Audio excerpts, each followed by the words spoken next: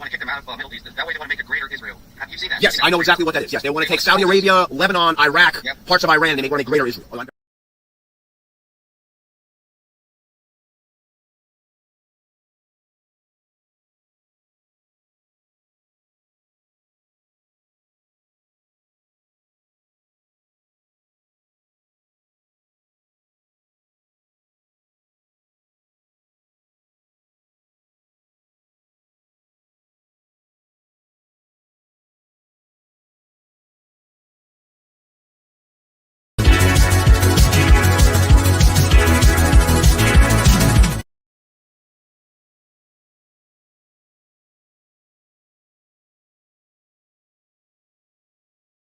Want to kick them out of Middle East. That way they want to make a greater Israel. Have you seen that? Yes, I know exactly what that is. Yes, they want to take Saudi Arabia, Lebanon, Iraq, parts of Iran, and they want to make greater Israel.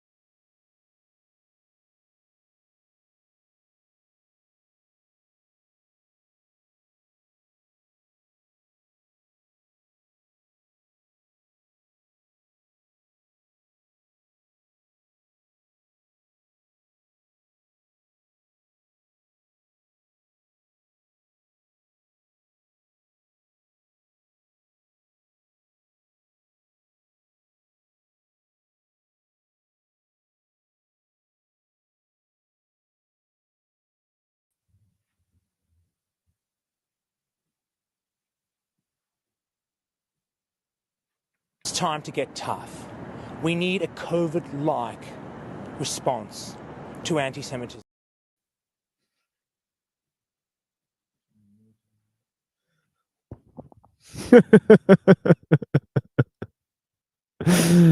What the hell?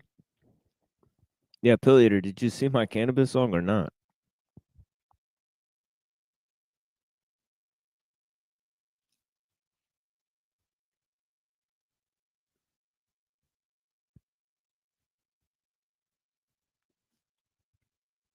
I bet Pill Eater clicked off.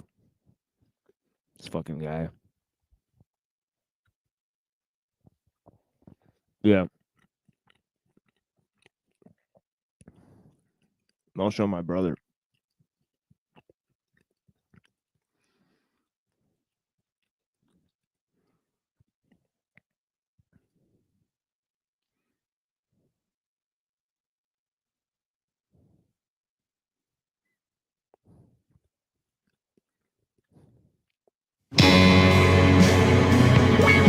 This is the masterpieces underneath the deepness. Come to myclub.net where you can read this. Run a plot on the map in hyperspace. From the Society for Scientific Exploration. Color is vibration, vibration is sound.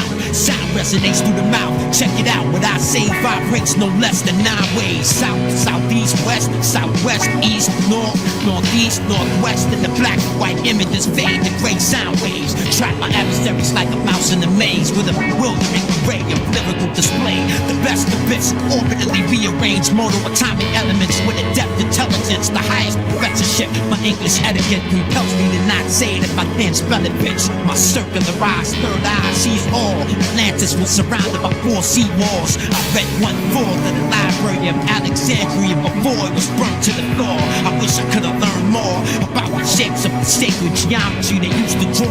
They were new millennium, but Euclidean in form, ancient in many ways, but not nearly as old. Carved from Egyptian gold, molded in Assyria, processed beryllium by the quintillion. They cooked on symmetrical stoves with my logo etched above the hole. They inserted the coal, and they barbecued birds to the bone, and they burned incense in above Mr. Fuller type dome. I talked to Mr. Fuller over the phone, and he said he had a contract to rebuild Rome. Said he didn't want to do it alone. I told him I was busy writing poems, but I think about going. The process was slow and the dough was low, but I took it as the perfect opportunity to grow. Plus I had never traveled that far from home, but I heard about the beauty of Sidonian snow. Neon green grass, statues made from translucent glass. I'd be crazy to pass. I like Algerian jazz. Twilight band that plays tune from a laser black sax. It sounds so laid back, it helps me relax. I bought the album after seeing K-Pax. Oh, how I miss my Nautilus. I was told Baron Goat Amygdalus did not exist. You have a minus case of scapocephalus. I prescribed some neo-gothic antibiotics. Words concocted from the lyrical locksmith. Deadliest 10 droplets of ricin toxin. From every angle the competition gets boxed in. As Dr. C indoctrinates his doctrine. Translate the English alphabet to the Omega text. Life is now, but death is next. Postborn out of the bell from the belly of hell. Communicate through diatonic and pentatonic scale. These dark side tales might affect sales. I set sail and hunt down the wrecked sperm whales. Use the aphrodisiac to get a female. Called Ginger, type her up and drink her ginger ale. Grand Marnier for me, Scotch on the rock for you. Your vocab is smaller than a cockatoos. In the studio with James Lipton, reminiscing about the script that was written before the beginning. All of a sudden the booze turned to applause. My jaws stroking in the caninde rapport. Can't even count the balls I've expended so far. Don't wanna rap no more, it's been so long. I wish the clock would hurry up and tick. I'm out in the bush and the sticks, humping 100 clicks. Got the shows gave me a good fit. Me and him went to school together back in '86 when I was really ill. Putting flank energy in a rhyme the size of a Tylenol pill. You wanna laugh now and cast your belligerent doubt? Show you what poetry's really about. The side effects make you pass out, followed by skin rash, itching, diarrhea, nausea, and dry mouth. You want a time out? We better spit a rhyme out before the community of real MCs die out. College students say to me, you ain't smart. Record label A&R say this ain't art. These are the contents of the covenant of the ark. Listen to my chest beat, tell me this ain't hard. You gotta be as obsequious as the disciples of Jesus. This is my masterpieces.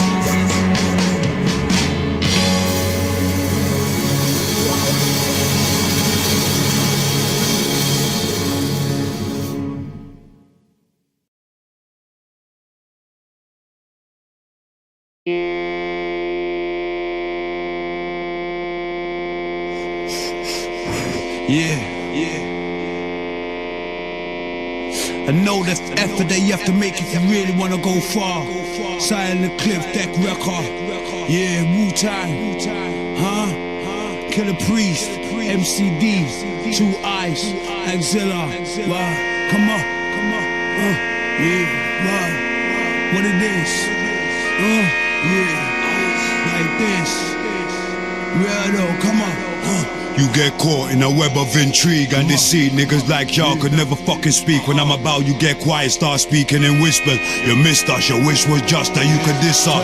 How many moons ago did I flow and put you in your place, slapped you in your face? You was in my territory, you worried, I'm sick of hearing by your story. Your big enticement, where your eyes went, I'm a horrible dude, I ain't nice, Wanna run me over with lyrics, I use a car, Wanna shine on me like a star, While your bitches saying at the bar, with your cargo, don't play hard, bro. You never knew I can handle all your shit flow. Pepper sauce, of course you know that the boss is the Mac Daddy MCD. Now you in front of me, but you ain't stunning me. Soon you'll be trying to run to me and act like a son to me. Nigga, here's what you're gonna see. Bright lights and flashes, a hammer, the illuminations ain't from cameras to get your banger. Take a quick escape, your fate is generalized. For all of y'all, I chose the sword, you chose the board. Tell them.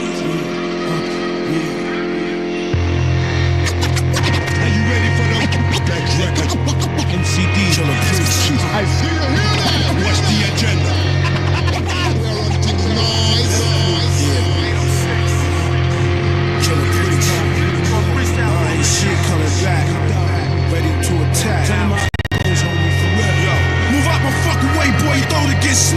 I seek revenge upon the earth like Christ. But mine is not calling rap jaw. It's more like a rap tour. And niggas get caught up with a crack jaw. I divide niggas like religion. And that evangelist shit telling mad lies to your vision. Burning me is in vain and imaginary. You must be insane and fucking with mad theories. Oh niggas gas you, thought you could match this. Got burnt and me turned to motherfucking ashes. Your show is weak in your dead party courses. Harass rule the youth like death-ended bosses. Now take them through the chamber while they feel in danger of a guillotine. This is how I kill a team. Don't scream bitch, have you ever seen an illa dream?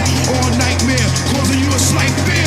From the omen to your phone through your right ear. Your eyes bubble, but their lies trouble ahead. Niggas are dead, you better drive double. Coming this that ill-ass rapper with that sick-ass laughter. Ha, you cannot escape the chapter. Once you try, then you feel the hooks. After you die, that's when I conceal the books. Are you ready for the next record? MCD, what's the agenda?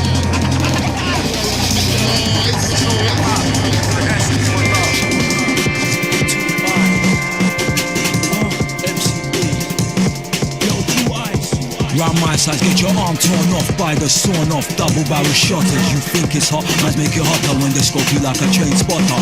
Draw heat, melt you like butter. From your head to your feet, soon stutter. Ice walk on streets, rhyme on hardcore beats. For who the motherfucking tricks and cheats. Niggas draw from mine, will make you weak at the knees. Nigga please be rude, we're rid of by the MCs. Big things are one, two ices, son, call me big son. The music ways of tons, lose your mind, the mix son. Friction, bring the microphone killers, two eyes, MCD killer priest. Biblical texture, revelations is the future. But who controls the arms? Future nation full of shooters. Who's the predator, the prey, etc. People die every day. Dark Monday, round till Sunday. Hoping that the killing stop one day. Fuck them political tyrants. Me and Agri have a fun day when I'm lifted. Some would say naturally gifted. Look at the splifted zoning, roaming the universe in my dome, man. Where I lay my hats, my home. Move with two shots with the chrome. Once again, it's sun dust till dawn. All the way around till next morning. Worse than a warning. Silent eclipse and woo, now we're storming for real. MCD, I see you hear that. What's the agenda? Next record. We are on things nice. Scratch it out, icon. Back to the old school.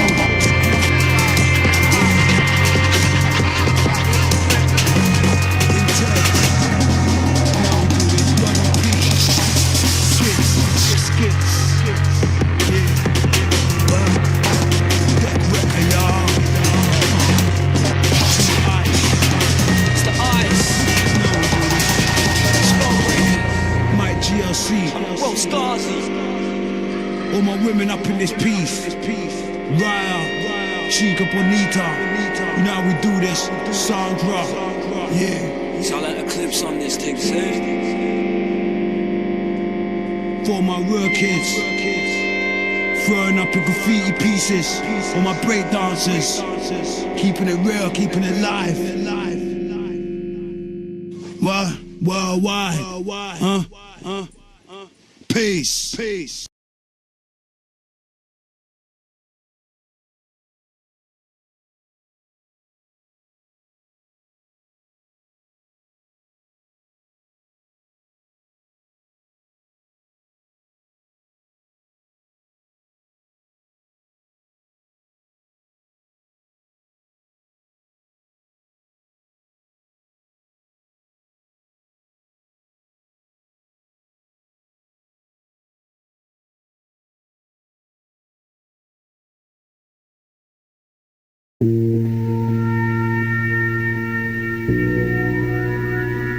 Yeah.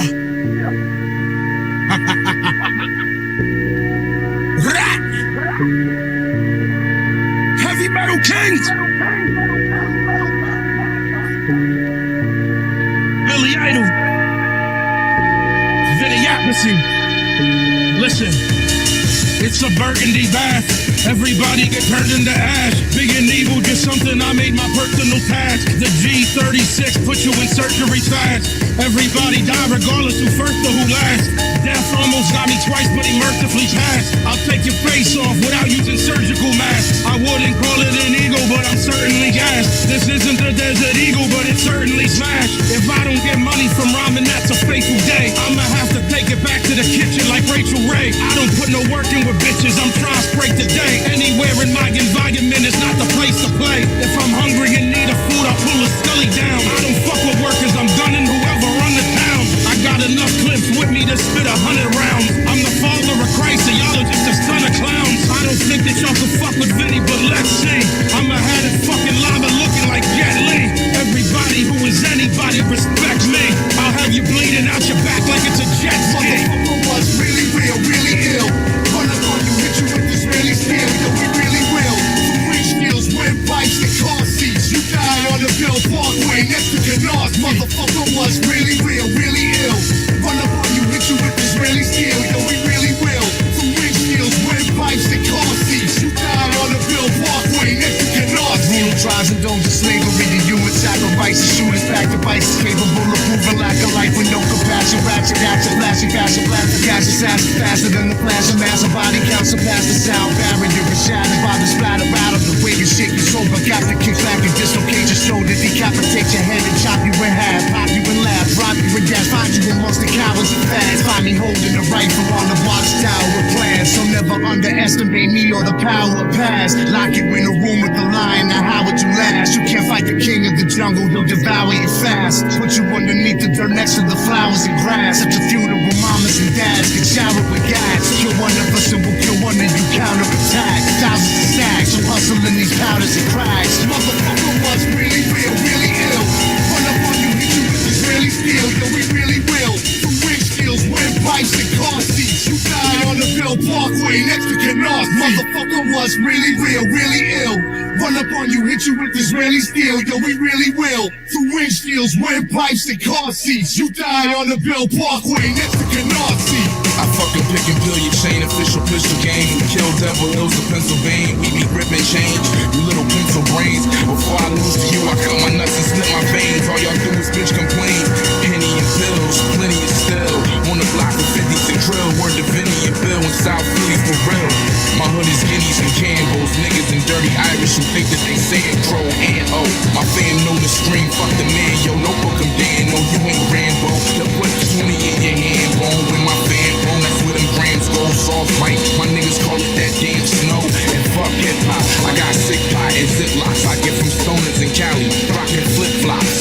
1 grand is called sit stop. After one hit, that bitch will have you dancing with the stars like Rick. Motherfucker was really real, really ill. Run up on you, hit you with this really steel. Yo, we really will. From windshields, windpipes, and car seats. You died on the Bill Parkway next to Canards. Motherfucker was really real, really ill.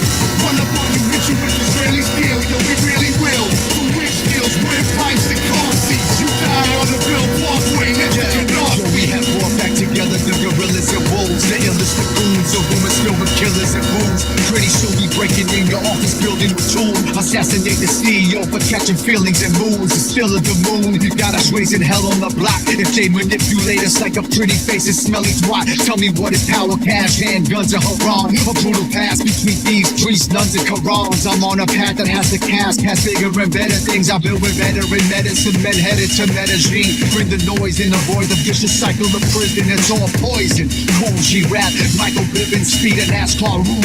Madagascar soon, consumer rock star who allow you off our boom. Wounded and killed, rumors are real, it's really steel. Caught your peoples in the grill, now the tomb is concealed. Yeah.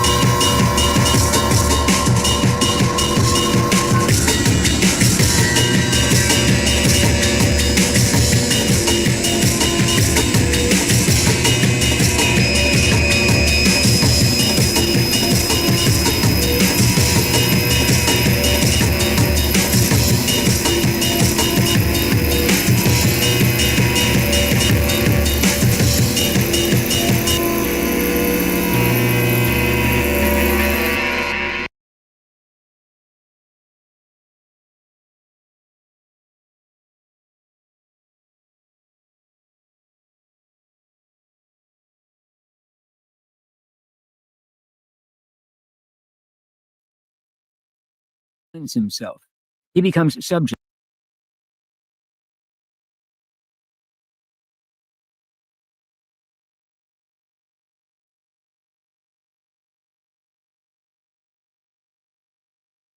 technique of the present has no common measure with that of the past. This definition is not a theoretical construct. It is arrived at by examining each activity and observing the facts of what modern man calls technique in general, as well as by investigating the different areas in which specialists declare they have a technique. In the course of this work, the word technique will be used with varying emphasis on one or another aspect of this definition. At one point, the emphasis may be on rationality, at another on efficiency or procedure, but the overall definition will remain the same. Finally, we shall be looking at technique in its sociological aspects. That is, we shall consider the effect of technique on social relationships, political structures, economic phenomena. Technique is not an isolated fact in society, as the term technology would lead us to believe, but is related to every factor in the life of modern man. It affects social facts as well as all others. Thus, technique itself is a sociological phenomenon, and it is in this light that we shall study it. Jacques Ellul, June 1963. Author's foreword to the Revised American edition. At the beginning, I must try to make clear the direction and aim of this book. Although descriptive, it is not without purpose. I do not limit myself to describing my findings with cold objectivity in the manner of a research worker reporting what he sees under a microscope. I am keenly aware that I am myself involved in technological civilization, and that its history is also my own. I may be compared rather with the physician or physicist who is describing a group situation in which he is himself involved. The physician in an epidemic, the physicist exposed to radioactivity, in such situations the mind may remain cold and lucid, and the method objective, but there is inevitably a profound tension of the whole being. Although I have deliberately not gone beyond description, the reader may perhaps receive an impression of pessimism. I am neither by nature nor doctrinally a pessimist, nor have I pessimistic prejudices. I am concerned only with knowing whether things are so or not. The reader tempted to brand me a pessimist should begin to examine his own conscience and ask himself what causes him to make such a judgment. For behind this judgment, I believe, will always be found previous metaphysical value judgments, such as man is free, man is lord of creation, man has always overcome challenges, so why not this one too? Man is good. Or again, progress is always positive. Man has an eternal soul and so cannot be put in jeopardy. Those who hold such convictions will say that my description of technological civilization is incorrect and pessimistic. I ask only that the reader place himself on the factual level and address himself to these questions. Are the facts analyzed here false? Is the analysis inaccurate? Are the conclusions unwarranted? Are there substantial gaps and omissions? It will not do for him to challenge factual analysis on the basis of his own ethical or metaphysical presuppositions. The reader deserves and has my assurance that I have not set out to prove anything. I do not seek to show, say, that man is determined, or that technique is bad, or anything else of the kind. Two other factors may lead the reader to the feeling of pessimism. It may be that he feels a rigorous determinism is here described that leaves no room for effective individual action, or that he cannot find any solution for the problems raised in the book. These two factors must now engage our attention. As to the rigorous determinism, I should explain that I have tried to perform a work of sociological reflection, involving analysis of large groups of people and of major trends, but not of individual actions. I do not deny the existence of individual action, or of some inner sphere of freedom. I merely hold that these are not discernible at the most general level of analysis, and that the individual's acts or ideas do not, here and now, exert any influence on social, political, or economic mechanisms. By making this statement, I explicitly take a partisan position in a dispute between schools of sociology. To me, the sociological does not consist of the addition and combination of individual actions. I believe that there is a collective sociological reality, which is independent of the individual. As I see it, individual decisions are always made within the framework of this sociological reality, itself pre-existent and more or less determinative. I have simply endeavored to describe technique as a sociological reality. We are dealing with collective mechanisms, with relationships among collective movements, and with modifications of political or economic structures.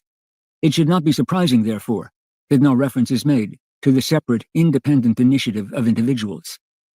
It is not possible for me to treat the individual sphere, but I do not deny that it exists. I do not maintain that the individual is more determined today than he has been in the past, rather that he is differently determined. Primitive man, hemmed in by prohibitions, taboos, and rights, was, of course, socially determined. But it is an illusion, unfortunately very widespread, to think that because we have broken through the prohibitions, taboos, and rights that bound primitive man, we have become free. We are conditioned by something new, technological civilization. I make no reference to a past period of history in which men were allegedly free, happy, and independent. The determinisms of the past no longer concern us. They are finished and done with. If I do refer to the past, it is only to emphasize that present determinants did not exist in the past, and men did not have to grapple with them then. The men of classical antiquity could not have found a solution to our present determinisms, and it is useless to look into the works of Plato or Aristotle for an answer to the problem of freedom. Keeping in mind that sociological mechanisms are always significant determinants, of more or less significance, for the individual, I would maintain that we have moved from one set of determinants to another. The pressure of these mechanisms is today very great. They operate in increasingly wide areas and penetrate more and more deeply into human existence. Therein lies the specifically modern problem. This determinism has, however, another aspect. There will be a temptation to use the word fatalism in connection with the phenomena described in this book. The reader may be inclined to say that if everything happens as stated in the book, man is entirely helpless either to preserve his personal freedom or to change the course of events. Once again, I think the question is badly put. I would reverse the terms and say, if each one of us abdicates his responsibilities with regard to values, if each of us limits himself to leading a trivial existence in a technological civilization, with greater adaptation and increasing success as his sole objectives, if we do not even consider the possibility of making a stand against these determinants, then everything will happen as I have described it, and the determinants will be transformed into inevitabilities. But in describing sociological currents, I obviously cannot take into account the contingent decisions of this or that individual, even if these decisions could modify the course of social development, for these decisions are not visible, and if they are truly personal, they cannot be foreseen.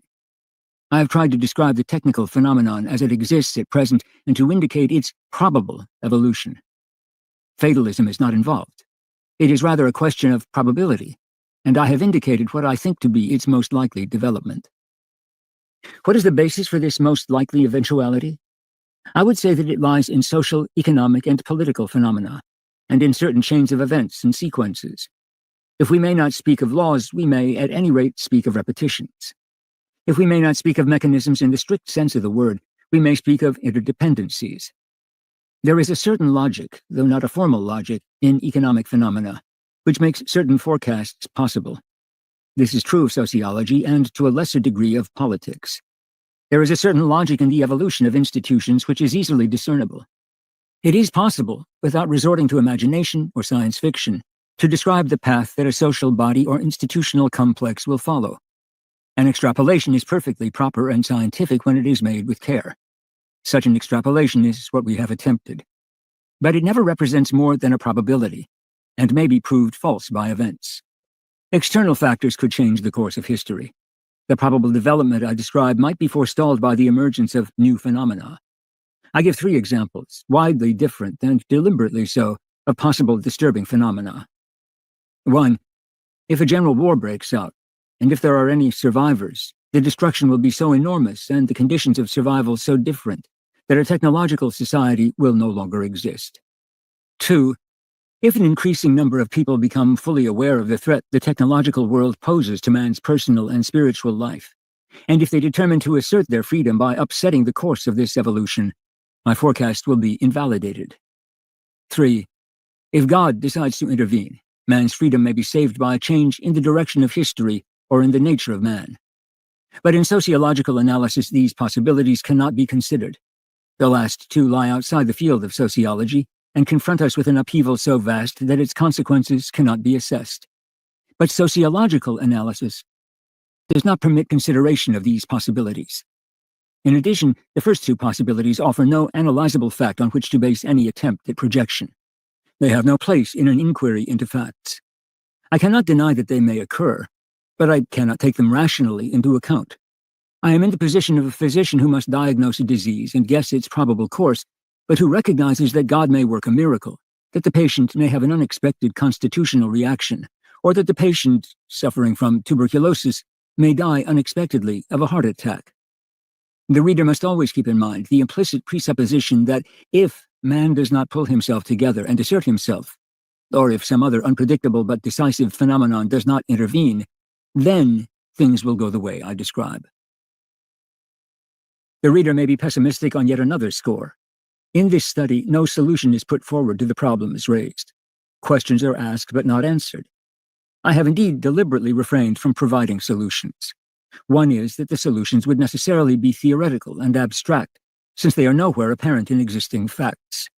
I do not say that no solutions will be found. I merely aver that in the present social situation, there is not even a beginning of a solution. No breach in the system of technical necessity. Any solutions I might propose would be idealistic and fanciful. In a sense, it would even be dishonest to suggest solutions. The reader might think them real rather than merely literary. I am acquainted with the solutions offered by Emmanuel Mounier, Pierre Teilhard de Chardin, Ragnar Frisch, Jean Fourastier, Georges Friedman, and others. Unfortunately, all these belong to the realm of fancy and have no bearing on reality. I cannot rationally consider them in analyzing the present situation. However, I will not make a final judgment on tomorrow before it arrives.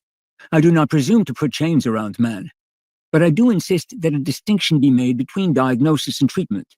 Before a remedy can be found, it is first necessary to make a detailed study of the disease and the patient, to do laboratory research, and to isolate the virus. It is necessary to establish criteria that will make it possible to recognize the disease when it occurs, and to describe the patient's symptoms at each stage of his illness. This preliminary work is indispensable for eventual discovery and application of a remedy. By this comparison, I do not mean to suggest that technique is a disease of the body social, but rather to indicate a working procedure. Technique presents man with multiple problems. As long as the first stage of analysis is incomplete, as long as the problems are not correctly stated, it is useless to proffer solutions. And before we can pose the problems correctly, we must have an exact description of the phenomena involved. As far as I know, there is no overall and exact description of the facts which would make it possible to formulate the problems correctly. The existing works on the subject either are limited to a single aspect of the problem, the effect of motion pictures on the nervous system, for example, or else propose solutions without the requisite preliminary study. I offer these pages as a first effort in laying the necessary ground. Much more work will have to follow before we can see what man's true response is to the challenge before him.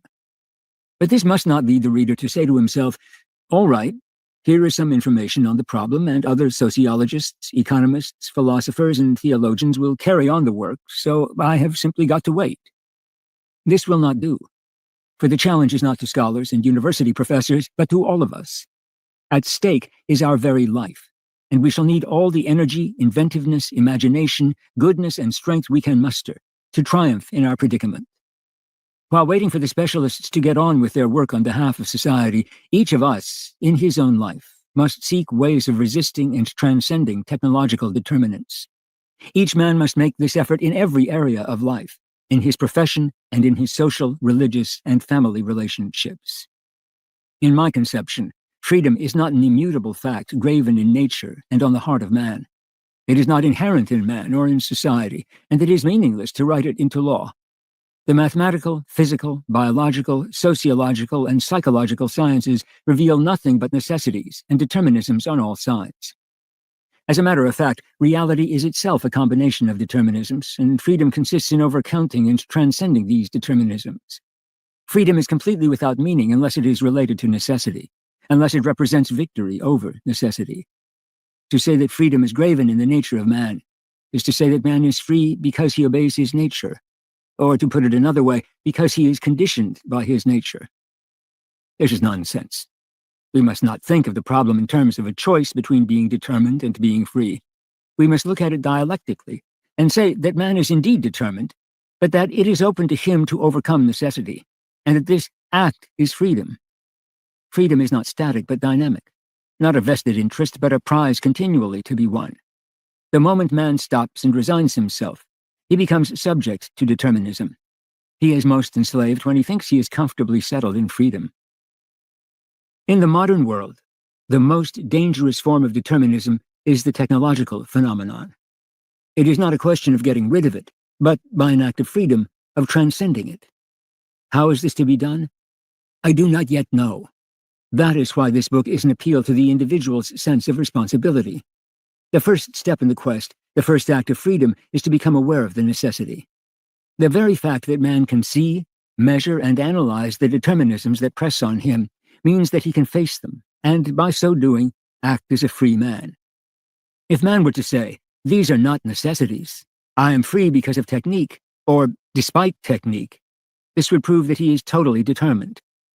However, by grasping the real nature of the technological phenomenon, and the extent to which it is robbing him of freedom, he confronts the blind mechanisms as a conscious being.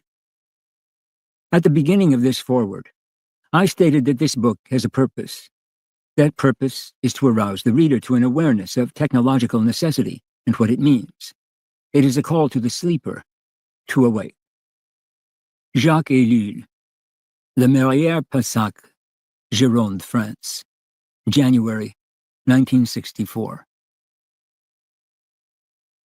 Author's preface to the French edition. Let us, first of all, clear up certain misunderstandings that inevitably arise in any discussion of technique. It is not the business of this book to describe the various techniques which, taken together, make up the technological society. It would take a whole library to describe the countless technical means invented by man, and such an undertaking would be of little value. Moreover, quite enough elementary works describing the various techniques are already available. I shall frequently allude to some of these techniques on the assumption that their applications or their mechanics are familiar to the reader. I do not intend to draw up a balance sheet, positive or negative, of what has been so far accomplished by means of these techniques, or to compare their advantages and disadvantages. I shall not repeat what has so often been stated, that through technology the work week has been materially shortened, that living standards have risen, and so forth, or on the other side of the ledger, that the worker has encountered many difficulties in adapting to the machine. Indeed, no one is capable of making a true and itemized account of the total effect of existing techniques. Only fragmentary and superficial surveys are possible. Finally, it is not my intention to make ethical or aesthetic judgments on technique. A human being is, of course, human, and not a mere photographic plate, so that his own point of view inevitably appears. But that does not preclude a deeper objectivity. The sign of it will be that worshippers of technique will no doubt find this work pessimistic, and haters of technique will find it optimistic. I have attempted simply to present, by means of a comprehensive analysis, a concrete and fundamental interpretation of technique. That is the sole object of this book. J.E., 1954. Chapter 1. Techniques. No social, human, or spiritual fact is so important as the fact of technique in the modern world, and yet no subject is so little understood. Let us try to set up some guideposts to situate the technical phenomenon. Situating the technical phenomenon. Machines and technique. Whenever we see the word technology or technique, we automatically think of machines. Indeed, we commonly think of our world as a world of machines. This notion, which is in fact an error, is found, for example, in the works of Oldham and Pierre Ducasse. It arises from the fact that the machine is the most obvious, massive, and impressive example of technique, and historically the first. What is called the history of technique usually amounts to no more than a history of the machine. This very formulation is an example of the habit of intellectuals of regarding forms of the present as identical with those of the past. Technique certainly began with the machine. It is quite true that all the rest developed out of mechanics. It is quite true also that without the machine, the world of technique would not exist. But to explain the situation in this way does not at all legitimize it. It is a mistake to continue with this confusion of terms, the more so because it leads to the idea that because the machine is at the origin and center of the technological problem, one is dealing with the whole problem when one deals with the machine. And that is a greater mistake still. Technique has now become almost completely independent of the machine. which has lagged far behind its offspring. It must be emphasized that, at present, technique is applied outside industrial life. The growth of its power today has no relation to the growing use of the machine. The balance seems rather to have shifted to the other side. It is the machine which is now entirely dependent upon technique, and the machine represents only a small part of technique. If we were to characterize the relations between technique and the machine today, we could say not only that the machine is the result of a certain technique, but also that its social and economic applications are made possible by other technical advances. The machine is now not even the most important aspect of technique, though it is perhaps the most spectacular. Technique has taken over all of man's activities, not just his productive activity. From another point of view, however, the machine is deeply symptomatic. It represents the ideal toward which technique strives. The machine is solely, exclusively technique. It is pure technique, one might say. For whenever a technical factor exists, it results almost inevitably in mechanization. Technique transforms everything it touches into a machine.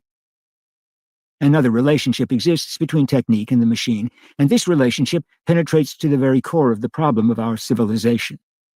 It is said, and everyone agrees, that the machine has created an inhuman atmosphere. The machine, so characteristic of the 19th century, made an abrupt entrance into a society which, from the political, institutional, and human points of view, was not made to receive it. And man has had to put up with it as best he can. Men now live in conditions that are less than human. Consider the concentration of our great cities, the slums, the lack of space, of air, of time, the gloomy streets and the sallow lights that confuse night and day. Think of our dehumanized factories, our unsatisfied senses, our working women, our estrangement from nature. Life in such an environment has no meaning. Consider our public transportation, in which man is less important than a parcel, our hospitals, in which he is only a number. Yet we call this progress. And the noise, that monster boring into us at every hour of the night without respite. It is useless to rail against capitalism. Capitalism did not create our world. The machine did. Painstaking studies designed to prove the contrary have buried the obvious beneath tons of print, and if we do not wish to play the demagogue, we must point out the guilty party. The machine is antisocial, says Lewis Mumford. It tends, by reason of its progressive character, to the most acute forms of human exploitation. The machine took its place in a social milieu that was not made for it, and for that reason created the inhuman society in which we live. Capitalism was therefore only one aspect of the deep disorder of the 19th century. To restore order, it was necessary to question all the bases of that society, its social and political structures, its art and its way of life, its commercial system. But let the machine have its head, and it topples everything that cannot support its enormous weight. Thus, everything had to be reconsidered in terms of the machine, and that is precisely the role technique plays. In all fields, it made an inventory of what it could use, of everything that could not be brought into line with the machine. The machine could not integrate itself into 19th century society. Technique integrated it. Old houses that were not suited to the workers were torn down, and the new world technique required was built in their place. Technique has enough of the mechanical in its nature to enable it to cope with the machine, but it surpasses and transcends the machine because it remains in close touch with the human order. The metal monster could not go on forever torturing mankind. It found in technique a rule as hard and inflexible as itself. Technique integrates the machine into society. It constructs the kind of world the machine needs and introduces order where the incoherent banging of machinery heaped up ruins. It clarifies, arranges, and rationalizes. It does, in the domain of the abstract, what the machine did in the domain of labor. It is efficient and brings efficiency to everything. Moreover, technique is sparing in the use of the machine, which has traditionally been exploited to conceal defects of organization. Machines sanction social inefficiency, says Mumford. Technique, on the other hand, leads to a more rational and less indiscriminate use of machines. It places machines exactly where they ought to be and requires of them just what they ought to do. This brings us to two contrasting forms of social growth. Henri Guiton says, social growth was formerly reflexive or instinctive, that is to say, unconscious. But new circumstances, the machine, now compel us to recognize a kind of social development that is rational, intelligent, and conscious. We may ask ourselves whether this is the beginning not only of the era of a spatially finite world, but also the era of a conscious world. All-embracing technique is, in fact, the consciousness of the mechanized world. Technique integrates everything. It avoids shock and sensational events. Man is not adapted to a world of steel. Technique adapts him to it. It changes the arrangement of this blind world so that man can be a part of it without colliding with its rough edges, without the anguish of being delivered up to the inhuman. Technique thus provides a model. It specifies attitudes that are valid once and for all. The anxiety aroused in man by the turbulence of the machine is soothed by the consoling hum of a unified society. As long as technique was represented exclusively by the machine, it was possible to speak of man and the machine. The machine remained an external object, and man, though significantly influenced by it in his professional, private, and psychic life, remained nonetheless independent. He was in a position to assert himself apart from the machine. He was able to adopt a position with respect to it. But when technique enters into every area of life, including the human, it ceases to be external to man and becomes his very substance. It is no longer face-to-face with man, but is integrated with him, and it progressively absorbs him. In this respect, technique is radically different from the machine. This transformation, so obvious in modern society, is the result of the fact that technique has become autonomous. When I state that technique leads to mechanization, I am not referring to the simple fact of human adaptation to the machine. Of course, such a process of adaptation exists, but it is caused by the action of the machine. What we are concerned with here, however, is a kind of mechanization in itself. If we may ascribe to the machine a superior form of know-how, the mechanization which results from technique is the application of this higher form to all domains, hitherto foreign to the machine.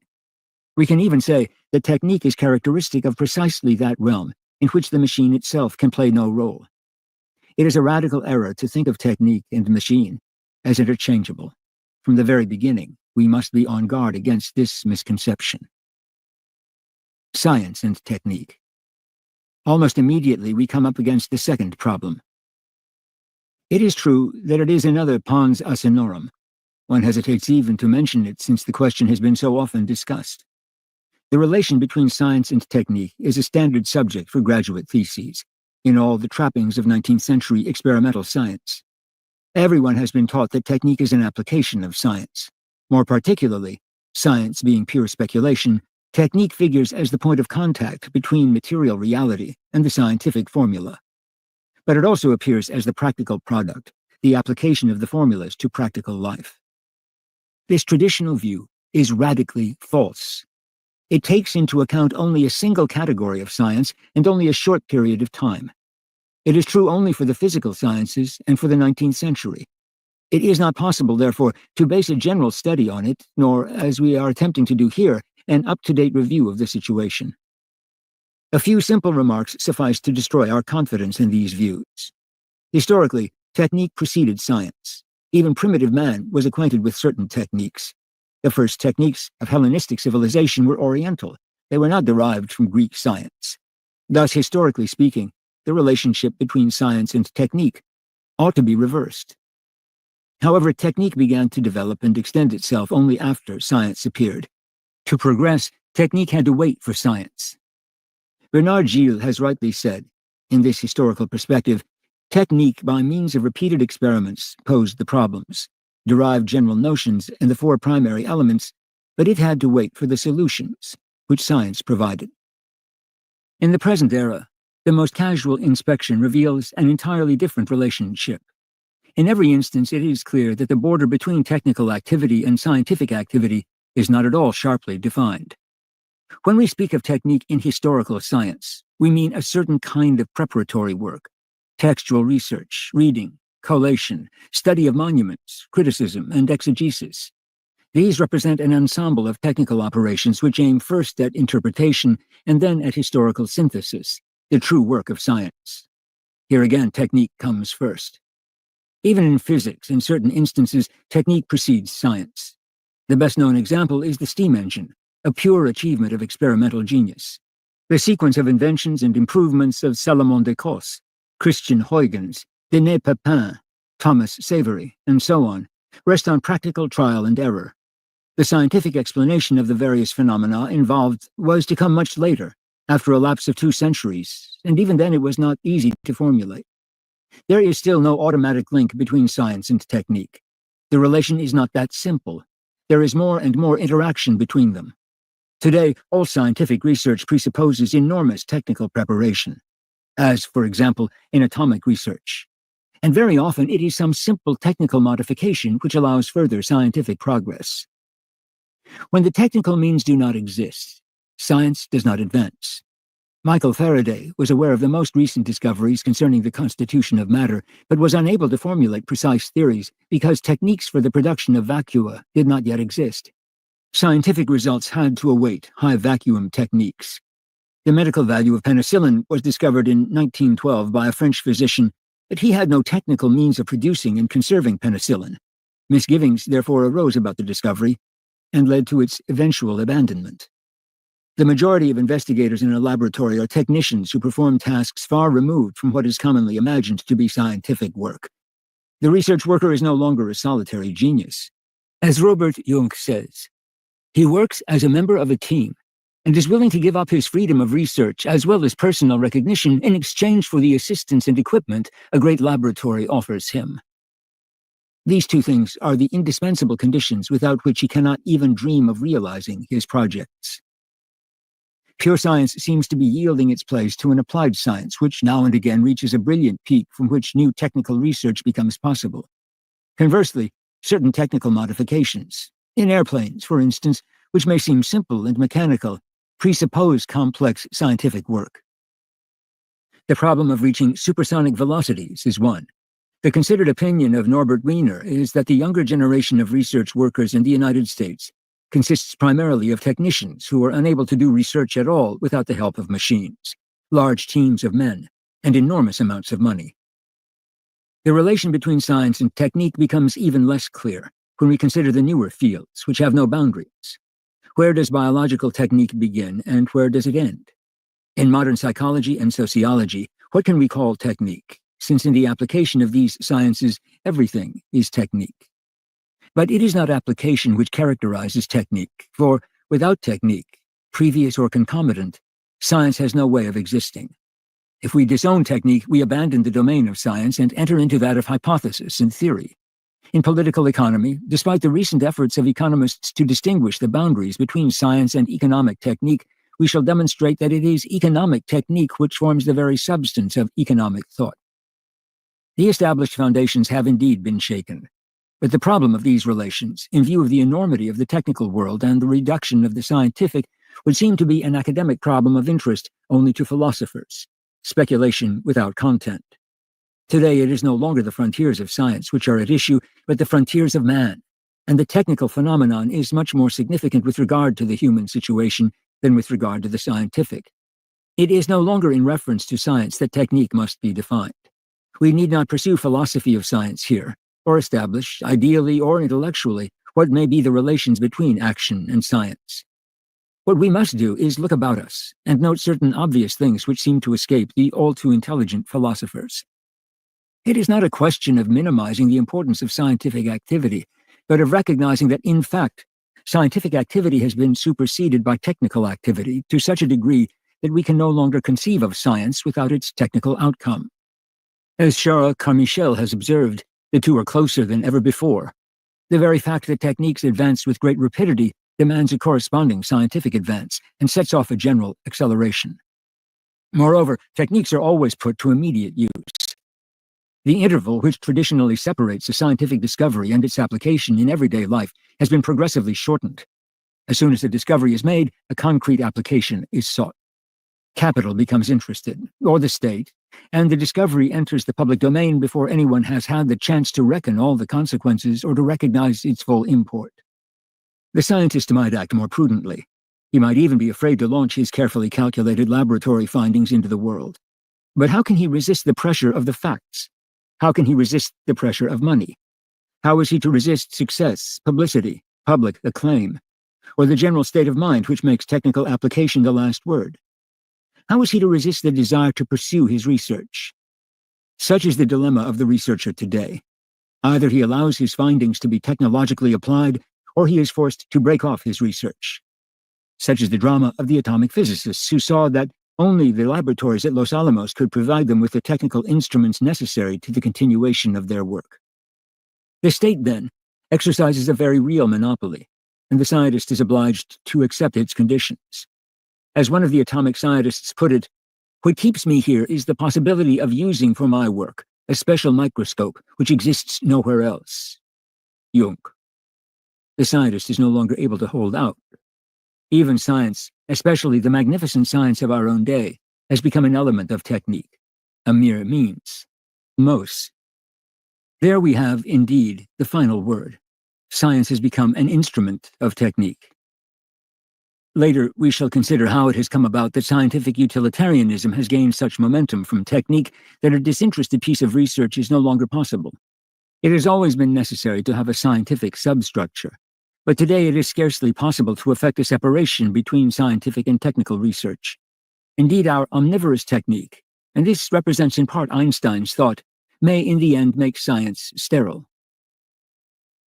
I shall often use the term technique in place of the more commonly used term science, and designate as techniques work that is usually termed scientific. This is due to the close association of technique and science, which I have pointed out, and which I shall discuss more fully later on. Organization and technique. A third element will help us formulate our problem more clearly. I have already pointed out that we must understand the term technique in a broader sense. But some authors, not wishing to deviate from traditional linguistic usage, prefer to keep to its current meaning and seek another term to designate the phenomena we are describing here. According to Arnold Toynbee, history is divided into 3 periods, and it is on the point of passing from the technical period into the period of organization. I agree with Toynbee that mechanical technique no longer characterizes our times. However important and impressive mechanical technique remains, it is only accessory to other factors which are much more decisive, if less spectacular. I have in mind the vast amount of organization in every field, the recognition of which led James Burnham to write The Managerial Revolution.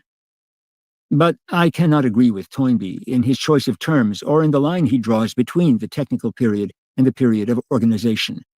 In his sketchy conception of technique, for which he has been severely criticized, the confusion between machine and technique remains. He has limited the realm of technique to what it was in the past, without considering what it is now.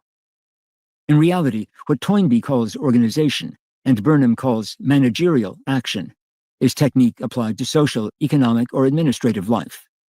What but technique is the organization defined in the following? Organization is the process which consists in assigning appropriate tasks to individuals or to groups so as to attain, in an efficient and economic way, and by the coordination and combination of all their activities, the objectives agreed upon. Sheldon. This leads to the standardization and the rationalization of economic and administrative life, as Antoine Masse has well shown. Standardization means resolving in advance all the problems that might possibly impede the functioning of an organization. It is not a matter of leaving it to inspiration, ingenuity, nor even intelligence to find a solution at the moment some difficulty arises. It is rather in some way to anticipate both the difficulty and its resolution.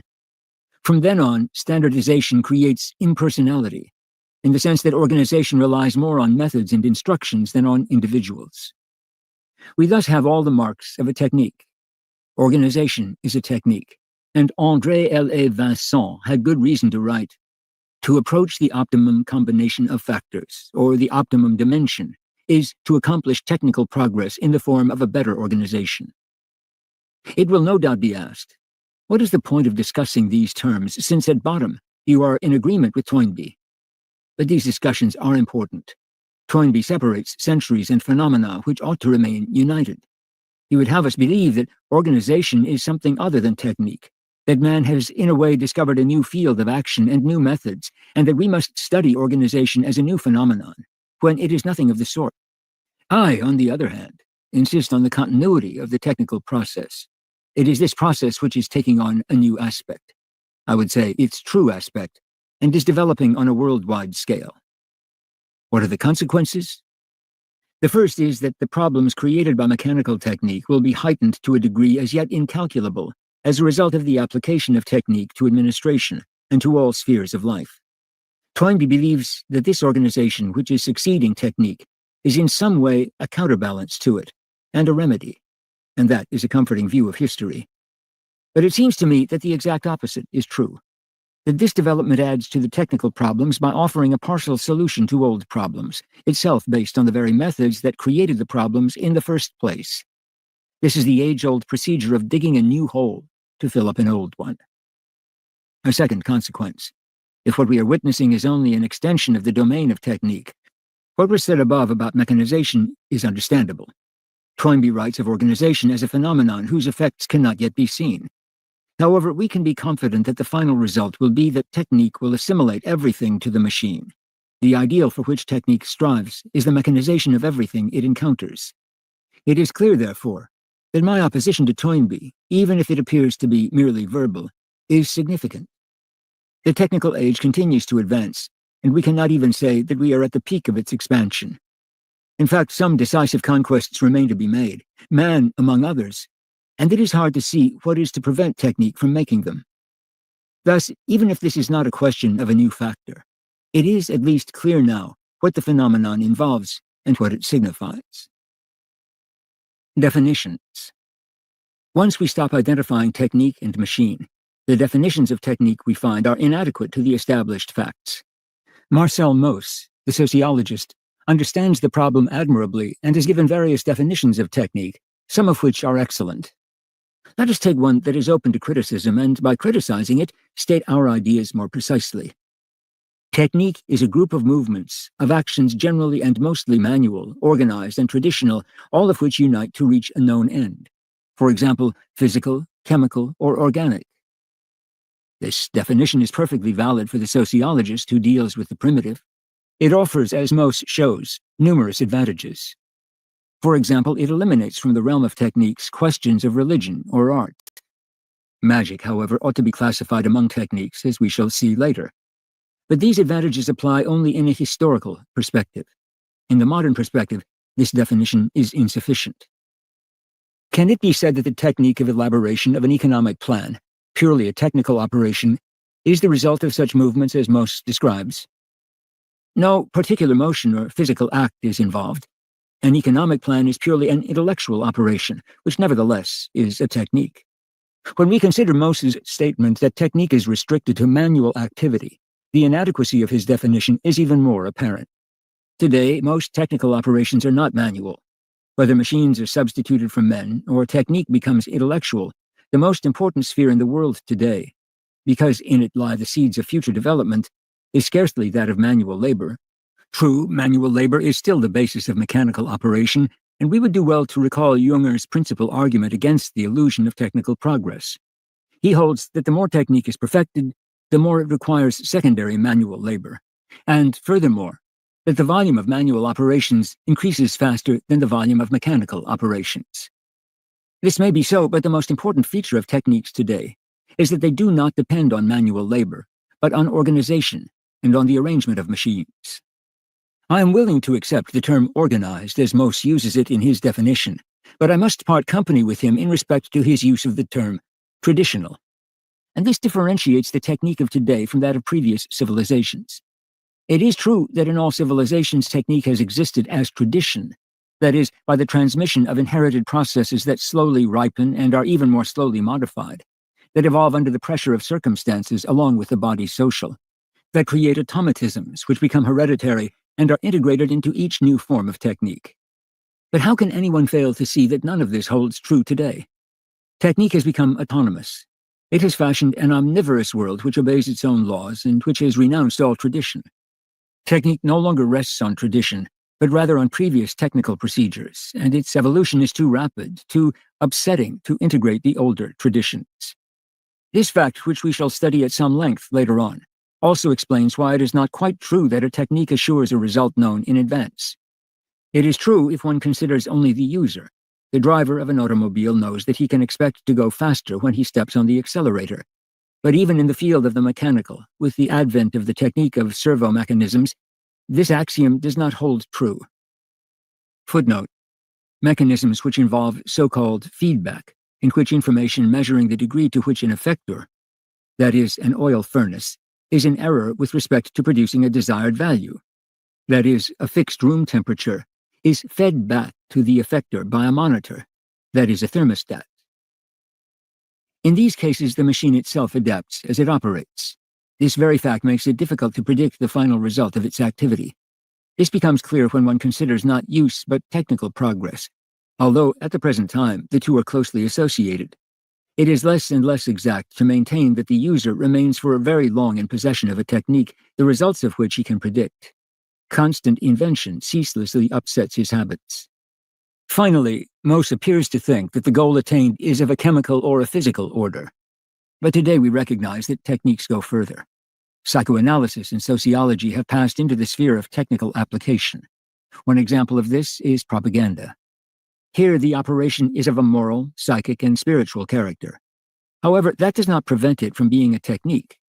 But what we are talking about is a world once given over to the pragmatic approach, and now being taken over by method. We can say, therefore, that Mose's definition, which was valid for technique until the 18th century, is not applicable to our times. In this respect, Mose has been the victim of his own sociological studies of primitive people, as his classification of techniques, food gathering, the making of garments, transport, etc., clearly shows. Further examples of inadequate definition are those supplied by Jean Fourastier and others who pursue the same lines of research as he. For Fourastier, technical progress is the growth of the volume of production obtained through a fixed quantity of raw material or human labor. That is, technique is uniquely that which promotes this increase in yield. He then goes on to say that it is possible to analyze this theorem under three aspects. In yield in kind, technique is that which enables raw materials to be managed in order to obtain some predetermined product. In financial yield, technique is that which enables the increase in production to take place through the increase of capital investment. In yield of human labor, technique is that which increases the quantity of work produced by a fixed unit of human labor. In this connection, we must thank Fourastier for correcting Junger's error. Junger opposes technical progress to economic progress because they would be, in his opinion, contradictory. Fourastier shows that, on the contrary, the two coincide. However, we must nevertheless challenge his definition of technique on the ground that it is completely arbitrary. It is arbitrary, first of all, because it is purely economic and contemplates only economic yield. There are innumerable traditional techniques which are not based on a quest for economic yield, and which have no economic character. It is precisely these which Mose alludes to in his definition, and they still exist. Among the myriad modern techniques, there are many which have nothing to do with economic life. Take, for example, a technique of mastication based on the science of nutrition, or techniques of sport, as in the Boy Scout movement. In these cases, we can see a kind of yield, but this yield has little to do with economics. In other cases, there are economic results, but these results are secondary and cannot be said to be characteristic. Take, for example, the modern calculating machine. The solving of equations in 70 variables required in certain econometric research is impossible except with an electronic calculating machine. However, it is not the economic productivity which results from the utilization of this machine by which its importance is measured. A second criticism of Fourastier's definition is that he assigns an exclusively productive character to technique. The growth of the volume of production is an even narrower concept than yield. The techniques which have shown the greatest development are not techniques of production at all. For example, techniques in the care of human beings, surgery, psychology, and so on, have nothing to do with productivity. The most modern techniques of destruction have even less to do with productivity. The atomic and hydrogen bombs and the Germans' V1 and V2 weapons are all examples of the most powerful technical creations of man's mind. Human ingenuity and mechanical skill are today being exploited along lines which have little reference to productivity. Nothing equals the perfection of our war machines. Warships and warplanes are vastly more perfect than their counterparts in civilian life.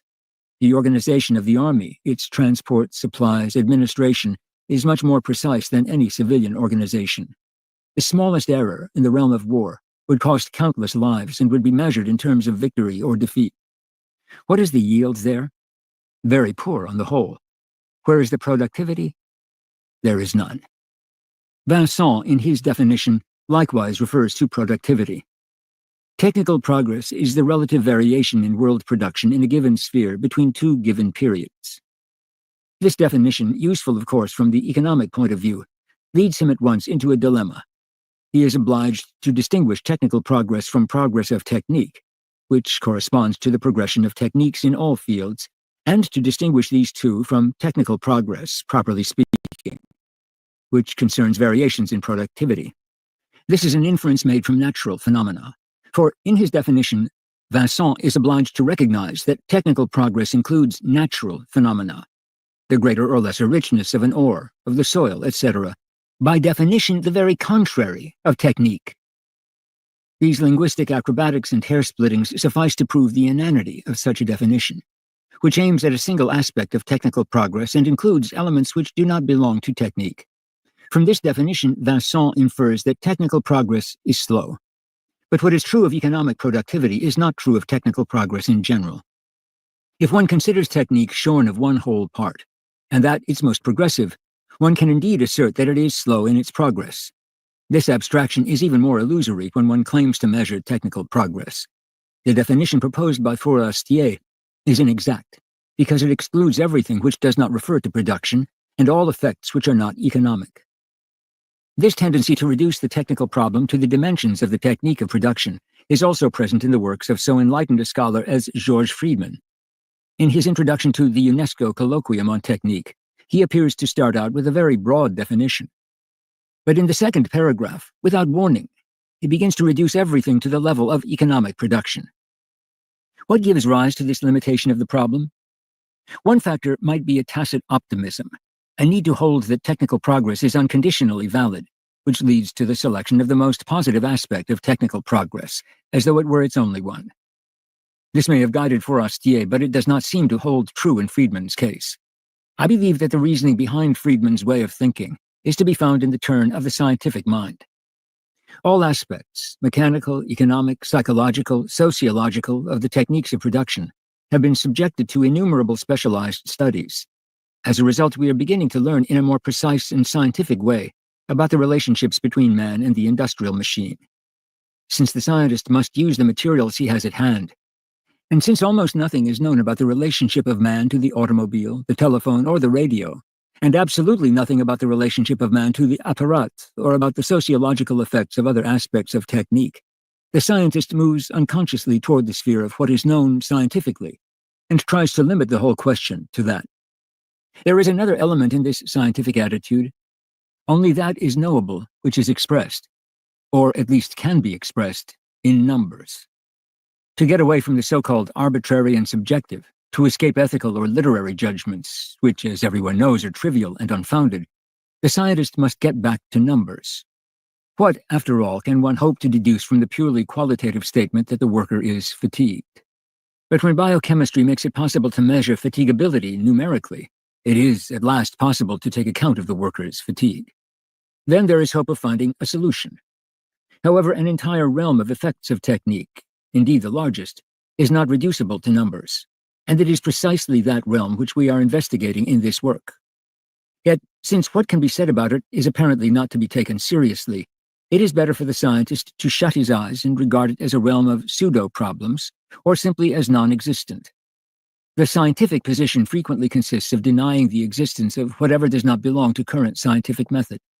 The problem of the industrial machine, however, is a numerical one in nearly all its aspects.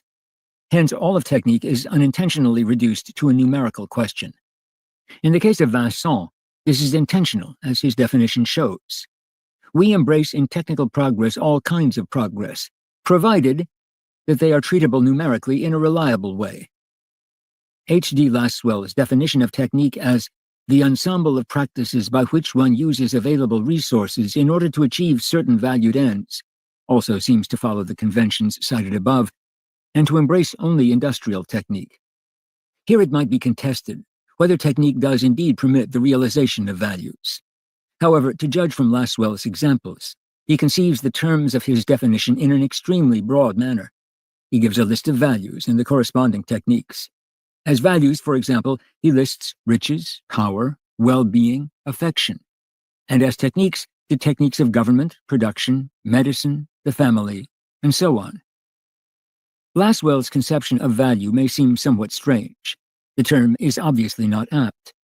But what he has to say indicates that he gives techniques their full scope.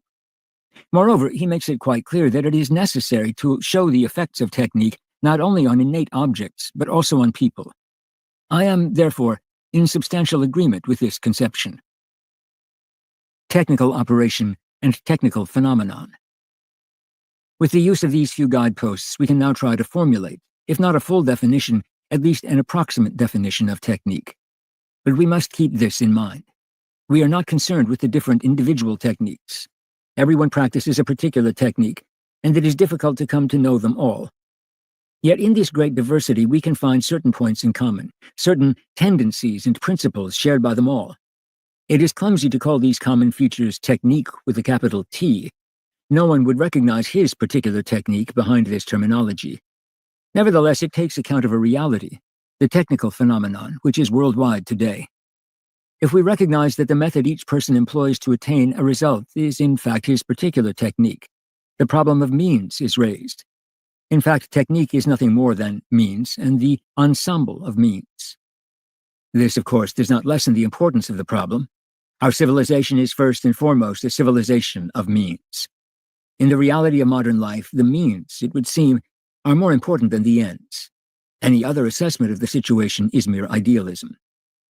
Techniques considered as methods of operation present certain common characteristics and certain general tendencies, but we cannot devote ourselves exclusively to them. To do this would lead to a more specialized study than I have in mind.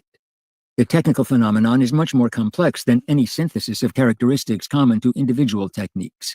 If we desire to come closer to a definition of technique, we must in fact differentiate between the technical operation and the technical phenomenon. The technical operation includes every operation carried out in accordance with a certain method in order to attain a particular end. It can be as rudimentary as splintering a flint or as complicated as programming an electronic brain. In every case, it is the method which characterizes the operation. It may be more or less effective or more or less complex, but its nature is always the same. It is this which leads us to think that there is a continuity in technical operations, and that only the great refinement resulting from scientific progress differentiates the modern technical operation from the primitive one. Every operation obviously entails a certain technique, even the gathering of fruit among primitive peoples, climbing the tree, picking the fruit as quickly and with as little effort as possible, distinguishing between the ripe and the unripe fruit, and so on. However, what characterizes technical action within a particular activity is the search for greater efficiency. Completely natural and spontaneous effort is replaced by a complex of acts designed to improve, say, the yield. It is this which prompts the creation of technical forms, starting from simple forms of activity. These technical forms are not necessarily more complicated than the spontaneous ones, but they are more efficient and better adapted. Thus, technique creates means, but the technical operation still occurs on the same level as that of the worker who does the work. The skilled worker, like the primitive huntsman, remains a technical operator. Their attitudes differ only to a small degree. But two factors enter into the extensive field of technical operation: consciousness and judgment. This double intervention produces what I call the technical phenomenon. What characterizes this double intervention? Essentially, it takes what was previously tentative, unconscious, and spontaneous, and brings it into the realm of clear, voluntary, and reasoned concepts. When André Leroi-Gourhan tabulates the efficiency of Zulu swords and arrows in terms of the most up-to-date knowledge of weaponry, he is doing work that is obviously different from that of the swordsmith of Bechuanaland, who created the form of the sword. The swordsmith's choice of form was unconscious and spontaneous, although it can now be justified by numerical calculations. Such calculations had no place whatever in the technical operation he performed. But reason did inevitably enter into the process because man spontaneously imitates nature in his activities. Accomplishments that merely copy nature, however, have no future. For instance, the imitation of birds' wings from Icarus to Adur. Reason makes it possible to produce objects in terms of certain features, certain abstract requirements, and this in turn leads not to the imitation of nature, but to the ways of technique. The intervention of rational judgment in the technical operation has important consequences. Man becomes aware that it is possible to find new and different means. Reason upsets pragmatic traditions and creates new operational methods and new tools. It examines rationally the possibilities of more extensive and less rigid experimentation. Reason in these ways multiplies technical operations to a high degree of diversity, but it also operates in the opposite direction. It considers results and takes account of the fixed end of technique, efficiency. It notes what every means devised is capable of accomplishing and selects from the various means at its disposal with a view to securing the ones that are the most efficient, the best adapted to the desired end. Thus, the multiplicity of means is reduced to one, the most efficient. And here reason appears clearly in the guise of technique. In addition, there is the intervention of consciousness. Consciousness shows clearly, and to everybody, the advantages of technique and what it can accomplish. The technician takes stock of alternative possibilities. The immediate result is that he seeks to apply the new methods in fields which traditionally had been left to chance, pragmatism, and instinct. The intervention of consciousness causes a rapid and far-flung extension of technique. The twofold intervention of reason and consciousness in the technical world, which produces the technical phenomenon, can be described as the quest of the one best means in every field. And this one best means is, in fact, the technical means. It is the aggregate of these means that produces technical civilization. The technical phenomenon is the main preoccupation of our time. In every field, men seek to find the most efficient method, but our investigations have reached a limit. It is no longer the best relative means which counts as compared to other means also in use. The choice is less and less a subjective one among several means which are potentially applicable. It is really a question of finding the best means in the absolute sense on the basis of numerical calculation. It is then the specialist who chooses the means. He is able to carry out the calculations that demonstrate the superiority of the means chosen over all others. Thus, a science of means comes into being, a science of techniques, progressively elaborated. This science extends to greatly diverse areas. It ranges from the act of shaving to the act of organizing the landing in Normandy, or to cremating thousands of deportees. Today, no human activity escapes this technical imperative. There is a technique of organization. The great fact of organization described by Toynbee fits very well into this conception of the technical phenomenon, just as there is a technique of friendship and a technique of swimming. Under the circumstances, it is easy to see how far we are from confusing technique and machine. And if we examine the broader areas where this search for means is taking place, we find three principal subdivisions of modern technique, in addition to the mechanical, which is the most conspicuous but which I shall not discuss because it is so well known, and to the forms of intellectual technique, card indices, libraries, and so on. 1. Economic technique is almost entirely subordinated to production and ranges from the organization of labor to economic planning. This technique differs from the others in its object and goal, but its problems are the same as those of all other technical activities. 2. The technique of organization concerns the great masses and applies not only to commercial or industrial affairs of magnitude, coming consequently under the jurisdiction of the economic, but also to states and to administration and police power. This organizational technique is also applied to warfare and ensures the power of an army at least as much as its weapons. Everything in the legal field also depends on organizational technique. 3. Human technique takes various forms, ranging all the way from medicine and genetics to propaganda, pedagogical techniques, vocational guidance, publicity, etc. Here, man himself becomes the object of technique. We observe in the case of each of these subdivisions that the subordinate techniques may be very different in kind and not necessarily similar one to another as techniques. They have the same goal and preoccupation, however, and are thus related. The three subdivisions show the wide extent of the technical phenomenon. In fact, nothing at all escapes technique today. There is no field where technique is not dominant. This is easy to say and is scarcely surprising. We are so habituated to machines that there seems to be nothing left to discover. Has the fact of technique no intrinsic importance? Does it spring merely from the march of time? Or does it represent a problem peculiar to our times? Our discussion of the biology of technique will bring us face to face with this question. But first, we must survey in detail the vast field which the technical phenomenon covers, in order to become fully cognizant of what it signifies. Historical development. Primitive technique. It is scarcely possible to give here a history of technique in its universal aspect, as we have just defined it. We are only now beginning to know a little of the history of mechanical technique. It is enough to recall the works of André Leroy-Gourhan, Richard Lefebvre de Noët, Marc Bloch, and others. But the full history of technique has yet to be written. My book is not a history. I shall speak in a historical vein only when it is necessary to the understanding of the technical problem in society today. Technical activity is the most primitive activity of man. There is the technique of hunting, of fishing, of food gathering, and later of weapons, clothing, and building. And here we face a mystery. What is the origin of this activity? It is a phenomenon which admits of no complete explanation. By patient research, one finds areas of imitation, transitions from one technical form to another, examples of penetration. But at the core, there is a closed area, the phenomenon of invention. It can be shown that technique is absorbed into man's psychology and depends upon that psychology and upon what has been called technical motivation. But we have no explanation of how an activity which once did not exist came to be. How did man come to domesticate animals, to choose certain plants to cultivate? The motivating force, we are told, was religious, and the first plants were cultivated with some magical end in mind. This is likely, but how was the selection made? And how did it happen that the majority of these plants were edible? How did man come to refine metals and make bronze? Was it chance, as the legend of the discovery of Phoenician glass has it? This is obviously not the answer. One is left with an enigma, and there is some point in emphasizing that there is here the same mysterious quality as in the appearance of life itself.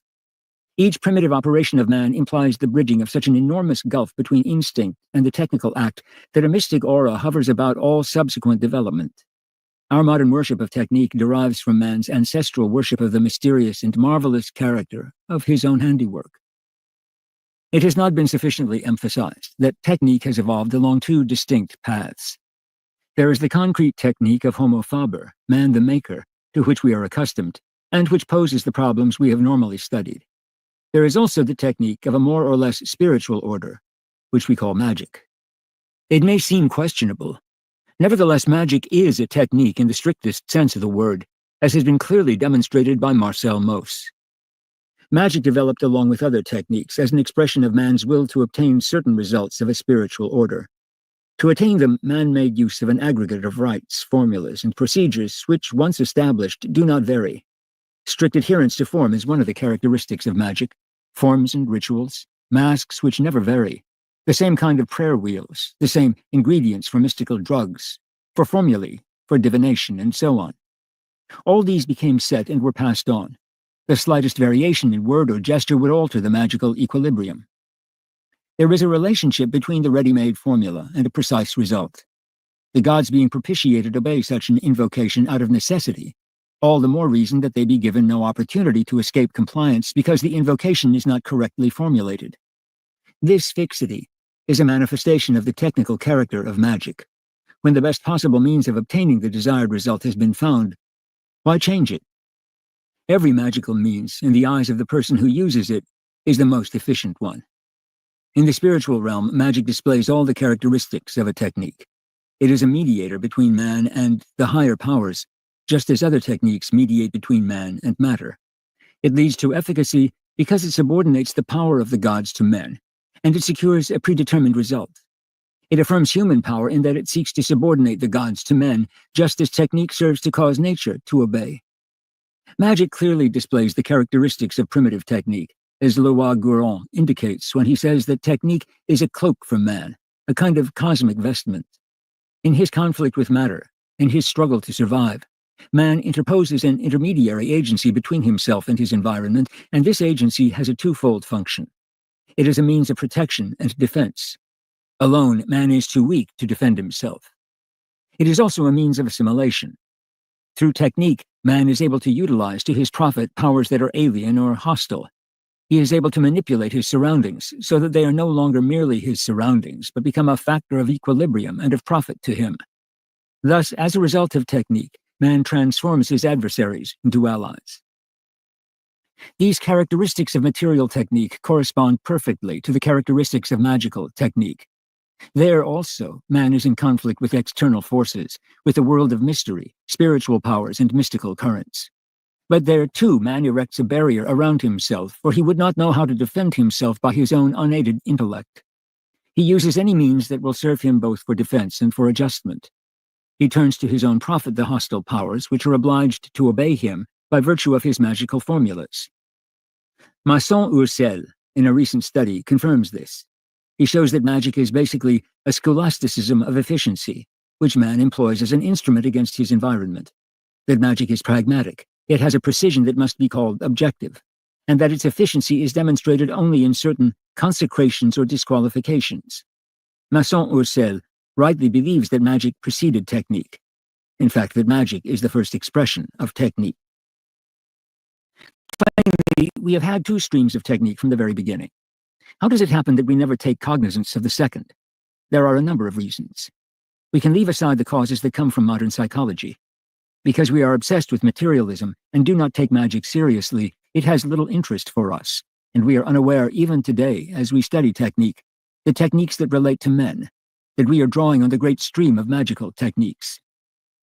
But this neglect is due as well to objective causes. In relation to purely material factors, it has been demonstrated that every milieu resists imitating the techniques of another social or ethnic group.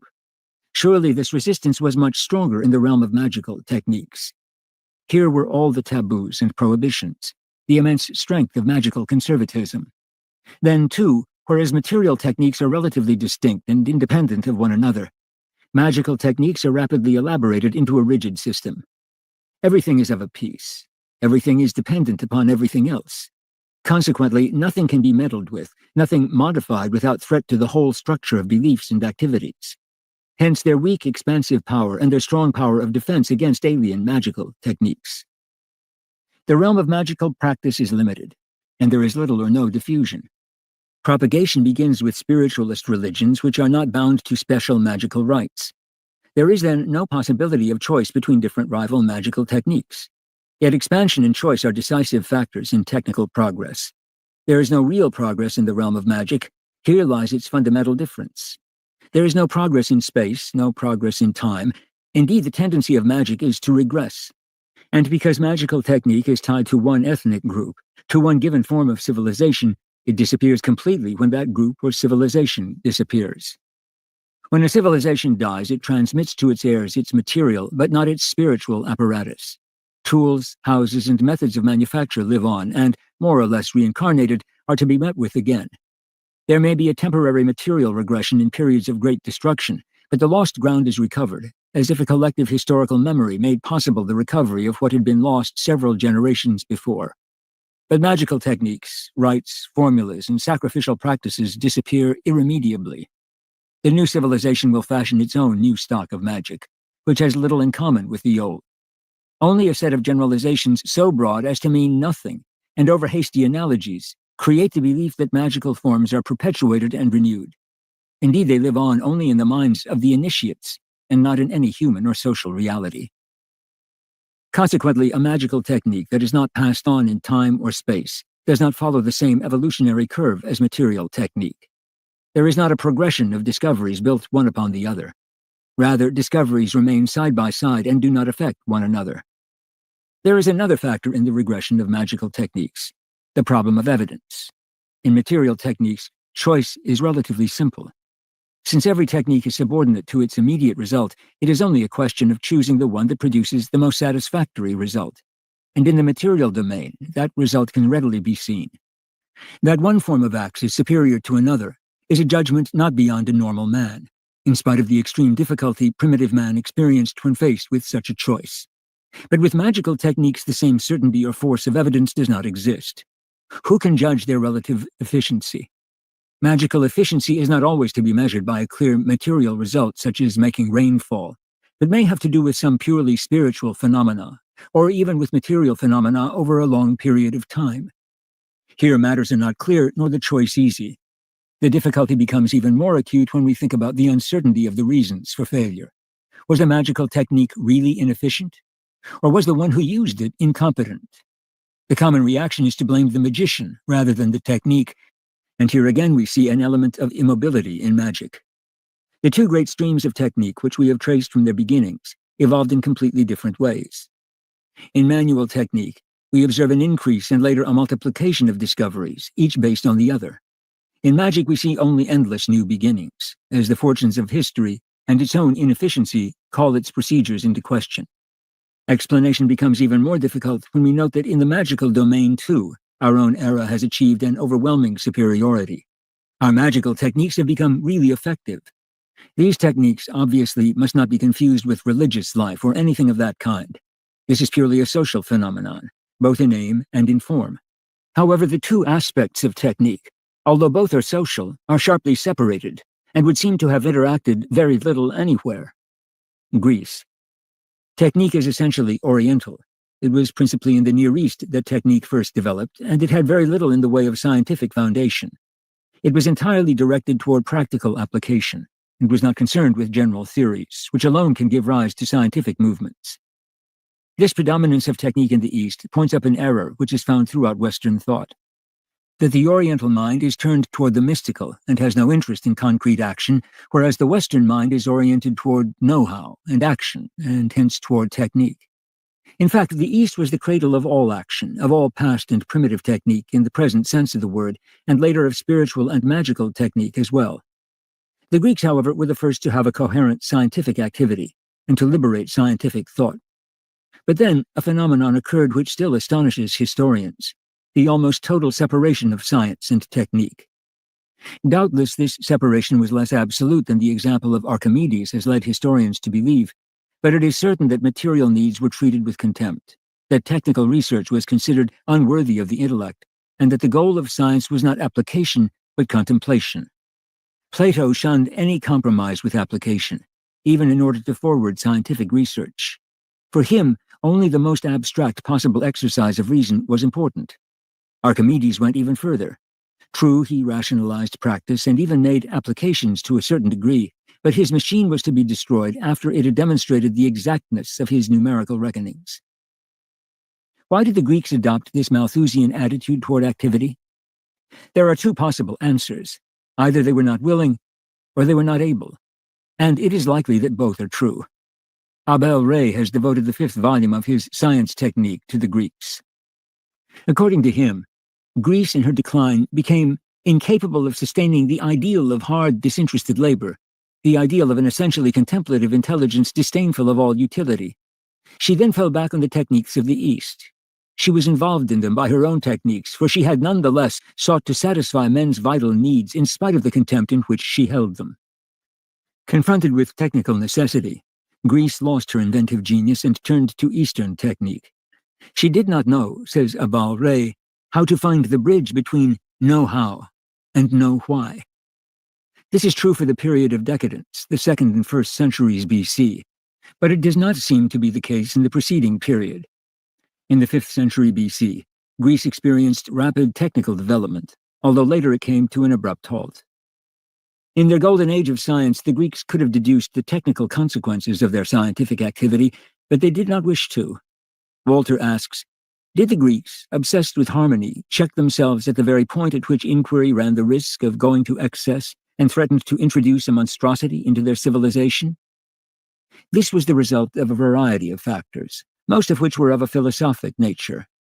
For one thing, theirs was a conception of life which scorned material needs and the improvement of practical life, discredited manual labor, because of the practice of slavery, held contemplation to be the goal of intellectual activity, refused the use of power, respected natural things. The Greeks were suspicious of technical activity because it represented an aspect of brute force and implied a want of moderation. Man, however humble his technical equipment, has from the very beginning played the role of sorcerer's apprentice in relation to the machine. This feeling on the part of the Greeks was not a reflection of a primitive man's fear in the face of something he does not understand, the explanation given today when certain persons take fright at our techniques. Rather, it was the result, perfectly mastered and perfectly measured, of a certain conception of life. It represented an apex of civilization and intelligence. Here we find the supreme Greek virtue, enkratia, self-control. The rejection of technique was a deliberate, positive activity involving self-mastery, recognition of destiny, and the application of a given conception of life. Only the most modest techniques were permitted, those which would respond directly to material needs in such a way that these needs did not get the upper hand. In Greece, a conscious effort was made to economize on means and to reduce the sphere of influence of technique. No one sought to apply scientific thought technically, because scientific thought corresponded to a conception of life, to wisdom. The great preoccupation of the Greeks was balance, harmony, and moderation. Hence, they fiercely resisted the unrestrained force inherent in technique and rejected it because of its potentialities. For these same reasons, magic had relatively little importance in Greece. Rome. Social technique was still in its infancy. Doubtless there had been some attempts at social organization. Those of certain pharaohs and those of the Persian Empire were not negligible.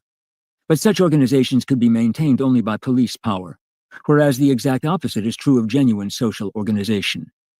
By the very fact of its existence, coercion demonstrates the absence of political, administrative, and juridical technique. For this reason, the great empires of the past are of little importance to our study. Correlatively, an army, even the army of the Chaldeans who advanced the art of war furthest, was a fairly inorganic crew whose aim was pillage and which applied no social technique. The army of Alexander made use of genuine strategy, but this was almost exclusively military and had no sociological foundations or attributes. It was the expression not of a people but of a state, and therefore lacked the substance necessary to technique. In Rome, however, we pass on, at one step, to the perfection of social technique, both civil and military. Everything in Roman society was related to Roman law in its multiple forms, both public and private.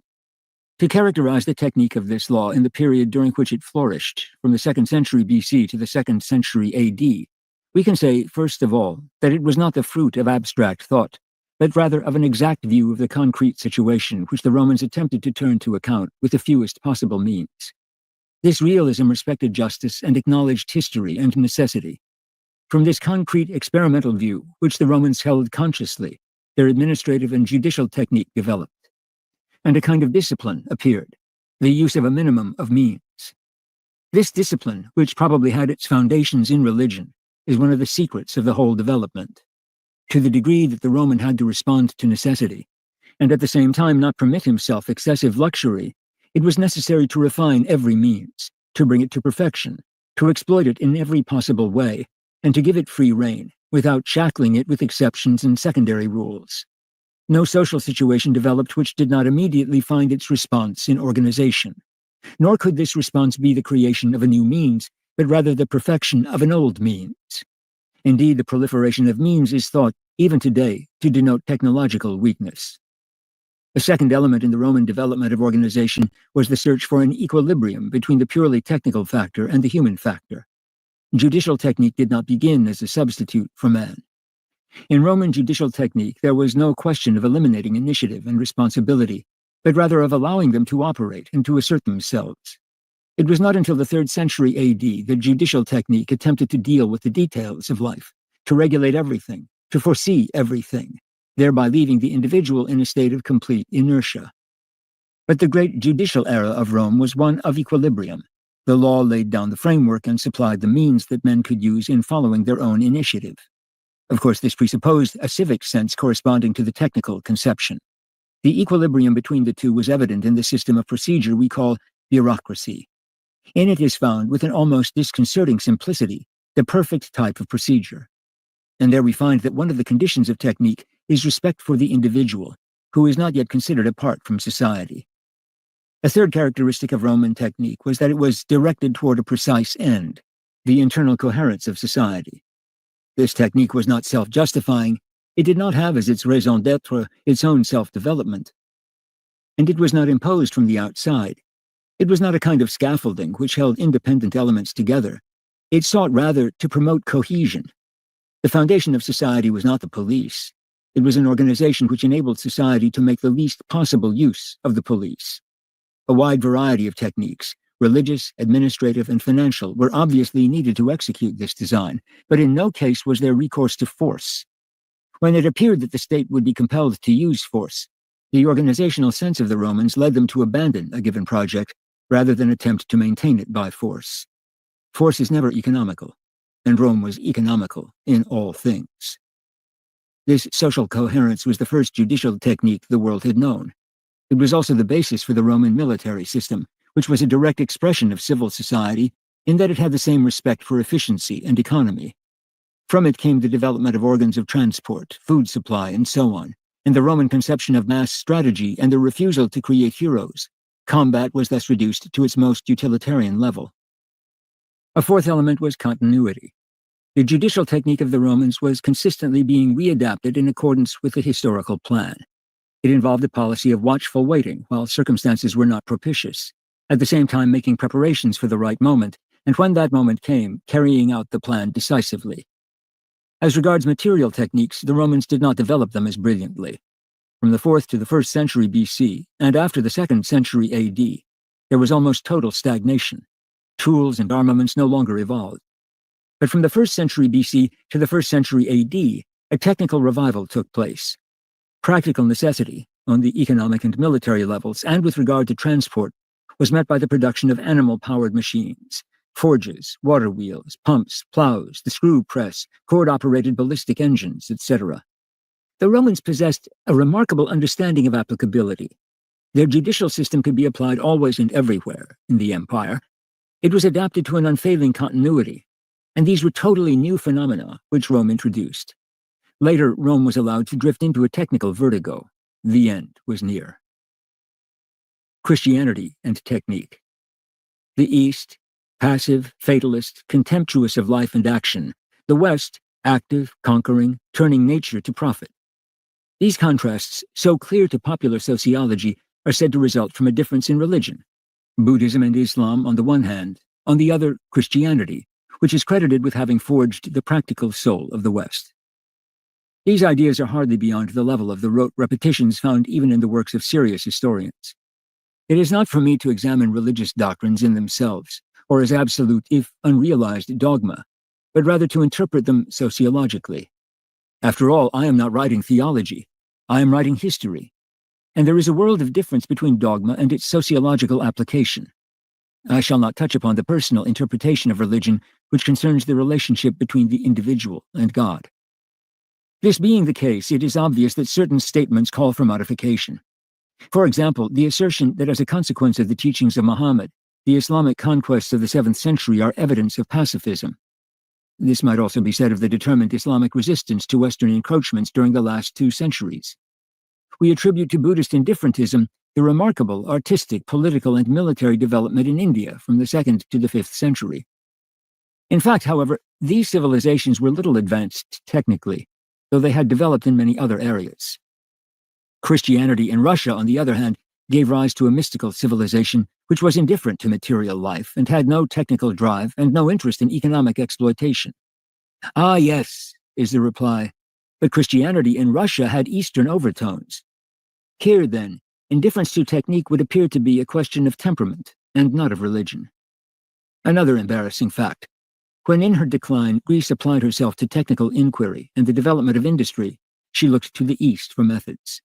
And in the 1st century, when Rome, the perfect example of the technical spirit in antiquity, took up industry, she too turned to the East for industrial techniques, the refining of silver and gold, glassmaking, the tempering of weapons, pottery, ship construction, and so on. All these techniques came to Rome from the East, either early, through the Etruscans, or much later, after the conquests. We are far indeed from being able to support this traditional cleavage between East and West.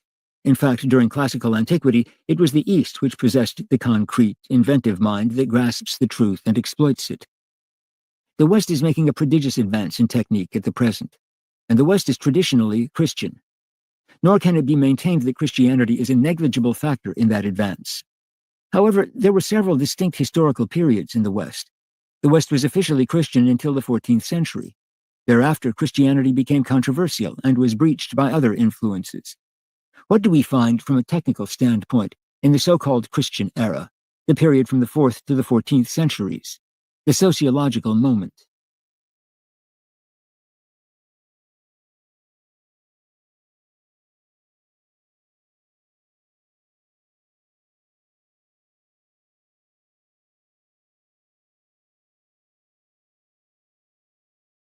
Okay, I'm back.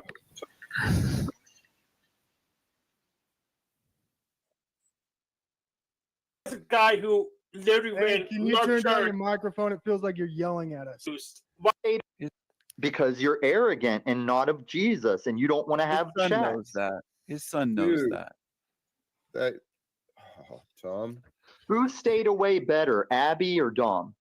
So, Jack, I'm confused. Why is a guy who literally ran? Can you turn down your microphone? It feels like you're yelling at us. I am. Why are you yelling, Hank? Calm down. Okay. Because Calm I can't. down. You won't let me finish the sentence. That's why. Well, don't make your Go ahead. sentences on behalf of people and wait for people to talk to you. Go ahead, I was Red and making Black. a sense on behalf of myself, but I didn't get your permission. Just like I didn't get your permission to be a Christian. Right, Tommy? Oh, you're a Christian now. So why are you battling me everywhere I turn if you're a Christian? Tom, you battle everyone. Everywhere. No, I battle you. And I battle liars. And I battle narcissists. And if you find yourself on the opposite side of my battle, you might want to see why. Well, So Tom. why don't you battle narcissists in the mirror for once? How about that? There you go. What? Exactly.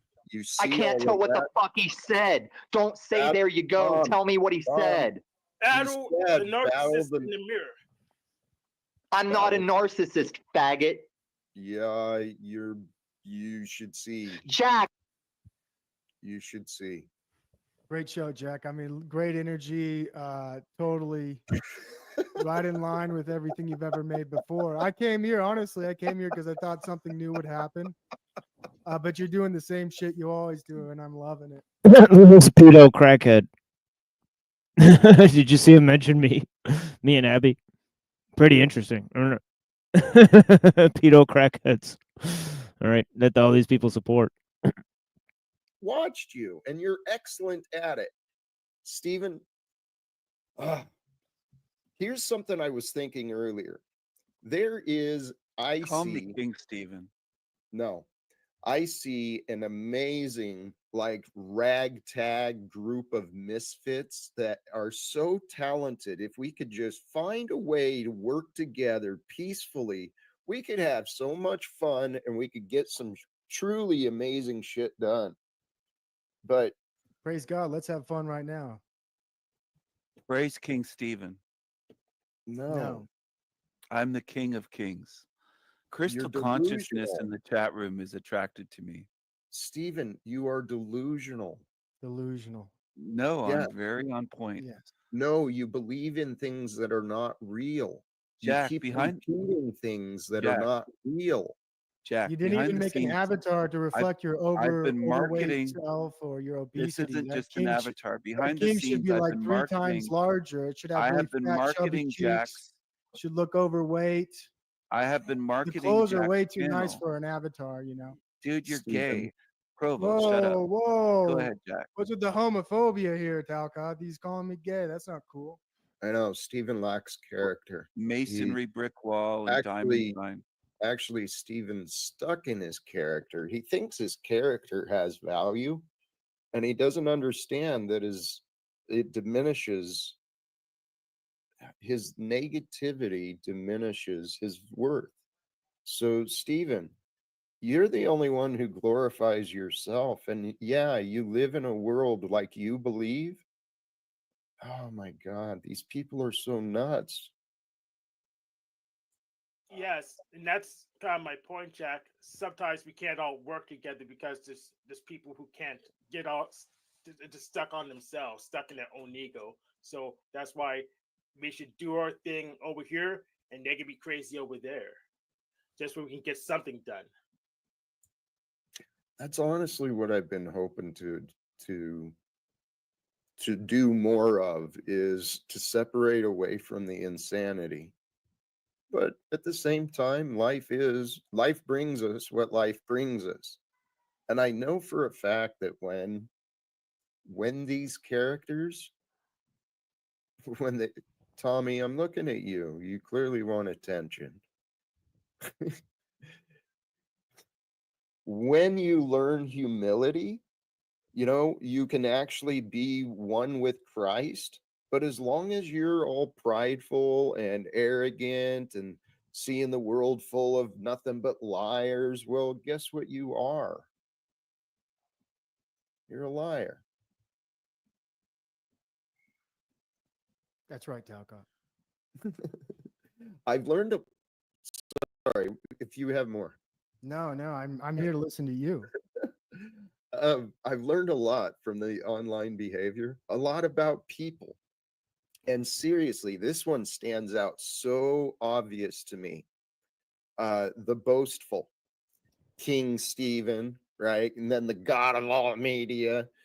The boastful, they are manipulators. They manipulate themselves into believing their lies. And then we live in a world of confusion, so people believe lies. They don't confront the lies. And they don't know what they're doing.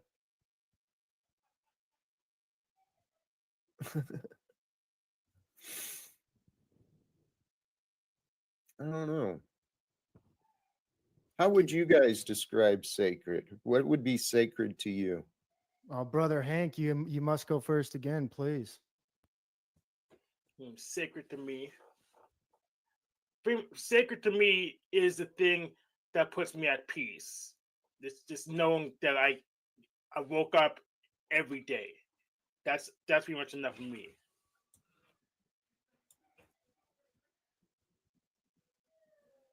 That's where it starts. That's what, you know what? That's what God is. God is the beginning and the end. So once we find God, that's the beginning. So we lose sight. It may be the end. It's powerful. This life we're living, it is powerful. God is amazing. I feel so blessed to have been able to start learning the things that I learned. I never thought about these things for most of my life. I didn't spend much time thinking about consciousness or God or life. And and now it's how I spend all my time. Although most of my time these days, admittedly, it's more towards the Bible. Because there's so much wisdom to be found in it.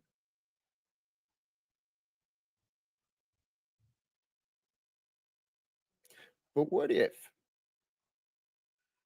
I mean, if it's all true, then what God has placed in my heart, it's got to be for a reason. What works for the micro works for the macro. The cosmos, it's got a perfect order to it. And in my own personal testimony, from my years as an alcoholic to all of these other things I faced in my life, it is the truth that sets us free. So a world where the truth is freely shared without government secrets, corporate secrets, we'll have prosperity, health. Welcome, old Joe. Hello, sir. I wanted to take a quick crack at a comment that King Stephen made the other day because he started to make a genuine comment, and then, of course, he got sidetracked with a little bit of the comedy show. But he talked. You're talking about things that are sacred and the truth, and King Stephen also talked about nature and that he connects with nature. And so let me try and answer why that is for me, because I think he was starting to make a good point. And then I'll drop down and you guys can riff on it. And so when we discuss the issues with the ego and conception we have of ourselves that may be false, one of the things I used to do is I was a survival instructor for our armed forces and our search and rescue, our police. And I used to watch the most ego-filled people who were used to being in a position of power come out on a survival exercise. And the conditions that we encountered in nature would strip that ego from them in one evening. It was astounding how that was a different person come 4 o'clock in the morning in the dark, 20 below, than they were at 4 o'clock the previous afternoon when the sun was shining. So the reason I enjoy nature is because it's fair. I can't argue that if I fail in nature, I failed because of some sort of a bias or somebody's misunderstanding me. It's simply because my skills aren't up to the challenge. And I call nature the ultimate arbiter. That is why I feel a connection to nature. So I just thought I'd throw that out to you guys. I got to get going again and jump down, but great discussion. Thank you, sir. Hey, much love. Thank you, old Joe. Provo? Hank? You go first, brother Hank, of course. Well, I agree with him. That's a nation is hierarchical and stratifies, and pretty much he just validated my point.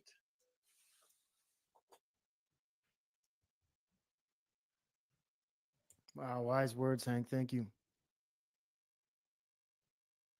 Your thoughts, Jack Talcott? Of course, it's your show. Why don't you share your thoughts? I don't want to cut in. Love your thank you. The nature, yeah, it's humbling, it's powerful, it's merciless, and yet at the same time it's so revealing, so giving. The Wim Hof, for those who are familiar, Wim Hof, the Ice Man, he said something about the cold. That's why he faced the cold in some aspect, because truly there's you can deal with the cold, you can deal with anything. Yes, he's right. Wim Hof is correct, and his breathing techniques work really well. They are amazing. Wow, beautiful Talcott. Now I've just been slowly contemplating your prompt and title, and been thinking about it, and finding what is holy. Is that somewhat accurate description of your title? Yeah. Yeah. I think let's just break that down. Let's do a little bit more digging here. I think finding what is holy is to look inside yourself and find what holes you have, and to fill that with Christ. That's true. To look inside, to find the holes inside.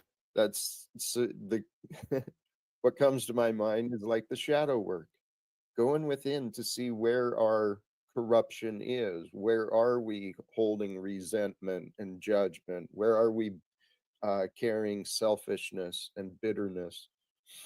And those are the spaces where, okay, maybe I'm not strong enough, but if you can believe the words are true, then go to Jesus and invite Jesus in to fill those holes, to become, so that we become more whole, more healed, more more wealthy, more prosperous, more abundant. That's the whole that's the whole point. No pun intended, right, Talcott? Amen. It's part of the amazing gift of words. Words are friggin' mysterious. And I found myself just laughing at how perfectly some of the words will align, right? A truth will be true on like physical level and mental level and spiritual level. It'll be true on all these different perspectives. It's That's right. divine. That's right, Talcott. Amazing show you got going on here. I'm grateful you're here, everyone, because truly part of the idea is joy. Joy is the result of love. Maybe And we when could we bring some joy. Sorry to cut you off, but Hank doesn't look too joyful, and yeah. it's bringing down my own spirits. And I wish we could cheer Hank up a little bit. Hank, would you like Jack to pray over you real quick to raise your spirits?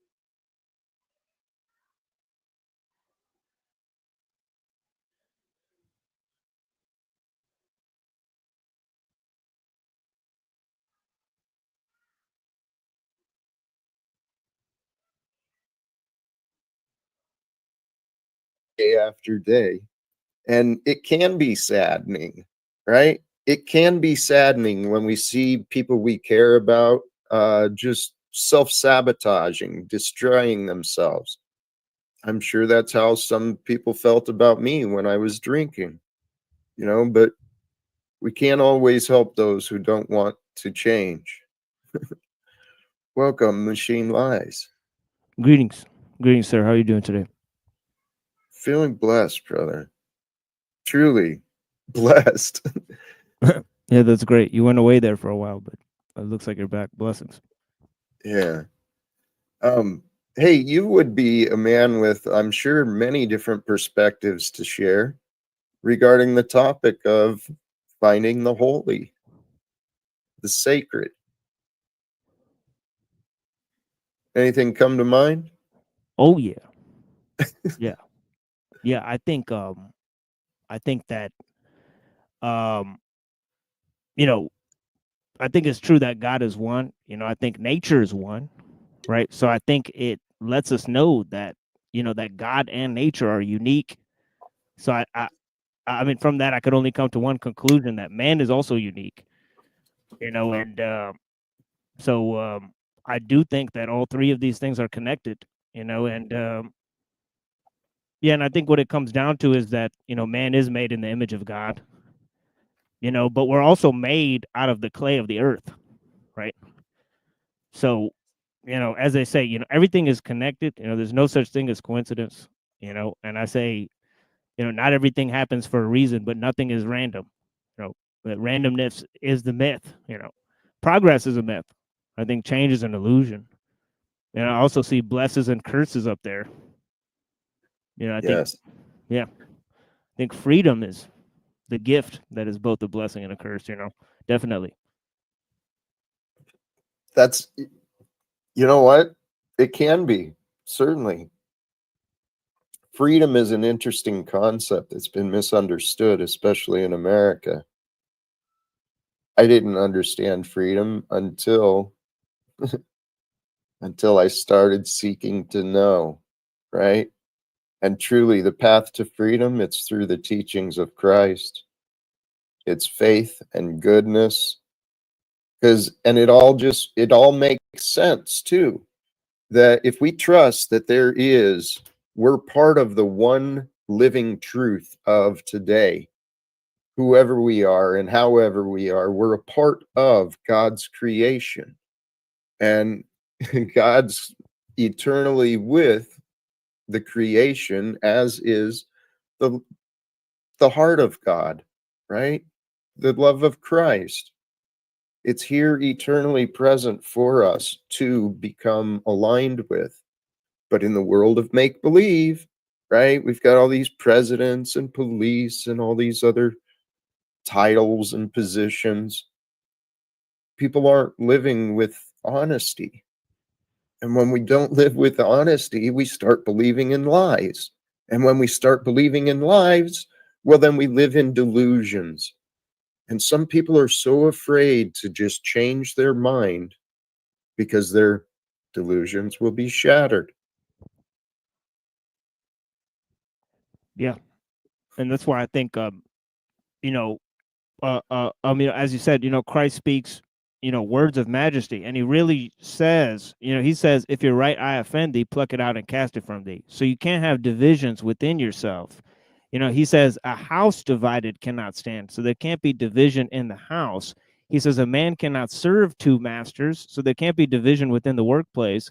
And he says that, give to Caesar's what is Caesar's and give to God's what is God's. So there can't be unlawful division within the nation state, and our duties and tasks of what we have to do, towards God and towards each other,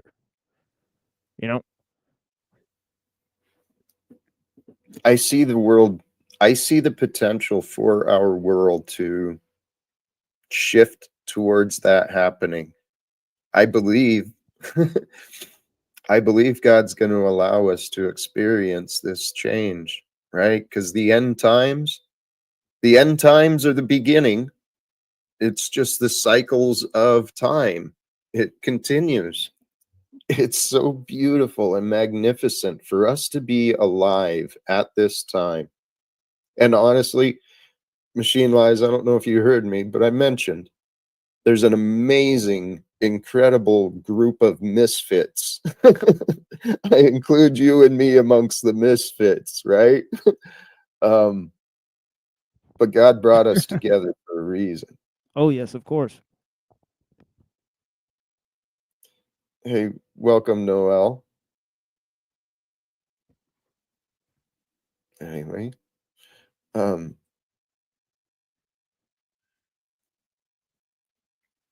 Provo, thoughts? I mean, great show, Talcott. I think Noel's a great addition. I can't wait to hear what she has to say about the topic. Yeah. I'm still curious. What do you guys have any creative solutions on what I could do with Stephen or Tommy? Their minds have been closed so far.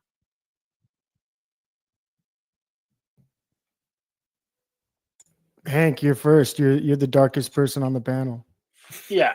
So my bet is that we had to just leave it to God. We all tried our best effort getting through to them, and if they're finding excuses after excuses, they're not getting on board. So we just had to just let them be in the desert and hope they'll heal. But God is within us. And so right. Yeah, here's what you need to do, Mr. Talcott. It's pretty simple. You need 2 shows, right? They obviously really want to be your co-host. So just have a separate show for them. Maybe make it a half an hour. And every day you can bring those 2 up and they can have a conversation with you. People will love it. that is actually brilliant. Simple and brilliant. Thank you, Provo. I could see the value in that. Interesting. Is that what you do with them, Provo? I'm not Jack Talcott, but I just think it's the simplest answer because, he's got a problem. He needs a solution, and those 2 want to be a part of Jack's life, and they want to be a part of his content. But if Jack wants to have a more serious, structured show where he tackles the questions he's tackling and the prompts he's tackling, and he doesn't want to be derailed, he should create a second show where he deals with the question of communication and how to communicate with people who don't disagree, or rather who do disagree with you and who don't see eye to eye with you. And it could be a short half an hour show, but it could That's be actually, years. yeah, that's actually a pretty good idea. I think let them have their own episode where only they come up, and then you have a personal conversation with them and ask them about their motives, because very little is known about what they want.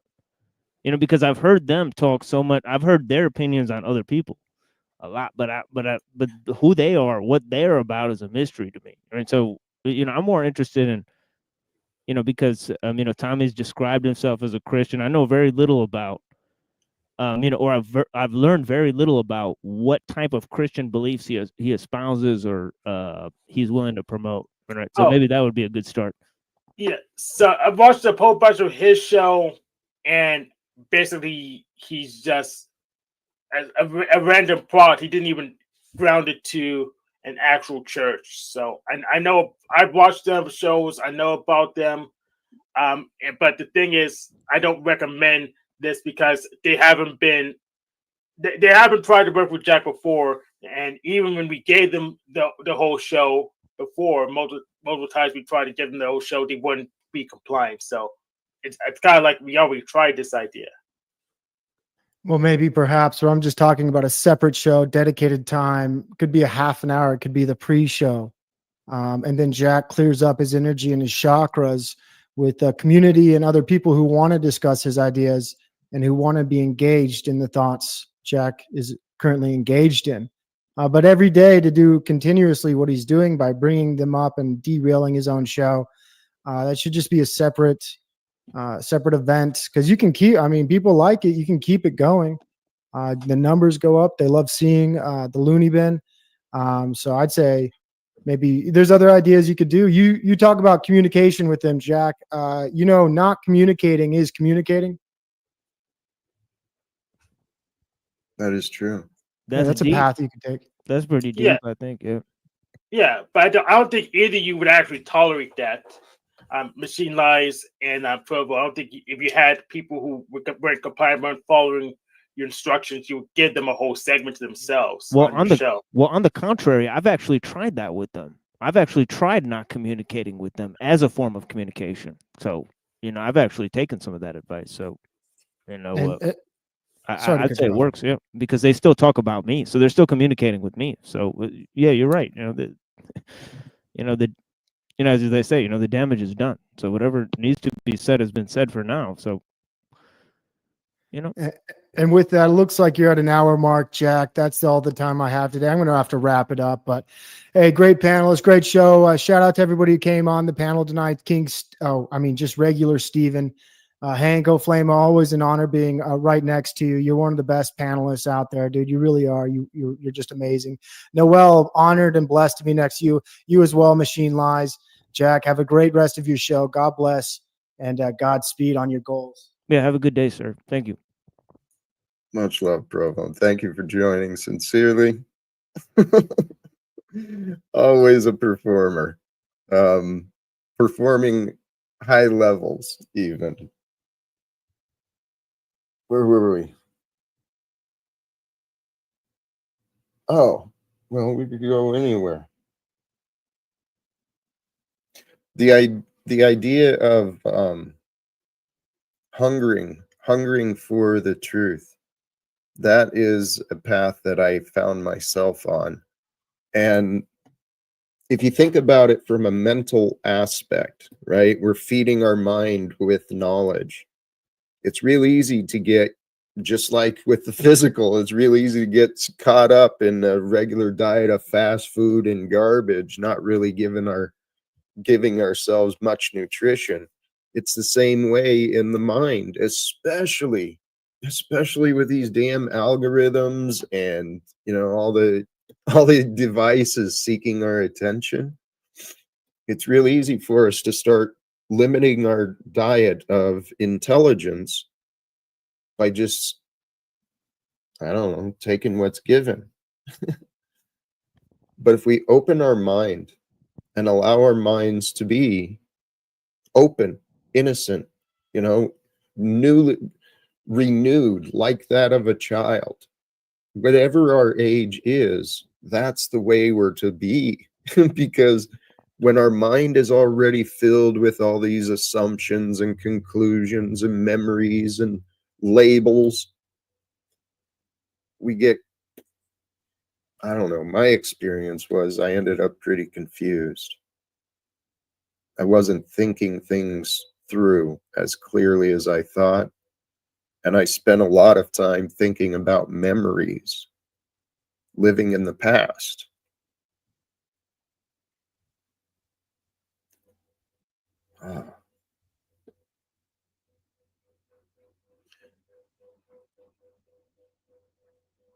Got another guest here. I think someone new, perhaps. Brenda Debate. Good afternoon. Greetings. Welcome. Are you familiar? Have you been here before? Yeah, this person is a great this person is a great interlocutor. I've seen them on other shows. So I thought I knew them before. No, I'm not familiar with you people or anything about you. I was talking to King Stephen, and I saw this. He's reviewing this live, and he didn't answer me about why he was reviewing it, and so I decided to check in for myself.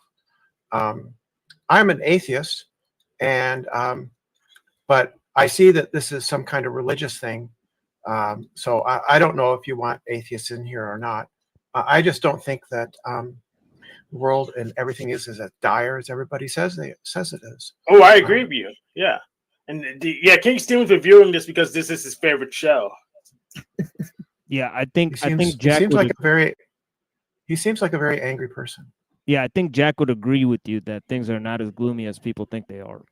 Yeah, actually, he has a lot of hope. Good. Yeah, he has a lot of hope for humanity.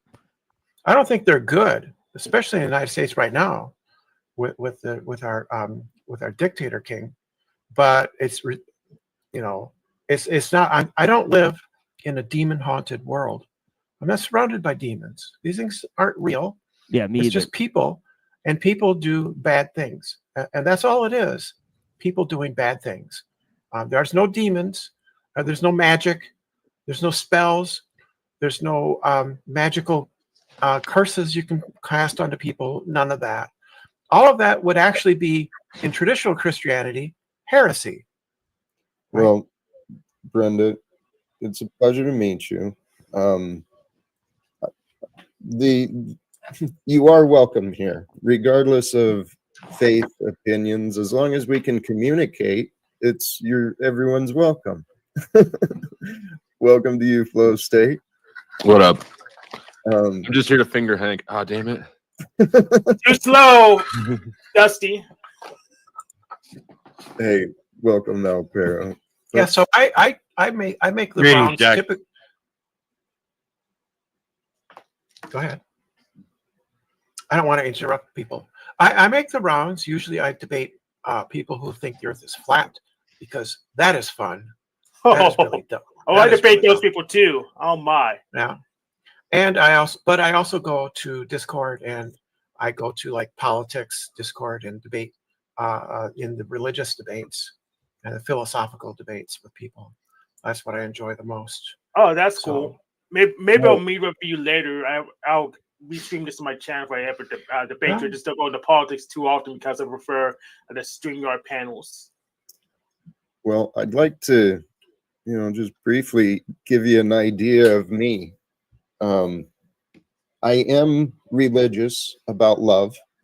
I credit love and the mysteries of love and truth and life.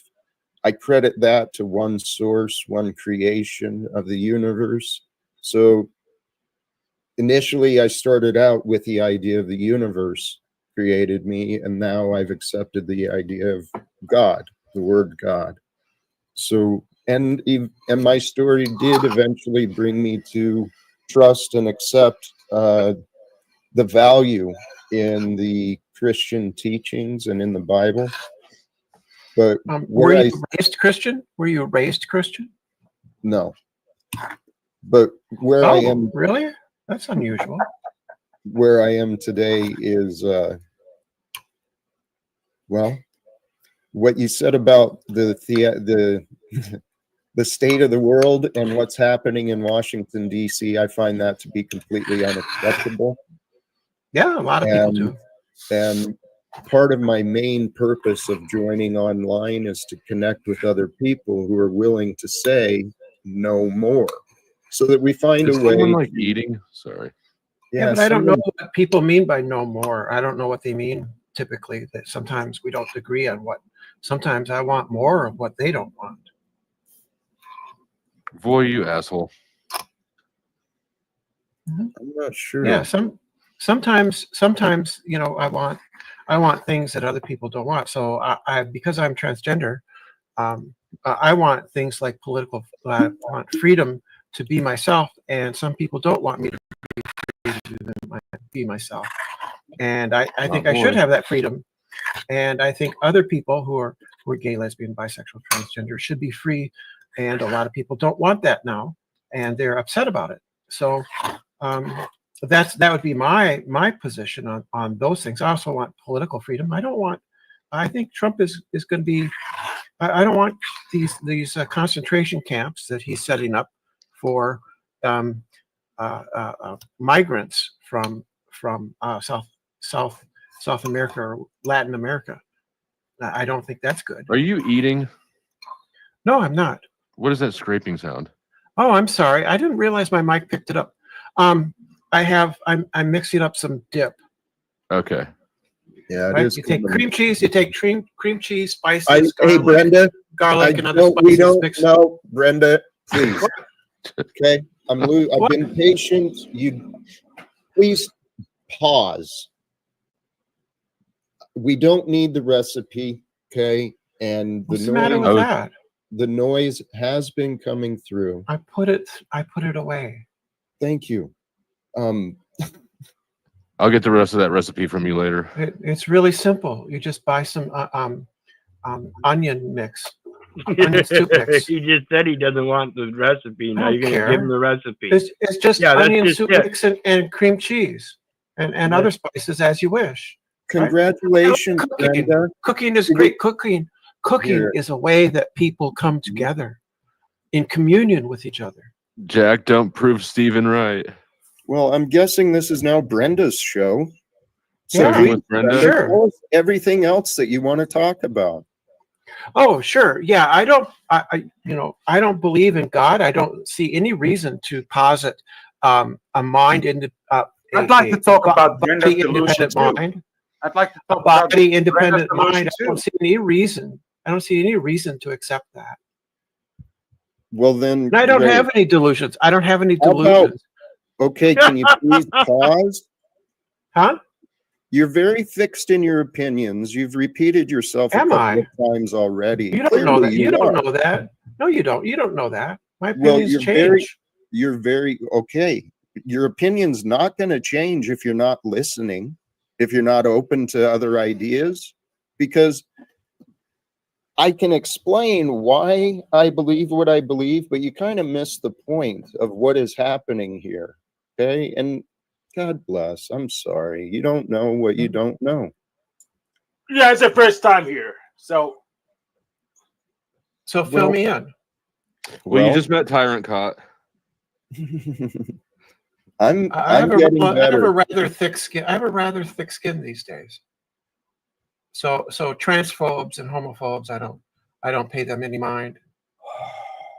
Okay, so let's talk about the thing that you say you're a theist. You don't believe in God, yet you call yourself an atheist. Correct. And then you were born a man, and you claim you're a woman. Yes. Okay. Just want to be clear on that. What's the problem with all that?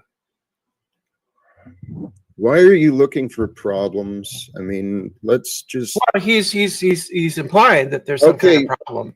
So is there a problem? Brenda, I'm having a problem with a man, with somebody who's born a male, saying that they are transgender. What's wrong with that? Brenda, hello, are you here? Yes. Okay, I'm having a problem with you right now because you're very self-centered and you're not really paying attention. It's a pattern. It's not your fault. Many people are like this. It's an ordinary human behavior, especially in today's world where everyone's out of their mind. You're not out of your mind, you're in your mind. Yeah, how would I be less self-centered according to you? How would I be less self-centered? Bring the mind into your heart and just be present. You don't need to defend the labels and your beliefs. I think if people attack me for my identity, I think I have a right to defend myself. Did you get attacked here for your identity? Yes. Or did you Yes, keep I did. bringing it up? Yes, I was. Yes. Okay. I would do it again, though. Especially you would, online. yes. It's very cheap. It's very cheap to do it online. Yeah, it's very cheap to be a dick, isn't it? It is cheap to be a dick. It's very cheap, and you do it all over on any panel. I would posit that I don't care. I would posit that it wasn't even an attack. It was the use of ad hominems. I think it was the use of ad hominems that would, in fact, in any reasonable debate, just he would lose the total foundation of any argument going to ad hominem. Who would lose? And here you're the one that's butthurt. And here you're the one that's butthurt calling it an attack because you feel because it's an attack. It doesn't even have a butt. Something that has no foundation. Something that has no foundation is an attack. What are you talking about? Again. Right. Good job again. So what are you talking? So number one, I was not unaware that I was making an argument. I was simply relating how I feel and who I am. I was not, and then I was attacked for my gender identity, right? So I don't see a problem. I don't see how I was not attacked. Oh, you've got rid of everybody. Yes. What's up? I'm hoping you can stop finding distractions and realize this is my stream, okay? There's a reason for what I do. It's not, it's not to be mocked and ridiculed like Stephen likes to do. I haven't actually paid a great deal of attention to what he actually says. Just the fact that he seems to be a very angry person and very frightened and alone, and seems to think he is surrounded by demons. I'm wondering if you think the same way. Would you like to know what I think? Didn't I just ask you? Well, I've been trying to offer it since before you even arrived. So what I explained is I found in my life God is the truth. Okay, and that means right now we are experiencing this life with each other and with unseen forces. You mentioned when you first joined you didn't believe in demons. I've experienced enough people and their personal testimonies. There's supernatural things that have happened, and do happen. That's Okay? amazing. How did you come to that conclusion? Evidence of my life. And How as could there I be said, how could there be evidence for something that doesn't exist in this world? Is here's, supernatural and not here's of the thing, natural origin, right? Brenda. Because supernatural is outside of this world, isn't it? Okay, wonderful. And you're focusing on the words and not paying attention to meanings. Okay. And this is what the patterns of the mind do. Who Jack is and what I am, I've been studying, right? God, my life has given me incredible opportunities to learn about this world, to learn about politics, economics, religions. My primary focus, though, has been on mind, psychology. I'm in the same place as you. Life has given me incredible opportunities. I have this whole universe of the internet, and there is tons and tons of stuff on there that I can use to study and to improve myself. There's people I can talk to, and that's what I've been doing because I happen to be older, in my 60s, and I no longer work. I take my dispensation from the government, and I have this time, and I'm able to pursue the things that interest me, and it's wonderful. I don't see any problem. I'm not surrounded by demons. I'm surrounded by people who have different ideas, Brenda, and some of them are Brenda. very bright and able to educate me. I don't think you're one of them, though. You're not one of those people, though. Okay. All right. So therefore, I think you revealed yourself. Your mind is closed. You're incorrect. I'm done with you. That's the point. Okay. Since you didn't seem to be able to have conversations without taking it over, you can leave. Thank you, Brenda, for joining. Jack, I think that you and Brenda had something there. It's another here. It was another missed opportunity, and I'll accept that. It was Oh, someone is Brenda who still backstage? Maybe it's not too late. No, they're gone. Yeah, she won't be back. He won't be back. I don't know about that, but I'll talk to you later, Brenda. I'll look for you on politics. Hank's gonna swoop in where Jack fumbled the ball. What I was trying to say is there was a person who claimed to be an atheist, has not yet found the experience with Christ or the trueness of God. So it was a missed opportunity for me to communicate. But it was in my experience, what I was witnessing was just what I said. Someone who's self-centered, self-focused, wants to fight about beliefs and just doesn't really care about. That sounds like all of us. It's the majority of you guys. You're one of us too, Jack. She's straight up, just Get like in here. she's straight up, just like many people said. She doesn't care. It's your first clue. This is Jack's platform. I don't care. Well, this is the human ego. The human ego, when its heart is cold, it doesn't care.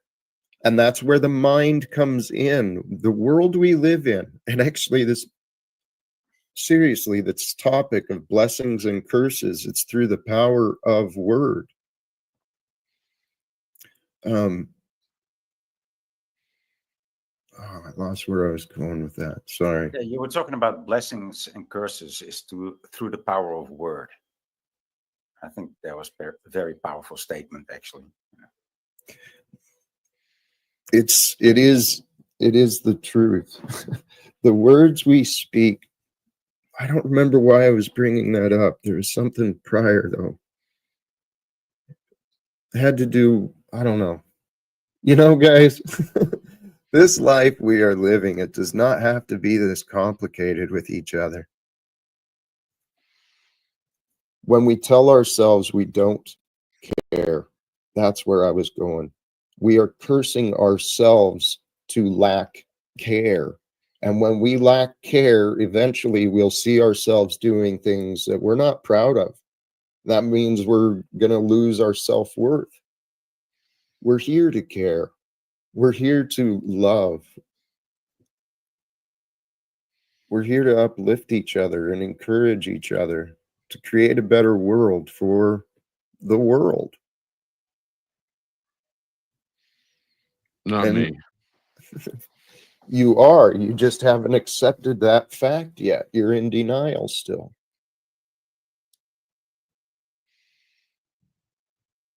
This is what the day of our Lord that was prophesied.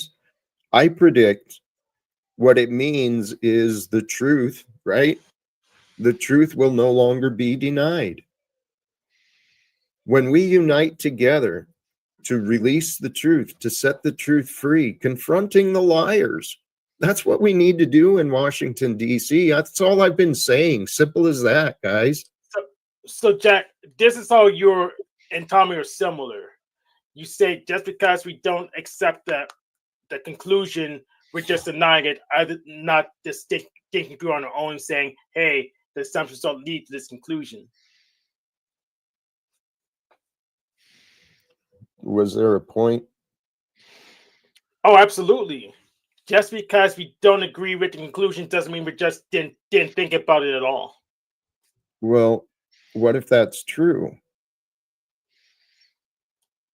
That we have a disagreement, but it's not because of misunderstanding. You didn't think about how this would play out, did you, Hank? Oh, I know how. Yeah, I did think about that. Yeah, just because we have a disagreement doesn't mean we lack understanding. Sometimes one side or other doesn't accept the premises. I don't know why Jack tolerates this nonsense out of you. Because I support Jack when it counts. Apparently not. We're all learning and growing together. And I have a feeling that one day, what I'm hoping is, well, I'm confident it will happen because it happened with me. I'd be going along and something that I'd experienced in the past, it would just click. And then it's like, oh, shit, that's what that meant. That's what he was saying. That's what's going to happen. I trust in that. And when people start understanding, I don't know, we're going to have a lot different conversations. I agree. When you start understanding, you'll have a lot different conversations and probably shorter. Tom, are you going to be in Vegas this week? I'm already here, and I've already spent 2 streams saying, do not come find me, because you said you didn't think God would cross our paths. You don't come find me, Sherelle can come challenge this celibacy. I got 2 beds here. I can kick her out of one into the other. We'll test the structural integrity of these beds, because she's big. So hold on. What are you laughing at, Jack? It's not very Christ-like. You think but that when you tell Flow Sherelle State would come he's to gonna Vegas and see you over me? Yeah, I know she would. I know you wouldn't give up that hockey player star for her. Sherelle comes back every chance she gets. That's the type of dude I've been with ladies. I used to have a regular girl that her boyfriend would drop her off at my house. Not my choice. That's really fucking weird. Picks him up in the street, throws him back to the street, and pick him up out of the streets again. It's big swinging dick normal, and maybe you don't know that life. I saw that gut picture. Normal. It's not. There's nothing normal. Oh no, it's not normal for it's you. Normal if the dude is into that stuff too, which means that what is he into? I don't know. What is he into? Yeah, he's into depressingly driving away when he knows he's dropping his girl off to ride my dick for a couple hours. He's into getting and you're still gonna try and narrative that into something that makes you look cool. Then why don't you shut up so I can back you as my enemy? Why don't you shut up for a second so I can back the enemy of my enemy for a second? Oh, you're just gonna talk over me. Oh, now Hank's gonna talk over me. Yes, I am. So I want to say this to you, Jack. Flow State, why don't you act like you didn't come up on the pop and get dead? Doesn't mean that just because someone's disagreeable doesn't mean that you just don't understand. That this is what Tommy does. But we just allow ourselves to distinct through. Sometimes someone is wrong, and not just because they assert harder. It's just the logic doesn't follow. Jack agrees you're wrong. I don't know what you were doing, Flo. You and Tommy. Oh. Well, I'm planning on going out to Vegas later this week because there's a lot of people out there. Tommy's already there, but he said he's going to kneecap me if we see each other. But you know, I wouldn't mind meeting up with him. He could be fun if he'd get off his attitude.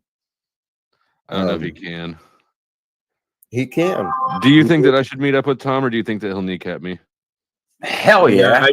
Either way, you should check the risk. Yeah, it's not your kneecaps on the line, boy. Right? That's why. That's why I said take the risk. Yeah, I'm wondering what his definition of kneecapping is. As delusional as he is. I think that he means pew pew, but I don't know. Only he can say that for sure.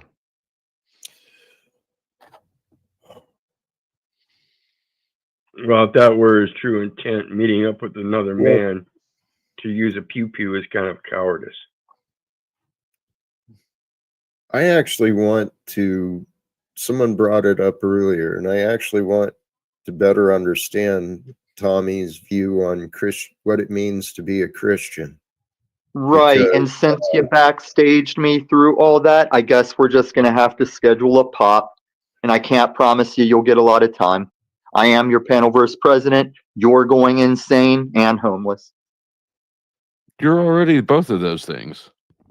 It's interesting. Yeah, really. As soon as you asked him on his view of Christianity, he actually just left. So that was pretty interesting. That's weird, isn't it? Yeah. No, Yeah, it's not. And It's not. talk about the pot, and exactly like Flo mentioned. Talk about the pot calling the kettle black. Jesus. Yeah, it's not weird. This is my point against having a special time on that show for them because they're not going to comply with the requests. So instead of giving them more than they deserve, let them be crazy over there so we can get done what we want to get done. They basically Brenda and Illuminati have the same illness, right? It's like they're both trans. Yeah, that's one of the illnesses, but there's more. Well, I have come to. I have a theory. No, it's not a theory. It's I believe it's a fact. If we're not aligned with God, we're separated from the truth. If we're separated from the truth, we're insane. And the world profits from the insane. The insane are making profits off the hardworking and willing. And I think it's time. I'm pretty sure, guys, if it's not me, if it's not us, it will be someone. It's time for this world to transform. Yeah, I'm with you, Jack. How do we make it happen? How do we get the attention of the people in DC? Well, I don't think we storm the Capitol. Yeah. I didn't know then what I know today. What year was that? 2021. 20. It was 20, wasn't it? Or wait, no, it was. It's a bunch of different years, and it really hasn't worked any of the years. Right. Well, and this is what I mean. I don't believe it's going to be overtaken like that, not through force. See, the government has its power through force, and we want to change things. We don't want to become like that which we oppose. But that's exactly what's happened. I'm going to go ahead and gossip a little bit since. But in the end, the pen might be mightier than the sword, but the sword has ruled more countries than the pen. It's like it only goes so far. The pen only goes so far, right? propaganda only works for so long. The sword also rules. I mean, I want to get there by peace, Jack, but that's just not the way the world works. Wouldn't you agree? I mean, it's not. I'm not a violent man myself. Like Flow State, he's an experienced fighter. He likes to fight, but I guess he wants to get there via not via violence either. But how do you get there without violence, dude? Well, Jesus neither used a sword nor a pen. Yeah, well, he died. We all died. Right. Good point. How to do it? It's by invitation. And I have faith. I have faith. You get the right ideas to the right people. You get them to consider the ideas. We bring these voices in front of both parties, right? We bring the ideas in front of the men and women of Congress and Donald Trump. And I actually think if Donald Trump understood what I was saying, I actually think he'd be completely on board with it. Because it would mean complete overhaul, the dismantling of the Federal Reserve, the IRS, all of this nonsense would disappear. But that's an if. What is, Jack? What is the opportunity to try. And until we try, we fail. If we don't try, we fail. If we try, say I try and I fail, someone else will find ways to improve on what I do, right? That's the way I look at it. Because the goal is too important. What I'm talking about is ending wars.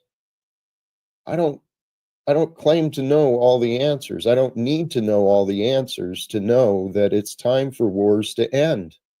The transference of wealth, there is so much evidence, thanks to YouTube and hardworking men and women, on their own, committing their time and energy, creating these evidence.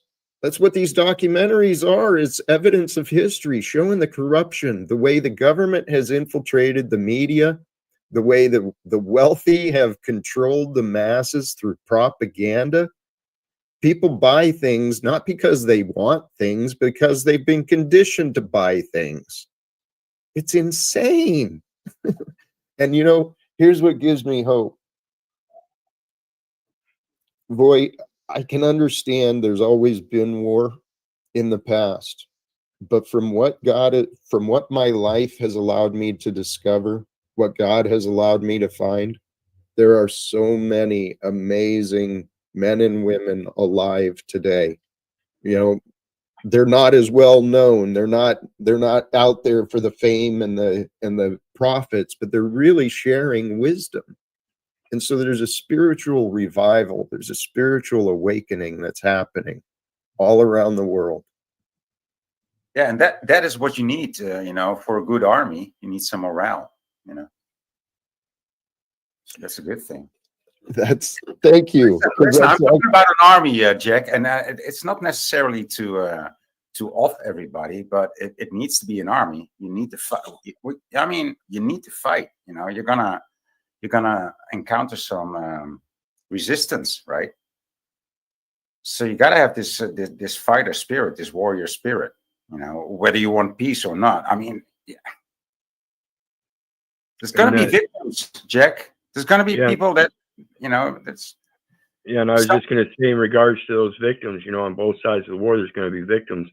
So it's imperative that the armed forces make sure that they're doing so righteously and justly, and not for any kind of private gains or gains of any kind of structure that they wish to implement, but to allow things to happen in a natural, progressive manner, rather than trying to force it like the government we already have.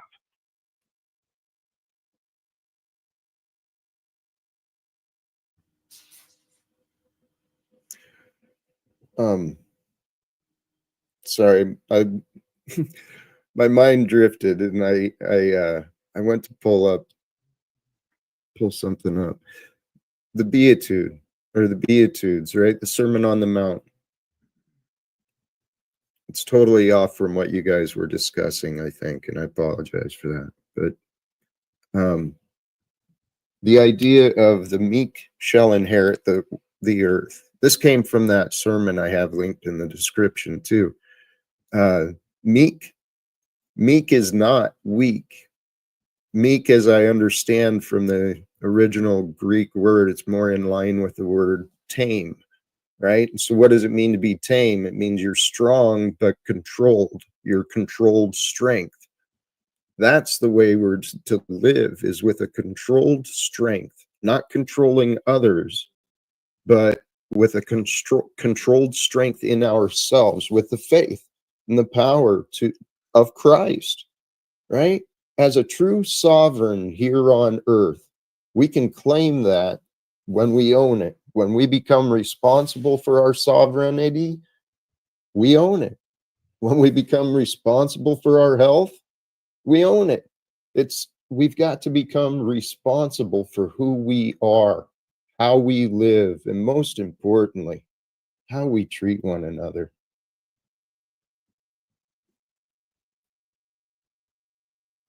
Because this is something I've considered too. I trust the men and women playing along in Congress, funding the wars, and all these these young men and women being sent off and into the wars. There's so many conflicts in this world right now. And the United States taxpayer has a hand in the majority of them. All right, so all you need to do is tell them to knock it off, and then the road's fixed. Well, we point out the fact that, thank you, you reminded me and got me back on track. The men and women in Congress, they're playing the theatrics of government, right? They're playing these roles that everyone is doing as they believe. I don't believe they understand the damages they're causing, right? Through the work of Dr. Gabor Mate, right? An expert. Through his work, you can show that the systems of education and economics and politics, even in America, these systems have driven mankind insane. Unhealed trauma, profiting from problems, profiting from exploitation, manipulation. These have become common day practices in America. That's why no one trusts anyone. Common day practices because people give up their responsibilities to do it themselves over to those people to do it. This is the convenience and comfort of the government that people impose upon themselves and then cry about it when it doesn't go their way. That's that duality. You can't have a government unless you know how it's supposed to govern you and then cry about it. You have to be able to come with a resolution. That's what I want to do. I mean, even as a union, I've mentioned this before, but as a union guy and as a citizen, with workers and our government, I think we have the responsibility, the obligation to invite ourselves to the table every opportunity we can, right? It's time to have true input instead of oversight. These governors telling people how to be. That's not what government is. That's not what leadership is. This is what I really want to stress to America, especially those who want to call themselves Christians. The example of Donald Trump as a leader in America is disgusting.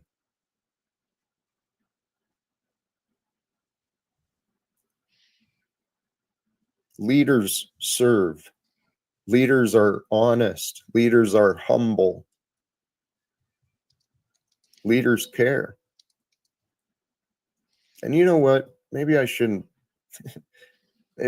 speak too harshly because I haven't been paying much attention. Yeah, exactly. You sound like a little bit Tommy right now. Do you think he thinks in complete thoughts? I was just thinking the same thing as I was reviewing your comment. I don't think he even has complete thoughts. Yeah, That's why it's so lost. hard to like interpret what the fuck he's talking about. It's like a skipping CD or something. That's what the ego mind does. You got to pay attention to it. Watch others for those things, right? Incomplete thoughts, random unrelated topics.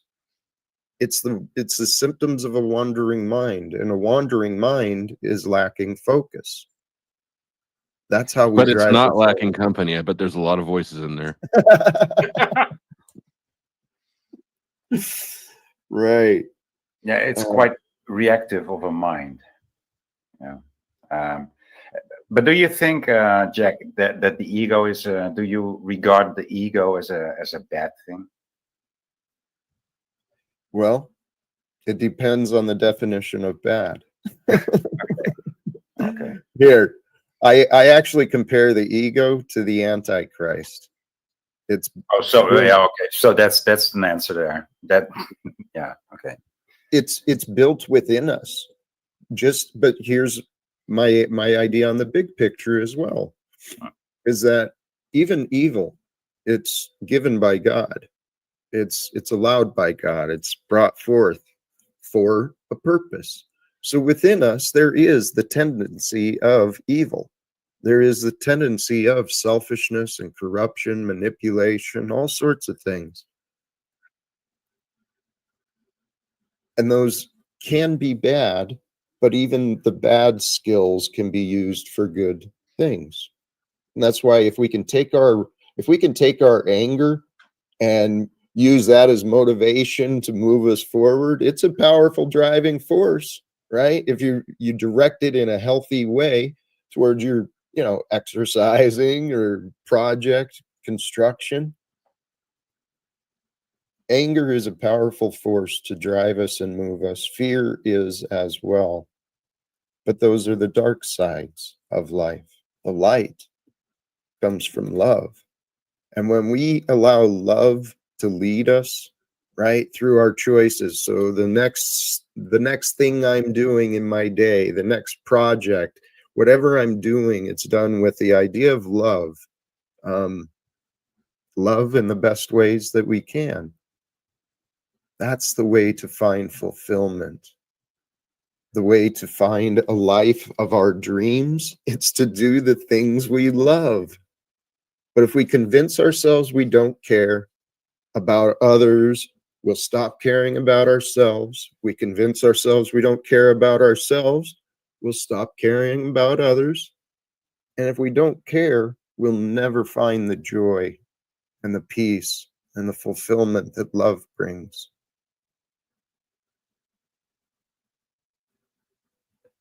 But I have faith.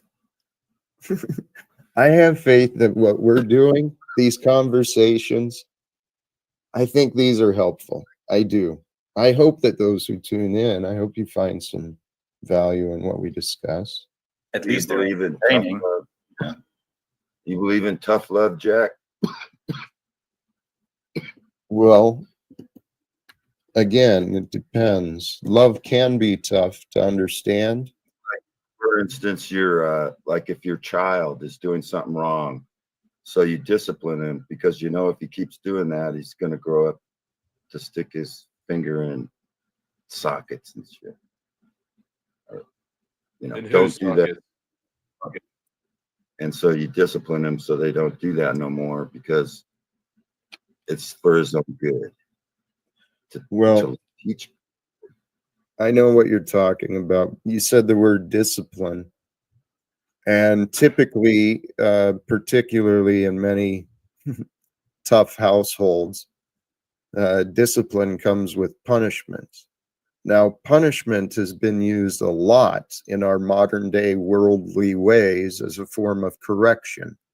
Well, the goal is correction. And the best way to correct a mistake is to educate and to lead. And that was something, Yeah. So it says in the Bible, spare the rod, spoil the child. So what? we don't hurt their butts. I mean, we hurt their butts, not their, like, we don't hit them. It's spare the rod. You spank someone on the butt. Great. Because, Rocky. Yeah. Yep. Case made. You Yeah. can beat your kids. Go ahead. Yeah, and it's just the thing is, you could take the Bible and justify whatever atrocities you want. You say, "Well, we're dead like children because we said so," and so we gotta do whatever we want to them. That's not peaceful. I'm just agreeing with Jack. He said that you got to be humble, and the Bible teaches that you know, that's and if you change yourself first, that's how you change the world. You can't change if you're doing, you know, like, you're not in honor, then how can you expect everybody else to be in honor if you don't change yourself first? That's you know, that's called blessing. The Bible teaches that if a nation would humble themselves, if the more the people in the nation would humble themselves, then God blesses it. But if the whole nation is rejecting and just pushing everything about God away, I don't want to talk about it, you know, then you're going to be cursed. The Bible teaches that, you know. So, Rocky, have you humbled yourself?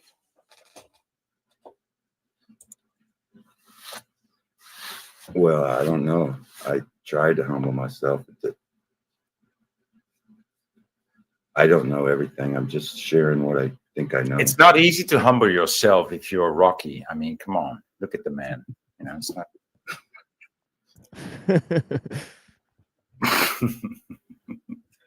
I think life humbled me. That's that's a form of God will humble you. If you reject God, eventually you'll be humbled. He will humble you. Well, yeah. I didn't reject God, though, Rocky. It's not just when you reject God. The goal is to be humble. And if we don't humble ourselves, God will humble us. Now, I thought I was humble, but it's hard to find that balance between confidence and humility. Because we exactly right. When the Israelites when the Israelites were first freed from their slavery and went out upon the promised land, they complained. And what did God do when they complained? He sent down the seraph serpents to kill most of them. The message is that we're not supposed to complain, but take upon the duty and obligation of being stewards to the land that we are promised in servitude. This is the part that the scripture talks about replenishing the earth. We go forth among the earth and we take what we need, and it's there and it's provided. But just because it's sparse doesn't mean you're not provided. In that sparseness, you're supposed to steward it and propagate it so it comes back again every season. And this is why we follow seasons. That's right. Yeah. God told them to let the land rest every 7th year, and they didn't. They didn't do it. So God forced. This is in fact the foundation of the faith that we so much talk about. The faith is that we have faith if we follow that schedule, that seasonal schedule, that he will do his part through Mother Nature and provide again next year. However, with hope and our own integrity and our own fortitude, servitude, we have the ability to replenish, which means that we will have an abundance to provide charity. Okay, something happened here. This is faith. This is faith, hope, and charity. It starts out with the faith of the seasons that it will be provided again next year. The hope that it will be provided with your efforts in abundance so that you can provide charity in the end. There's a perfect order to everything, and it really is amazing. Life is a gift. We lose sight of the gifts when we focus on all the have-tos and the don't-haves, but it is an amazing gift. Welcome to you too, Denizen. Jack, how do I embrace humility when I'm surrounded by dum-dums and assholes? Challenging, however, stop seeing dum-dums and assholes. That's the key. I have to find the best in everyone, Jack? Is that what you're telling me? You get to find the best. It's like an Easter egg hunt. Sometimes you got to really look to find out where can I get away with You got to probe around inside of these people to find what you're looking for in there. And I think if you're seeing nothing but dum-dums and assholes, you might be a midget looking at the candy store aisles. You know, they're only so high, and it's about asshole height. I think he needs to go another knuckle deep to find a. That's kind of valid, actually, right? It might say something about the company I keep.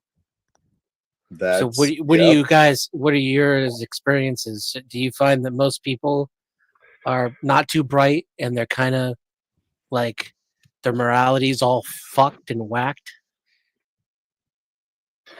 Yes. Short. Affirmative, Denny. Yeah.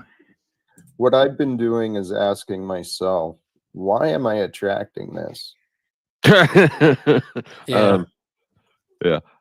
I don't really I try not to judge other people because surely we are all ignorant to our own shortcomings. That's truth, but you don't get irritated at all when you have to like deal with incompetence, stupidity, and what about when you see people just people being jerks for no reason? Like I understand selfishness and greed. Yeah, I said I don't try. I try not to. I didn't say I'd do it. I'm as selfish and greedy as the next guy, but some people are just more. Some people are just dicks for the sake of dickishness, like so just to be cruel.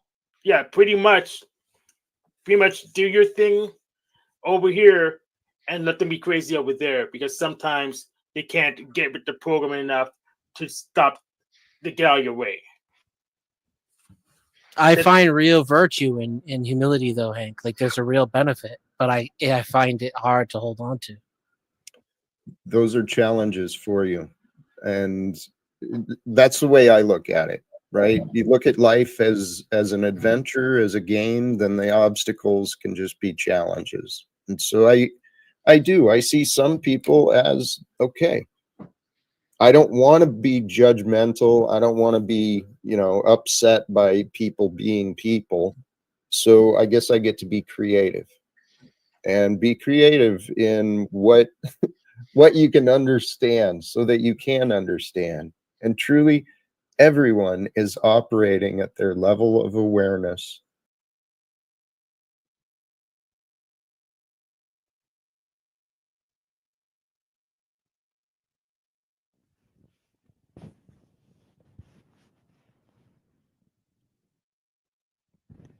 Well, that was fascinating. But I think I'll play some music,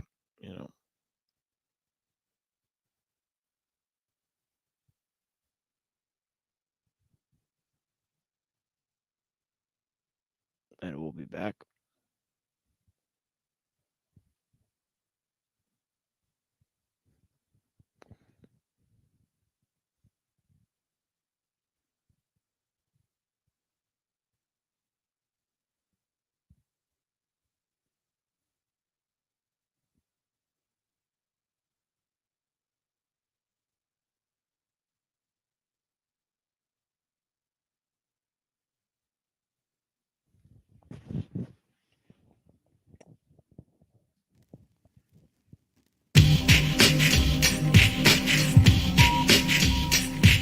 Yeah.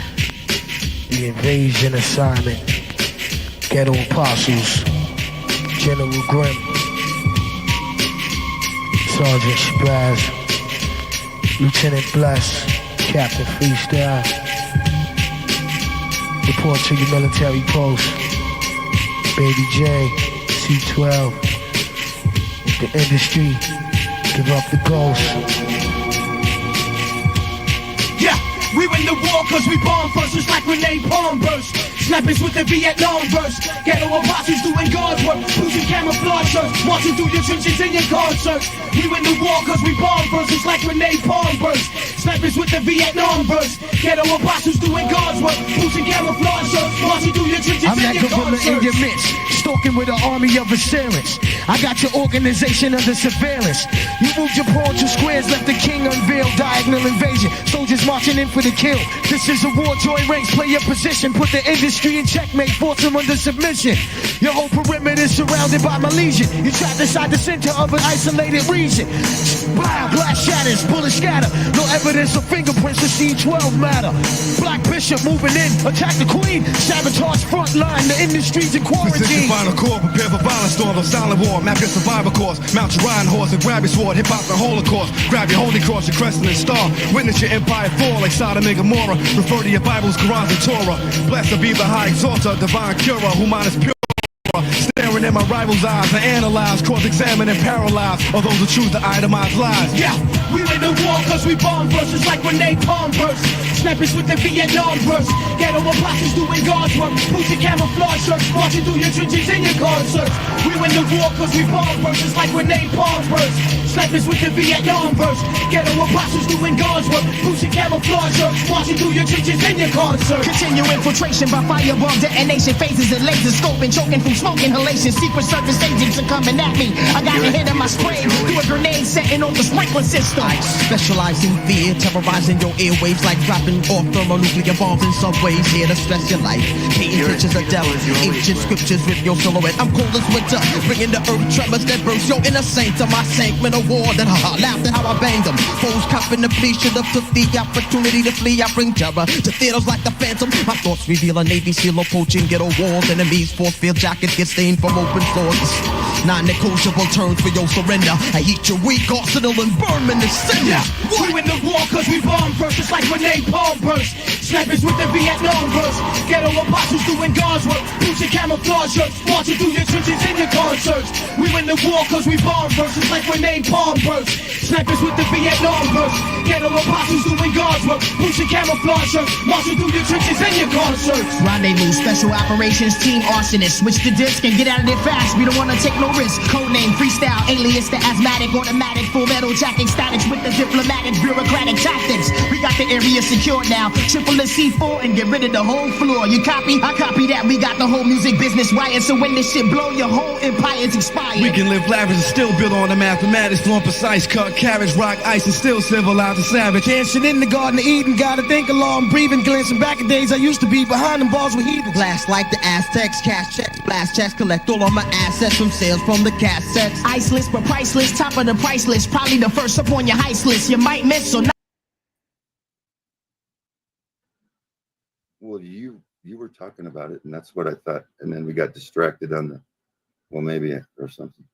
Well, Brenda brought up the fact she doesn't. Oh, I'm sorry.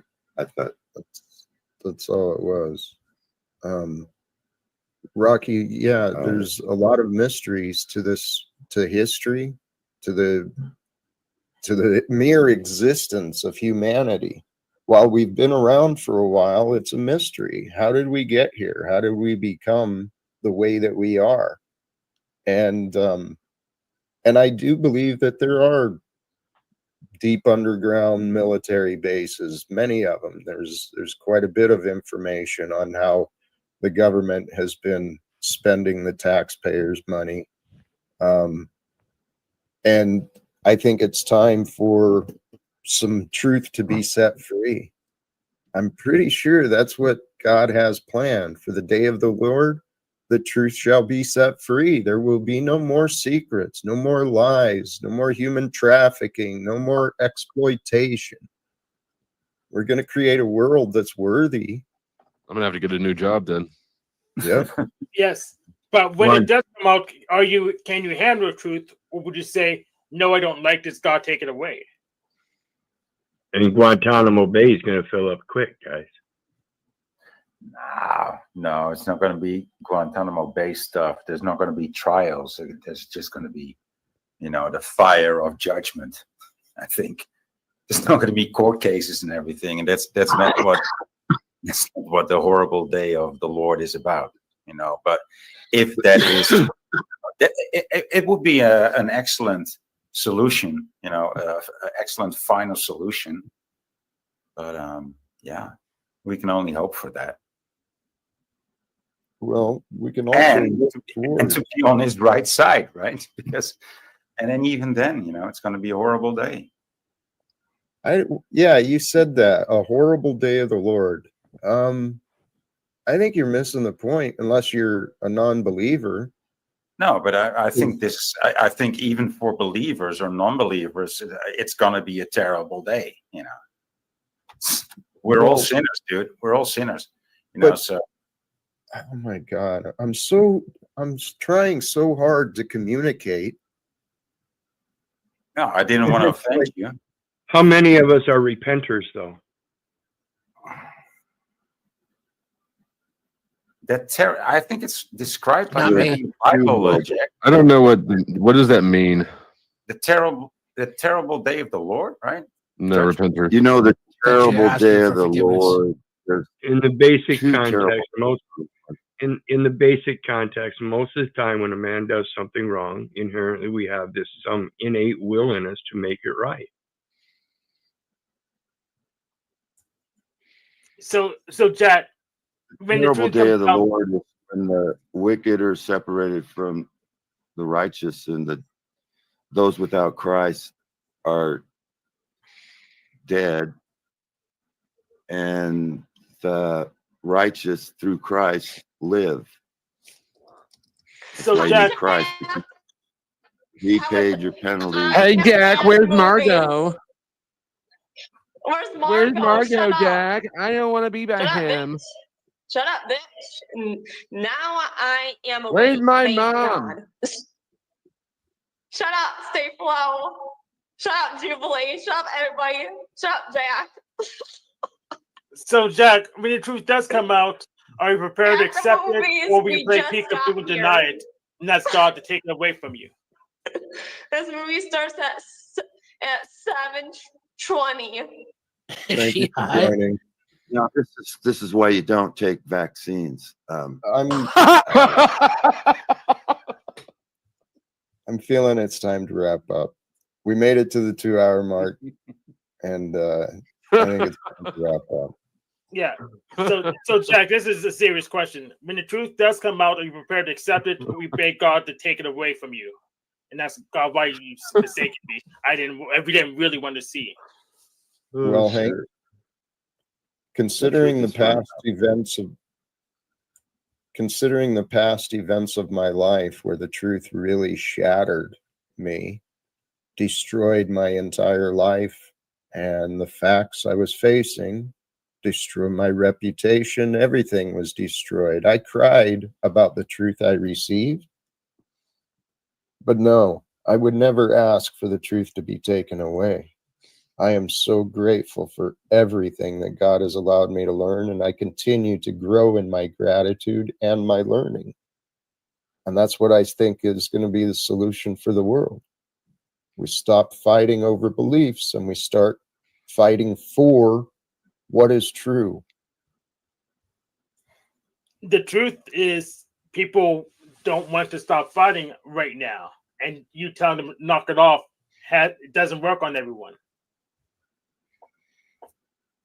That's your truth. I'm ready to wrap up, guys. Oh, it's not my truth. That's the facts. Shut up, Hank. He said he's ready to wrap up. What's your last words, Hank? That's what I thought. Boy, what's your last word? He's sick of your ass. Off with his head. Rocky. Yeah. I'm gonna thank it. you. Love. Bye. Jack, what's your final words? Throw yourself out. I'll do the closing down. No, thank you. I appreciate you joining, all of you. I hope all who tuned in, all who joined, I hope we had some fun today, even though maybe we didn't get along with everybody. Jack rarely does get along with everybody, but that's not true either. I'm a lovable character, man. I know who I am. I can get along with anybody. They give me a chance. Maybe that's the same for you. this idea in parting, in line with the topic, blessings and curses, finding the holy. Truly own in yourself, owe no man anything but to love one another. For he that loveth another hath fulfilled the law. And love carries no debts. Love carries no burdens. That's why the words of Christ are his yoke is light, the burden is easy, whatever. To align with the expectations that I truly trust and believe that God has placed on us. It's not overwhelming. You know, the path to perfection, it requires some work, it requires some dedication. And I'm not claiming to be perfection, but I do claim to be perfectly present, fully, absent of worry, absent of hate, absent of resentment, no concerns about anything else or anyone else in the world, only love. Because love, brothers and sisters, love is the way.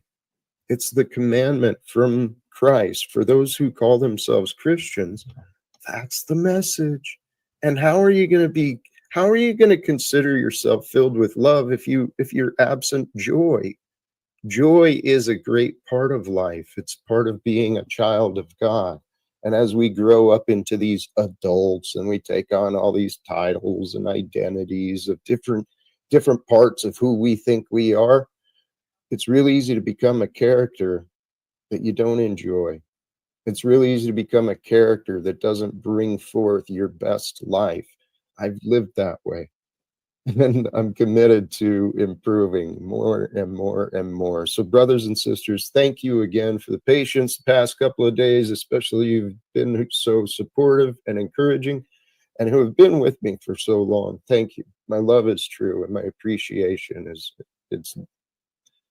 I can't describe it enough. Thank you. And until next time, choose love. Peace for everyone and live without fear. God bless us all.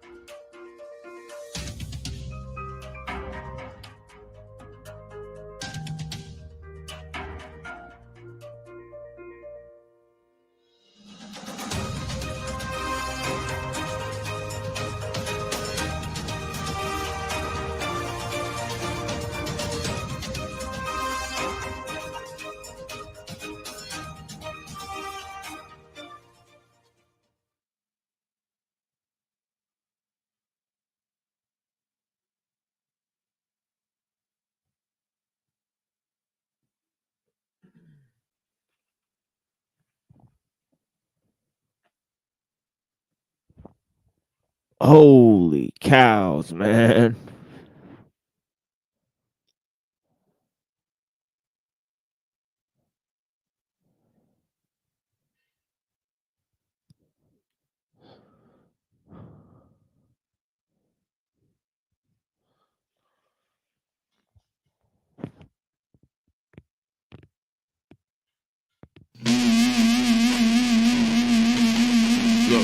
There is a hole in front of the shovel in front of the brawn. 6 billion gorillas for whom the graves yawn.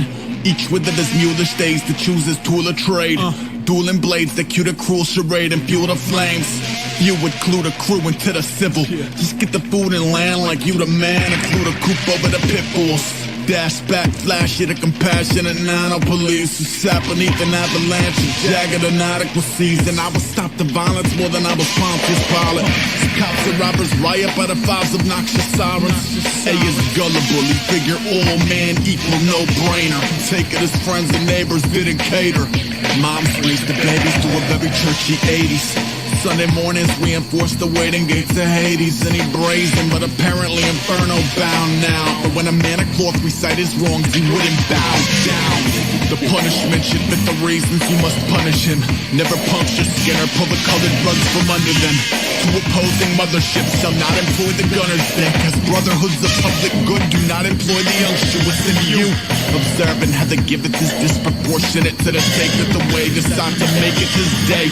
All the stoic odium glowing a cold holster when it could have stood easily in a tub juggling toaster. No mountain too high, no city too far, no coma too night, no city tomorrow, no fire too loud, no city too charged, no treaty too signed, no city too guard.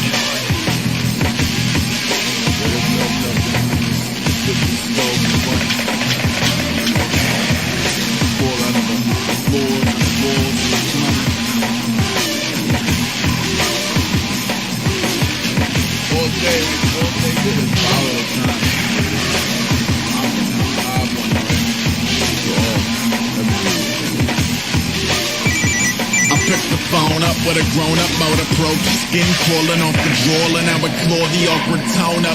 I'd known it wasn't roses, but hoped it was less corrosive. Coasting to the focus of the grossest diagnosis like home. The barnacles that chew upon the flesh of man have glued into the suitor as capital to a beggar's hand and comfortably sung a stubborn legacy of gluttony with carnivores that burrow like hunters into the blood and meats. And Jenny chin up in the city picture sending pin-up letter numb the spitting stigma. Along came a spider, sold her eggs to any buyer. Had a shooter in the back, a 6 legs wider than the driver. If you make no friends on the way to the top rung, there is no secret handshake club. I do not give a fuck, but know the cancers make the olive branches obviously standard. But when they extend from the yachts and mansions, drop your cannons. All kings hanging, but a cliffside drip dry. Will he clip a zip line or slip for his final dip dive? If he lived, will he survive the milligrams of middle ground? They pump into the piece straight. What's up, the machine lies? What's going on, my friend? How you doing today? I'm doing pretty well. Is Neil Jack home today? I suppose not. Yeah. All right. So, Jump Bob, yes, put a post on evolution, and I've actually been debating his Discord server over it since then. Let me find the post. Now I'm arguing in the affirmative for evolution. I guess the negative against his assumption. I guess because pretty much, if there wasn't any evolution, anything could just breed viable offspring for anything else. There should be nothing stopping them. But since there is something stopping them, that's we know how evolution is valid. It's a valid hypothesis. Oh, there it is. I have it now. Let me bring it up.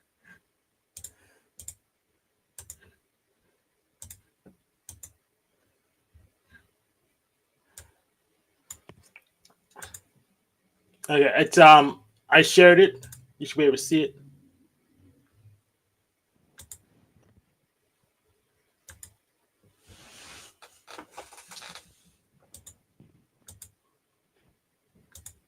Yeah, these evil Jim Bob said yesterday, these evil Sims don't understand what a scientific hypothesis is. And he quoted Bro with the Fro. Based on the evidence gathered, tests done, and in progress, false records, etc., we have a strong hypothesis about how life got to the human stage. Then he quoted, ancient books say God did it. I know which one I'm going with. And this Jim Bob saying, just calling himself, he didn't know what a scientific hypothesis is. But the thing is, he doesn't know what scientific hypothesis is. I mean, technically, both of them are scientific hypotheses, but Jim Bob says he doesn't know what a hypothesis is, and that's ridiculous. Also, Jim Bob doesn't understand what evolution is and what it does, and that's why people keep making the same silly mistakes. If there was no evolution, anything could just breed viable offspring with anything else, and that and even the Bible says they can't do that. Think take forth after their kinds. Evolution is a process of how it happens and why they can't do it.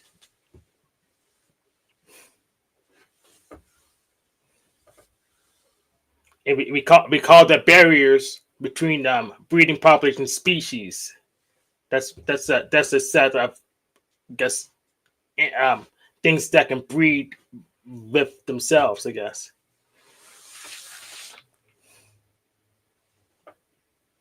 And I also recommended Jeff Garrieppi's book, The Revolutionary Phenotype, because he teaches the basics for everyone before we get to his hypothesis about how using the design of babies would just make a fragile population like it did with the Cavendish banana.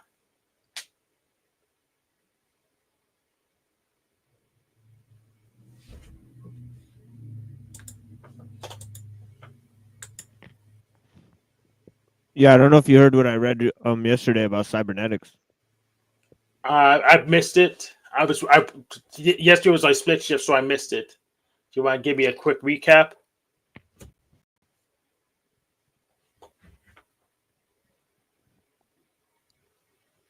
Well, it's kind of talking about how Lamarck was saying that any sufficiently developed you know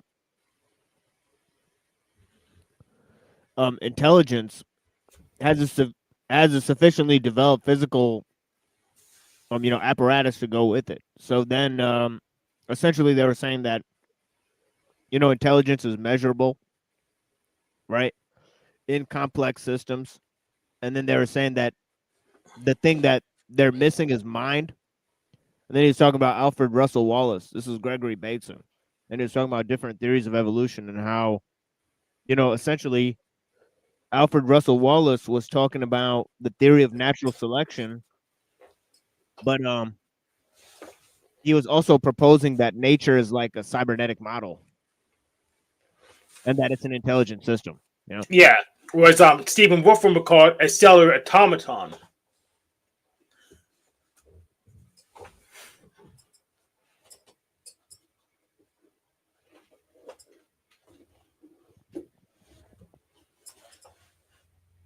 Yeah, Wolfram says it's mathematically possible to get to simple to complex. So yeah, and he has a whole prestige, very huge book that you read for free called "The New Kind of Science" that demonstrates this new science called rheology, which is actually it's not new. It's pretty much what computer science should have been.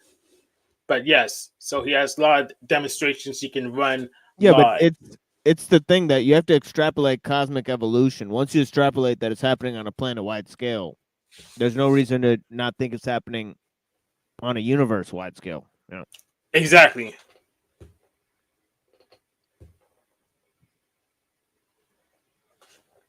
And nature's hierarchical. That's why some stuff we would expect to happen just simply doesn't happen because they just don't line up with each other. Well, have you seen this Cosmic Evolution by Eric Chason? Let me try to pull this up. Some wild stuff. And there's an image that goes along with it. Now let's take a look. Yeah, this is in Scorbina's book. It's called Cosmic Evolution.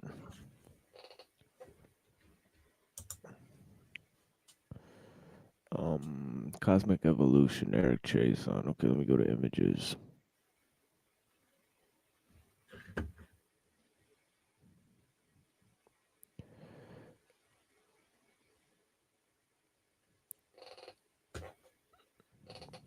Yeah, I'm trying to look for a specific image. Yeah, here they are. Yeah, so I don't know if I could pull this up. Let me see.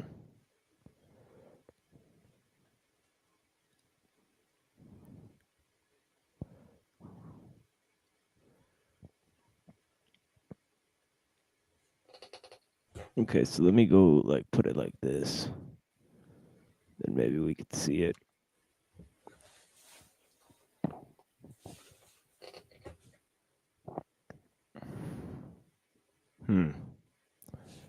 Okay, so yeah, let me just view image. Okay, there we go. So you seeing this graph here? Yeah, Oh it's my a God. logarithmic graph on the history of the, I guess, the universe. Right. So it says energy, rate, density, right, per time, right? So Yep. So animals and plants have more energy rate per density. You know, so you could look at complex systems, right? Yeah, So but you have there's to look at also them. less of them that we know about than stars. Yeah. But you see how the energy per density is getting higher and higher?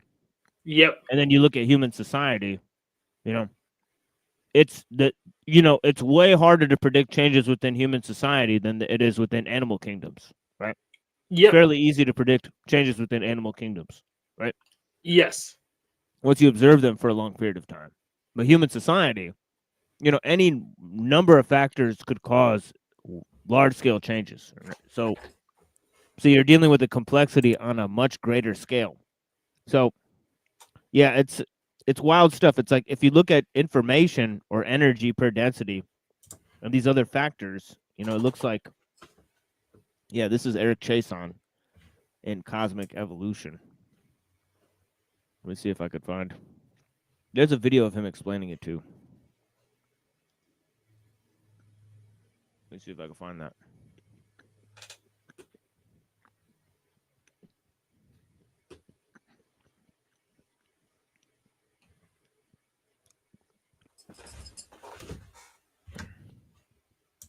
But yeah, that's the thing is that it's like, where does the new information come from, right?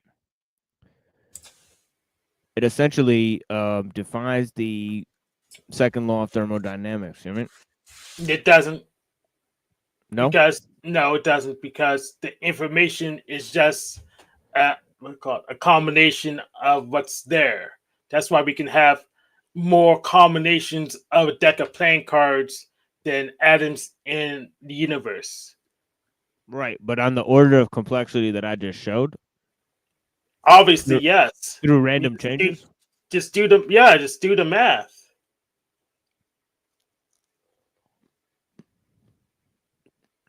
Yeah, this is I think this is the presentation. Where Progress is a philosophy. Get that. Did you hear that? Did you just hear the first three words? Yeah, get that U-block origin light. Yeah, but did you hear this? They said progress is a philosophy, literally. But it is. Yeah, oh yeah. But it's just funny, the keywords.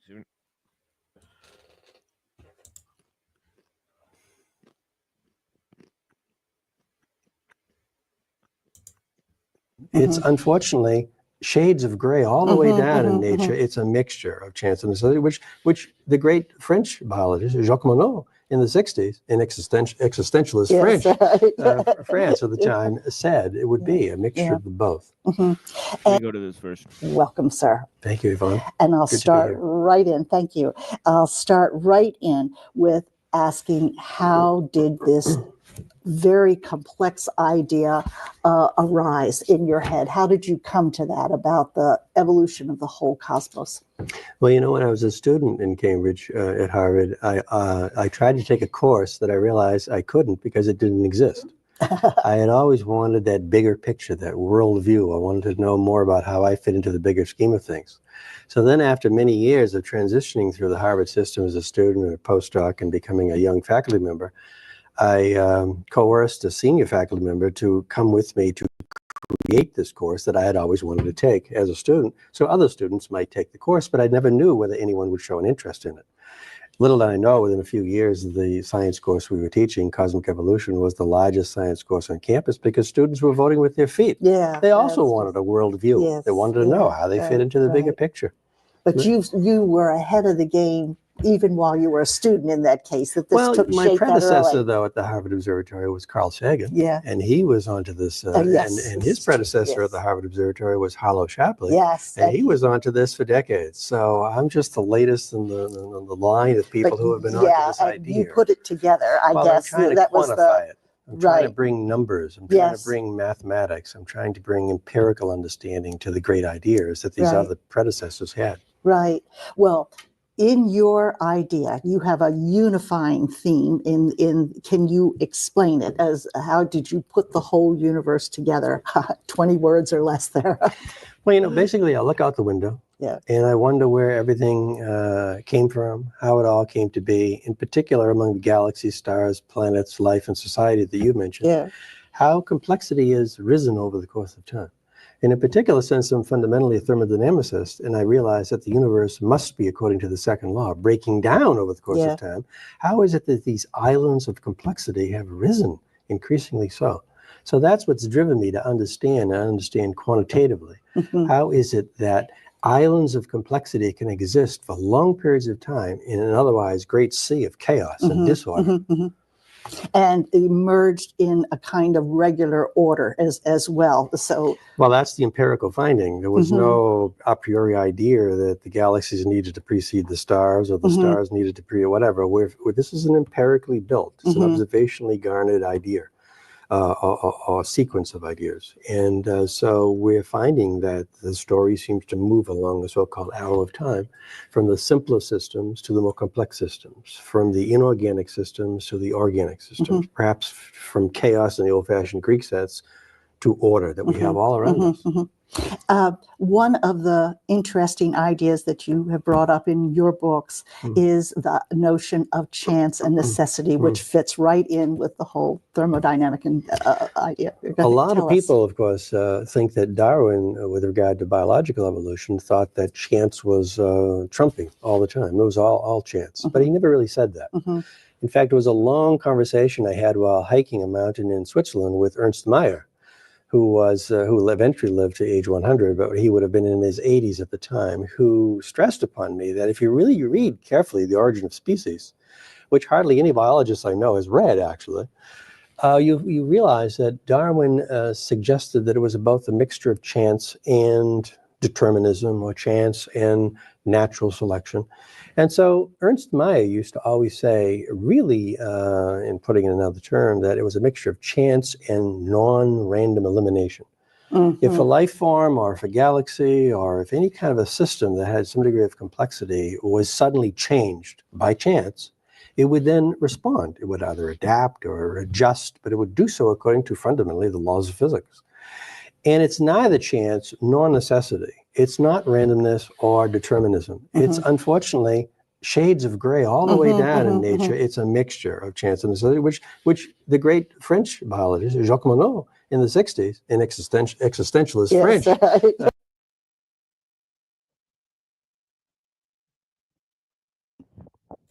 Yeah, and remember, we went over this in the free will debate, right? Neither chance nor necessity actually contained free will there. Right? So exactly, and then you get to Darwin. Well, Darwin's not talking about random changes, right? Right. So that's interesting. Right? Yeah, it's talking about generational changes, right? In morphology. But France at the time said it would be a mixture of the both. And they were talking particularly about biology, but you applied this idea to the cosmic evolution in general. And do you see it? Well, for me, evolution is hardly more than another word, a fancy word for change. And again, if you look out the window, there's nothing.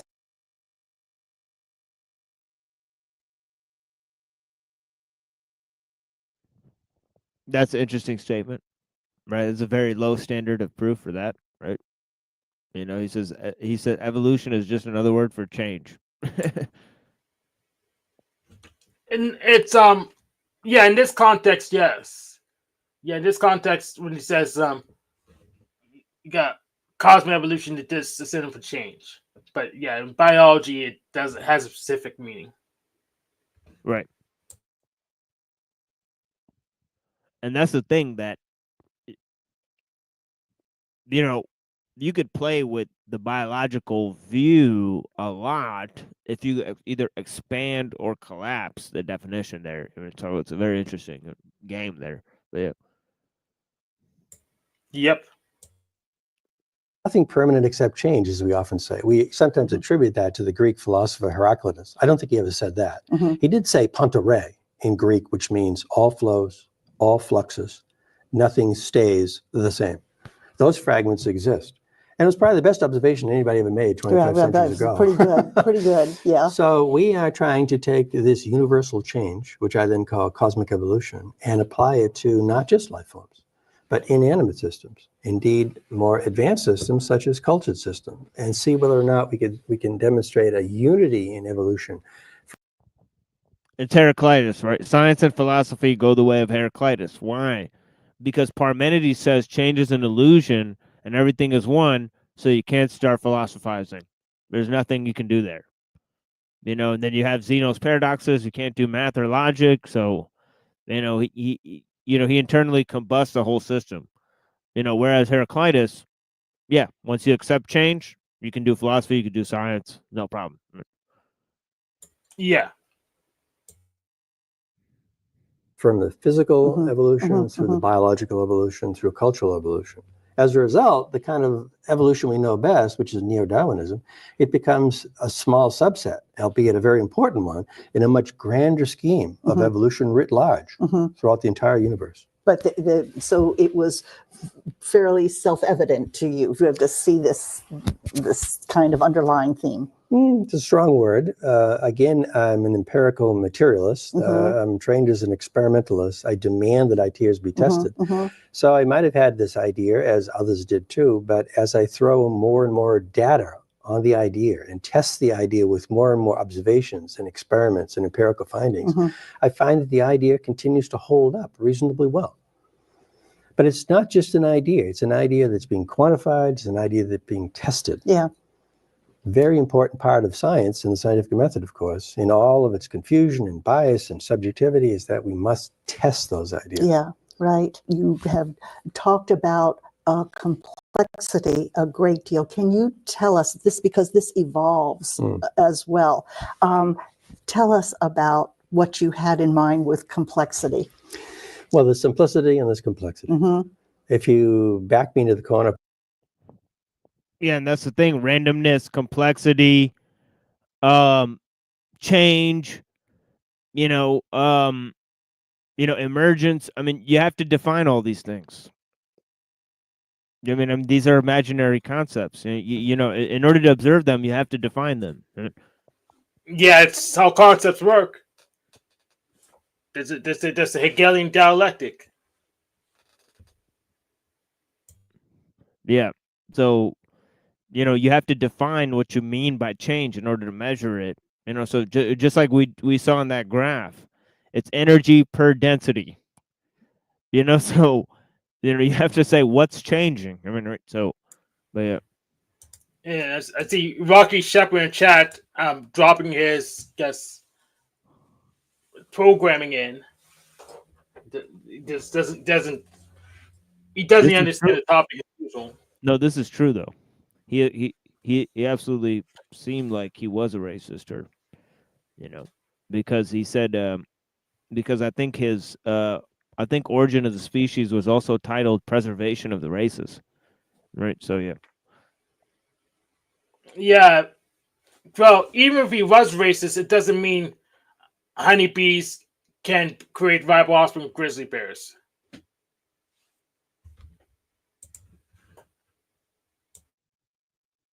I put the bright lights on me, as we have here, and ask me, what do I mean by complexity? I'd have to say something like a state of intricacy, complication, variety, or involvement among all the interconnected parts of a system.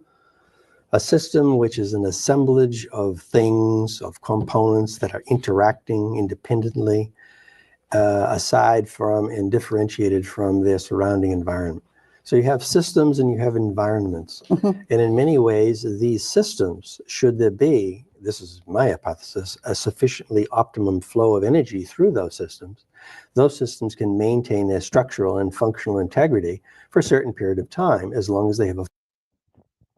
Okay, so you have systems, you have complexity, and you have the environment.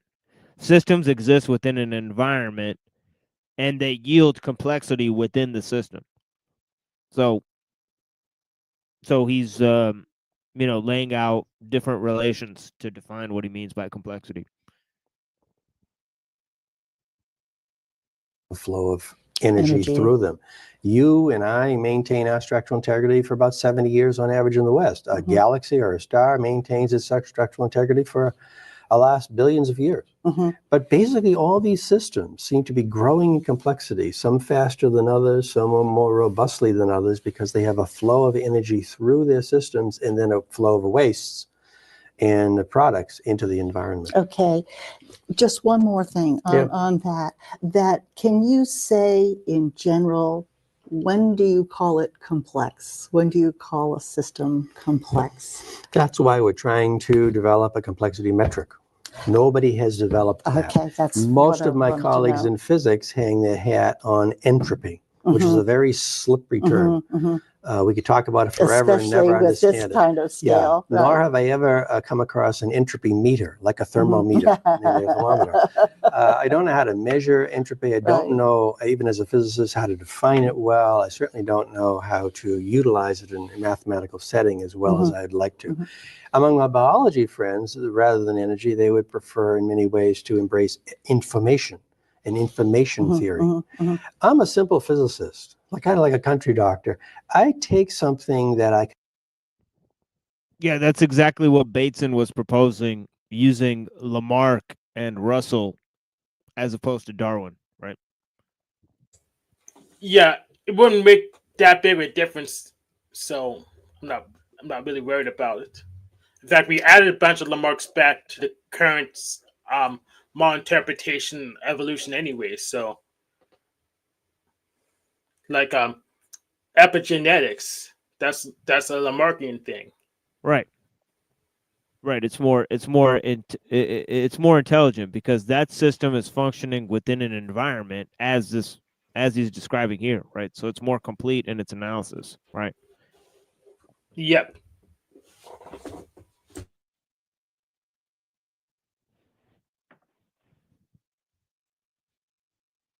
Can understand, that I can define, that I can measure, that I have an intuitive feel for, and that's energy. It's an invention. And he's saying that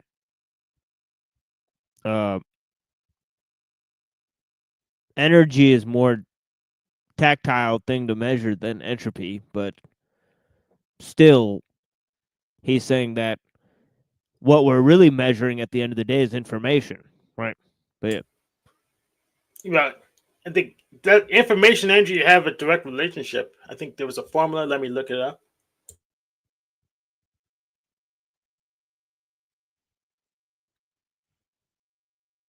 Of the 19th century physicists. So some people in Cambridge will say, oh, it's an old-fashioned concept, but energy is a very powerful concept. Our whole civilization, our whole civilization just runs on energy, but so does a star. So does any life form in your backyard run on energy. Take away energy or provide too much energy. That's they die.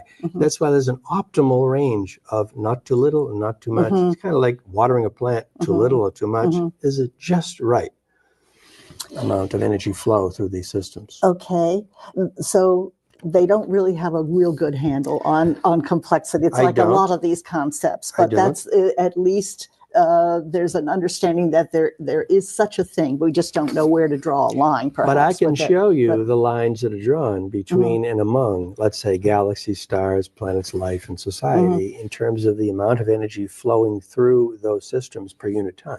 Okay. And I can put a quantified value on the differences. Galaxies have smaller values, stars have more, planets get more. that's the graph we were looking at. See what I'm saying, Hank? Yes. So he's saying you can pretty much measure energy rate change per time within a system So he's saying that complexity is not so arbitrary when you see it that way. Yeah. Or life forms, a Staggering, great deal more. right. There's You more pointed out energy the per unit brain. mass, more Right. energy per unit mass flowing Yeah. through your body Right. per unit time than there is Right. flowing through the sun. Yeah. That's incredible.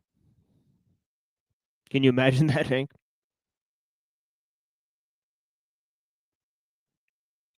That's pretty, like, that would even be pretty miraculous. I mean, that things move faster when they're more energy dense energetically.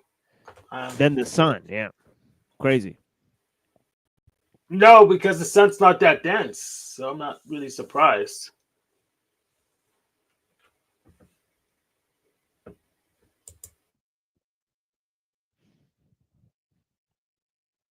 Mass flowing through your body per unit time than there is flowing through the sun.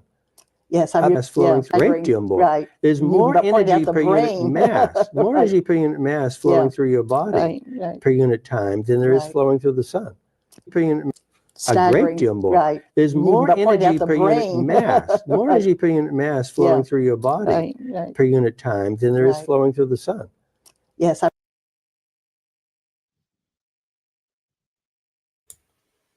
Yeah, I heard it the third time. I'm not surprised by it. The sun's not very dense. Holy cows, man. A great deal more. Right. There's You more even pointed out energy the per unit brain. mass, more Right. energy per unit mass flowing through your body Right. per unit time than there is Right. flowing through the sun.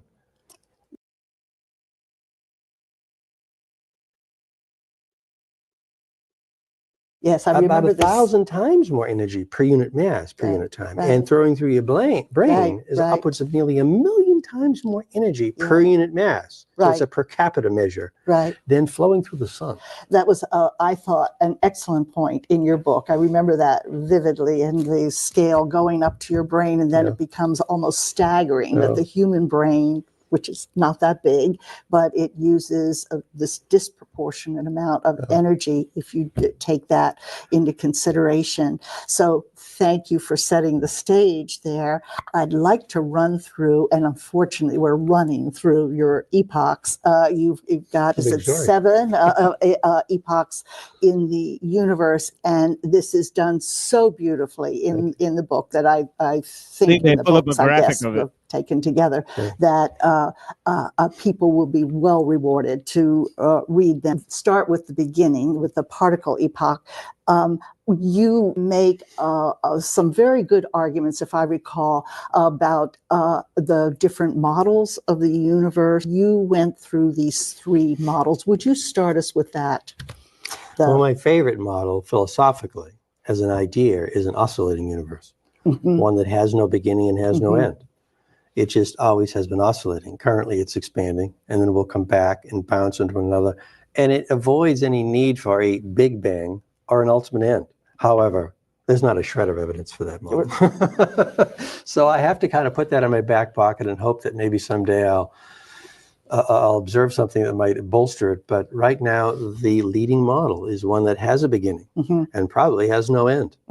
It's the Big Bang model. Right. A lot of the data seem to be that we acquire telescopes and with spacecraft pointing increasingly so toward a notion, toward an idea that the universe began about 14 billion years ago in a very hot and very dense state. And then once it did begin, for whatever reason, we're not going there tonight. Not inflation, no resist. That's not science yet, I think. Yeah, and right. and it may never be part of the fabric of science to examine what is the origin of the origin. But for whatever reason, it did go bang, not as an explosion. That might be a key point as well. You know what I'm saying, Hank? That actually it makes no statement about the origin. Yeah, I know it doesn't make any statement about the origin. Right. So, you know, it leaves it open whether it's God or not. So that's pretty interesting. Right? Exactly.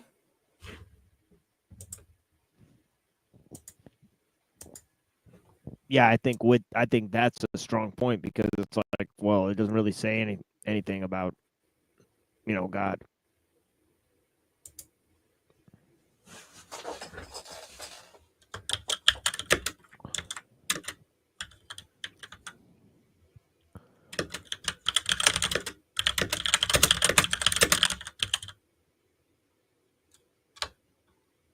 and yet, and still, you can expand the notion of what it is. What is evolution? Right?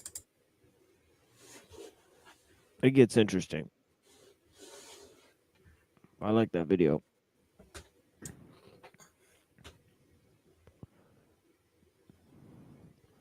Lanza. Is that really Lanza, or I don't know? I mean, check. Yes.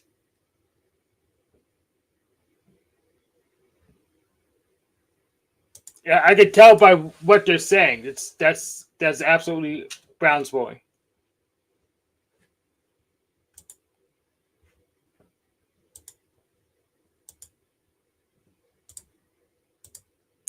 I mean, no one to date has been able to copy his style.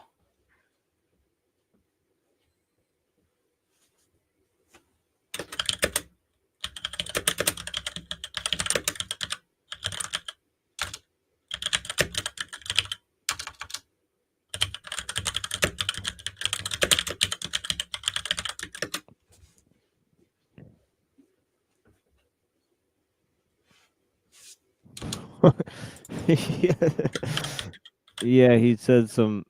He said, "Well, we can't repeat it here, but yeah, it's pretty funny. But yeah, it's pretty messed up too. But yeah, Noel's okay, but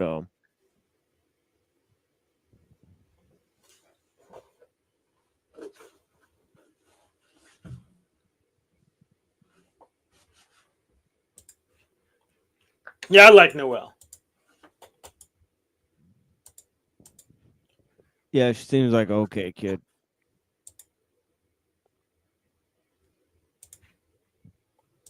Yeah, and that's the thing.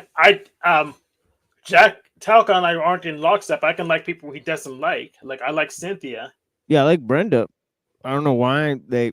I thought they were gonna get along. Honestly, I didn't know that was gonna go down like that. But yeah, I knew it would.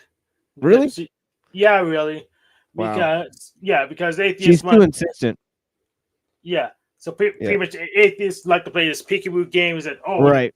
this doesn't, that doesn't. Well, we need to find our terms first before you assert whether something exists or not. Exactly.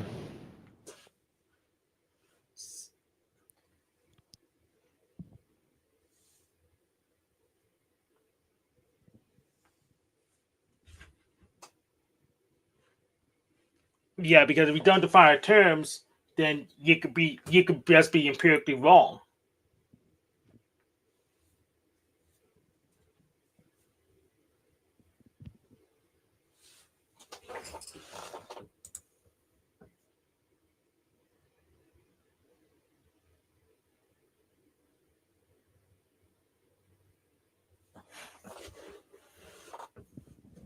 Holy moly. Okay, let me put this up here. And let's put this video back on. I have to step away in a minute because I have to call my wife. But yeah, it's fine. In fact, when you do that, we're just gonna pause the show. Exactly. And I'll put a Lul on and then see if anybody wants to come up. But as an expansion. And we're along for the ride. Yeah. And the universe evolves, it changes, it's dynamic, it's not static. The steady state model, which was popular in Europe in the mid 20th century, is now put to bed pretty much. Which some very prominent scientists and they were the ones at the time. Out of derision gave the name the Big Bang. Right. May I ask you, what would be the best evidence for the oscillating universe? You remind me of Paul Steinhardt and Neil Turok book on that, but I don't know if they gave up in the end. But they worked on inflation, for example, and then they retreated and said this isn't working, the oscillating. But what would be the evidence that you would accept that would tell you? If the universe were slowing its rate of expansion outwards, which is what we thought we were going to find 10, 12 years ago. That is, if the universe was decelerating. But the data are head-scratchingly showing that the universe is continuing to accelerate outwards. Yeah. And so I look upon that as unfortunate for those of us who would like the universe to eventually come back and oscillate. But on the fortunate side, look at the positive side of the accelerating universe. That suggests that there will be a rise and continue to rise in complexity forevermore. Mm-hmm. And the universe will never come back to a point much like that from which it began. The rise of complexity and the expansion outward will apparently continue until infinite time. As hard as it is to imagine. That is hard, isn't it? Yes. It really is, Yes. and counterintuitive, Yeah, for very sure. much so. And very hard to get our heads around Yeah. something like that as Yeah. well. But in any case, well, you gave us no comfort there. But in any case, I'm leaving the.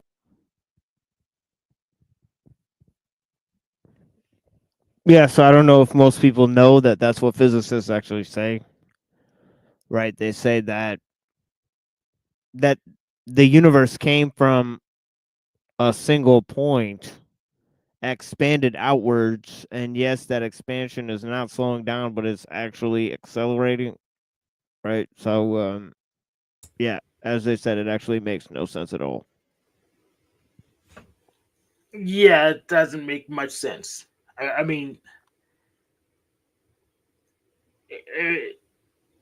so you say it expands from a point, but it also said we say it's kind of the same size too the whole time in some sense. So it just doesn't follow. I guess you can. I mean, we could say that the universe is still at a point.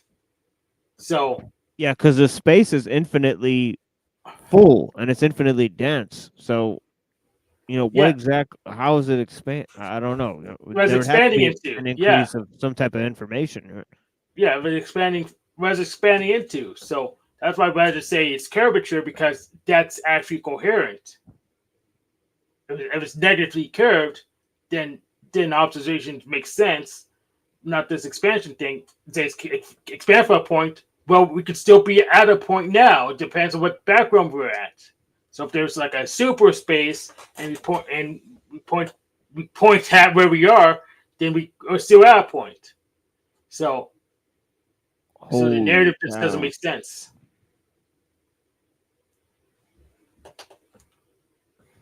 Holy cows, man. I mean, you can say the Earth's at a point in the solar system.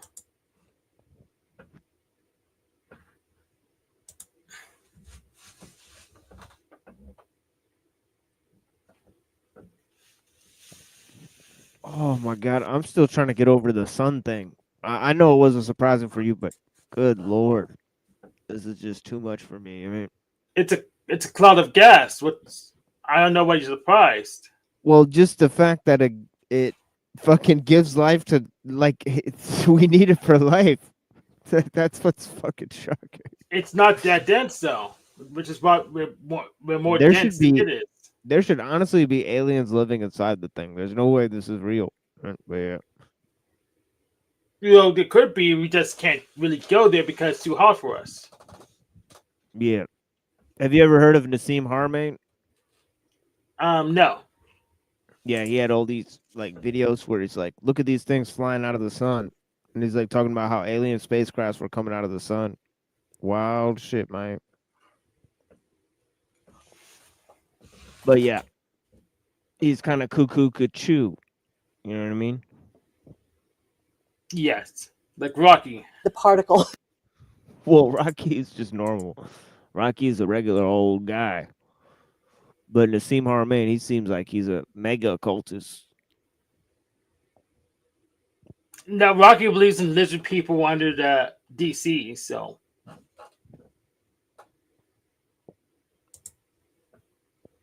Something's definitely going on.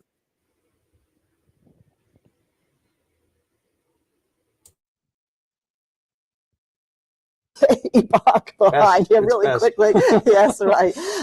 But I'd like to dwell on the galaxy epoch a little bit. You brought out several things there, but one of the most interesting things about your view of that is that people really don't understand the emergence of galaxies very well. Is that still true? Yes.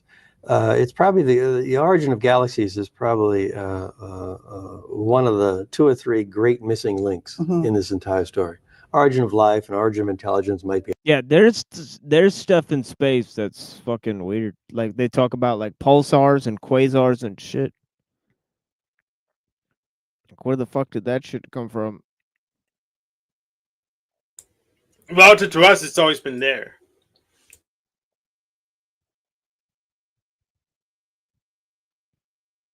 The others, but the origin of galaxies, which must have occurred all long ago because they're all old. Mm-hmm. There are no young galaxies, Yeah. nor are there any dead galaxies that we know of. They must have all formed in the earliest universe, and that means they formed far away in space, but long ago in time. Mm-hmm. And we can't see them very well. They're dim and they're dirty and they're dusty and they're far away. And so we like to say at the Harvard Observatory that galaxy research is probably 50 years behind stellar research. Stellar research really came into its own in the early part and middle part of the 20th century. We're just catching up now among the galaxy research efforts. But every single day, the lunches I go to, the seminars I go to at the Harvard Observatory, where there are 180 PhD astrophysicists all assembled there, contentiously talking about this stuff behind closed doors. Most of that work now that's so exciting is on galaxies, along with exoplanets and others. But we're trying to understand by bringing home more data from the early. What the fuck is an exoplanet? An exoplanet's like a big planet like Jupiter, far away from the star. Oh, okay. Earliest frontiers of the universe, how those baby galaxies became mature galaxies, how those baby. And they actually say that Jupiter is going to turn into a star, and that we're going to merge with the Andromeda. So, That's not what I heard about Jupiter, but yes, we'll merge with Andromeda eventually.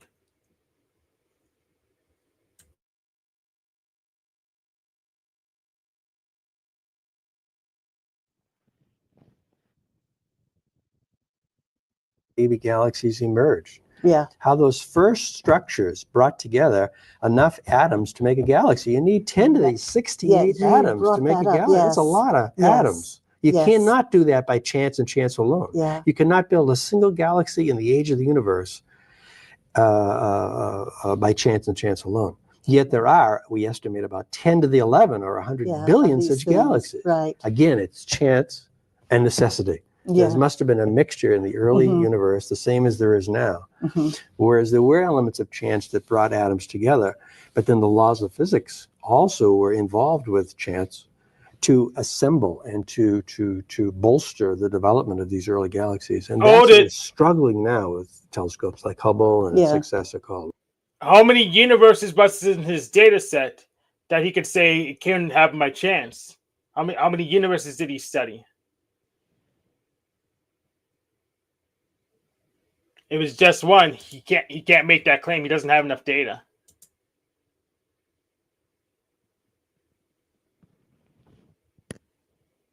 you really think so? You really think you can't just say that it looks very ordered in this universe? If your data set is one, then he doesn't have enough data to say if it's chance or not.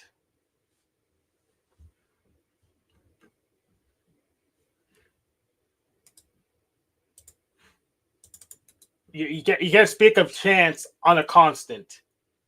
It's like saying, well, what chance is number one being an integer? It's a constant. It's constantly an integer all the time. Yeah. Ask a better question, one that makes some kind of sense. Well, I guess before the universe is created, there's no time. So I guess when it starts is pretty much arbitrary. So it would just be random when it starts. Yeah. Or random when we decide to could see it. Yeah, like why did it begin at one time rather than another time? Exactly. So seems pretty much like if you don't know that, then I guess you can't say that it was by chance or not. Yeah, I guess I see what you're saying, Hank. Webb telescope, and the Spitzer telescope on orbit and the Chandra telescope to really see. We'd love to see a baby galaxy. We're not sure if we've ever seen a proto-galaxy yet, because we don't have a machine that we have built as human beings that can see well enough to those earliest epochs in the universe, where those galaxies had to have formed. We will get there. Do you have a pet theory yet about the formation of galaxies? We hear about seeding, obviously from the hard thing about galaxy origins is that somehow, some way, the notion of dark matter comes into play. It appears from a variety of circumstantial evidence, nothing direct, but lots and lots of relatively strong circumstantial. Oh, sounds like an oxymoron. I have a strong circumstantial piece of evidence that the universe has a lot of dark matter contained. It is an In fact, oxymoron. dark matter outstrips ordinary normal matter, we call baryonic matter, by a factor of 5 or 6. Yeah, it is an oxymoron. We haven't been able to detect it. It just based on our models, we put it in just to make the balance sheet look legit, and it's BS. Right. Yeah, just imagine like a bank or medical saying, "Oh, here's a bunch of dark money. Where'd you get it from?" It's woo, just woo. That's what they're doing. Then you'll get audited. Looks like we have another contestant. Oh, it's just Neurojack. Yep. Yeah, I gotta get off here. Call my wife. But yeah. Oh shucks. Hello, No Hank. picture of Elon Musk. Yeah, this is the real Elon Musk from an ancient portrait that he took one time. It's been he was time traveling. That's right. He's a time traveling space alien like a lot of our other friends. I learned about that from Owen Benjamin. That rhymed. So you know it must be true. Yeah, of course. So what are you guys covering? Sorry, I just jumped in without realizing. No, this is your show, so Yeah, Hank's got a bone to pick with you too. But I already picked that bone. Oh yeah. So we're cool now, right? Kind of. Yes, we'll go with that. All right, cool. Hank, why don't you share the screen? You can manage the show for as long as you like. Drop And the link. Drop the link to that thing in the private chat. Let me see, or the public chat. It doesn't matter. Yeah. And Hank, share screen. I'll let you share, and I'll be in and out for a few minutes, but I'll be listening. I mean, I'll be joining you in a second. Yeah, and I will be back within an hour or so. Sounds good. Yeah, and I'll help review a little bit whatever Hank covers. So cool.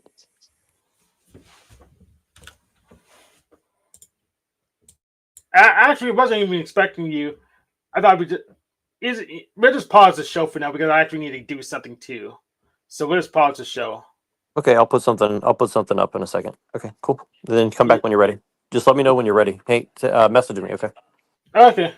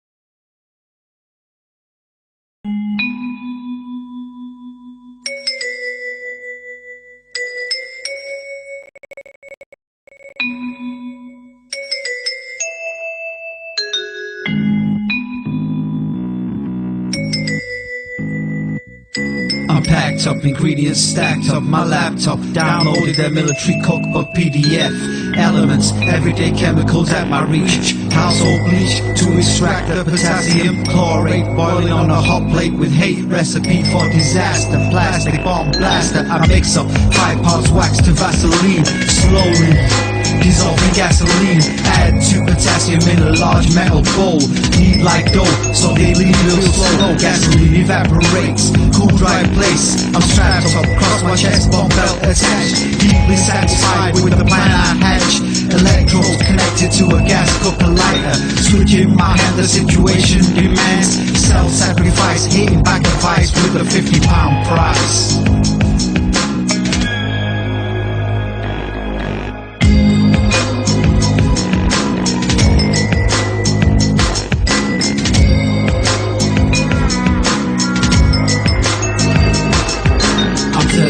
Numb, but the hurt is gone. Gonna build a dirty bomb. Use this privilege and education. My PhD will free me. Made off the ruskies from weapons grade uranium. Taught myself skills from Pakistan, Iran. Upgraded in stage 2 of the plan.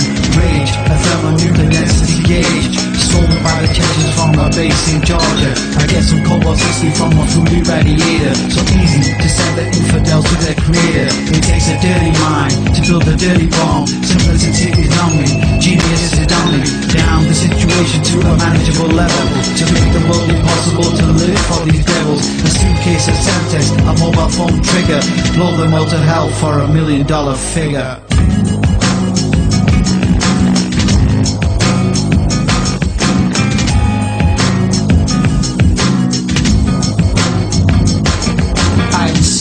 I'm a legitimate scientist, paid by the government with your finances. I got a private room in the White House suite, so I can develop according to presidential brief. The Megatron, Don Gulf War veteran, foremost proponent of the neutron bomb. At the center, atomic, surrounded on all sides, wrapped in layers of lithium deuteride. The bomb detonates, causing lithium to fission into helium, tritium, neutrons into fission. The blast causes shockwaves that melt body fat. Uniquely though, they leave the buildings intact. I made a 25 mega bomb daisy cutter, a great blast radius with very little clutter. There's less radiation, so you get a cleaner bomb. Sure money, people, it costs $1 billion.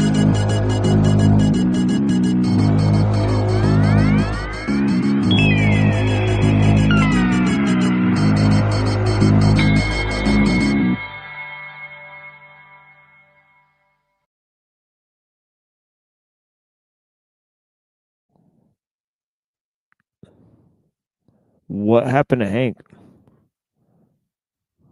The hell?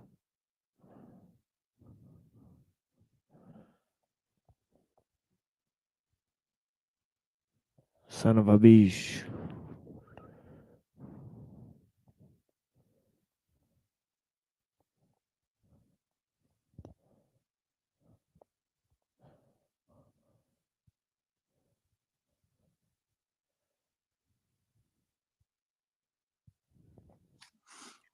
I hope that And a lot of showmanship, man-centeredness. The Pentecostals rebuking the devil by their own power instead of the power of the Lord. Not using proper, you could say, liturgy. And I think that the Roman Catholic Church, for example, you have Father Rippiger. I've seen his. I've listened to him. Business. The other one's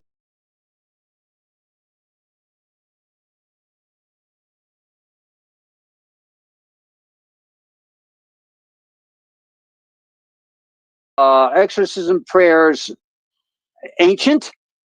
They will use them, and I would say that it's a good prayer. It's just that the package that it's coming in is confused.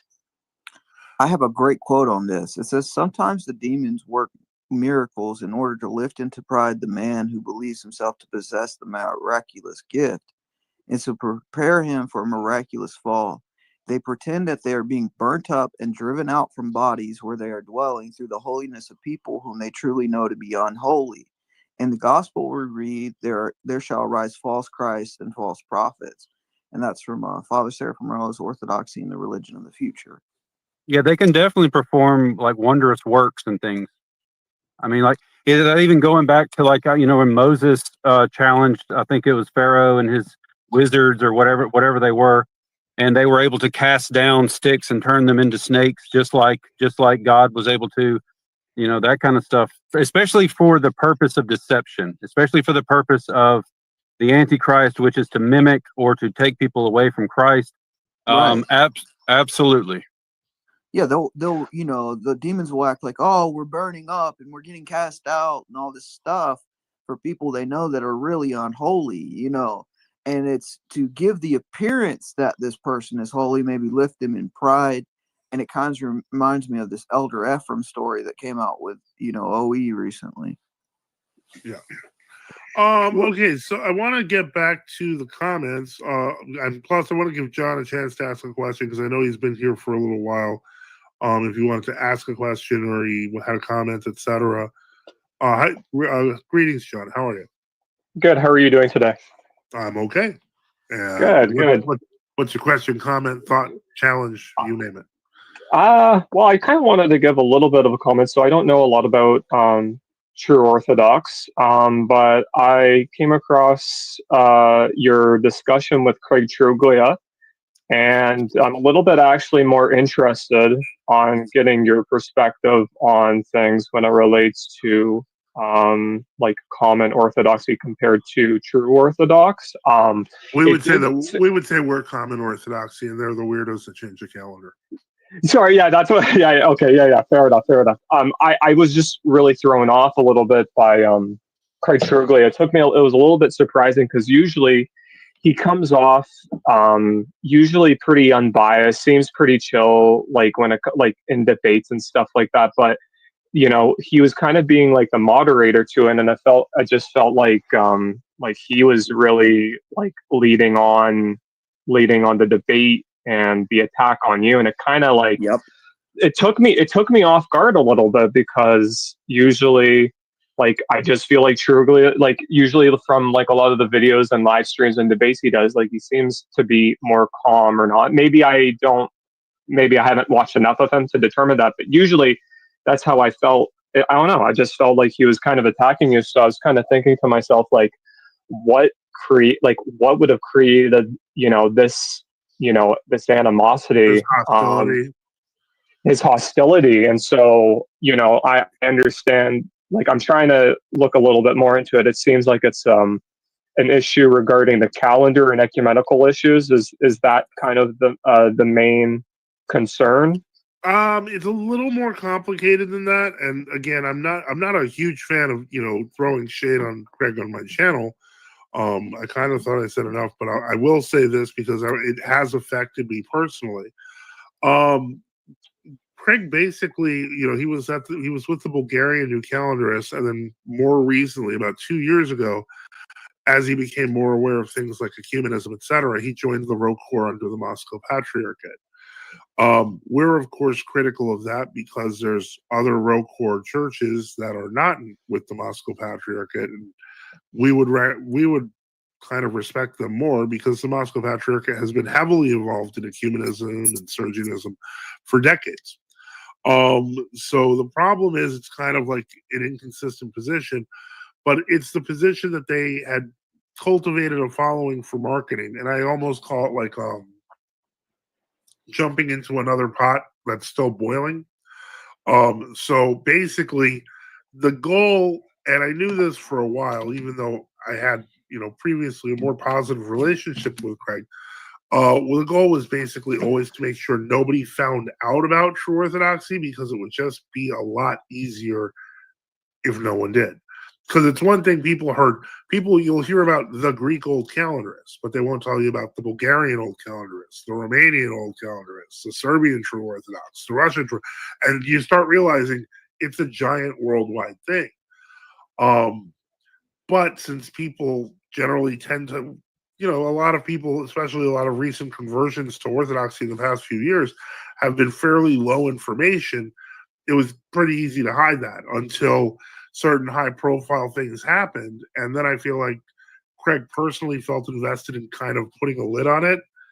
And if you watch the video where I say my last word on this, and I explain the background to it, unfortunately, it didn't work. It worked exactly the opposite of the way they were hoping. And more people are, seeing the truth.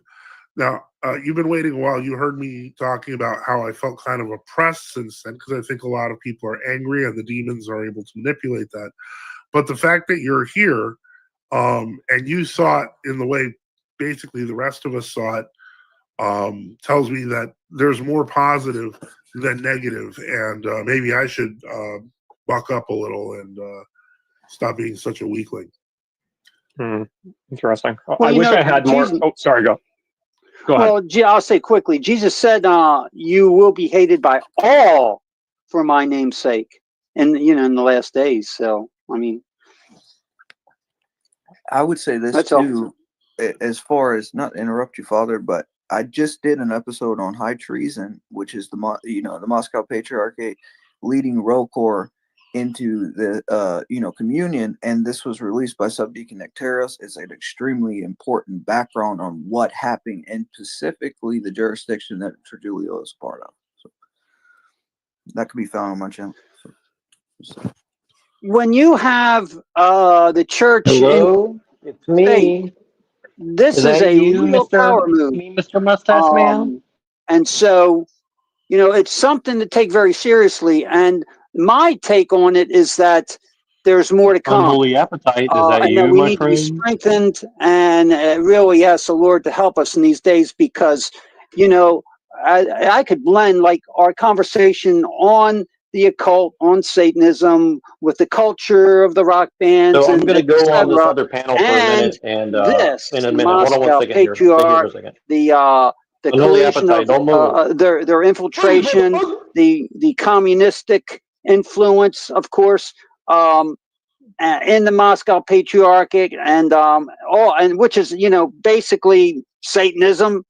So you have the forces and the voices growing, and so there's a confrontation of even a more intense one is growing, and so the Orthodox Church is called to rise up above it and counter it and proclaim the salvation of Christ. I hope that helps answer, John. Yeah, no, I guess maybe just to ask just one question. What would you guys think about, or how would true Orthodoxy view, say, the Orthodox Church of America, or like the Greek Orthodox Archdiocese? Well, there's history there. This is one thing that you have to remember. There's history. When the OCA, broke off at the Cleveland Sabor in 1946, they broke off from the historical Rokor. Rokor had very little, what's the word I'm looking for? Very little positive to say, even though they stayed in some formal correspondence with the future OCA. And once the OCA got their autocephaly from Moscow, at least at the time, most of the people in the Rokor took that as a betrayal of the true church. As for the Greek Archdiocese, unfortunately, since 1965, with the lifting of the anathemas, and they're basically being okay. Basically, since then, a lot of true Orthodox have had little to no positive opinion. Okay, so yeah, that's what I would say there. Give me a moment. Welcome, Anna Purna. Thank you for having me. I'm here via Unseen Warfare. He's a friend of mine. Yeah, that's my friend here. Hello. Okay. Well, what's your question? I just have here a few questions on your perspective of what is true Orthodoxy versus world Orthodoxy, or and I'm a Hindu, so I'm coming at it completely without any nuance at all. So how do you differentiate yourself, or what is true Christianity, essentially, for lack of better words? Well, you have to be part of the church. Ultimately, the church that Christ founded, and you have to adhere to the teachings that were handed down by the apostles. And Jesus said that there would be false teachers that come into the church, and that's what happens. And so you get false teachings, false doctrines, and you get these conflicts. And the Lord said that the devil would send them into the church. And so that's what's happened, along with the other false religions of the world. Yeah, so it's kind of like what about Protestants that say that they are they're following the teachings that are put down? Well, again, there's you. If you look at Saint Irenaeus's rule, he talks about three things, and that was the common faith proclaimed in the creed, the apostolic succession, as well as the teaching directly from the apostles as one united proof. Protestants lack, well, technically they lack all three, but assuming they believed the same things we do, they would still lack the apostolic succession as well as the living transmission. So that's it's to us that they could disagree all they want, but that's just historically the truth. And Father Joseph is bringing up a lot of these particulars, and also one thing to consider is that when Jesus says, I am the way, the truth, and the life, that there is truth and that there's absolute truth, and that anything that is not of the truth is false. And so the Orthodox Church has been upholding truth from the very beginning. And that is a really big difference. And the way you find out about the difference is to study it, to listen and learn about it. And are you of the view, like Unseen Warfare, that there's a true orthodoxy and a world orthodoxy? Well, we use the term world orthodoxy. We use the term true orthodoxy and world orthodoxy as they're used by people. True Orthodox do not believe that world orthodoxy is the church, and vice versa. So it's just both sides are claiming the mantle of orthodoxy, but it's on both sides to prove that they actually are worthy of it. But both sides accept apostolic succession and like the traditions passed down. That is accepted by both. Well, we would argue that World Orthodox reject the traditions that are passed down in the calendar and in the traditional practice of the church. Okay. And last thing, can you give me a link between communism and like falsehood within Christianity? Do you think there exists any such link? A link between communism and, you mean communism in relation? Even world orthodoxy. Why don't? Yeah, I just. Yeah. Well, I don't have anything handy on Unseen Warfare. I think you might have something. Unholy Appetite. Did you be there? You. Otherwise, Yeah, well, I'll help you find that book. I think there's some videos. Let's say if she looked at a video on Patriarch Joseph, was it Joseph? There are some good. With you know, in where?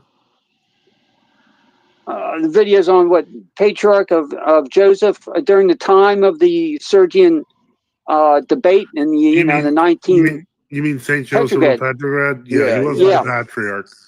Some of those videos help to explain Sergianism and the conflict that he had with it. There's some papers written by Vladimir Moss as well, where it's talking about Putin, the communist Christian, and then the continuation of Soviet power. And what a guy like Putin and Kirill, part of the Moscow Patriarchate, believe is that communism and Christianity are compatible, and they're not. There's a difference between a Christian community sort of living in a village and sharing things, and the kind of state forcing this and shutting down churches, and there's a big difference between the two. And in the scriptures it talks about being obedient to the ruler in place, but when the ruler in place goes against the teachings of God, then we have to stand up for what's right and what the church teaches. And that, I would say, that's the big difference there. Excellent. And So, would Hinduism be like a false religion? Respectfully asking, but according to true orthodoxy, is that like heresy or something bad? Well, it's paganism, I would assume. I mean, we believe in one God, the Father Almighty, the Son, who came to redeem us from our sins, and in the Holy Spirit, who proceeds from the Father and gives life to the world. I'm pretty sure Hindus don't believe in those. Well, I think a great book on that would be Orthodoxy and the Religion of the Future, and it covers, a true Orthodox perspective on Hinduism. And sounds gay. I think that Father Seraphim might have been associated with it, or got somebody that was a part of Hinduism that ended up converting to Orthodoxy, and he pretty lays out our view pretty good, I'd say. So. But that's written by a true Orthodox, right? Father Absolutely. Seraphim. Okay. Yeah, Father Seraphim Rose was part of the Roll Corps before they were in communion with the Moscow Patriarchate, and he, was in communion with the True Orthodox of Greece and Russia and Bulgaria and different True Orthodox groups. I do want to look at. Sorry, go ahead, sir. You could even look at the missionary efforts in India by the early church, and that might be an inspiration to you. Thomas, Apostle. Yeah, there you go. Yeah, correct. Yeah. Okay. Yeah, I'm aware of the. I'm from South India, so I'm aware of the early. But that was kind of demolished, I believe. It was his efforts were they demolished the church that he built in the 1st century AD. Yeah, well, that's happened in many countries of the world, but we always look for revival. Mr. Unholy Apprentice or I did want Appetite, to say that you're going up it's next. So one let me God send you the in link. Hinduism. The supreme is one, and then the feminine component is, I guess, I don't want to do any heresy by trying to compare two things that are different, but the why would I feminine go up? principle arises from God, and that is what creates the material world. But they're like the picture I have and all that is supposed to be manifestations of God, but not God in and of itself. I gotta need to go up here and argue with that's a bunch big of discussion. weirdos. But just that one point that it's not it's not really a polytheistic religion, my understanding. So if we were to relate it to Christianity, like would it be compared These to are like hardcore priests. modalism? These are men of God, my friend. I'm not familiar with modalism. I'm sorry, you'll have to enlighten me. Hey, yeah, buddy. Like that there's like different manifestations of the one God? I guess so, but not in the entirety. Like a full. I don't know still if Christianity believes that. All right, Jesus I is sent you the link. full I'm waiting for you to join, my manifestation friend. of God. No, we do. He is absolutely. He's one of the persons of the Holy Trinity. Just go in there and be like, let me ask you some. Let me ask you. Let But me ask you some. the Hindu deities is not a complete. It's like almost like unmanifestable. They're pretty good. It sounds like they Majority would do of it for God, free. like we can't understand. So it's sort of All right, manifesting. who's willing to? Who in this chat? 9 people. Who's willing to humans throw in can $5? Let's understand get and this to see. 15 bucks. Come on. But you know, does Hinduism have a understanding of what sin is and its consequences, and that there was the need for the salvation of mankind 15 to like bucks, stray away little from man. God Put that shit and in going my his own hand. way? If that money doesn't show that you owe me, everyone to OEO. his own way, and the Lord laid on him the pretty iniquity funny. of us all. And so what we have here is the origins of mankind, where man was created good, but then man disobeyed God. And so man chose to go in his own direction, contrary to God. And so then God has reached out to save man, to bring him back to himself, but he's also given man a free will that they can choose him or not. And so you have the development of all these world religions. So you have where is there one truth? And so the scriptures are saying that Jesus says, I am the way, the truth, and the life. No man comes to the Father but through me. And that if you look at the revelation of scripture, it gives the idea here that Christ came to the world to die, to pay the penalty for sin, and to lead men to eternal life. And so, and so when he died, he rose from the dead. No other religion in the world has it where God came to the earth, died, and rose. He resurrected with eyewitnesses, mind you. This just isn't an idea. It's a physical reality that's verifiable. And so, Hinduism does not have that. So we have these realities that actually show that it is truth and that God is calling all men to turn from their idols, to turn from these false ways, and to come into his family and to have eternal life, which he promises. And so, there can't be two truths just walking side by side. You can't have two gods. Well, I'm God and I'm God. No, there's one God, and one cannot contradict the other. Otherwise, one is a liar. So this is what Christianity is presenting. I understand, and there is all that you said earlier, that man was created good and then fell from grace. That is in accordance with Hinduism. That as the times progress, man leaves his position near God and goes further away. But how can he be reconciled to God? Can he earn his own salvation? Can he do it by his own works, or does he need to trust and by faith in a substitutionary sacrifice for him? You see, right. So that component is unique to Christianity. I have to admit, the rising from the dead, and the sacrifice component.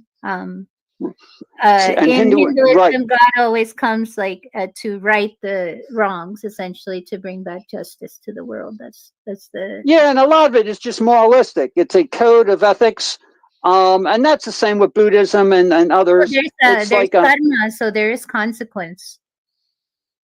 Okay, there's what you call karma, right? Bad karma, good karma, whatever. Yes, that's basically the law of God working itself out in the society of men. However, we want to reconcile it properly so that our slate is clean. In other words, the scriptures say God made him to be sin for us who knew no sin, that we might be made the righteousness of God in him. We need to be holy.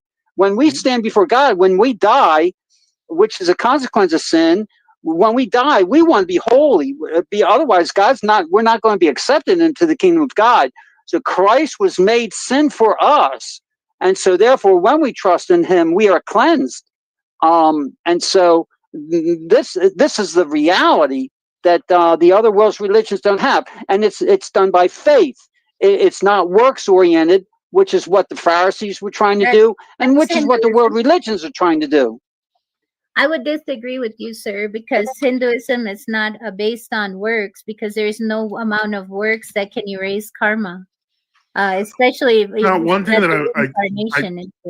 one thing that I do want to make clear: karma, as it's understood, if I remember correctly, is not you reap what you sow. Many Christians assume that that's what karma is, but karma is primarily retributive, if I understand correctly. So, in other words, no, sir. No, okay. It's more close to you reap what you sow, because it's positive and negative.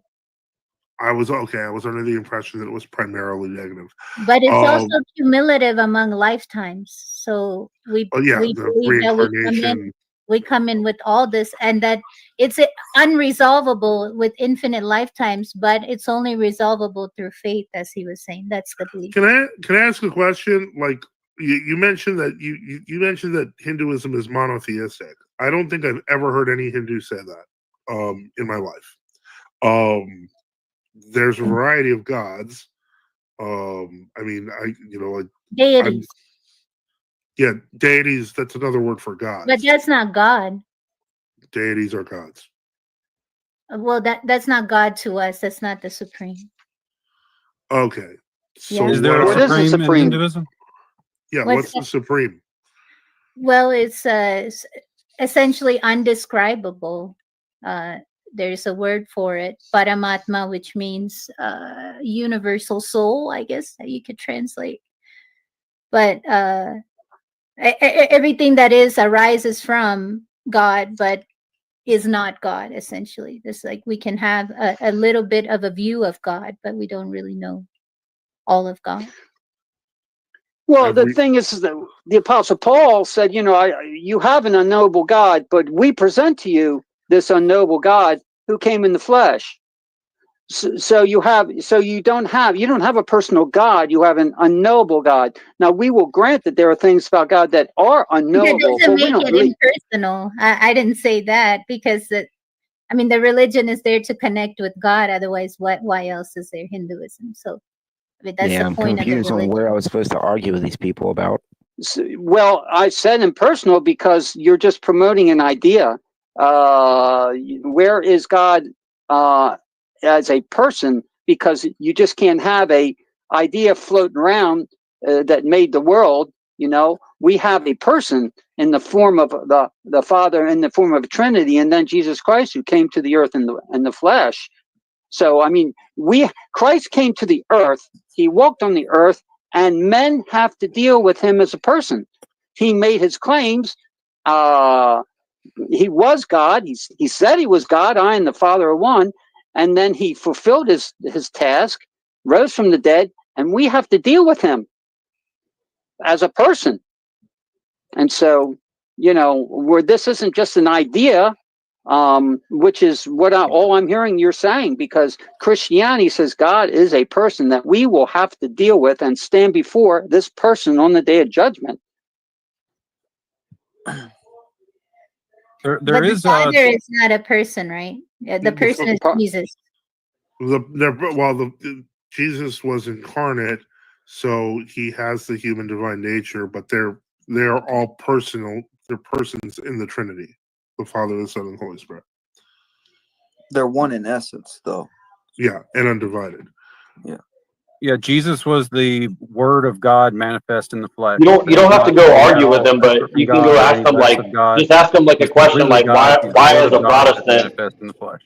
As just a normal Bible believing. I've got a quick question, though, because why would I join the Orthodox? You guys do believe in spirits, like good spirits and evil spirits? There's demons and deities, so that's what I was referring to. And there is 7 worlds above this world and 7 hellish realms below the world. So I'll just tell you, I am a Protestant, so I definitely do not speak for any of the other people on this panel, but in Christianity, there's the concept of testing the spirits. Because this guy Matthew is like you, and I think we do believe that you and we're him will not have a wrestling good with flesh conversation. and blood. We are actually wrestling with a larger spiritual realm that is all around us, through us, and all that. Now, there is a concept of testing the spirits, which is basically the simplest way that it's put in the Bible is that the spirits that point to Christ being the Messiah, the spirits that point to Christ being risen, those are spirits that are of God, and any other spirits that are not pointing to that are spirits of error. And they won't even have a concept of Christ being the Messiah, Christ being risen from the dead, because that is the gospel message that a Christian believes, that really that indwells us with the spirit that gives us the ability to discern between what we would say good and bad spirits, which really it's spirits of God and spirits not of God. I just didn't know if there's something similar to that in Hinduism. Yeah, because the deities are supposed to be close to God, and the demons are supposed to be further removed, and in degeneracy. That's what they're identified with. And the deities are giving examples of how to be pure, essentially. But they're not incorruptible. Only God is incorruptible. God is above all. Okay, so the deities are mortal? No, they in our frame of reference, they're immortal. But they will have a death. They will have death. But in our frame of reference, it's like thousands and thousands of years. So how do you view women throwing their babies into the Ganges as a sacrifice to the gods? That's not. I'm not saying Hinduism hasn't been corrupted or anything, but that's not. That's not. We do have scripture, so what I'm telling you is based on scripture. That isn't. I mean, it's like I get the desire to kind of be appeasing in saying that Christianity is compatible with Hinduism.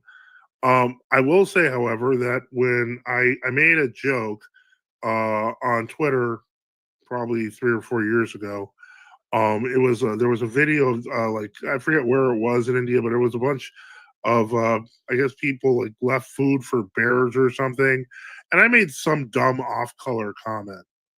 And I wasn't expecting the vitriol I got for that off-color comment, but I got things like you believe in a zombie god, a tortured dead god.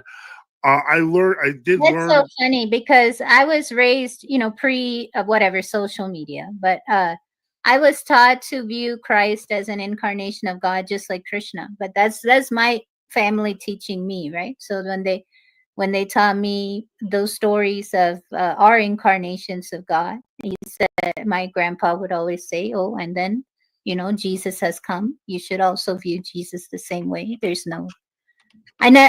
What I'm trying to say is I was never taught to put down Jesus. Is what I'm trying to say, or Christianity. That's a newer phenomenon. That's coming from someone known as Sadhguru. I don't know if you've heard of this figure. He's quite famous, but he's the one purporting to Hindus that they should not even consider Christ as a historical figure, and that it's completely false and deranged. And that's a newer phenomenon, in my opinion.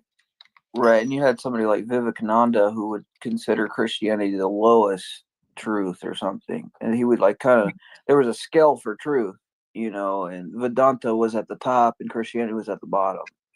Yeah, but if you really look at Vedanta, it's almost the same. I mean, okay, maybe the Father, Son, and Holy Spirit Trinity is not there, but everything else is almost the same. And Vivekananda was a Freemason. I want to mention that as well. So, Well, I don't know. There's a difference between like the Hindu Trinity and the Trinity we believe in, because that would go back to this kind of modalism where it's three separate entities that aren't of the same essence, right? That's not Vedanta though. Vedanta is not about the Hindu Trinity. It's about God. Oh, okay. Yeah, it's about what I was referring. What was called an idea, I believe. That. So Jesus's opinion though is that thou shalt have no other gods before me. So while your family is saying that Jesus is just one of the prophets, that's not what they said. He was like an incarnation, because we have 10 incarnations of God that we study. And I was told to respect Jesus as one. So, that's like. And Jesus said, thou shalt have no other gods before me, that there are no other gods. Those other 9 are illegal. They're not accepted. And Jesus says, I am the way, the truth, and the life. Yeah, and so you therefore, can imagine a little bit that it's the same God coming. It's not different gods. It's just the same one coming up. Well, we would have. That's what I think it was Matthew who brought up testing spirits. I mean, are you saying that all these 10 different, I guess the incarnations, that they all said the same thing? And if so, that would it's in the scripture. But that would imply that they all say the same thing as Christ, who we understand. No, I don't know well. about that. I'm just saying that I was never taught to blaspheme Christianity as a Hindu. Right. That's what I was trying to point for the comments that you received. Well, yeah. Well, I wasn't trying. I wasn't necessarily. It wasn't like I was saying that I was personally affected. I wasn't. But this is not something that is in Hinduism, like in scripturally accurate. That to just go around blaspheming, that would actually be anti-Hindu. But if it's Hindus doing it in India, I mean, that's my point. It is. There is a significant granted, they have much bigger problems to deal with the Muslims, but we're not exactly much higher. We're not much higher on the list of disliked people. Like we're better than being seen as terrorists, but not that much better. If you get what I'm saying. Yes, I understand. And I don't condone it, but you have to understand that most of the Christianity there today came in with the Jesuits. and those people were ruthless. So that's not even true Christianity. Right. Yeah. Yeah. Well, that's fair. I mean, but the point is, when we're talking about like Protestant Christians, or when we're talking about like the Thomas Christians or the Orthodox, I mean, they had nothing to do with that. And so, I'm just saying, I'm not like trying to be a pain about it, but yeah, okay, the Jesuits were bad. We know. I think everyone knows that. Not Indians, no. There's still a lot of them in the dark, and it's a radicalization by political rhetoric as well. There's a Hindu nationalist prime minister been there for the Go last over there 10 and tell years. them I worship Lucifer, the butt lord. I mean, the sentiment is to kick out every Muslim and Christian and make India a Hindu country. That's what the movement is essentially. Can I ask a quick question?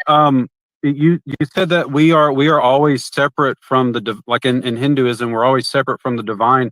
Is it our bad karma, or is it just the fact that we are a creation, or is it the bad karma that keeps us separate from the divine?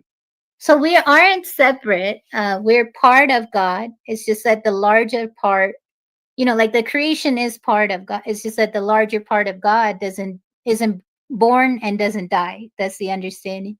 But you have a direct line to God in you, and that's inalienable, I guess. Yeah, I'm sure you're familiar with a lot of Christian theology, but we do have the concept of like the wages of sin is not punishment, or the wages of sin is we are separate from God, but the wages of sin is death, and that is the reason Christ had to come. Christ, as the Word of God, had to come and sacrifice himself, because that is the way that a just God works. It's not. A lot of people look at the crucifixion as this barbaric old way of thinking, and it's really not. It's because he stated very clearly that the wages of sin is death, but the gift of God is eternal life through Jesus Christ our Lord. And so that is ultimately what separates us from God, is our sin, and we cannot, through acting well or behaving well, get back to God. We have to go to God through a perfect. We have to be clothed in like a perfect clothing, so to speak. I don't know the word I'm trying to. It's kind of hard to describe in words, but we have to come before God with perfection, and the only way that we can do that is through Jesus Christ. And the way that we do that is because there's also what does it say about blood as well? It's that the remission of sin, like you have Without the shedding of blood, there's no remission of sin. Yes. Yeah. So this is why it's so vital that the whole story of Christianity, which we call the gospel, which is the death, burial, and resurrection of Jesus Christ, we put our faith in that. And that is what allows us to be able to basically be indwelled with the Holy Spirit. It gives us access to God through Jesus Christ. And so I guess that's what I meant by that. Was I was just wondering, when you were saying that we can never be the complete divine. Maybe I misunderstood when I was in life, I guess, in life, and in this age, because in the previous ages, man was closer to the divine nature, but he has fallen. And well, then you said you can have a direct line to God. What do you mean by that? Because if you say he's fallen, doesn't sound like man has a direct line to God. It's just going to be harder, because human beings have cultivated habits that distance us from God, and ways of thinking and being that distance. The line is still there. It's just nobody is willing to do the She work. sounds more No Christian one's than willing they to be do. celibate and all those kind of things. Well, that's an interest. That can go in a different way, but I really want to get to some of these comments because. Well, thank you for having me. No. Some of them are questions for you. So, just give me a second here. Basically, Black Ortho Acolyte says, right by divine revelations, humans can reason out all sorts of madness, especially with demons always looking to influence. I guess John MC said some Hindus say that these deities walked upon the earth, that they were avatars like Rama. John MC says, but how do they know that without revelation? By witness, and then the witness writing it down. Okay. Because basically the way, as Ortho Pirate also points out, we have personal revelation from God himself. what is the Hindu source of revelation other than just Well, the sage sat down and God came and wrote the scripture. That's how we have the authority of God. He sat down and he had, his purity. He was a upstanding sage, and so basically, like these were like wise men sort of things. Yeah, sages, correct. Yeah. Okay, all right. But sages, living over 100, 200 years, sometimes 1,000. Okay, now here's a question. Isaac, he said, he was suggesting you should attack samsara and reincarnation in relation to Christianity's one life. Karma cannot apply if you're given one life. And this is something that was talked about in the earlier Christian era with Origin, with the transmigration of souls, and was condemned. Christians believe that we have one, basically our lifetime is one chance to get it right, not that you get a repeat or anything like that. I see. Okay. But I want to mention a nuance there is that you get like maybe 1 or 2 human lives in Hinduism. And then if you don't, quote unquote, make it, then you become a stone or whatever. You come back as a stone, a cat or something, lower. Yeah. Okay. Let me just see here. I'm still trying to go through.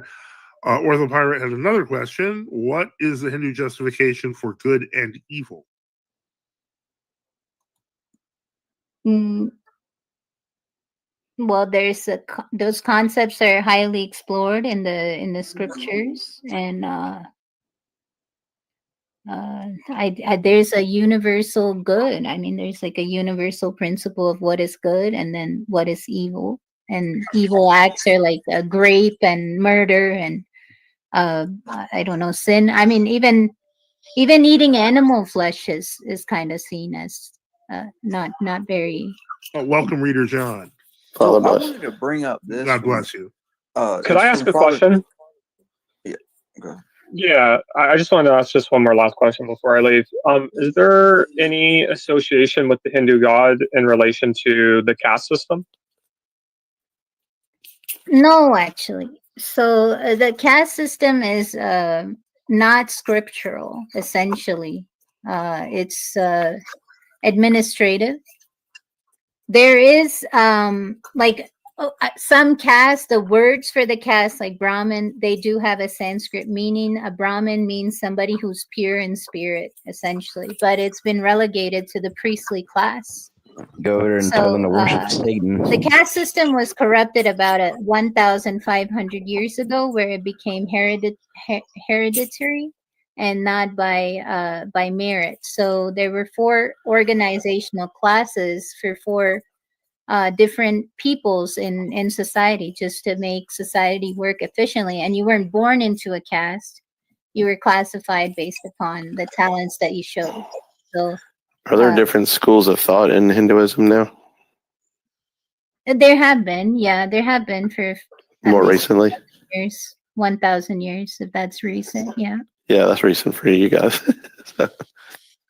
Yeah. Yeah, there's a variety of schools, and then there's Sikhism, Jainism, Buddhism. All of that is coming out of Hinduism. So would you say that not every Hindu subscribes to the same things that you're presenting here about the corruptions? They should, if they read the original Vedas, the scriptures. They should. But because I'm not giving any of my opinion. Everything that I'm saying is from the original Vedas. Okay. Well, so Jesus would walk down the street in India, and he would say, "I am the truth, and the rest of all these things that you're referring to are liars." That's what he'd say. Do you really think that Jesus would do that? Sure, he would, because he said, "I'm the way, the truth, and the life." So you said you have multiple. You're saying that Jesus would say that our gods are like different, and like I guess the Hindu concept of one God is different to the God of Christianity. Yes, true. I don't believe. I believe that we all believe in the same God. If we believe that, we would be ecumenists. Well, don't you have a multiplicity of deities and demons? Yeah, but they're not God. That's what I'm trying to explain. Well, yeah, they're not the one God, right? But they do participate with the one God, correct?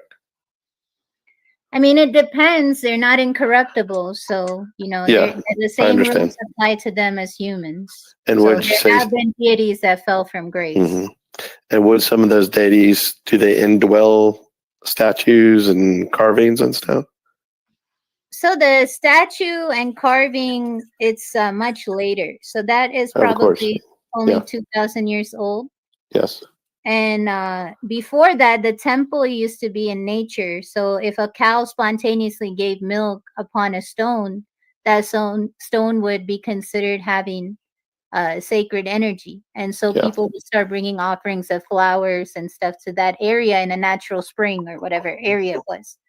Wait, But did you just say that if a cow milked on a stone, that people would start bringing food to the stone? Well, isn't offering it? holy water, ghee, flowers, not just regular food, but there's certain things prescribed. Yeah. For the rock. I believe Well, it's cows are not for the rock. It's seen that point is like a nexus point, like a connection point with the divine. So whatever you offer there is going up to the divine. That's what it's seen. So even back then, cows were considered sacred. Yeah, because females were dying in childbirth, and the only replacement for mother's milk is cow's milk. So that's why it's considered a sacred animal and a gentle animal as well. Yeah. Yeah. I wanted to bring up this quote, and it's from Father Seraphim Rose. He says, the Hindu traditions teaches many true things about the end of the Kali Yuga, but one who merely knows these truths in the mind will be helpless to resist the temptation of those times, and many who recognize the Antichrist, and then he uses the word, we talked about this before, in Chakravarti, when he comes, will nonetheless worship him. Only power Christ given in the heart will have the strength to resist him. So, according to one of our saints, he's saying that, there are truths here, of course, but it's kind of like a broken reflection of the truth in water, where we're saying that the fullness of truth is just in Christ, right? Not that there is no truth there. Well, there's shadows of the truth within Right. other traditions. Yeah. The same way with Lao Tzu, where Lao Tzu, it was talking about the Tao, and we would relate that with the Logos, right? But it's like Lao Tzu had a limit to his understanding of what the Tao was. So in ways, what we are saying is that there can be truths here, but our understanding of it is the fullness of truth is in the person that is Christ, the Father, Son, and Holy Spirit. That's the fullness of the truth, what's been revealed to man. And the scripture does say that let God be found true, though every man a liar. And so, like I said, Jesus is going to walk down that street and he's going to say, I'm the way, the truth, and the life. And that's going to offend a lot of people. But he says, the rest of you are liars, because let God be found true, though every man a liar. Yes. So if your eternal life is crucial, and there has to be one truth. There has to be. You can't have all these competing truths, whether it be Hinduism or whether it be Protestantism. It's the same battle. It's a grocery store, but Jesus says there's only one grocery store, and that's heaven, and that's my truth. And so therefore you can't have all this variety of religions. No way. I am the way, the truth, and the life. No man comes to the Father but through me. Thou shalt have no other gods before me. That's the first commandment. And that goes back to the time of Moses. So, and you're talking a long time back, as Hinduism is a long time back, and it applies to them then also. Well, even I Judaism. want to answer your question about whether the deity actually dwells in the idol. So I think it got sidetracked. The point of it bringing up, we don't see that as an idol. It's a representation, and there's a concentration of life force energy within it, but it's not any deity in it. It's the reason it's there is to create like an ambient environment so that people can come and worship. And another thing is to show the posture, like the correct seated posture. Yeah, I understand. I've actually studied it quite a bit, and what I would say is the reason I use that terminology is because in the early church we had martyrs and saints that would walk into these temples roughly 1,500 to 2,000 years ago, and these life forces would come out of these inanimate objects, and the temples would fall apart. I mean, that's part of our hagiography, but it's also been pointed out in historical fact, because you can actually point to these temples where the rubble is, right? So so what we would say is that Christ would cast out those life forces because they were opposed to him. So because basically they were in the name of demons. It's not a spirit, though. What I'm referring to is. I understand. Well, that's why I use life force. Not a life force. Like one life force isn't different from another. It's just like the chi is the closest thing I can describe. So what about no bad chi? It's just chi. What about chakra? So chakra is a concentration of chi. Yeah, concentration. Yeah. So that all I'm saying is that there's only like concentrated life force energy, and that's what we believe animates life. It's not oxygen or whatever the chemicals and photosynthesis, but it's life force energy animating all of material life. Now I'm curious. So if I go to India, well, not even if I go to India, like I know a lot of Indian people. So when somebody bows to me and clenches their hands and says namaste, what are they doing? The divine in me salutes the divine in you. My soul salutes your soul. That's what that means. And it's sort of like a honor bound, like you kind of have an honor bound greeting that you won't cross one another. You know, it's interesting because in Christianity, have you read On the Incarnation yet? Has the Unseen Warfare thrown that book at you yet? No, not yet. Okay, so a beautiful part of that book is talking about there's a quote in there that God became man so that we might become gods by grace. And that it's kind of interesting that when you talk about when people are worshiping the divine, in Christianity, we do have the divine in us because we participate in the life of Christ.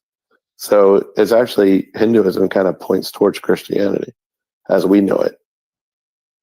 So but what these life forces are leading you away from the worship of the true God. See? And so that's what's very concerning. I have to disagree with you. And I have to disagree that you would know what Christ would have said walking down the street, you know, whether we worship the same God or not. I'll leave that up to Christ. Well, I do want to add one thing. When Father Barnabas talked about you can have no other gods before me.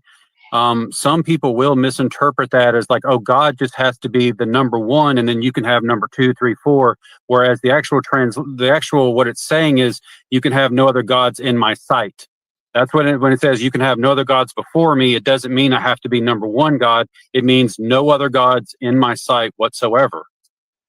I just wanted to add that.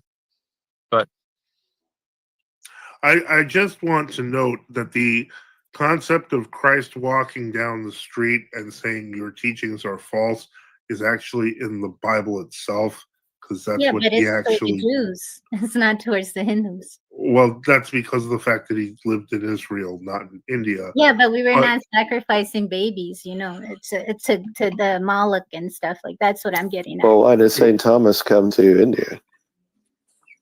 To preach the gospel. I agree. I agree, and people listen to him, you know. Like, and why do you think they listen to him? Hinduism had been how many? There's nothing in Hinduism that says that you can't believe in Christianity, or you can't, like, if God comes upon the earth, you can't follow him. But what would St. Thomas tell the Hindus? Would he say that you can follow your religion and also believe in Christianity? I don't know. I don't know. Well, you didn't tell them I that. think that what we're saying is that, and I'm not coming at you, it's just, I think that what we're saying is that we're having a discussion here. But there are Roman Catholics out there that say it's compatible, and they have Christian yoga and different things like this. And this is a part of the ecumenism. Yeah, which is ridiculous. In our age. Yeah, well, Jesuits be Jesuiting. I don't know, because that was erased. Like, that's something I would really like to know, but I couldn't find the church when I went to South India. It's gone. So I would like to know how he preached. Well, a lot of that has been taken over by the monophysized, unfortunately. Well, there are Orthodox churches in India. of course, but as we there's move a closer to the end times, we're going to the catacombs. We're not necessarily going to be like a worldwide institution that, in an external sense seems to have dominated culture or something like that. When Christ comes, will he find faith on the earth? And I believe the answer is no, he will not. There'll be a very few places, maybe one bishop, one priest, one lady. That's what our saints are telling us. So but it's unfortunate, but that's what's happening. But here's the problem. Like, your name's Anna, right? Or Anna? Yeah. So she's coming from a totally different worldview. It's Eastern, but it's a different kind of Eastern. You know what I mean? So there's a lot of overlap. I just read the original text. Like, again, I'm raised in India and very traditional family. And well, you need to has read their the own- Bible more, and not the Vedas and the Upanishads and whatever. You need to read the Bible, because thy word is truth. Jesus said that the scriptures of the Bible are true, and that the rest everywhere else in the world are false. The more you read the true scriptures, the greater your faith will become. I would love. What I was trying to tell you is that I after listening to all the opinions, I just decided to go read for myself and see what it said, and it's a lot less complicated, in my humble opinion, than trying to figure it out through all one scholar, another scholar, and their in this opinion. Yeah, we sort of have that same view, right? Because there's a lot of different people that seem to be talking about Christianity, and what I mean in the same view is this: is that all these voices that are trying to tell us what Christianity is we should go back to the original text and into the context as much as of the original possible. people, the saints, that were taught by the apostles, and that's what we're really saying. And for us, we have the consensus of the Holy Fathers that have kind of kept the deposit of faith that was once delivered by Christ to the apostles. So the whole tradition has been encapsulated from Christ up until today. And our reaction as Orthodox is to kind of cast out any innovation. Kind of like how you're doing when you read the original text within Hinduism. You were casting out all the corruptions, right? Right. Well, in our tradition, we have corruptions as well. We would call them World Orthodox right now. That's just an external name. And we call ourselves a true Orthodox, but at the end of the day, that's just a name. We're Orthodox Christians at the end of the day. The only reason original teachings is what you call it. Now consider this, is that while we cast out the false teachings, and while you see the same principle with your teachings, we're saying that Jesus cast out the Hindu teachings as false. And so we offer to you a true religion, which has a true savior and a true resurrection. So take that principle, and we're saying that Jesus is true and that all other religions are false, which would mean, everything else, Buddhism, Hinduism, Islam, all of them. And because he is the way, the truth, and the life. And so I'm just applying that principle to your thinking, because you need to translate it into Christianity and to the scriptures and to the Orthodox Church. So what I'm saying. Well, thank you. I appreciate y'all's entertaining me and my questions here. Oh, well, thank you for coming on. God bless you. It was a good conversation. Pray for you. Thank you. Blessings. Yes.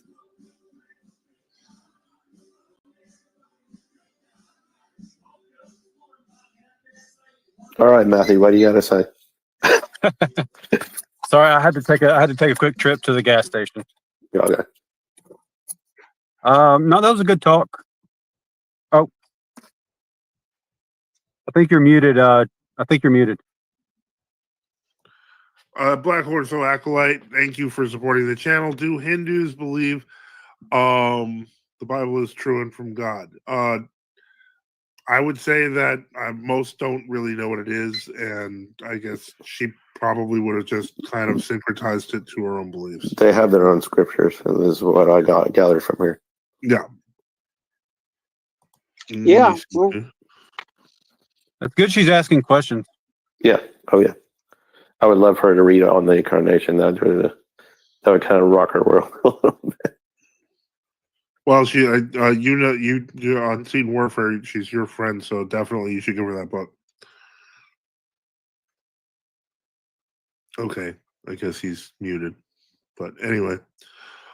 All right, so we're now in the. What'd you 8th say, minute. Father? I'm sorry. I said you should. I said she's your friend, so you should definitely give her that book.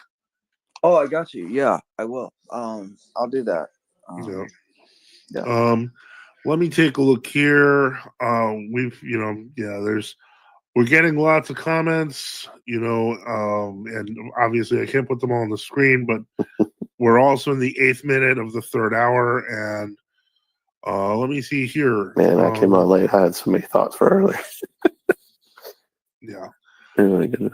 There was a lot of that was very spirited discussions in the chat on the matter, justifiably so.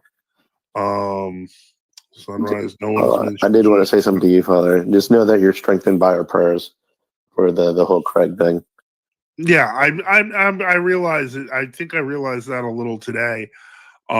Just with the person who called in and realized that something had gone wrong. Yeah. Darkness fears the light. Yeah, and so I think I may have been wallowing a little too much, and I need to get up and stop being such a. You know what would help that? A super chat. A super chat would bring me joy and help my heart, and also help my car bill. But in any case, okay, we'll tell. And then FTU.net, you can donate as well. So. Yes, and you can donate in crypto, PayPal, Cash App.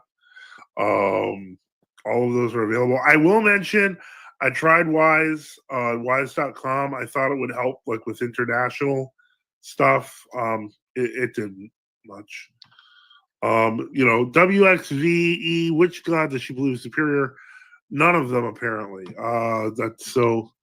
Sunrise says, when can I guess I need to start worshiping these white men more.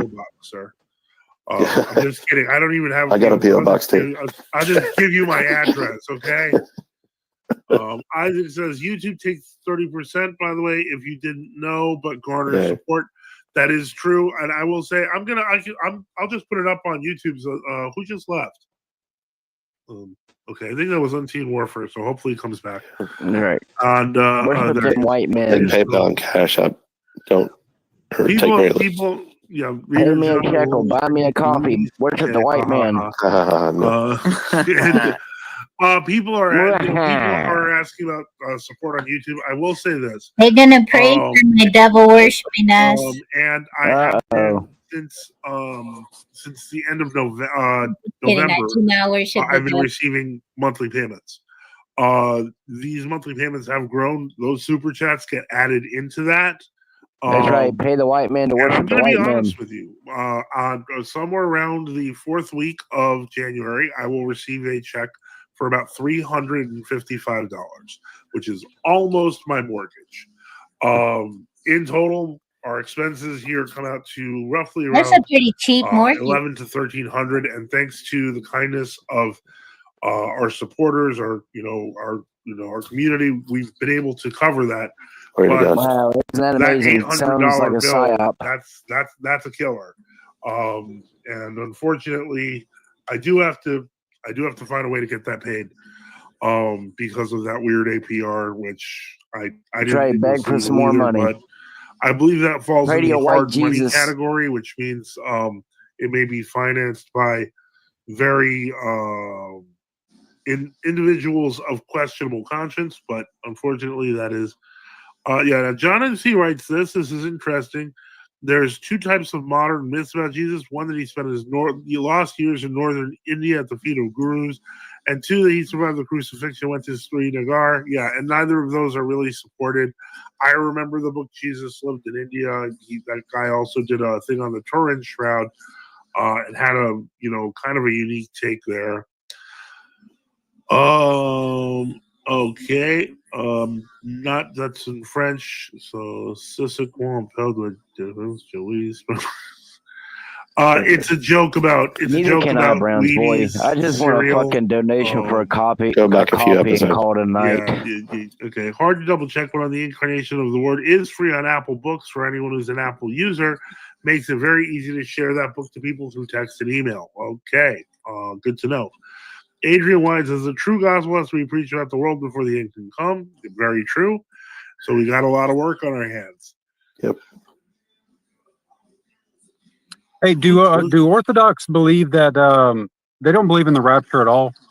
No. The rapture is actually a doctrine that was only invented in like the mid 19th century. Like before but it comes from Thessalonians. No, it doesn't. It comes from an interpretation of Thessalonians that was invented in 1850. It's from the what is the name? Miller. Well, it comes from isn't in it's either Latin or Greek. It's the raptura is the term. Raptura, and we translate that into rapture. But what we're telling you is before the late 19th century, nobody talked about the rapture like the evangelicals do. It wasn't a thing until there was what was it, the Millerite movement, where they were standing on the hill waiting for the rapture and it didn't come. And then yeah. So after that group, there's several different offshoots of that, and it's kind of getting it's under their bigger umbrella. Yeah, go ahead. I mean, it's definitely dispensationalism. Definitely sensationalism. Yeah. Then we Well, go ahead. Sorry. I was just going to say this. If you're wondering what the meaning of that text was beforehand, the way we interpret that is that we do go up to meet the Lord at judgment, and that rapture is what we're talking about. But this concept of a pre-judgment rapture where people get caught up in the skies, etc., never existed before the 1850s. Yeah, so the best way I could put it is, for us, the rapture that they're referring to is the second coming, not the 1.5 coming. Right. Because the rapture idea stems from the premillennialistic dispensational view, where the church will go up, and then Israel, there will be the 7-year reign of Antichrist, and then Christ will return after that. And that's like Father Joseph said, that's the 1850s and onward. And they built 2 colleges on that theme, Philadelphia College of Bible and Moody Bible Institute. And you had John Nelson Darby and Schofield and these guys promoting this doctrine, which was started up in a big way with Benjamin Disraeli. Disraeli, the Prime Minister of England, promoting it. Father Boniface, didn't Schofield have a whole Bible dedicated to pushing that idea? Yeah. The Schofield Bible, I know it well. Matter of fact, the second Schofield, I met men who helped write the notes. Clarence, I forget, John Walford and Charles Riley. I've met them. So the old Schofield and then the new Schofield, and both of them are in a lot of big error. So anyway. But doesn't just the term that it comes from the, I believe, Latin term raptura, which means like quickly snatched up.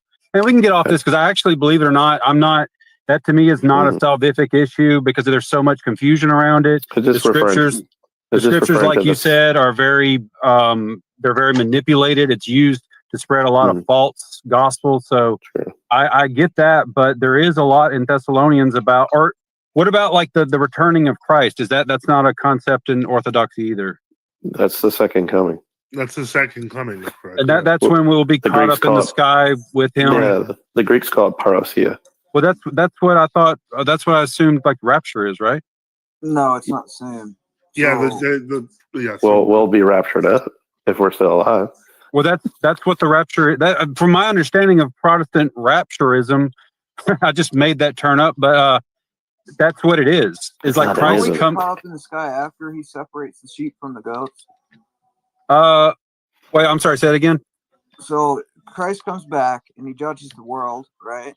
and he separates the sheep from the goats. And then those that are, are with Christ, here's the thing. they'll be caught up in the sky at that point. But there's Here's not the going to thing. be some like before the end of the Go world, ahead. they just get like caught up in the sky or something.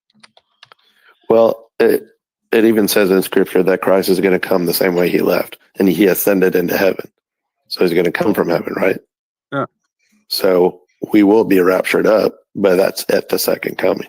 That's what the rapture is. White men, Correct. man. Well, no, the rapture that's been presented from the 1850s on up until recently is talking about a pre-millennial rapture, or pre-tribulational or pre-tribulational rapture. I get mixed up with it. Oh, okay. So you guys do believe in the rapture. You just don't believe that it happens before the tribulation period. Correct.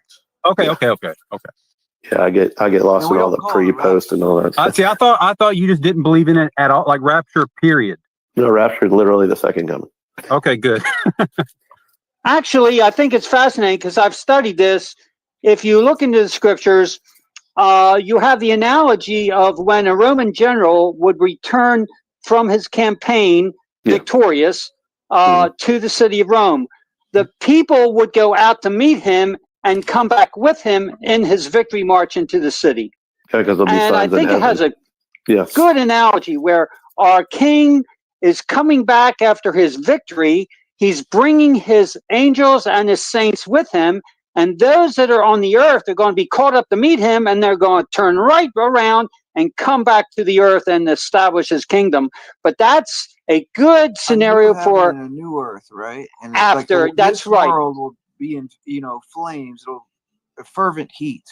It'll be gone, and then we'll have a new heaven and a new earth. Well, the fallen creation will. And our body will be like his body was after the resurrection. Well, the fallen creation cannot stand against the power of Christ.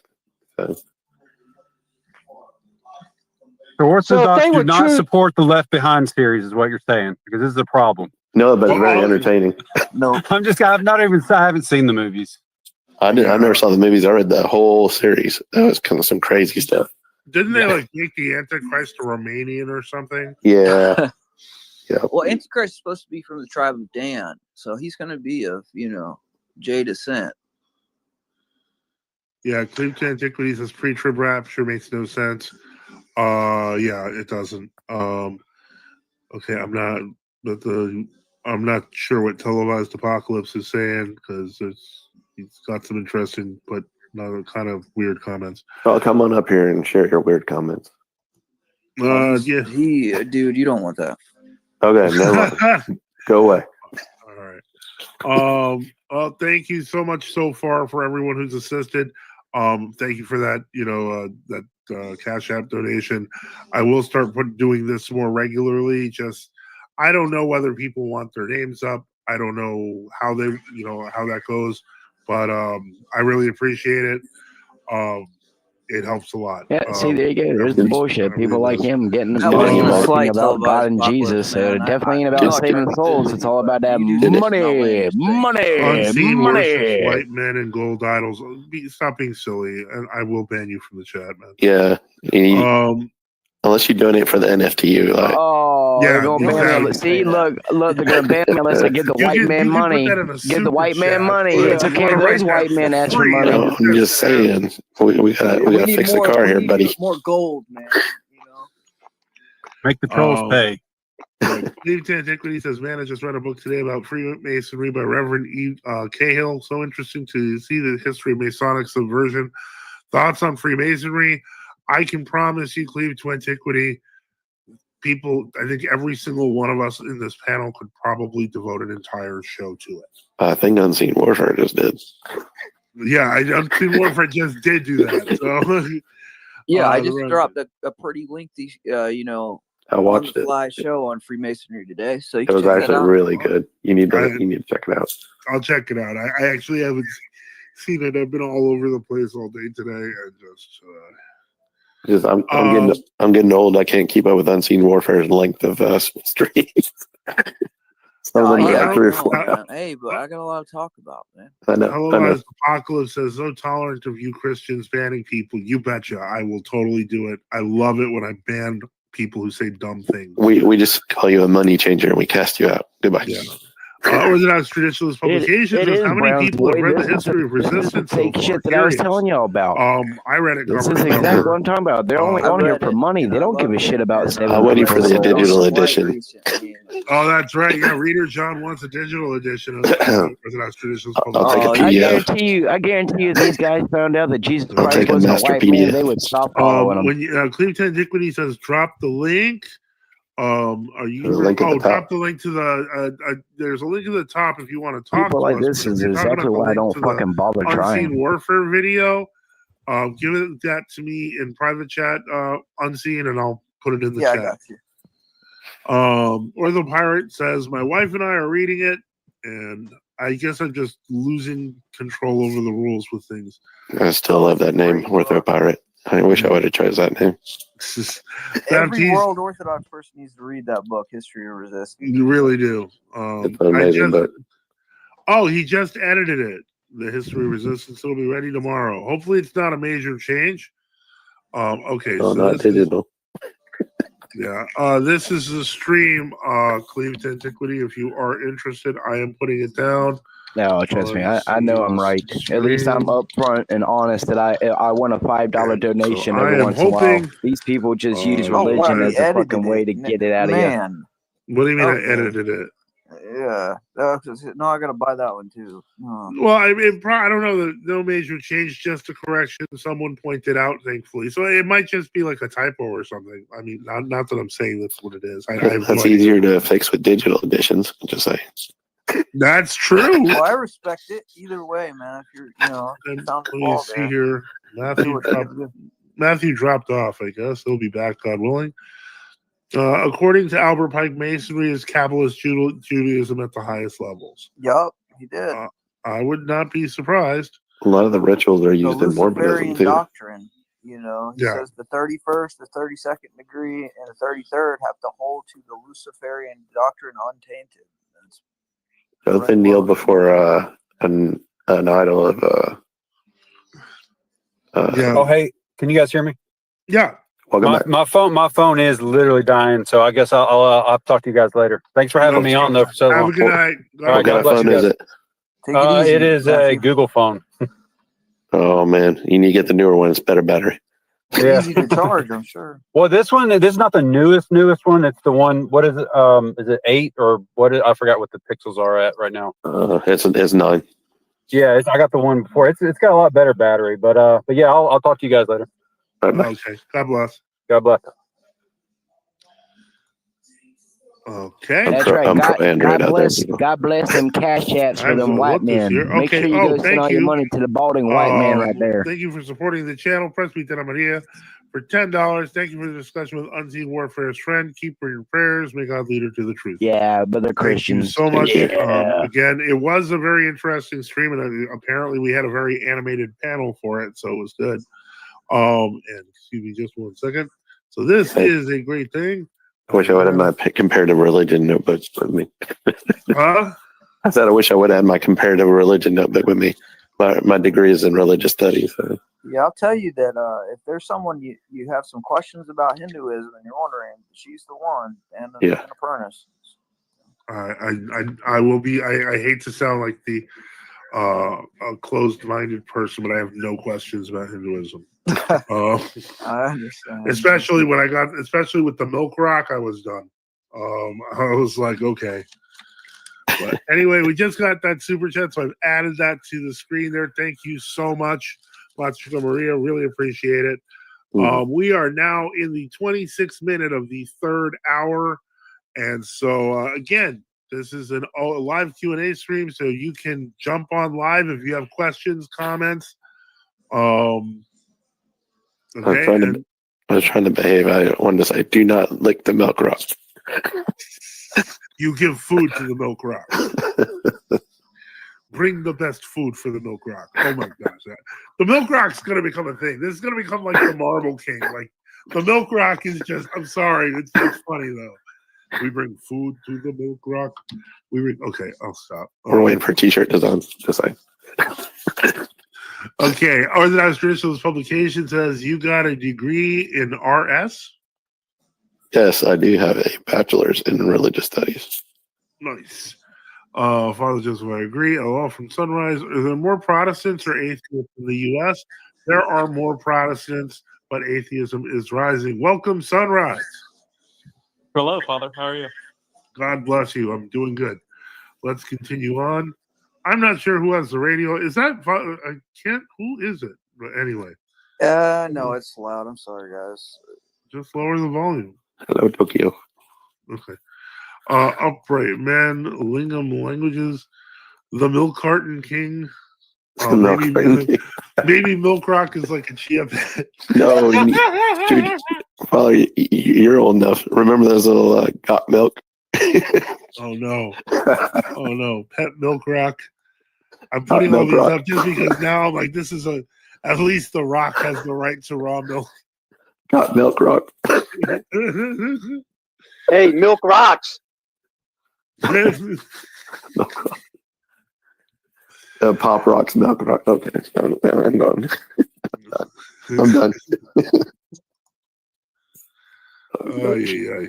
Okay, so that was our levity for the evening. But yeah, we are in the. So, what's your question, Sunrise? Well, it's hard to think now, but sorry, the Milk Rock just. Sorry about that, guys. Yeah, and the Marble King, but so I was curious. I asked about uniates and the calendar earlier. My understanding is, the calendar reform happened. What was it in the 1580s, right? 1582. Yeah, so right, I was right. curious because I don't know if I've ever really heard this talked about before. What exactly was like the Protestant view of the calendar? Highly reform? against, almost universally. It was not until 200 years later that you see the first Protestants defect to the Gregorian calendar. Yeah, they were actually on our side. Yeah, I had heard something about that, but I mean that is really interesting. What exactly was like their, reasoning? I mean, just changing. They didn't. No, they just didn't want to use the calendar of the Pope. Yeah, they want nothing to do with the Pope. It was like George Washington was born on the old calendar. He celebrated old Christmas and all that stuff. Oh, I mean, granted, it was imperfect because it was like Protestant, but Baptiste Christianovich points out there was a calendar miracle in England, and he was referring to the Glastonbury thorn, most likely, which would bloom on the 25th on the old calendar. Yep.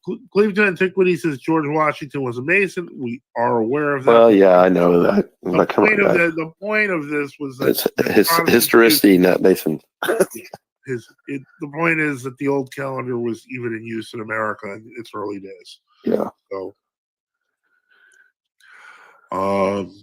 let me see here. So, yeah, did that answer the question? Oh yeah, I was just gonna stay in if that was all right. Oh yeah, no, it's perfectly all right. Yeah, sure. Well, I got a question about George Washington. Why did he chop down the cherry tree? Oh no. I think Father Boniface was there. I'm telling you, there had to be some malice. There had to be some malice there. I'm telling you right now. The that was cold. Reader John, that was uncalled for, man. Oh, Father Boniface knows I love him. All right. Daniel Lotus asks, if you believe in Christ, you tell the truth. How much of your church is CIA infiltrated? And the answer is, I have no idea. I don't know if anyone in our church or in other Orthodox churches are CIA infiltrated. What I do know is that a whole bunch of World Orthodoxy was definitely out as KGB, and they're still in charge. Well, Subdeacon Nicaris does live near DC. I'm just saying. Oh no! Don't feed into their now. No, I'm friends with Subdeacon Nicaris. He doesn't need any more. I'm just playing. After the tone.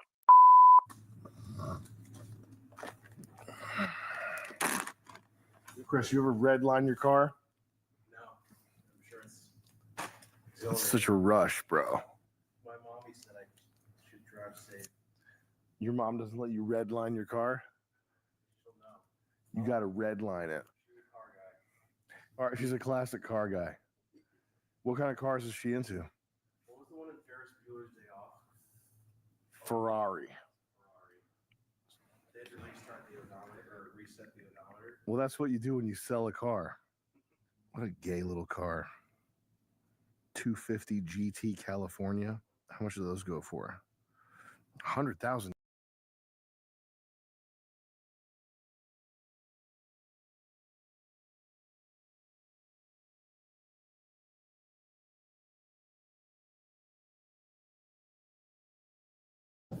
Greetings. Hey there. Oh wow, still 9 people watching, huh? So, yeah, I had to go on the phone for a minute. But yeah. Well, I was wondering if you guys would review this Vivek if you don't mind, if you want. You trying to farm us, Nero? Good on you. It's my white supremacist nature. I can't help Oh it. my god. Yeah, put the But brown wait. people to work. Yeah, but wait, I wanted to ask Anna how her conversation went over there because I heard only some of it.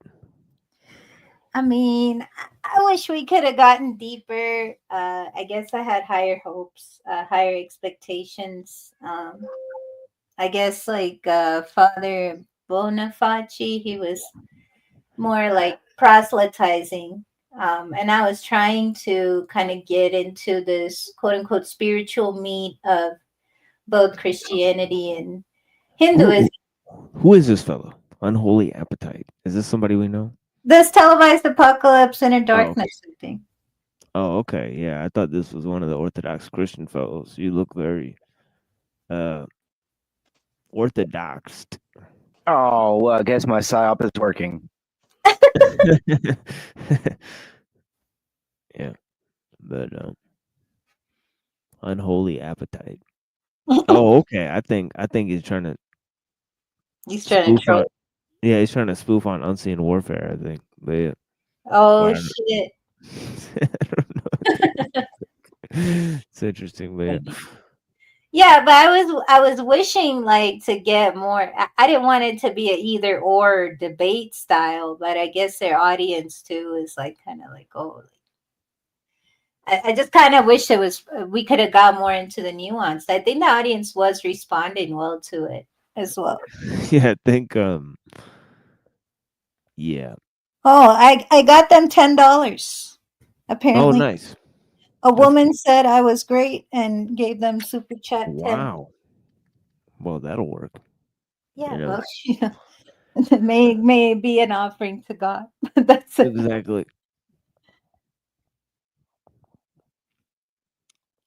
Yeah. Yeah, but yeah. Yeah, I mean there's interesting ideas there, you know, but I guess they didn't know, as much as I heard that Hinduism was monotheism, and actually they said that they didn't know that Right. that anyone believed that. But yeah, I've heard many Hindus say that. So Most Hindus my life have said that we're mono. right.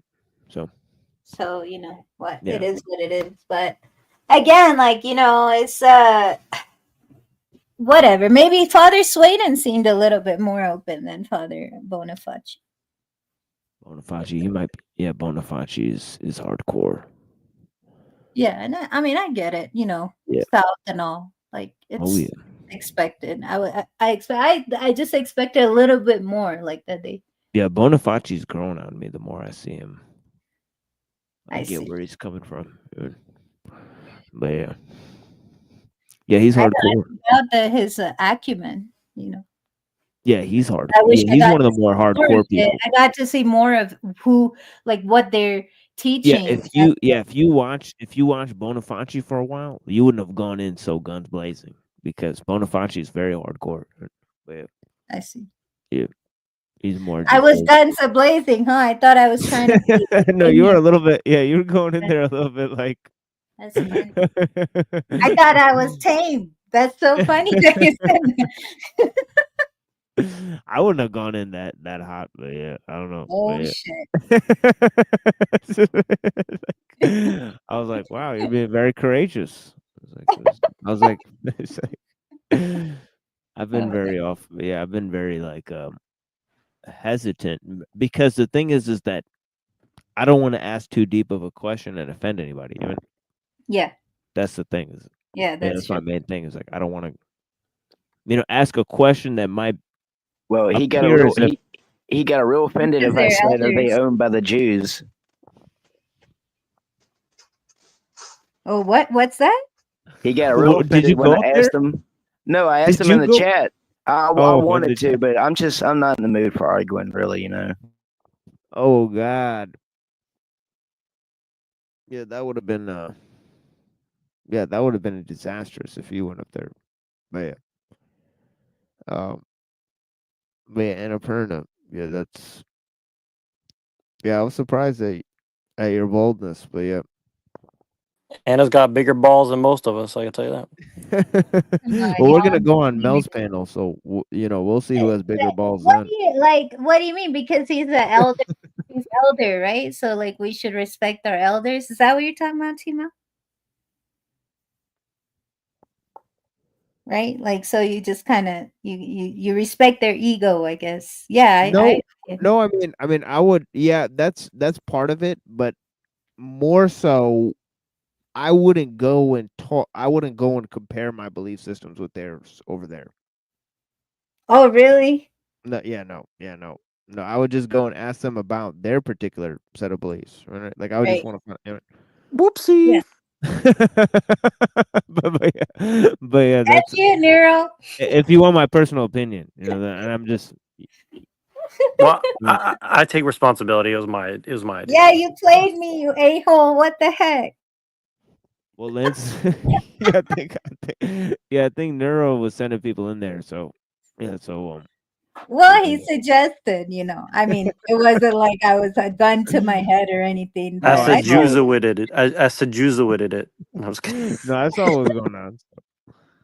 but Yeah, yeah, I thought it was good.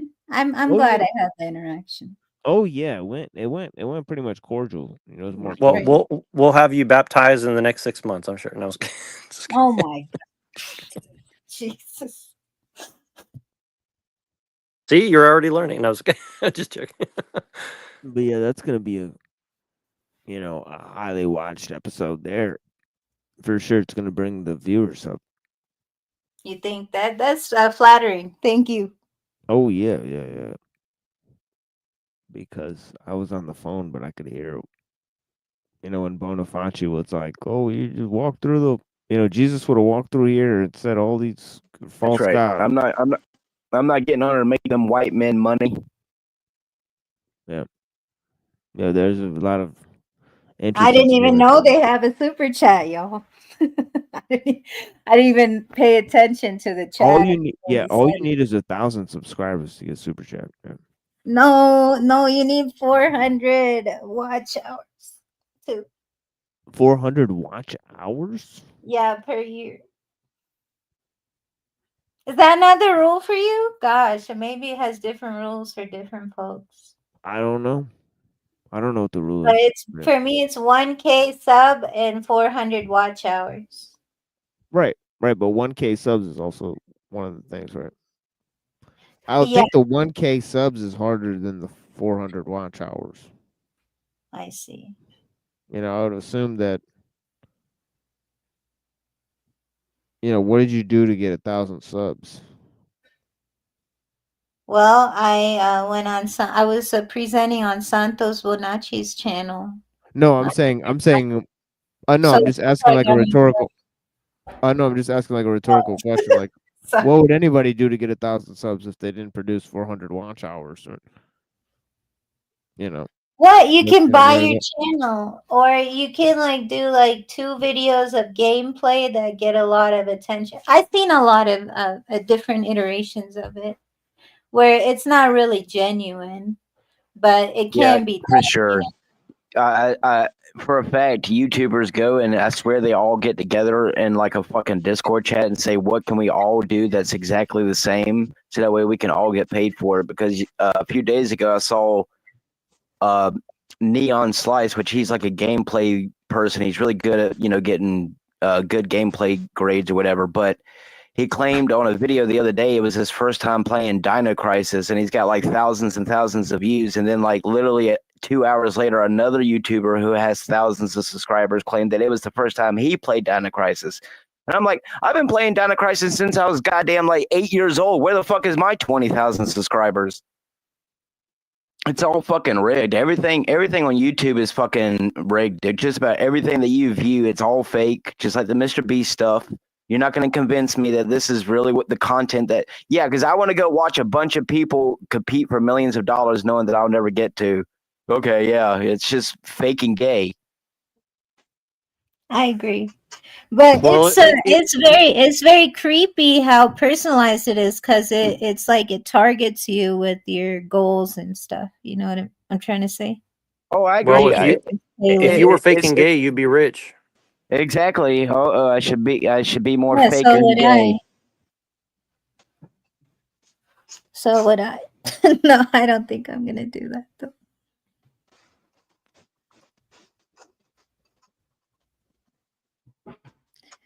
Y'all see what Brown's boy says in the chat?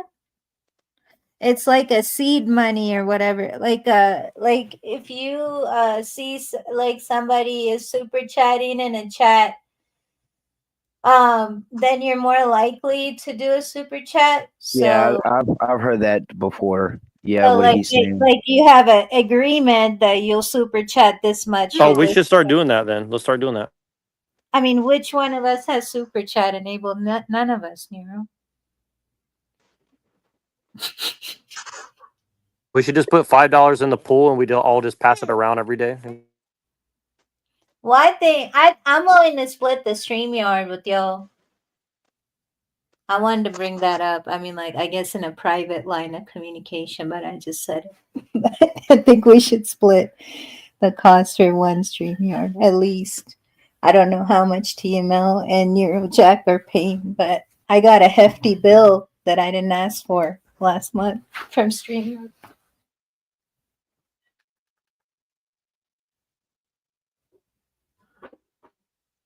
Well, especially if we just start using it and we just start like streaming multi streams all day, every day, and different and like just set it up and promote it because it's like 24/7. Well, you're doing a great job at that. I commend you. I'm just saying StreamYard's worth it, especially if you continue like actually using it, you know. Yeah, but it's like 400 something a year, isn't it?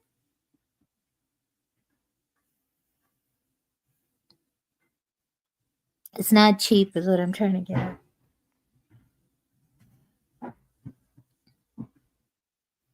Yeah, indeed, Lance, I had to call my bank, so, you know, anyway, but yeah, it's a hefty sum, so you know, there is a free way to hack it if y'all want to know. It's like via OBS Studio. So you stream via OBS Studio and then you join in Discord. So you start a Discord call and then you share that call essentially as a share screen to OBS Studio, and then you can just have unlimited streaming, I think. It is a workaround. It's not like as user friendly as StreamYard probably, but it's free, you know, and it's not a subscription or something.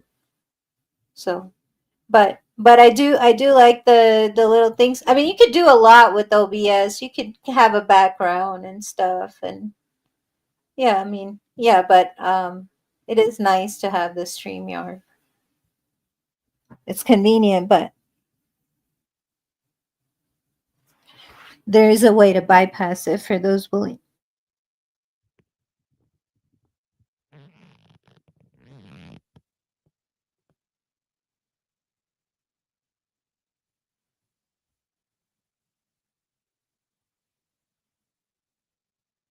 You guys want to review some Vivek? Yeah, do it, but you got to stay.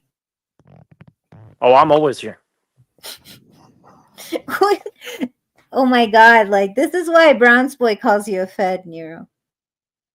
Why? Because I stay in the back like Rosa Parks. Was Rosa Because Parks a you're Fed? Lord How King. dare you? It's You're Black History Month. lurking. I will You're not have somebody lurking. call me Rosa Parks. Okay. Oh my god.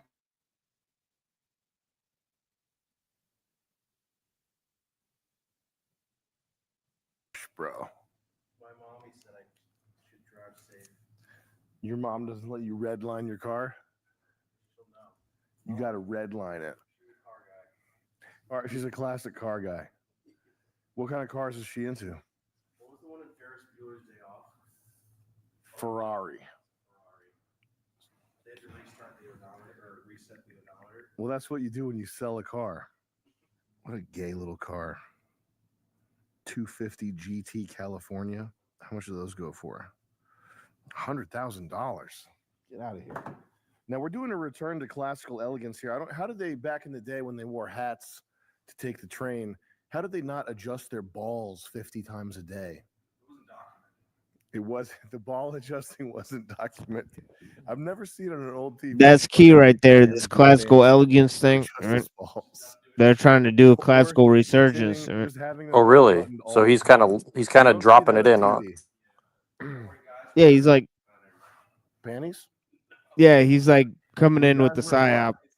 He's like, hey, classical resurgence. Right? Nothing could sound gayer than the books I've been reading lately.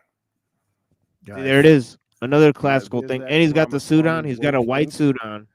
We got capital punishment. How He's got the retro TV, tube TV in the back. Author of Woke Inc.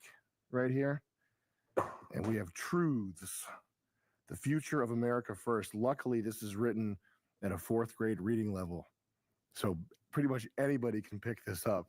Those books are clearly planted. Nation of Victims, which is all about how America you and first, I, dude. because we had sleepovers and fun childhoods, and our moms didn't make us play violin. How we should be replaced by Indians. That's the last chapter. Yeah, of this book. is the psyop right here, Stuff's dude. These pretty books spicy. are the Let me open psyop. this up here. This is like when they Right here, yeah. like I'll never open up forget when I was in simulacra, middle school. like simulation and simulacrum in fucking the Matrix movie or some shit. Well, he said that Vivek told him that if he wanted to interview him, he has to read all his books first. So that's what he's saying here. That's what he's showing here. B. Diddy. I'm not going to spoil it for you guys. Oh shit! This is some, and actually, no joke. I looked. The first word I saw is homosexuality, so it's not that far off here. Oh, that's a harsh allegation. Whoa. For example, there's no Jump such thing cut as a city, gay dude. gene. Yeah, hell yeah. So I was told that if I wanted to have You see all the Vivek jump cuts? Ramaswamy on the show, I would have to read all 4 of his books because he didn't want to have a remedial conversation. So that's why I have these. It's because we got to get Vivek on the show. That was from Vivek, yeah. Any page you open this up to, I promise you it's going to be just So, glop. He's Of this just giving a random speech page, about 142 Vivek. of Truths. I have my doubts about whether Ann Coulter is actually, that's a nice It starts quote, off that way, but it more gets into ready other to vote stuff. for the great-grandson of a Jamaican immigrant than she is for the grandson of an Anglo-Saxon British lord. This is what people care about. This is what you're supposed to care about. You know what? The thing is, I could sit here with my highlighter and my notepad, and I could have Chat GPT read these things and summarize them for me, which is what I would do. I could go through these and have, my little legal pad where I'm typing up my debate notes. How about this, though? You're Indian. Debut. Chill on the road. I'm going to talk to you about your country. Please. Oh. Got water on the vintage video gear. Whoops. It's already floating down the stream. Chris, can you get me a bucket?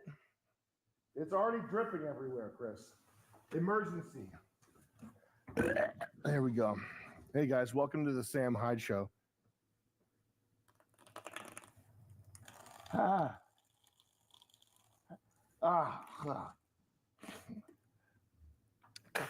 Vivek Ramaswamy is a first-generation American entrepreneur, investor, New York Times best-selling author. He's the founder Oh, of no. billion-dollar enterprises, including Oh, Roivant no. Sciences. That's the one with the fake medicine, right? Roivant Sciences. This is guy like Elizabeth. So he used the Indian like lota thing that you clean your nose with. This is so woke right of me. Hold on a second.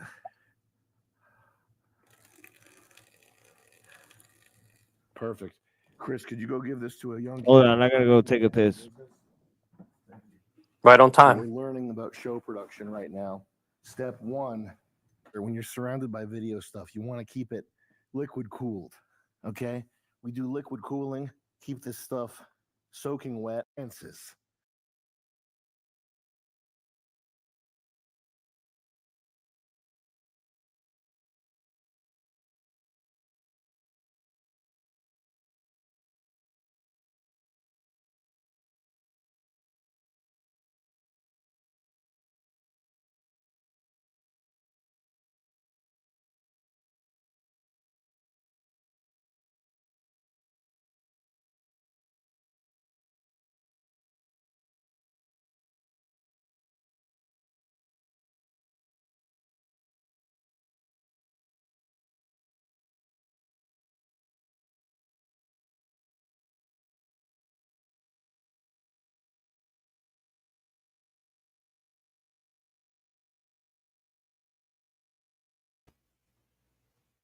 Did it freeze? Am I sorry? Hello?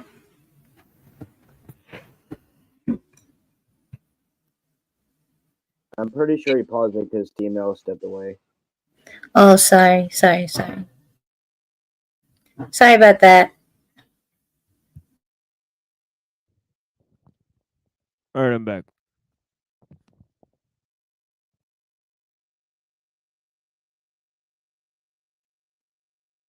Hey, Nero, can you unpause it? That's all good. Oh, well, maybe something happened to him. I don't know. Yeah, we'll get him. We'll get him Hope back. he's all right. Yeah. The feds got him. Yeah, we'll get him back in a minute. We'll figure out what's going on. But it's a little awkward. Like, was this always Sam Hyde's rhetoric? Has he always Oh, there he is. this kind of a comedian? I think so. Yes. No, Yes. No, I never knew he had a problem with Indian people. I didn't really watch any of his. No, it's just a common narrative that's going around now. Chris, could you go give this to a Well, young kid? it's not only that. Using the neti pot right. What's They're this following. They're He'll get into following it. some type of What's script. wrong with a neti? Huh? What's wrong with cleaning out your nose in the bathroom in the privacy? Okay? We do liquid cooling, keep this It's stuff not. Well, I do that too, soaking by the wet way. so that it can buzz and vibrate behind your head when you're trying to think. So why is he doing it wrong? And We then, had like, you what's call the in. point of all You guys this? rang my number, you banged my line. He'll get into it. 1434 call Sam. It's like slapstick, Amazing stuff, quality like voice Eric notes, like he's If you like call, Eric I'm Andre. gonna use it on the show, so don't Oh, dodge. so Don't he's say anything. distasteful on You don't want purpose. other Yeah, That's so he's like a on my Jewish private comedian. line, okay? Oh, he's but he's Jewish like as well. Great. 1434 um call Sammy. yeah, I Is wouldn't how you get that one. it wouldn't surprise me. There's an extra But few yeah. digits in there. It's not SAMI. CALSAMI.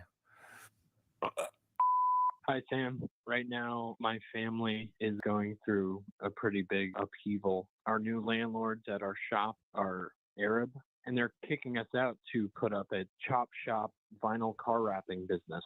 We're being forced to move by March. I don't know what to do. There's not really an amount of working harder that can help the simple fact that another person is taking away from our lives. I'm doing the best that I can to help my dad and continue Damn, dude, this that business sucks. on. It was always my dream to work for you, but now it's my dream to continue my dad's business because I love him a lot. As time has gone by, I've realized that being an American means doing what you owe your family and helping them. I don't know if you'd agree with that. That's pretty simple. That's how I think. Very simple You don't instructions. want to work for me. I only pay in Nigerian crypto. Okay, I only pay in Nigerian crypto. The flip side of that coin, it's called gold coin. It's backed by gold. If you are fortunate enough to have family that you can link up with, team up with, and build a business, that's probably one of the best things going right now or ever. It's low friction. You don't have to have contracts. You know that the person, their genetic destiny is tied to yours. They want you to succeed, hopefully, unless you have some schizo brother or something who's always raping people. You got a brother like that, Chris? Yeah. I guess Is I've heard Chris horror also the guy on stories the from people phone? who have family Or is members Chris around. another I guy think he just knows? case one of thing. his Yeah, if you workers have in a the room. family member that's got their stuff together, especially if it's your father who can show you the ropes, like I show Chris. Show him the ropes. That's what it's time to work out with Chris. Show him the ropes. Damn, he just never does. became He Chris's hates it. daddy. But yeah, man, team up, and it is time to hunker down though. And I'm going to couch this in certain language. The best known procedural this is a whole chapter here. Members of the public, the framers of the Constitution, believed that the lawmakers, Democratic and Arabs, get out. Okay, it's time to hunker down. This generation coming up. Oh shit, he's got to go to Dearborn then, because there's a thing lot of is to Arabs lull in my Dearborn. generation and older to sleep. It's This 90% racial Arab. stuff, like you owe somebody something for being white. That's over and done with. Nobody serious believes that anymore. And anybody that tells you anything like that is trying to get money out of you. They're trying to get their hand up your ass. The idea that the founders of this country, the people who built this country, built it because they wanted some Arab guy to have a vinyl wrap shop. Fuck all that. There's not much you can do about that in the short term. I don't think they listen to vinyl. Important the attitude. They got that you tapes take though. towards it. So yeah, it's time to hunker No, he's down. talking about a Stop vinyl wrap for a grabbing your car. acorns. If you have a father that you Oh. can build a business with or take over the family business, then put the gas pedal down and do it. Sam, what do you Yeah, think they is seem to about fix a lot of cars though. problematic That's true. corporate gamification of the system, not just the economic system, also parts of the legal system. If the people who are, I guess, noticing it and wanting to do it in large numbers generally don't have access to the quote unquote change from within, and what would the change from outside look like? What would those steps kind of look like? It's a good thing to think about, and that's what my mind's on. I don't know. Get involved. Was that locally, maybe. Vivek Try to become a judge. that he was because, listening to? We need more white people being judges.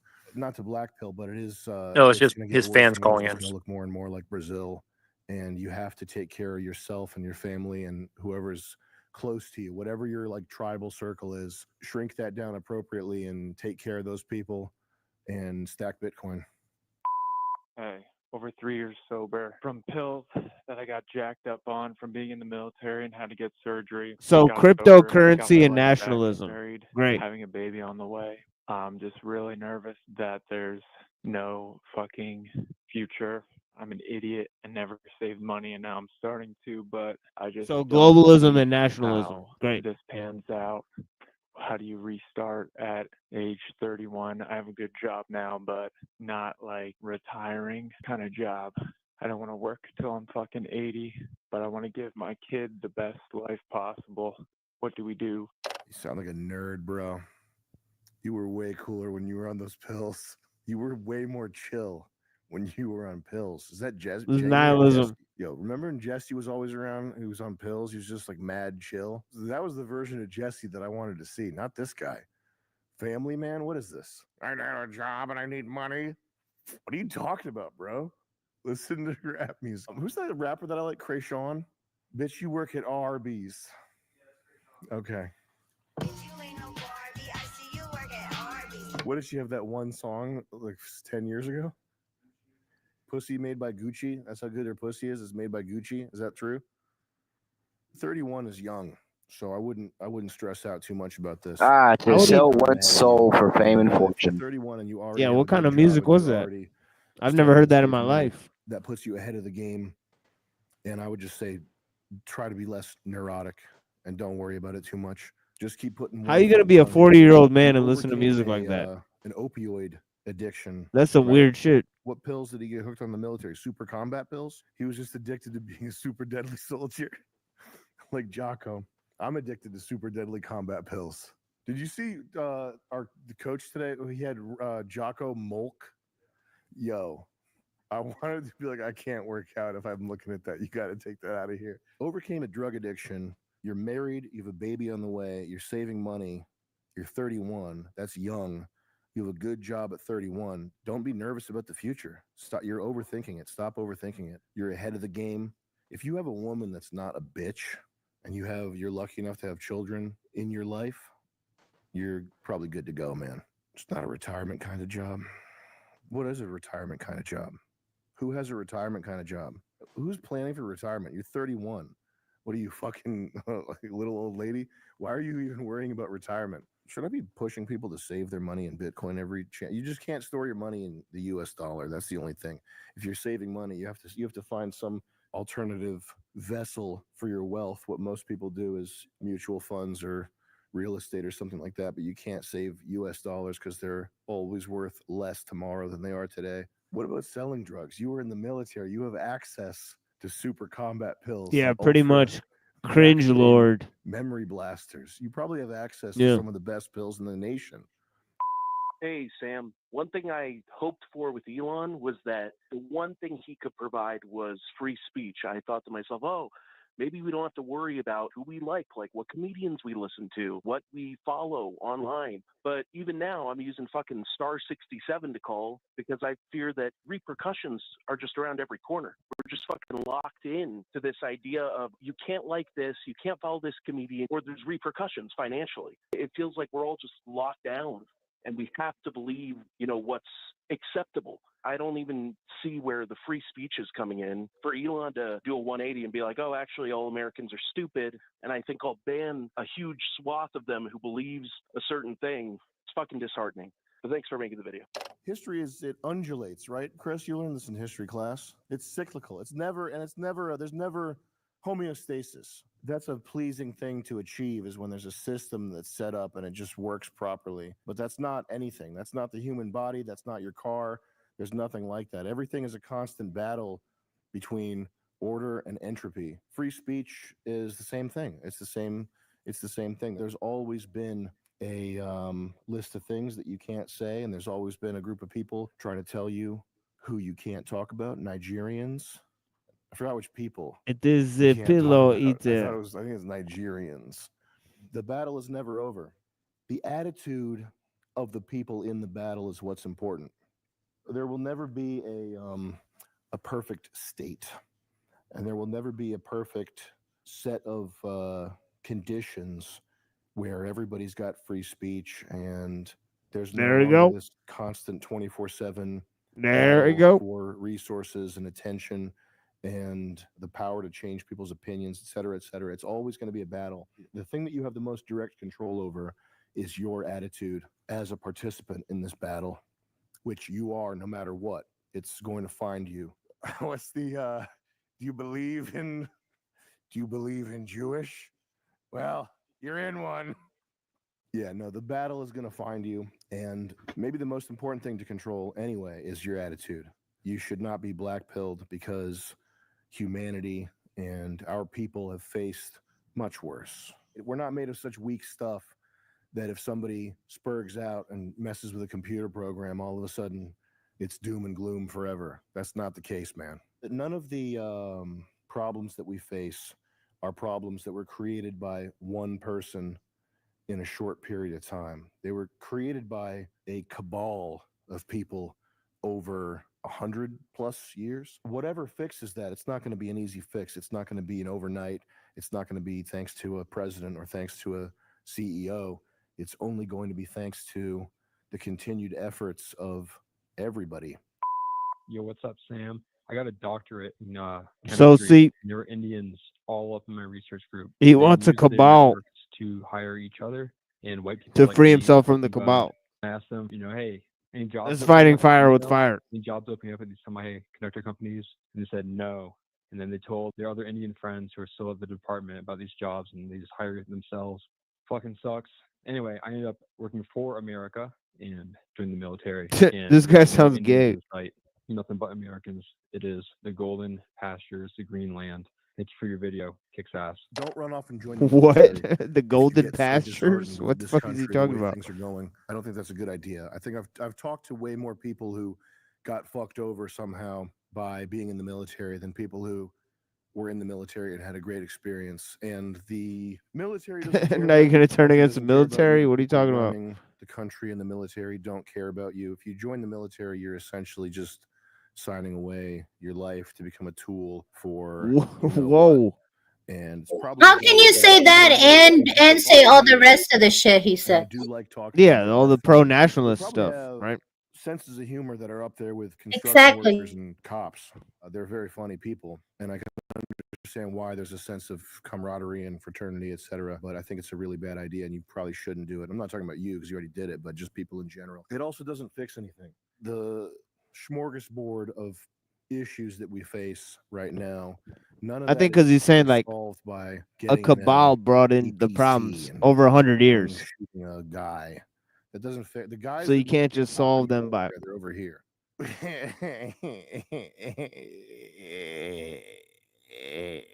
joining any cause. Your sovereignty over to the U.S. military just yet. I understand how if you're working at D'Angelo's And there's no perfect system. He also said that. gun and you're surrounded by cool guys with good sense of humor and they're the same race as you, how that could feel heartening or like you're a part of something important, but I don't think so. I think that's just the trick they use to get people like you killed since forever. And yeah, as far as the intel thing goes, we're living in a gay racial nepotism kleptocracy. The incentives are so out of whack that really my best recommendation for you would be look for ways to steal. You got to just figure out how to steal, bro. File a sexual harassment lawsuit. I don't know. They're going to be paying a lot of lip service to fairness. That's that white ninja. As they replace people like you with Indians over the next 10 years. And just remember, as they do that, you should steal and file sexual harassment lawsuits. It's not a nice thing. It's not nice to encourage people to steal. That's not how society should work. You don't believe in low trust societies. Too bad you're in one. There's no route towards This high trust society high thing trust is a weird society psyop, isn't it? in America, in my opinion. If there is, that's good. That's a great thing. That would be wonderful. I would Yeah, love that. because That would it's be not. amazing. Once a company has been infiltrated by It's not a high DEI trust society. types and by Indians, Indians are up there with the most racially nepotistic people. They only have one. The competition is slim up there. I think if I say it in German, is that code? They're not going to know. They're up there with the most racially nepotistic people. And if the company's been taken over by those types, it's time to start stealing and doing whatever you got to do to dismantle the company from within. Quiet quitting, whatever nasty tactic. Use ChatGPT. What sort of nasty tactics can I use to fuck with my employer? But sounds Over a like he wants 5-year like period. Make it white artful, people to artful be as figure out a way to nepotistic take some money as and get way Hindus or out. Jews, right? Yeah, he's saying be more scheming. Let's go, baby. Right. I'm a young white dude. Shit fucking sucks for me. More than half the world wants me fucking dead and gay. I just watched Dear Elon. You gave me a surge, dude. I really fucking needed. I've been in a slump, and I feel like goddamn the whole country is. When you said that thing about where you can barely afford to get fucking Domino's, dude, I work my fucking ass off, and it's like I got nothing. I've actually just accepted the idea that I'm a fucking cog. I'm just a NPC, and I just do the shit I gotta do, and it's fucking miserable, bro. For someone It's a to bunch of speak out with nihilistic a dudes platform calling him. like yours, dude, is fucking I mean, awesome. it's a reflection of what The he's immigration policy he's cultivating these people's minds. They're the ones calling him, and they're all broken. They're gonna start fucking with Japan. Think about that. Mark my words. Very That will true. be very interesting to see how that plays That's a out. very And good I observation. So what for is he people trying to in Japan. I weaponize him pray into? Like that they racially motivated incel? that's going to be pretty Right. interesting to see. That feels like they're a cog. Imperialistic kamikaze Essentially. fighting spirit has truly been suppressed by anime kittens and nuclear weapons? Has it truly been erased from their sacre bleu, to quote Asmongold, of a people? Has it really been wiped out, or has it been laying dormant? Are we going to see Japanese with rifles again? I don't know. Are we going to see Japanese, I don't know, torturing a few people, trying to boil a Chinese guy? Who knows? Because I know that the first black man in Japan was met with bows and handshakes and, oh, yes, sir, you're very good. Oh, very interesting, a black skin. But that might not be the case for the last black man in Japan who might be on his way out after being boiled, Unit 731 style. I don't know enough about Japan to know what the people are capable of. It's going to be interesting, and I will pray for them. This guy, you swear too much. Don't swear so much. It's not necessary. He said Lauren Southern's trying to kill him? Is that what he said? That's cross promotion. They're trying to promote the other right wing people like Lawrence They Southern. couldn't be beaten any other way. That's the only way to beat us is make us gay and dead. Like nobody was thinking about that normal for young motherfucker guys till not you to said have money. Lawrence Southern or When you're whatever. young, you're basically trying to Like figure nobody out, cares about that what the motherfucker. game is and what your role in it is. Or if you're young, it doesn't necessarily matter that you're broke. It's not the end of the world. It's everybody who's young is broke. That's just normal. When people swear, I get the Well, vibes Lawrence that Southern hangs out with Dugan, so you know what's up. office or a sub shop or something. Yeah, the type of blue-collar people that don't he make got money, told to not throw her name trades in the workers, but mix. just like You know people what that I'm work in a saying? fucking store. I think they swear all the time. Yeah, it seems like it. Yeah. Stocking shelves at Target. He hangs They out with swear G.A. Dyer. all the I'm sure it's a time coinkydink. in your head. Like Yeah, a classic name drop type. Yeah, Don't yeah. Anybody he like mentions here swearing, is a there's name like drop. a Redditor Real talk. type pushback you get from people who their morality's like everything's Let me know how the okay as audio long is. as I'm no trying one's to being balance it. physically hurt in the moment type thing. I'm not doing a good job of grabbing these ideas here, but like so what do you mean I heckin' couldn't fucking swear? At least I'm a fucking heckin' good person. Yeah, don't swear. I think it reads too much like you're hopeless. It's not good. Another thing is when you are young, your low skill level and your low awareness, you just generally have lower agency. You're not really valuable enough to anybody to be more than a cog or more than an NPC. So that's another thing that can compound that feeling of the walls closing in around you, is because that's the fight of your 20s or from 25 to your early 30s, is making your time more valuable, making your time valuable enough that you don't have to take low pay, you don't have to take shit from people, you don't have to accept people that are rude to you or whatever, because your skills are sought after. You can demand more from your environment basically because you're good at something. You look for reasons not to fire somebody who's really good at something. You look for reasons not to fire somebody that's making you money or is solving problems that you don't like dealing with. You look for reasons to keep them happy in their job. And if they're not bringing money to the table or helping you out or solving problems, then it doesn't matter. You don't really care what they're. So I just paused there because this is what me and Pill Eater talked about recently. Is like the reason why he's kind of pissed off is like when you look at this stuff, like what he's saying, it's like he's like, oh, just get your skills up like this, and in a minute you'll see that somebody who actually works in software calls in and says these companies don't even care about money. They're literally letting people like totally unqualified from India come over and do chain migration because they want them to do menial tasks, but they're paying them $65 an hour and offering Americans $18 an hour to do the same job. So the point is that the economy is totally fake and gay, and it's all about social engineering. And this guy's pretending like the economy is totally real and that companies make decisions based on, overhead and this and that, which some companies do, but not the larger companies for sure. So he's kind of like doing a small trick there. businesses do that. Say what? Only small businesses do that, or businesses that don't have black money.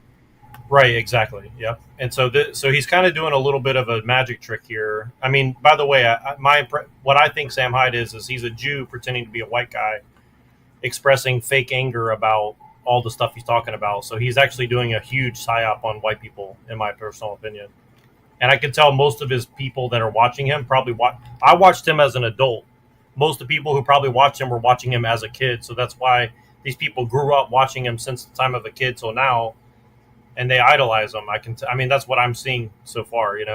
I enjoyed his work early on, but I was an adult, so I didn't like idolize it. I could kind of see through that it was a little bit more. Dave Chappelle, a little bit different, but because I grew up with Dave Chappelle, but he's like the next generation after that. So I just want to point that out really quick. Their life is like, because what the fuck, what are you even doing here? You get paid $8 an hour to be a human toilet, or here, put the cheese on this pizza. You dummy. A lot of problems can be solved by getting good at something. And that is a point because You know what I'm saying? the Jews I'm, did allow cooking dinner for my children right now. What's like on my black mind people is to make fun of buying white people. present to my children. They want to see snow. I live in. So they actually just Right funded in the that. media, right? Are you talking about in the media? Yeah, like like they like sold a bunch of black people to white people, and then they like paid the black people back by allowing them to make fun of the white people. Right. Some shit. Like, it's like some weird. Revenge. Yeah, It's like some revenge. weird shit. Yeah.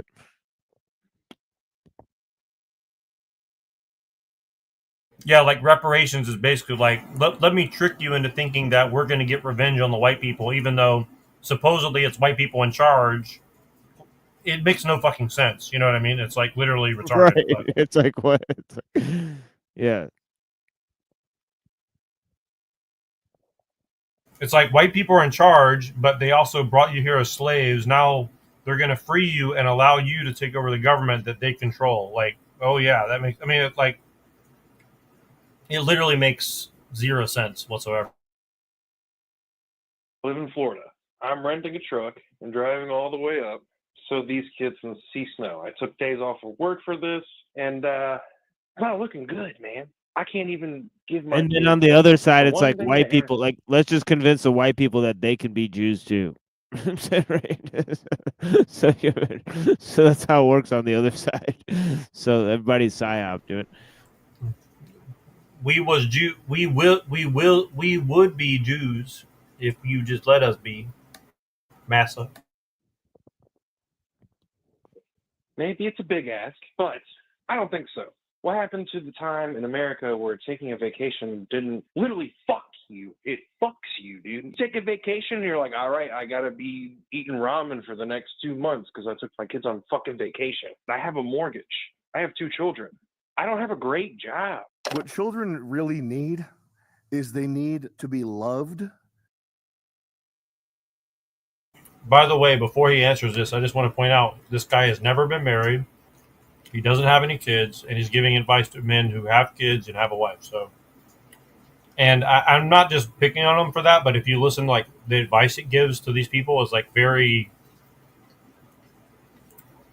questionable advice to say the least. Because and like this whole thing is like he's basically giving nihilistic advice to people who have things to lose. So it's very interesting the way he does this. Well, shit. Come back, Mr. Darkness. Which is that's not a financial thing. They don't need to financially be loved. Okay, there are plenty of people who grew up poor and had a happy enough childhood because their parents were present. Okay, love and financials have nothing to do with each other. They're really not related. The other thing they need is to not be abused. Part of not being abused is not. I agree with all that. Public school surrounded by the Catholic Church gets so much. That's like not so much now. I mean, Yeah, I generally agree with what he says here, but as you see it progress, you can see that he actually doesn't care about quote unquote white people whatsoever. I mean, but in the 90s and 2000s, every stand-up comedian was like, "Oh, you're Catholic? That's good. The child molestation." To whatever degree that's true, it's way worse in synagogues and fucking public schools. I think public schools have a 10x higher rate of child abuse than Catholic Church. So if you're going to be scared of something, you should be scared of public schools. What you need to provide for your children. Why would he add synagogues in there all of a sudden? From Isn't that kind of weird? Pharmaceuticals, protection from rapists. Because he's LARPing as a Nazi. Exactly. And bullies and love, which is not a monetary thing. You just be a normal human being that's not a fucking freak, I guess. There's probably a book about it. I don't know how to teach you to not be a freak, but it's probably essential that you start learning how to do that. Stefan Molyneux has talked a lot about peaceful parenting, not hitting your children. I didn't know people hit their children until I name drop number 2. Stefan Molyneux. So you got Lauren Southern and Stefan Molyneux. Interesting host of characters. Yep.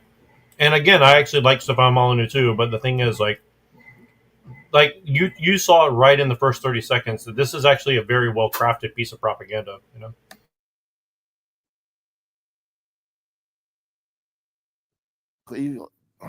Some fucking cigarette lady. She looks like she should be compressed in a barrel into oil to lubricate train parts. That's probably the most useful, the most valuable use of this human biomass I'm looking at right here. Asking me for a light. You should be lubricating a train as human goo. You fucking freak. But those people like that have had the shit beat out of them as children. This is probably a major reason why the world is this like throbbing, chaotic, violent organism from hell at times and in certain locations. That's one of my big regrets. Is I was at a Home Depot and there was a black guy and he was talking to his kid and he goes, "Am I gonna have to put hands on you?" This was before I was started lifting weights or boxing or anything, but I really wish I had given that guy a talking to. But I think this is probably a big reason why the world can at times appear to be so schizophrenic and cancerous. But yeah, all you have to do to be a good parent is protect your kids from that type of shit. I think that going overboard with the violin lessons and tutoring. What are you tutoring, Vivek? So, first of all, it's interesting because he's talking about seeing a black guy with his kid, but we all know that the most dangerous men are men without fathers. So, you know, without knowing any context, you're just saying, well, the the black father said to the black son, "I might have to put hands on you." I mean, maybe the kid was 4 years old, but I'm just saying, like, you know, it's kind of an odd framing there. He's like, you know, because everybody knows that like blacks don't have that many dads in the home, right? So I don't know. It's just kind of weird. He just throws that in there, and then he throws in the little what's that? The little chirp of the fire alarm, the smoke alarm, right after too. So it's like, you know what I mean? It's like they're throwing in these little jabs here. You know, this is actually a very sophisticated piece of propaganda, in my personal opinion. So I just want to point that out. Whether it's intended or not, it could just be chaos magic, but it is very interesting. Black Vivek. First of all the jobs that the Indians are coming here for, aren't they going to be done by AI anyway? Huh? I thought computers were so smart they could learn to code by now. Huh? That's weird. Why are we bringing in more software engineers when writing software is one of the low-hanging fruits of LLMs that's actually going to be here in 5 years? Easy. Why do you need 400,000 brownies? Why do you need all those brownies? What are you even preparing your kids for anyway? You're just some shithead. What do you know about what life's going to be like in 30 fucking years? My child is going to be a doctor. What if doctor is completely automated away and becomes like a customer service role in 30 years? The AI can diagnose medical conditions better than humans can. How long is it going to be until the role of doctor is downgraded to basically customer service till you're the human face in the office, making sure the machine doesn't fuck up and you're getting paid 1/3 of what you were making? We're talking about preparing your child for the future, giving them the best life possible. What school on the face of the planet has taught students how to preserve wealth and how to make money, which is day trading and gambling? What university program does that? Well, the people that are getting pumped out of the schools, the best schools, are leaving with $500,000 of debt. They're unhirable. They're being replaced by towel heads anyway. So what are you preparing your kids for? My son Benjamin's going to be going to private school where he will learn how to do math. Like you would fucking know what's going to be worth money in 40 years. Shithead. Like you would know.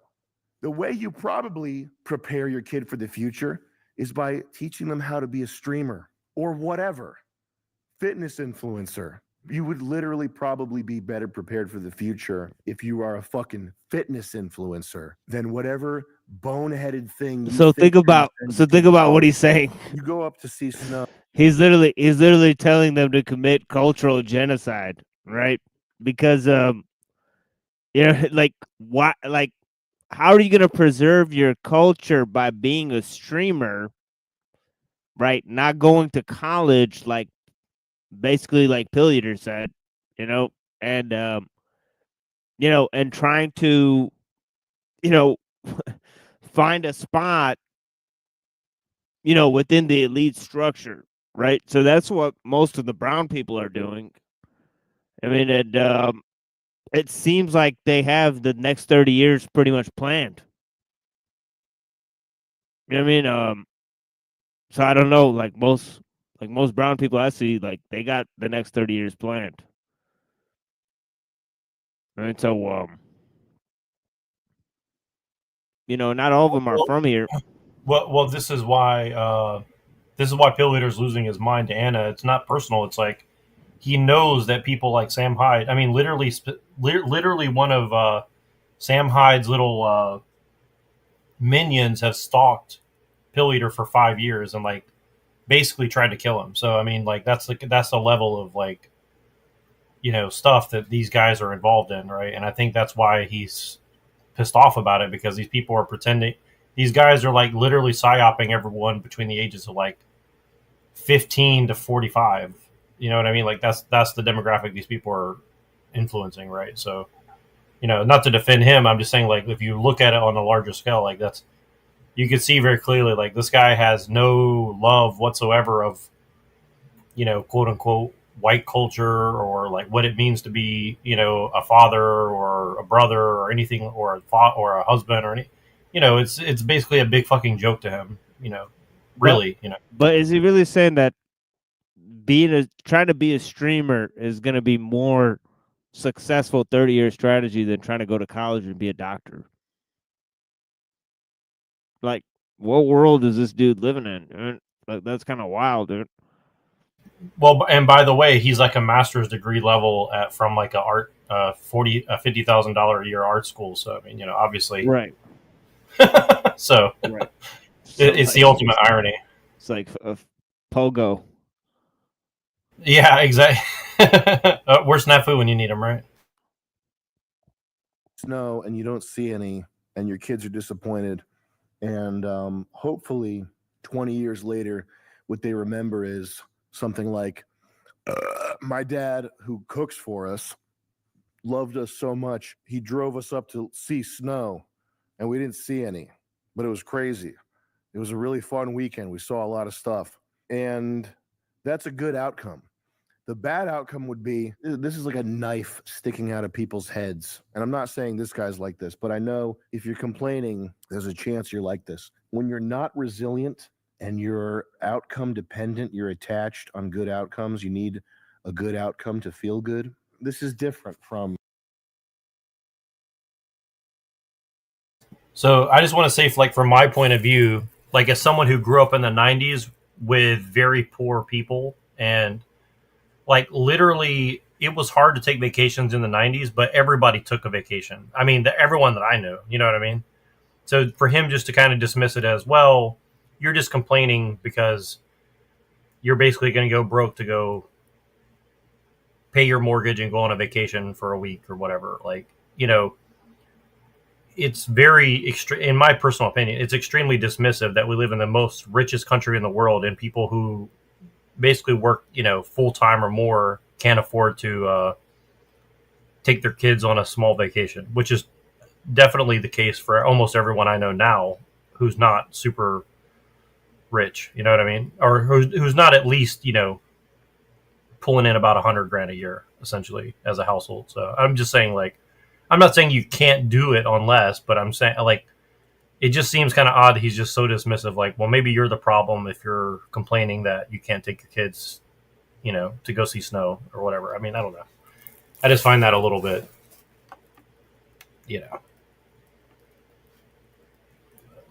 it seems like he's selling something more than he's listening to what the guy's saying personally, but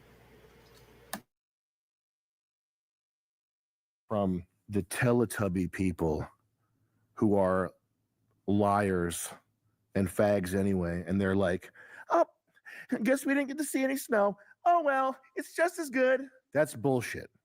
And that's not what I'm talking about. What I'm talking about is when you don't get a birthday present or whatever, it doesn't psychologically shatter you. If you go drive up to see snow and you don't see snow and your kids are in the back seat and at some point you're driving and you're like, I can't fucking believe we didn't see any snow. Drove all this way, we had to eat ramen. Fuck. That's going to ensure that your kids have the same knife in their head that makes them retarded. Attitude is everything, bro. You have to have an all-terrain personality. You have to be ready for whatever comes, because there's bad stuff coming. That's a lot of it, actually. There's actually a lot of bad stuff coming. So you need to be ready for it. It sounds like you're a good dad. You're cooking dinner for your kids. Just don't let them see you get rattled by little inconveniences like this, because, you know, there's a lot worse shit coming down the line. If you're in Florida, the Tony Montana mansion is located in Miami. It reportedly has a large pile of snow on the main office desk. The other thing is, like, the people that flip out all the time, you don't remember them as being impressive or powerful or anything like that. You just remember them as being weak and, like, disrupted by anything that happens. Oh, great. I didn't get my birthday present again? I asked for since June. No, dude, I'm 36. I do manual labor. My back hurts. My knees pop.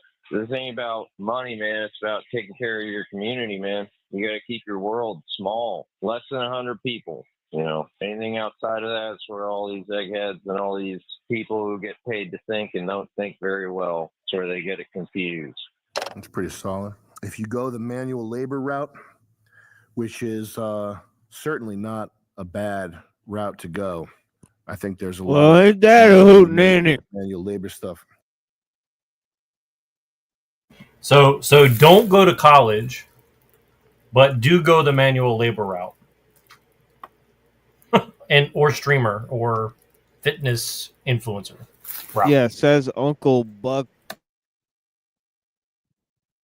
Chuckle Hut. Yeah, he looks kind of like Trotsky, doesn't he? Like a beefed up Trotsky, you know. He's definitely got a weird Jewy appearance. I don't know what is going on. What is his background? Are you familiar?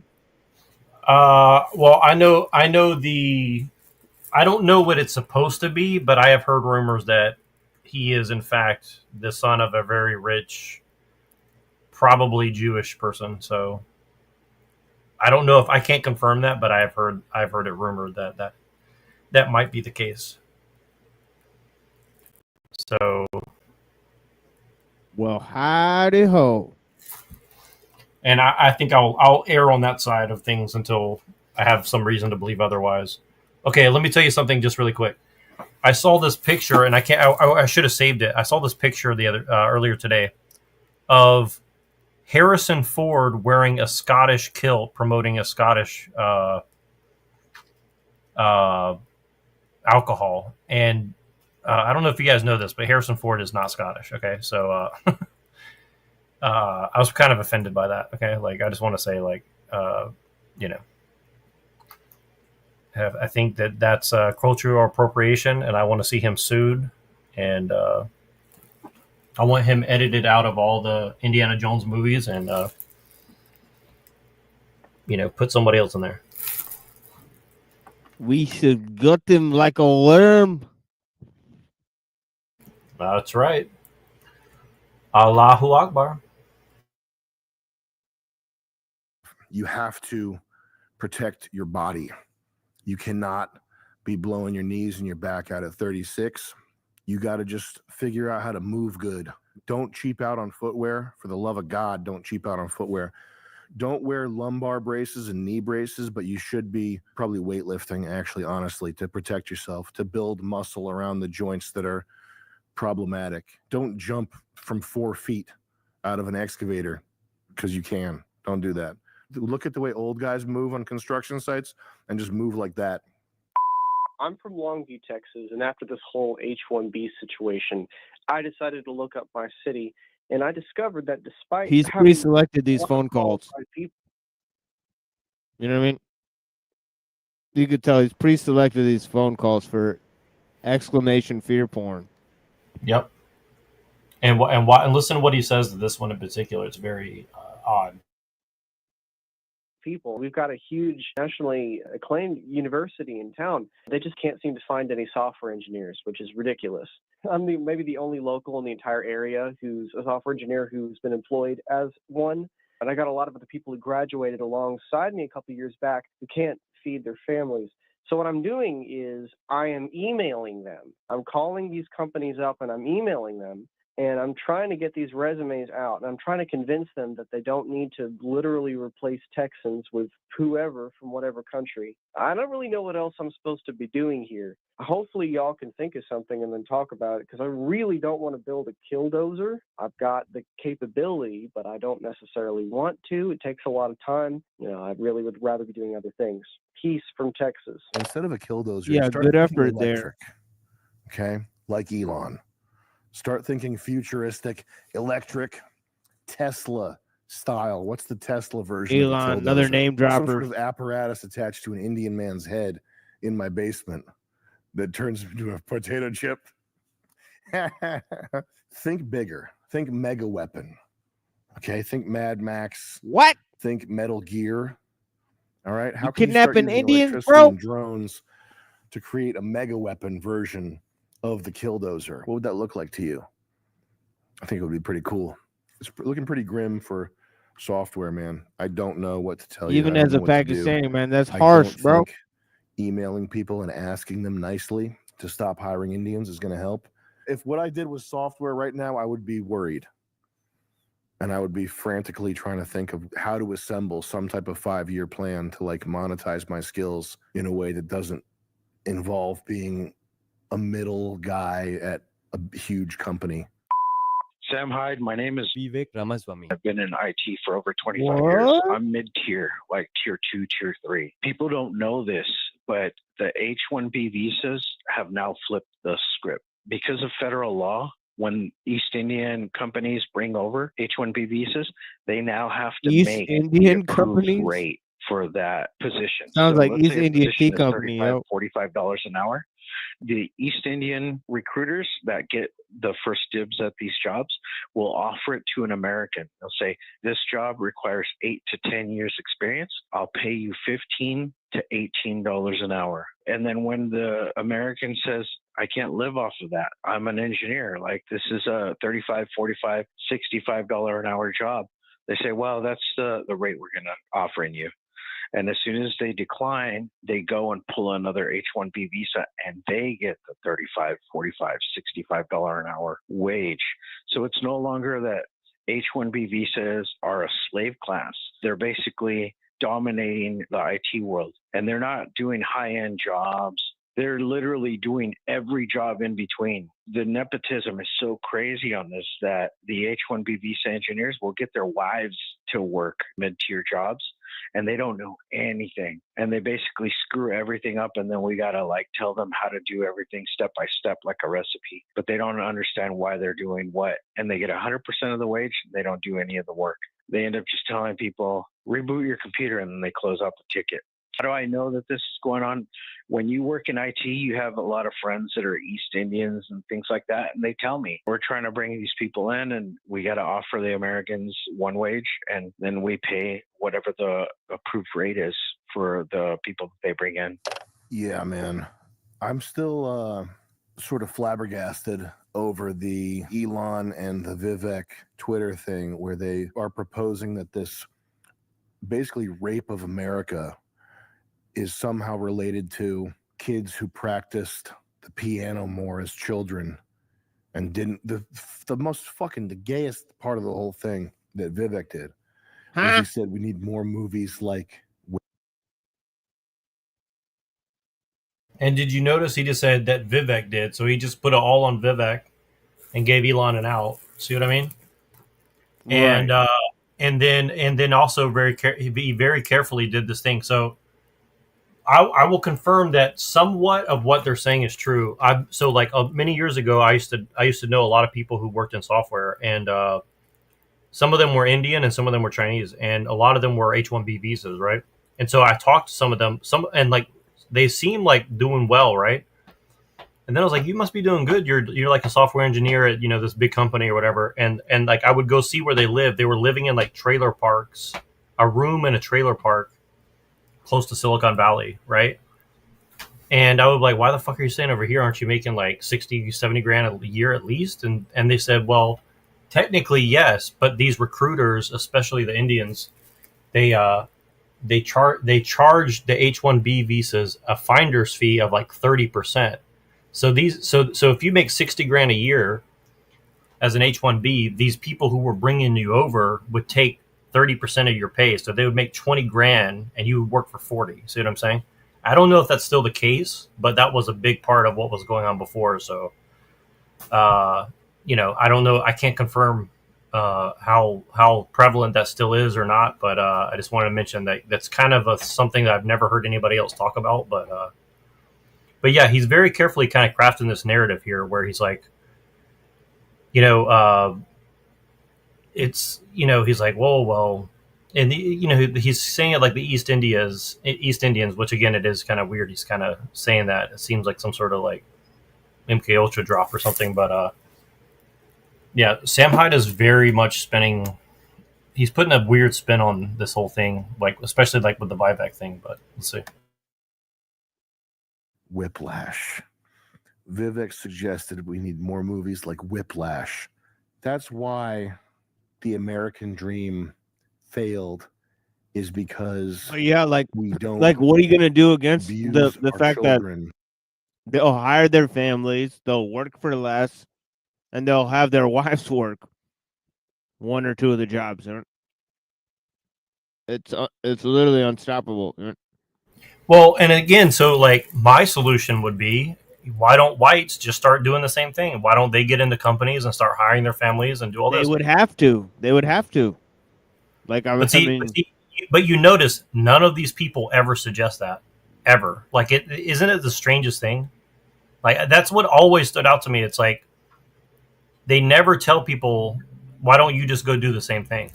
I always find that very odd, right? Like, well, he did say learn how to steal. You're just gonna have to learn how to steal much earlier in the video. Yeah, so you got to be a white ninja and just steal.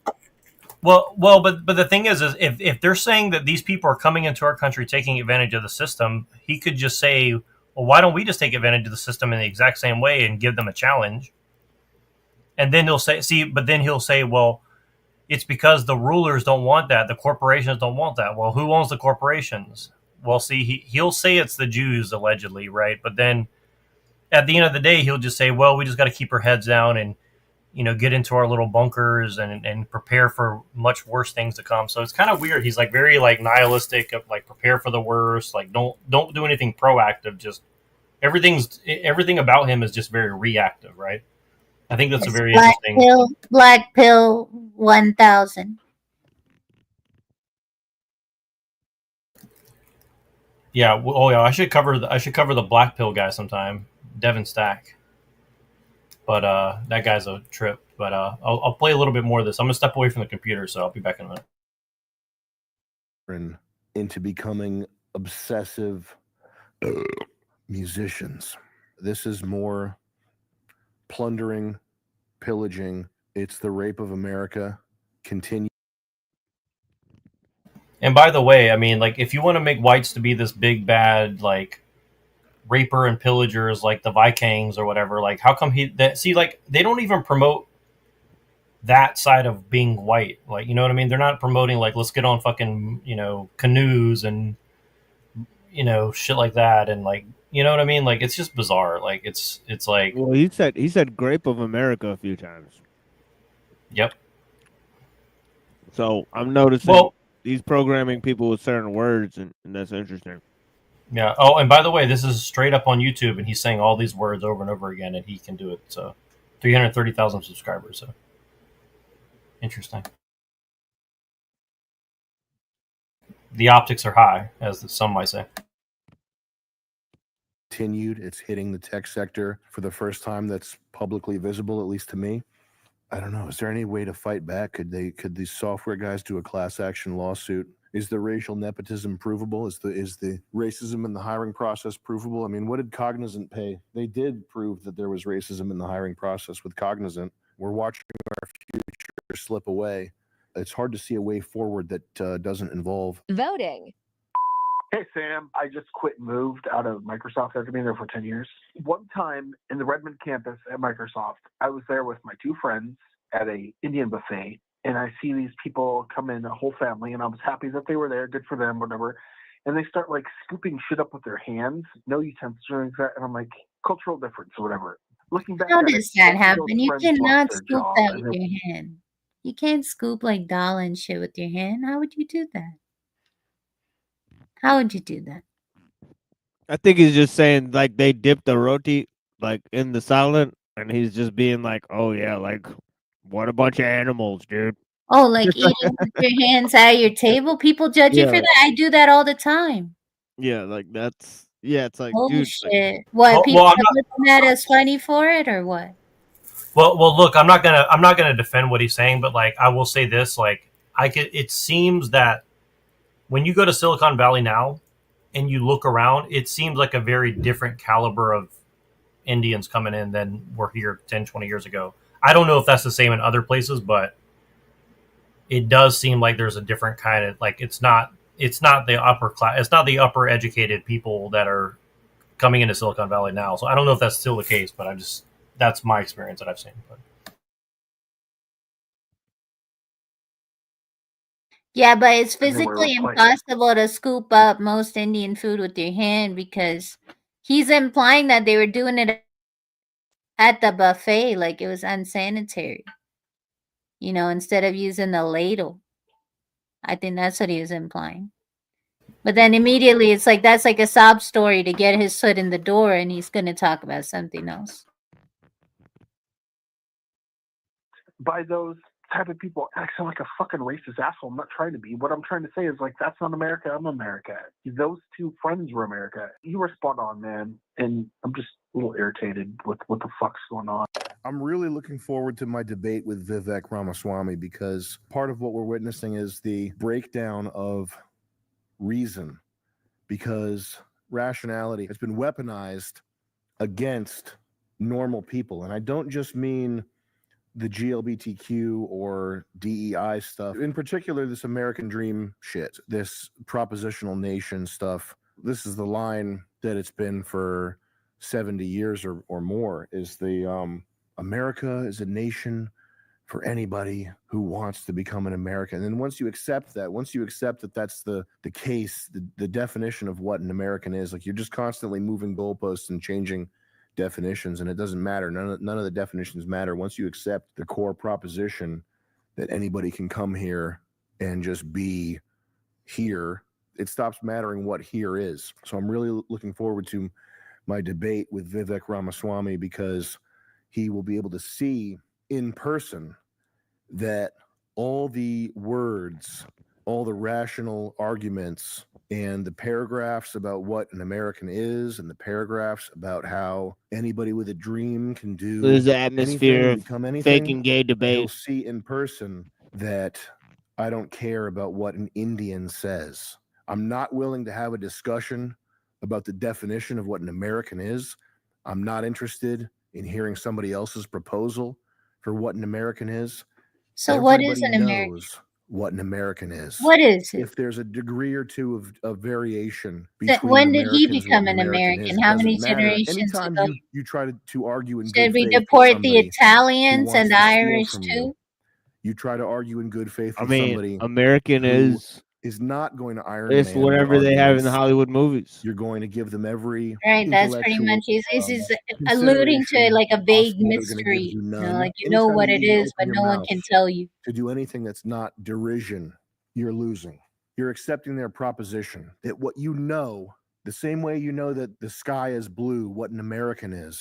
When you accept that your knowledge of that can be affected by It's somebody's Mickey Mouse and paragraph, McDonald's. you're already losing. So these people, when they come to you, when you see them, the only thing you should have to say to them is, hey, faggot. That's it. That's all you need to say. You don't need to say anything else. Within So yeah, your he is getting a community, lot with the. within your Discord, I mean, he's getting away with a lot here. within your friend group, whatever. You can He have said whatever F. discussion He you said want. N. But if it's an outsider who's here telling us how to do He's on some business, shit. that's not in the game plan. That's not part of the show. That's not happening. All right. So I'm not saying you need to not think about these things and Yeah, he's not definitely talk got to about them be with your Jewish to friends, get away with whatever. all that. But when an outsider comes Right. here, gets in your face, and starts throwing definitions at you, and you got to Google shit, no, we're not doing that. Because you got to be You're higher getting up called on a the slur. Victim I don't know which Olympics one, whichever one I feel like saying at the moment. You're than getting called a blacks slur. or Doesn't he wear gays. shoes that are too big And the for only him? way you could do that is be a Jew. Oh my. Oh man. That sucks, dude. Yo. Vivek told me that he would come on the show if I read all 4 of his books. That's a real thing, by the way. Like, that's if you can come on my show if you watch the iDubbbz documentary. It's just funny. For the guy that's about having good faith debate, the guy that's about an exchange of ideas, if that's what he's about, right? Telling me I have to do homework in order to talk to him. I have to sit through his 4th grade brainwashing here about how Vivek good. Bleep that. My next book, Vivek are good, by J.K. Rowling. I think the world is a complicated place, but it's not all doom and gloom. Accepting that it is all doom and gloom only helps make it worse.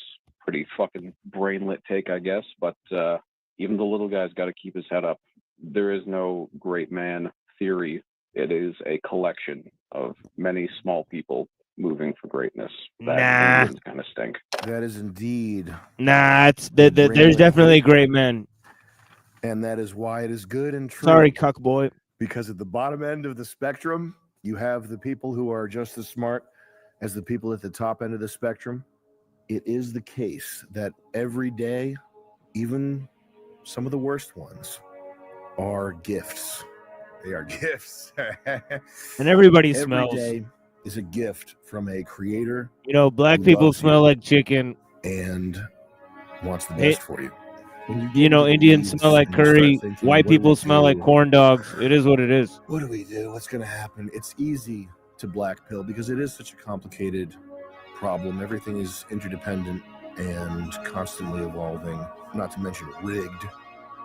That What the hell is this? Solution is hard to be seen. Some type of But in terms of your actual psychedelic life, when you close Twitter and you go back to reality, dream core. You have people, you have the air outside, you have just being here, just being alive. Like there's a whole world out there. There's a whole world out there, guys. And it is the one we have. It's the very best. It's unbelievable. It's filled with joy and opportunity. It's the best. What is thing. this, It's the Alan only Watts thing. now? Everything you He's have. turned into Probably Alan should Watts. all enjoy it. To the Yeah, max. he's doing this fucking To the Esalen max, Institute bro. type of shit. Yeah. I'm sorry, Yeah, what? Indian people do stink. Some type of Esalen Okay, we'll Institute get this shit. going. I gotta figure out this chair situation. This thing is not Right. one. I probably need an actual chaise lounge Rondas. thing. Yeah, where this I'm, is the like, shit that laying they down. show you in the Clockwork Orange when they open your eyelids.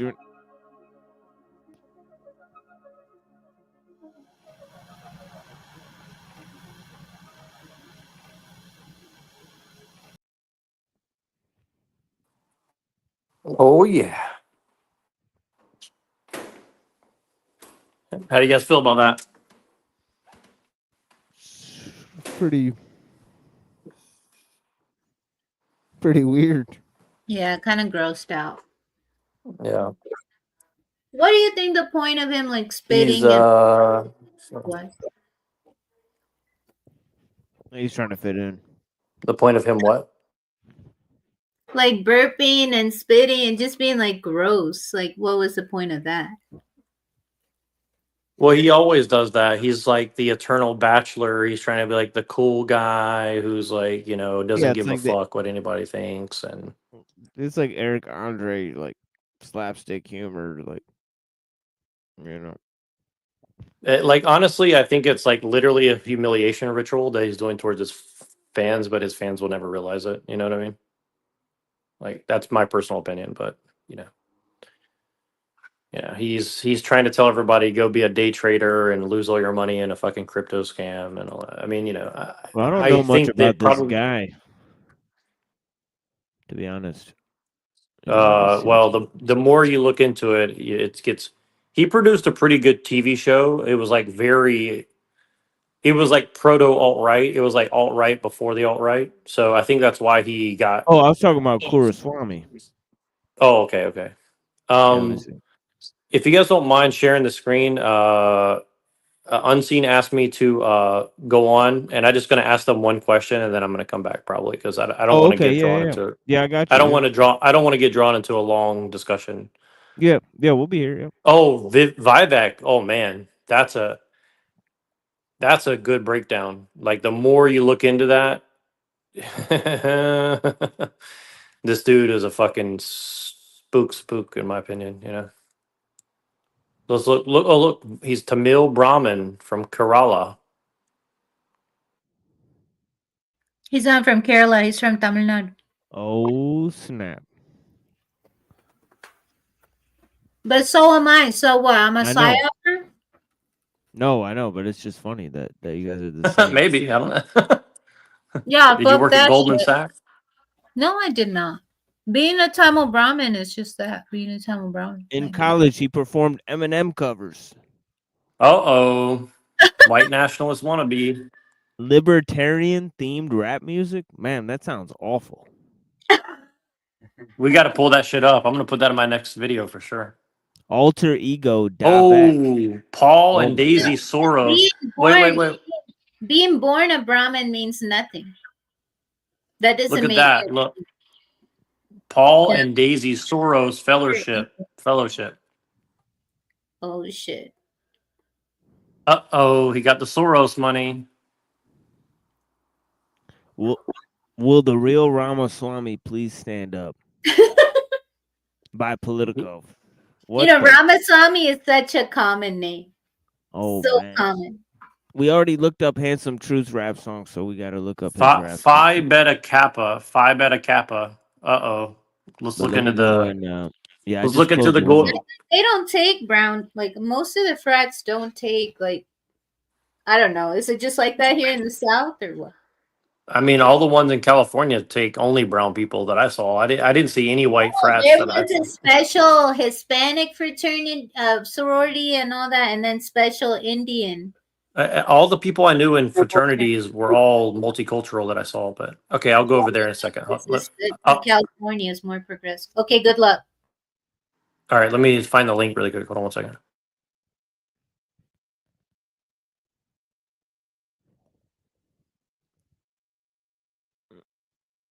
Oh my God! What the fuck? So I lost the where's the window? Oh my God! Okay, there it is.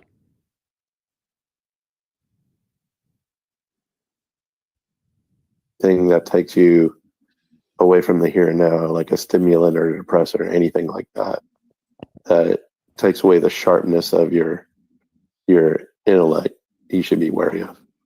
Yeah, like so for psychotropic example, medicines. Yeah. Like fenbendazole, for example, has been moved, kill cancers, etc. Some MMS and a bunch of like kind of alternatives that are kind of coming out now. Because like I said, I'm kind of jaded with the whole medical industry, the whole school industry, even to the point that I question even like I just question basically everything that comes our way. So are you Orthodox? Do you have a spiritual father? Yeah.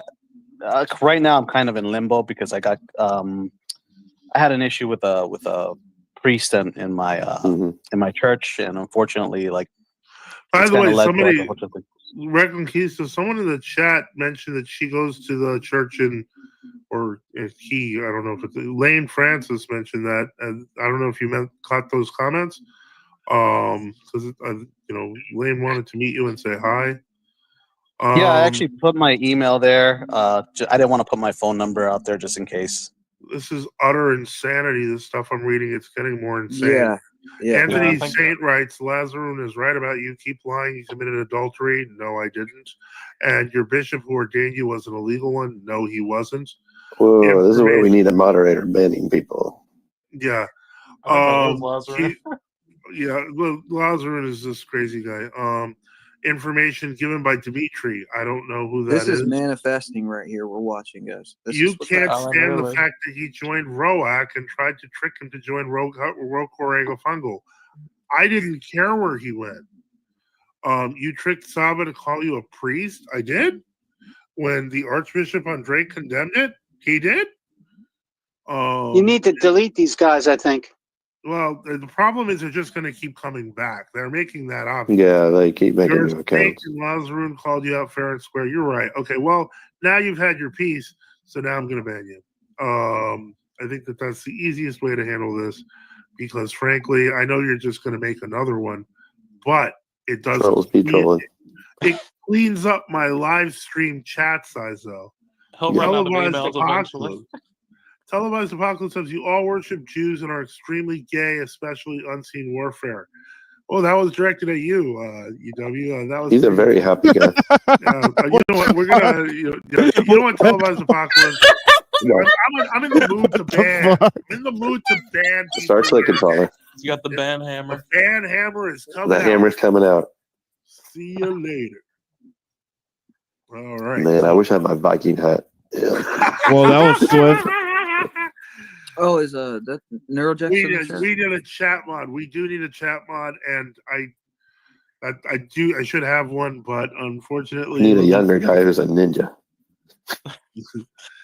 Hey, Neurojack, I've talked to that guy before on Jim Bob. Okay, Moreover Brethren says hi. So how are you doing, Neurojack? I'm doing good. Hello to Matthew. I'm glad that he found his way over here like I did because me and Matthew used to talk a long time ago, and Matthew's pretty cool. So I know he's a dirty Protestant. No, I'm just kidding. Oh, that Matthew. I was like, who? I am too. I'm still in the nether realm too, so I can't say much. I'm just kidding. But I have a very specific question, and I just want to say thank you guys for having me, and bless all of you. Thank you for being respectful and coming up here. So I just want to ask my simple question and leave because I don't want to. I won't be quiet. I'll just keep asking questions. So I'd rather just let you guys answer because it's a very difficult question.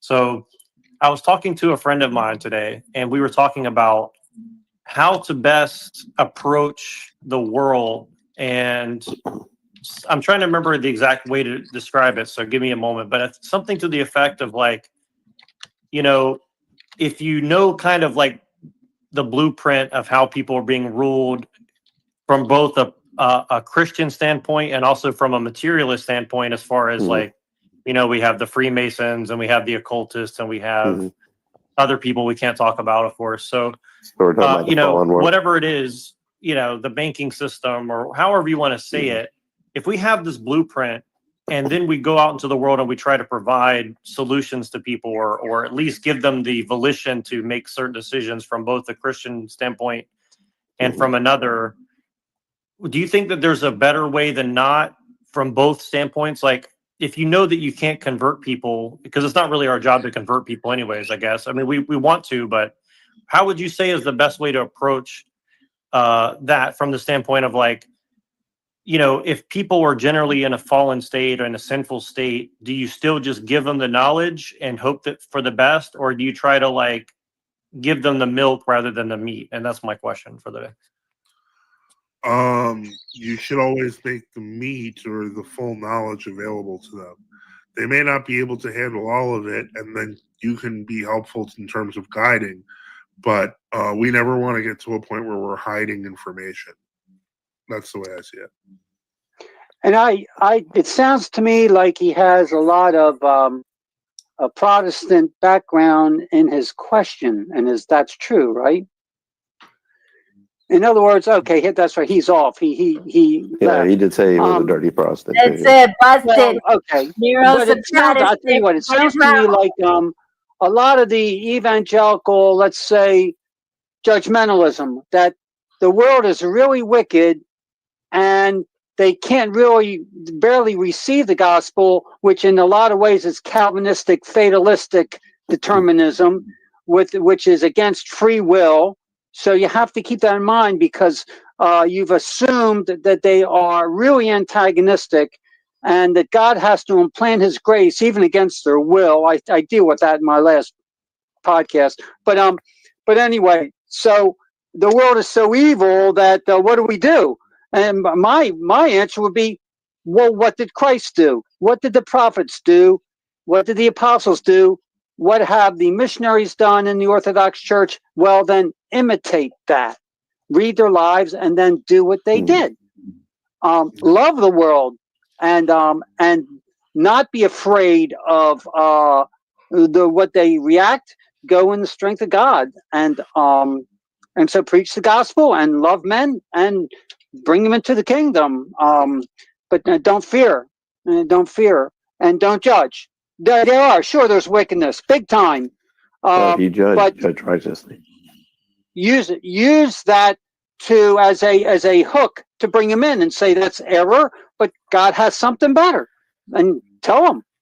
So anyway, that's just my little piece for a minute. Anyway, the scriptures Can I tell follow us up to on that? go ahead. So since now I'm kind of venturing into the true Orthodox Church, like if I were to like see someone like, because I brought someone into the church about a year ago, but I brought them into the World Orthodox. Like, how do I navigate that because to kind of explain to them, hey, there's heretics, hey, there's ecumenism and all this kind of stuff. Like, it's very difficult to kind of tell someone that in the beginning. Like, it took me 6 years. I would probably just start by saying I'm going to a new church and see how they follow with that. Well, I would be careful though, because you can physically bring somebody to the church, but at the end of the day, it's the Holy Spirit that works through that person. Exactly. And Christ says in the scripture that we're to be in the world, but not of the world. So to answer, who jumped up here to ask that question? Neurojack, right? Yeah, I don't know where he went, but okay. So I would say, as part of the Christian race, which is what us Orthodox Christians are, we are to emulate light. We're not to put ourselves under a bushel basket, right? And there we are surrounded by that fallen world you described. But the darkness fears the light. And the more that we participate in the life of the church, the holy mysteries, repent, and all the things that come with being Orthodox Christian, and we'll draw people closer to us, because they will see the fallenness of the world around us. They'll be like, hey, that guy's got joy despite all these sorrows. You know what I mean? So it draws people in. So did you say that you brought them into that church? Rick and Kista. No, I'm sorry. No, yeah. I didn't bring them into the church. Obviously, God brought them into the church, but I was the one kind of facilitating physically the brought conversation. Yeah. Huh? So you physically got abroad with your conversations, right? I'm sorry, I couldn't hear you. I said you physically kind of you interacted with them, right? Yeah, correct. Yeah, I was in the middle, and then I brought them to, I guess, the World Orthodox in some way. What jurisdiction did they happen to enter? OCA. OCA. Okay. Well, you could say that I'm on a journey also, and I'm realizing, greater light, and I'm attracted to that light. And I didn't know this light existed until recently. So, and that's a lot with my journey too, is what can I say? I mean, I'm growing from glory to glory, or from light to greater light. And all I can say is, when I see that greater light, I'm attracted to it, and I like it. And so therefore, and that's where I'm at. And so, I've led you, and I've been a friend to you, but I also am growing myself, and this is where I'm going. And, And I would, since they're part of the OCA, I think best bet is to go through the avenue of history. How the OCA is a schism of ROCOR before the Union, and that the only reason All right, they're y'all. I'm gonna say good quote night. unquote autocephalous is Question. there's some They stopped answering it. Blessings. Good night. Yeah, blessings. Good night, sis. Thank you. Bye. It's just you and me. There, boss. Don't think you're there. But yeah. Yeah, blessings, Lanza. Good night.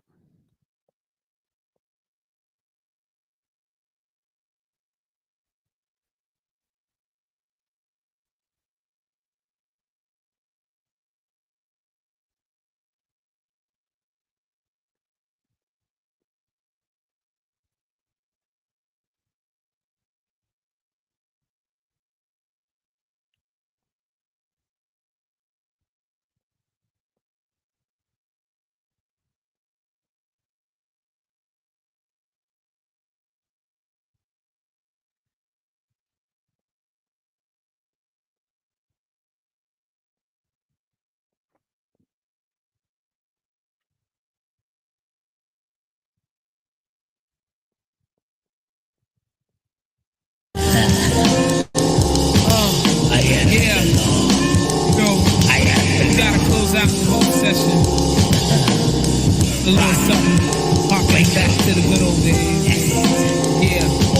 You know I can't go out like that. 7 degrees of elevation. The psychokinetic medic, credits to be headed. The shredded bone dust, you've known us. The tone justifies the live carcasses from donors. A bonus, this specimen's healthy. He must have felt me. In the beginning, he be sinning. So his ending begins with me sending workers from the shadows, spitting disease marrow, add many marrows, releasing sparrows. That cybernetically enhanced advanced electronics to decode and implode. Select phonics, direct tonics, through physical, labyrinths, mechanisms encased in cabinets to make atoms split.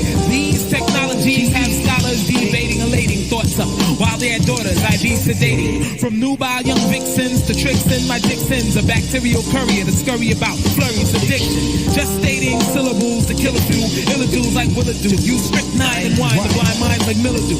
The Willacoo's are crushed like small plastic cast items. Mere trinkets of idolatry are like sugar babies. I bite it.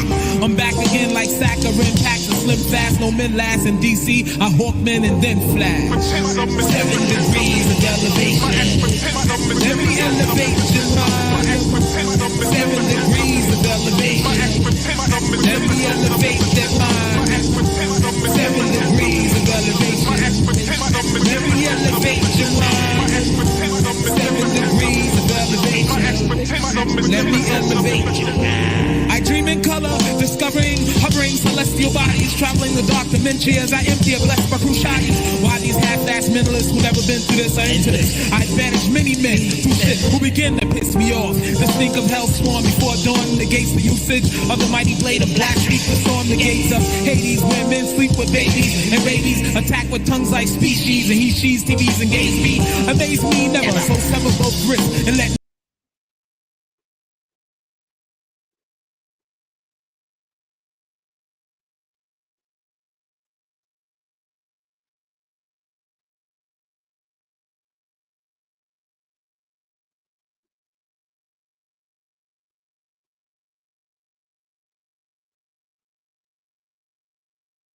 I'm not Nicholas Allen Ready, and I do not know how to make this clearer. What do you say to people who say these are crocodile tears? He's putting on a show. This is all an act. Oh, No, that's a low road. That's a right road. Crocodile tears.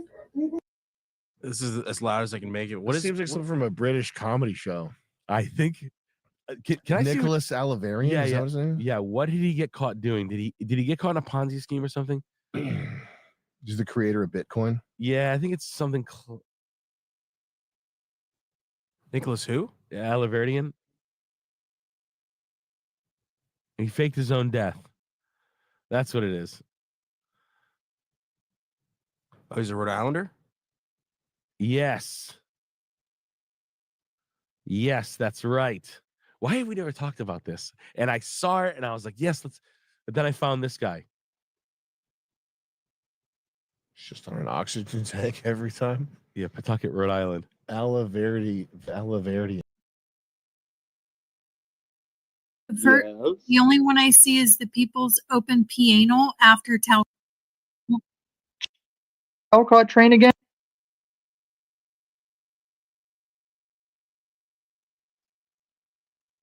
But then I realized, oh my God, he's blowing smoke up Jack's ass to his face, and Jack's eating it up. What about Yeah. when he does the Illuminati sign? He stands there. He'll face the wall and he'll do like the Illuminati sign with his hands and just stare there. Next up in this subject of me, self-absorption, I don't know what she's talking about. Well, Provo's a faggot though, and he looks like Weird Al Yankovic. He looks like a deformed Weird Al clone that was made in China from Temu or Wish.com. Provo's cool as fuck. Have you seen Provo in real life when he goes to a bar? In real life? Wait, did she mean to say Steven? He looks cool as hell. Provo. He's not cool as hell. You're always hyping up fucking retards and fags. That's the thing about you. That's what's really unlikable about you. Tommy, did you purposely always put doing King that. Stephen's head on his avatar on that body? It's actually perfect on the body. Are you talking about my head, my real head No. right here? King Stephen's head on that body. I mean, sometimes it matches up. And then, like, people like Random Fan and others, they'll try and sit the way the fire surrounding person is sitting. Am I matched up? You're good. Just stop moving. I was going to say this is an interesting panel, but it wasn't that interesting.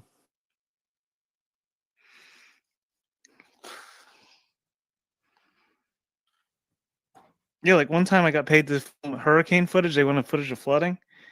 And I went out there and it wasn't that bad. It's hard to get shots explaining the story.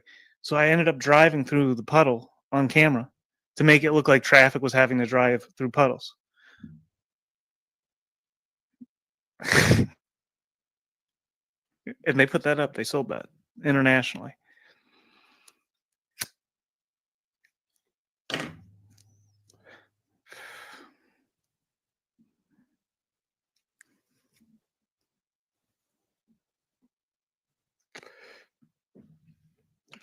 What of LA? Yeah, LA's pretty bad, huh? Now LA's great, actually, dude. The salt water really like cleans up the atmosphere.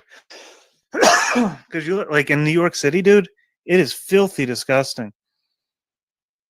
It is so stale and stagnant, but then they're by the ocean too. What's up with that? I guess they're just super consolidated. Because LA's kind of built with like a feng shui. That's why everybody's so hip and so cool out there, man. That's why they're like a totally different people. They're like so cool. Best, and they're so beautiful. What's up, Jedediah?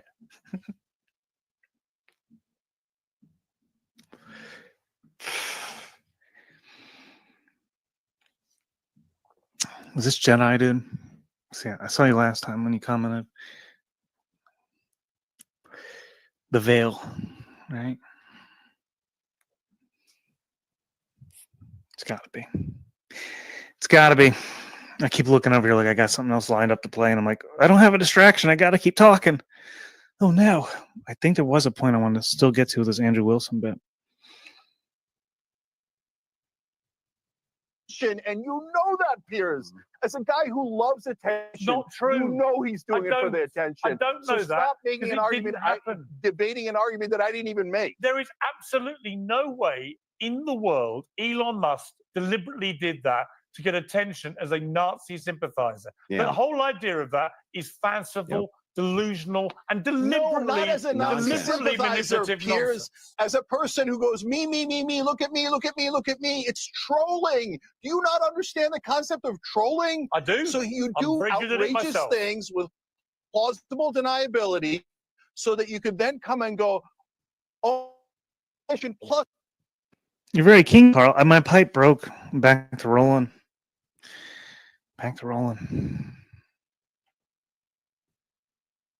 I'm the victim because they're misinterpreting me. Yeah, because when you're It's selling, Trump's fault. great Really learn that freaking argument. So you're having a nonsense debate about whether he's a Nazi. Just to be clear, I'm telling you that he did it for attention. I hear you. I really want to make this clear. Cigarettes are a psyop. Pipes are the best. For real. My pipe broke, and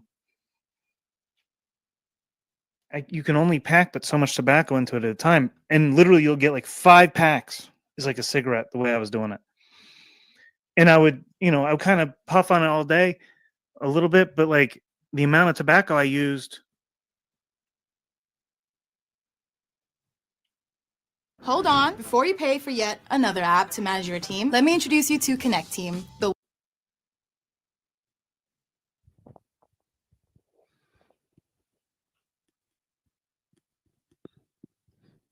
We got our Blasian futurism.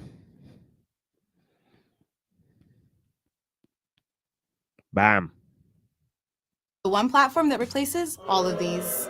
I'm talking about live scheduling, time tracking, and digital forms that help you stay in control. Use instant team updates. Craziest debate, craziest show highlight, or maybe something that happened personally. I don't know. Give me like the top. We'll run through this and then we'll head into shutdown mode. Any foreign power, excluding Indians not taxed, are hereby declared to be citizens of the United States. Does everybody see how they're paying very close attention to the text? Hey, Smoke, that's why I Goes thought on to this argue that the video would be 14th nice Amendment because we language of talked the about phrase, the Indians not subject taxed, to and we jurisdiction always tapping thereof, on that is best understood subject. to exclude the But I same thought the individuals people would who like were excluded by ask this question. So I'll ask it with the best of my ability. So how can, if you say that God is good, right, why would you create a reality where there is suffering and evil in the world? I mean, I just don't understand that. Okay, so you're using a problem of evil. Right, Yeah, right. basically. So basically, again, and this is why I was asking you in the chat, and I'm not trying to corner you by asking this question. That when you say suffering, okay, I cannot. You need to be a little clearer in what you mean by suffering and what you mean by evil. Yeah, this is kind of like, I do dabble a bit in logic and philosophy, so this is kind of my I do like this topic. I guess I'll start by asking you this: when you say evil, which problem are you using? Are you using the problem of evil, as in, and I want you to understand the fundamental difference.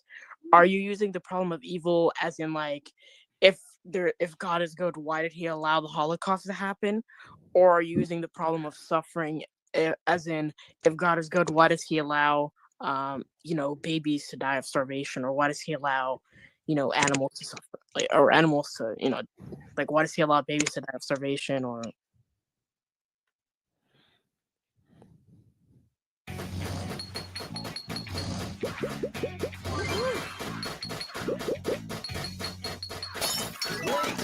That made no sense at all. Yeah, that's interesting. Yeah, in the conflation with the Ebionites and the Nazarenes is crazy too. I mean, I think other people have done that too. Even I think it's Saint Epiphanes of Epiphanius? Epiphanius, yes, him. I think he talks about the Nazarenes and almost equates them with the Ebionites because of their similarities.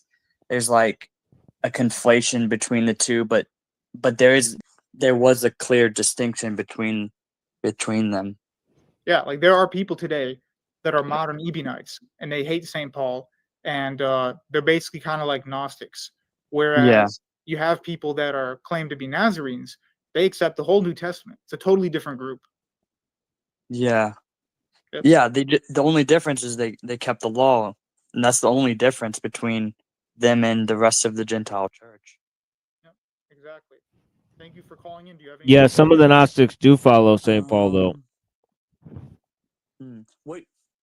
What do you think is a good argument other than what you've mentioned? That's perfectly nice. Smile once Look at in the a face while. Terry made. Look at the face Terry made. Dub. Can we get a rating amongst the gentlemen here of this game that Dub is using right now? Like I'm saying, it's a solid 2.5. It's probably like a 1.75. Yeah, Really? I'm going with Really? the You're gonna go with 0.5. a 6? No, I'm going with the 1.75. point- I'm going with the 0.5.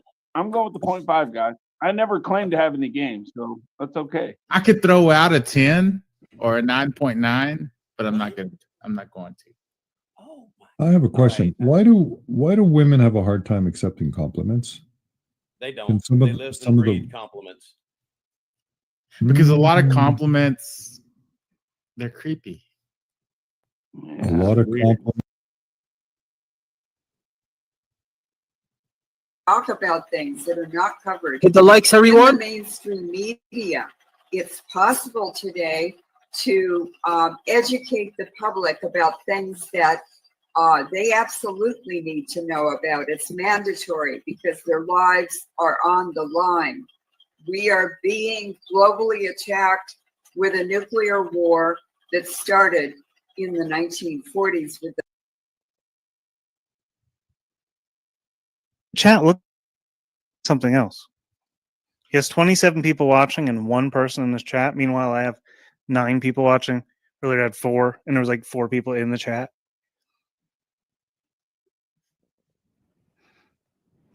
What is this? What am I looking at? Is that what you guys are seeing? You just ban everyone in the chat? Let me put a little optics in there. You know. Oh wait, I can use my own badge. I got the gifted memberships. Oh, there we go. Grills Trillion. There we go. Oh, Carlitos. An ancient chat, dude.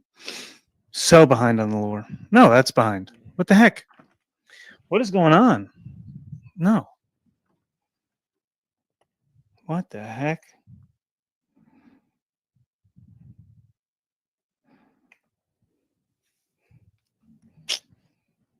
What is going on?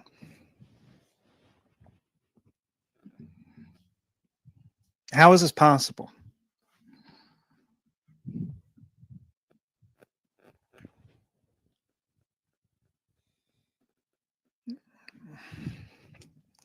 Now Carlitos is finally over there.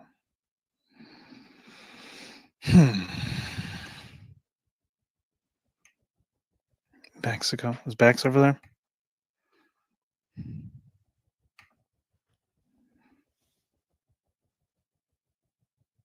Who's this other one? Who's this other person? All the way to the left. Within their prime years, DJM in a room full of dudes, Pornhub, Esra in a Oh, Astra. See, I'm telling you, dude, I can't. So the quality of the video was reduced until I maximized it. But anyhow, how's it possible? I got freaking DeFreak in here, Jedediah, Carlitos, Endeavor to Persevere, Sam.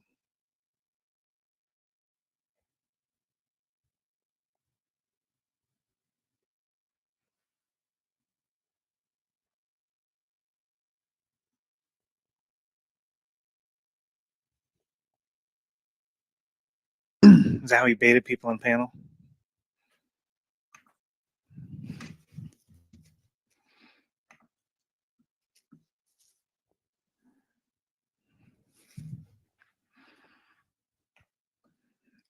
What's up, dude? What's up? You paying room and Tommy over here at all? I don't know. I'm just tuning in. Well, I was seeing a bunch of shows that were on. But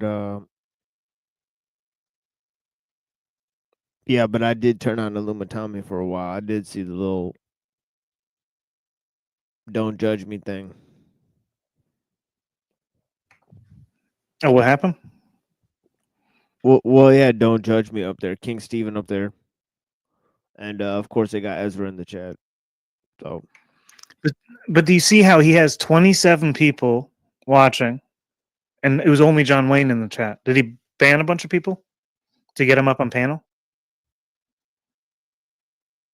Do you I don't know? know, Because but I don't his know. I'm chat trying to just figure- disappeared. You see that?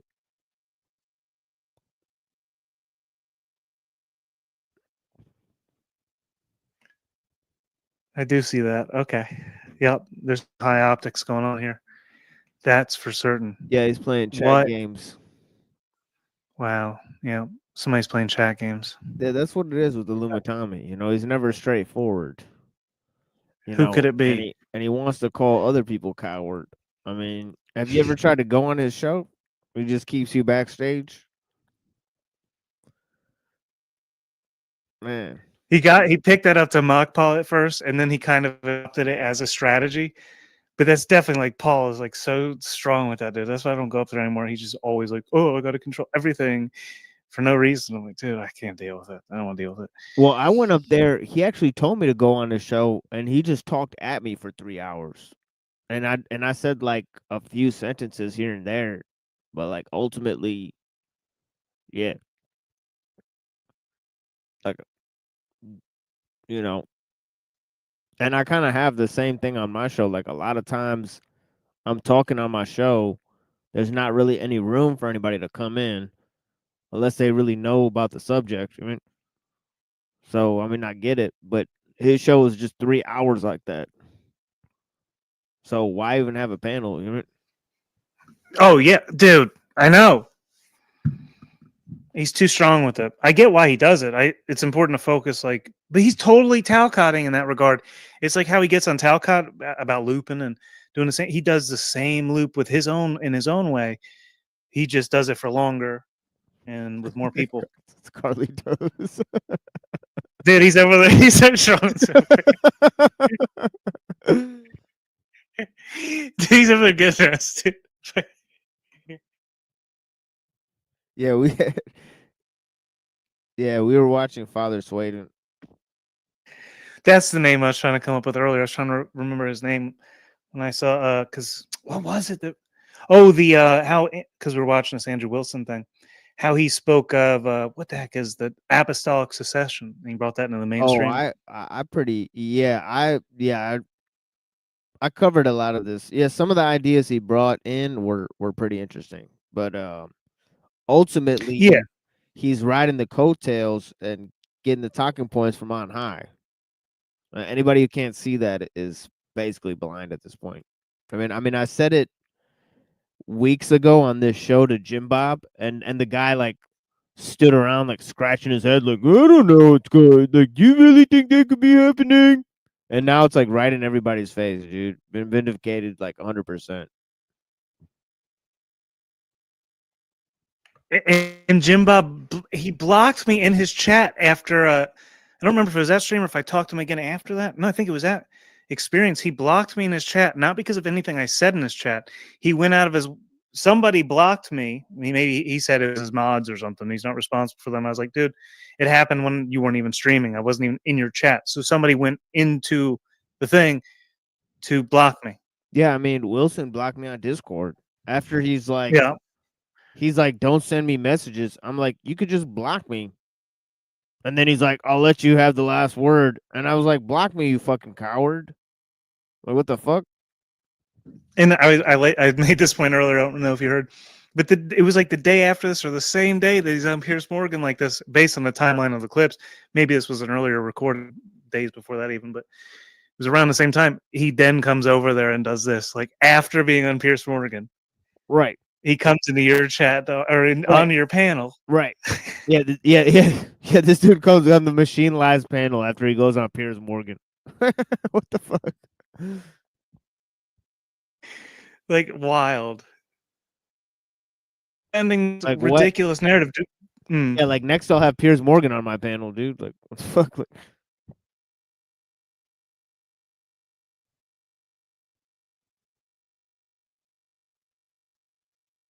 they totally deflected from Cenk Uger's point.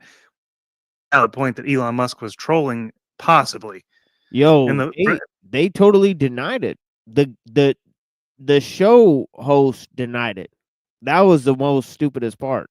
It's like, what? It's like, how stupid do you have to be?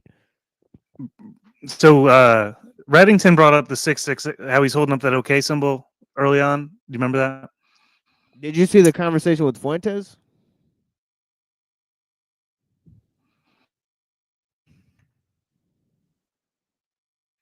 Andrew Wilson and Fuentes? Wait, or was it on the panel versus Presents? Well, Andrew Wilson and Fuentes both talked to Elon Musk together, but Fuentes recently talked to Elon Musk. Oh, okay. Oh, yeah, because he's on. I remember you're playing the X. Oh, but That's that was right. see, there's that guy that sounds like Elon Musk too. That's I forget that dude's name. He sounds just like Elon Musk, but is not Elon Musk. That's whose panel he was on at 1.2. And people say that he might be the same person. Have you seen that whole perspective? That whole thing? That it's X.com. Like it's No, but have you seen my perspective of Adam Dole's Nick Fuentes? no. Oh shit, dude. Nick Fuentes been all over these panels, man. As a character named Adam Dole. You just got to compare their voices. It's the same as dude. I'm pretty sure you were on the panel with them when they were doing the moon landing debate, quote unquote debate. Right, yeah. Yeah. There's a guy named Adam Dole there, bro. I'm pretty sure that's Nick Fuentes. And Dittman, I believe that's what Carl's referring to, is yeah, that's on X. Yeah.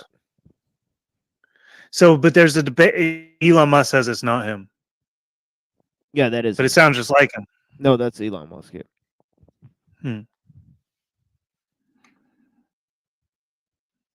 I've never looked into it much. When they start getting into this lie over here, dude. Oh my god! Because we watched this on your panel for the first time. That's when I watched. Yeah, I gotta release that shit on my show, but I'll release the shit where I seen Fuentes on the Crucible. He called into both of my debates, by the way. Nick Fuentes, under the name Adam Dole. I'm pretty sure. Oh shit! You just gotta compare their voices, man. Play a clip of Nick Fuentes talking, and then look up Adam Dole versus Andrew Wilson on the Crucible. Bro, we'll do that shit right now. Real talk. This is the same dude. Yeah, hold on. We'll see how the internet participates. We need this truth drop. So this is Adam Dole. DOLE. DOHL.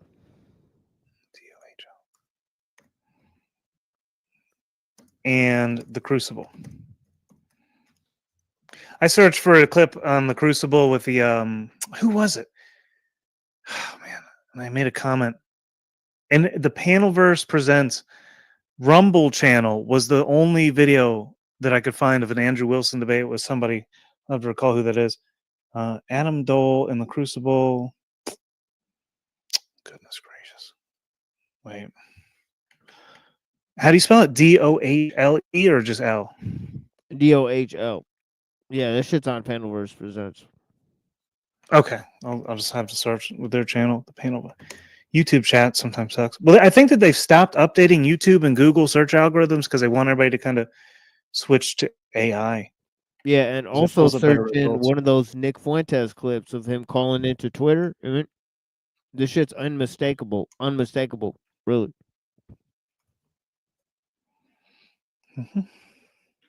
There it is. Cool. Yeah, I had to put it into the search on his channel to find it. It didn't pop up. I spelled it right. 9 minutes and 12 seconds. Let me see. Hold on. Let me see. Where's this one? I'll find it. In the meantime, let me see. Here.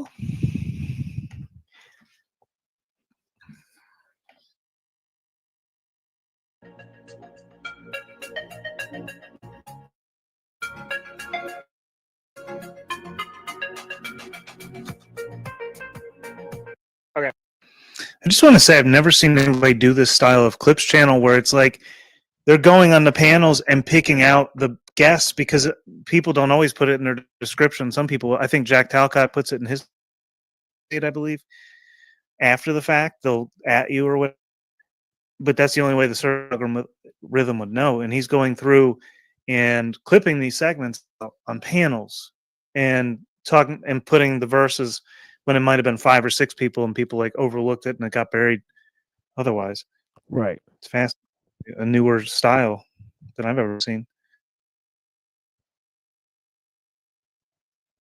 Yeah, so I think that the government has pigeonholed, and that progressives have pigeonholed churches from and the right Look at the power of picture. utilizing churches for political activism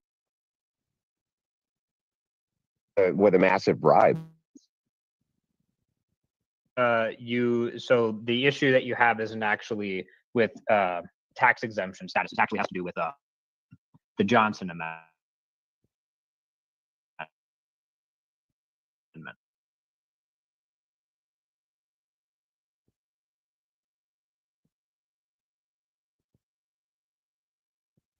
Because I don't know for certain, but it certainly sounds like it. His voice is pretty. Yeah, I think you're roboting there, but yeah.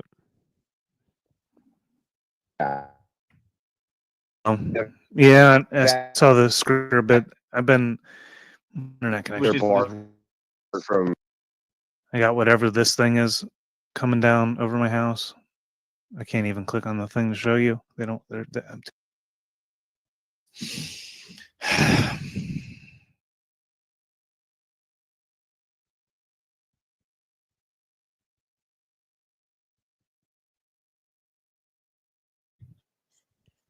Yeah, you got to play this recording and compare it to one of the things where he calls into Twitter. Yeah. It's just unmistakable. So you can totally have Same name or finding this out. You can only doing totally this on YouTube.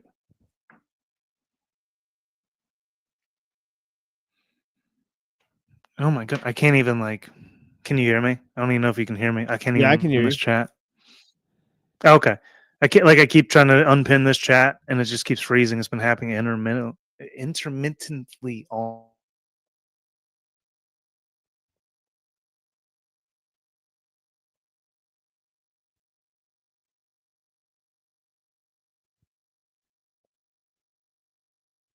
Yeah, you got to stop the screen share. The screen share. It's cutting into your audio or whatever.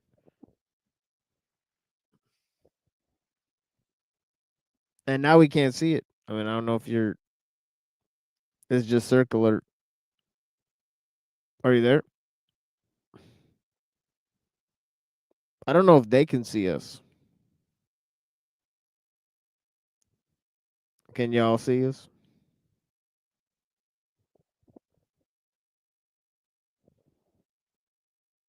Yeah, this is the Truth or Cop Time Cop saga. You know what I mean? Booted me again, dude. It happened earlier in the stream too. It's never happened before. It's happened twice in one night. And I got to get on my phone. Yeah. Whatever. Well, I can still. I'll just only screen share through my computer instead of trying to talk. But it's reloading. Yeah, my internet's been really whack. I think it's snowing out. Still, it's supposed to. Dude, it's been snowing. Normally, it'll snow. Maybe 2 or 3 times, and it'll snow like a few inches, and it'll stick for a moment. This year, it has literally snowed every few days, and it never sticks. And it just kind of melts away consistently. It's like a video game simulation where it's always snowing, but there's the perfect amount. Except for ice on the driveway a little bit, but it's not building up. It's insane. It's the weirdest thing. It's like more snow than I've ever seen almost every day, but it doesn't build up. It just keeps melting back. Yeah, I think I know what you mean. Yeah. Versus like if it snows, and you're getting inches and it's sticking for a moment. Yeah, I'm trying to reload the screen, man. What's up, everybody? Black screen, but can see you. I assume that was moments ago. Global warming. I got some media assets here. This is a quote from any hero of books. Oh my god, dude. Believe. Let me see. Got some media assets. Let me see. Yeah, I can't get on my computer yet. Oh, dude. Let's see what this is. This is like one of the first clips I ever like put in interview. Back in the early, like when I first met you about Jim Bob, dude. Owen Benjamin because this There we guy go. There we go. What is Jim yeah, Bob? Let's think about it. yeah, He's because a this guy bracket works with off of Owen Benjamin. yeah, because it worked because he had a shameful interaction with Owen Benjamin where they did this gay ops for a long time, pretending like he attacked his family. Everybody knows damn well that nobody attacked anybody's family. Totally And, all fake and gay. For sure. yeah, and they ran this totally strange when he used to be part of the bear community. So of course, when I used to be friends with Croco, and then they went on, they removed him from the Crucible community. This guy called me and told me, hey, I saw you in the chat. They removed me from the fucking Crucible community. You know, and they're running this fucking gay ops here with Owen Benjamin and Jim Bob, pretending like, you know, they're attacking Owen Benjamin again. So now Adam Green has this Owen Benjamin guy on his show. He recently had him on his show, actually. That was an old one. Just sitting in there at the top of the library. I'm still trying to reset it so I can play that video, but I can't share my screen right now, and I don't want to hold the phone to the thing and watch it like that. Yeah, this dude called me on Discord and said they Who? banned me from Crucible. And he said, sorry. I wanted to ask what your commentary. Does that bring up anything you want to comment on that might be overlooked? In like the modern thing, like the modern well, stage. I mean, what's overlooked is that, you know, we said that shit a year ago, and on that clip, they got Rachel Wilson sending messages to Nick Fuentes, sending messages to, you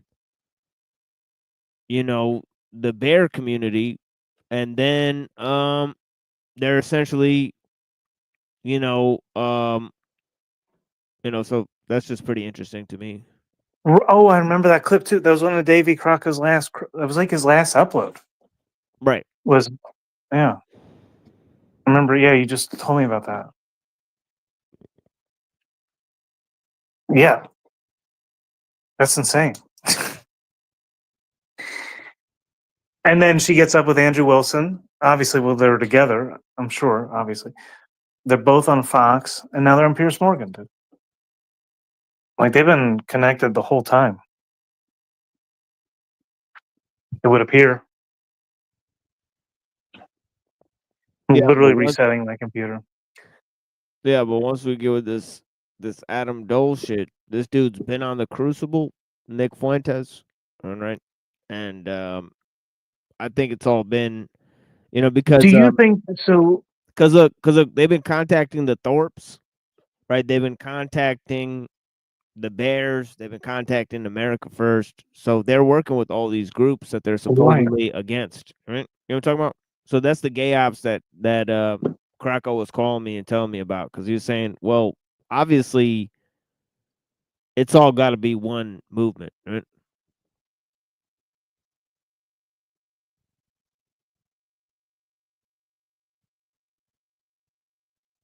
And then you came back. I realized you're still talking the whole time. What was it? Oh, did he create this alt? It potentially the first time he used it was on the Crucible. That's where it started. Is that the first appearance of this guy, Adam Dole? Yeah, I believe so. So that's an interesting fact. Yeah, and then he moved to Speakeasies, and now he's on Raging Tomato. So it's all the Crucible. And he called in the Earth Show. Yeah. No, he didn't call into my show, but he called into the debate I had on the Crucible. Is what I'm saying. Oh yeah, and he was on panel the other day. He said with me, possibly. Yeah, on that Or he's moon. on the same one. They got taken down, by the way. Or well, the next day I know it was gone for a moment because that whole incident with what was it? That one guest came on there and said that weird ass shit, obviously, and That's right, got taken yeah. down. I think they should have been able to clip that. She said she was going to clip it and get it back up. But I know the next day Flow State talked about it and he said it was down still. So, but it takes a long time to process those They put longer it back videos. up. They did. Okay. Yeah, I thought they might. All right, I got my computer back up. I'm working on it.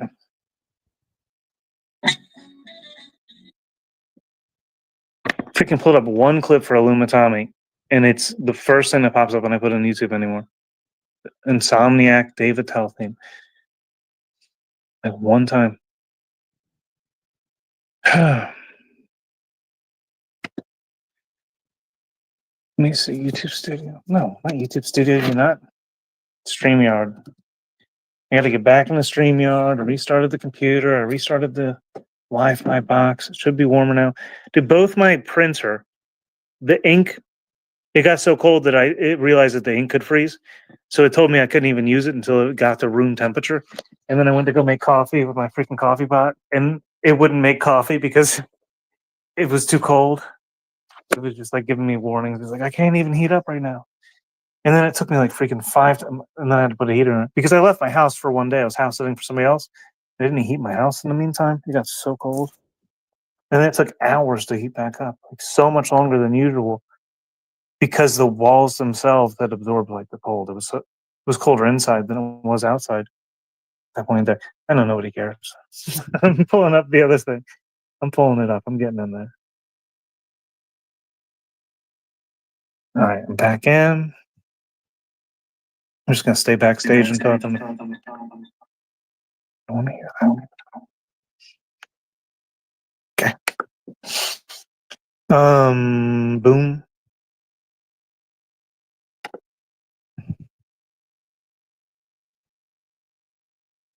Oh my God! See, it just keeps popping up every time I freak put it on YouTube. Oh, you guys can't see the screen yet. Adam Dole. I got to go to the freaking Panelverse Presents first because it won't show up in the search results. You know what I could do? Ooh, I want to see this. Panelverse Presents. I'm going to do some research while this clip plays once I get it back up. The first one, Panelverse Presents Gen X Jeff. I was just in the chat. I got a membership yesterday. Gifted. The Panelverse Presents. I'm getting back in there, man. Search Adam Dole. Boom. You can. All right, let me share screen.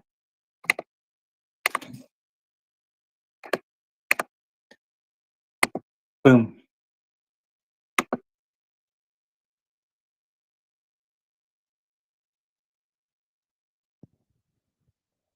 Is it supposed to be showing?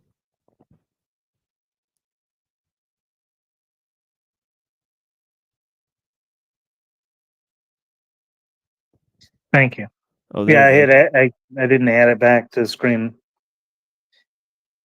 I hit the there's so many freaking buttons and so many orders to hit, man.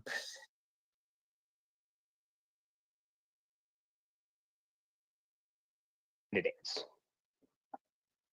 Yeah, I want them to do specific candidates too. Yeah, but Yeah. even then, you aren't actually arguing against the removal of 501c3 at this point. You're just arguing against the removal of the Johnson Amendment, and you're hold on, some fucking fireworks. Oh, but not really, because okay, so I can understand you parsing the argument this way. So you say there's two parts to it. We have the amendment, and then we have the exemption status. So why couldn't we get rid of the amendment and keep the exemption status? Okay, that's fair, but I don't think that's viable. politically, I don't think that that's a viable course. I think that politically, you would have to give up that tax exempt status in order to be involved in politics.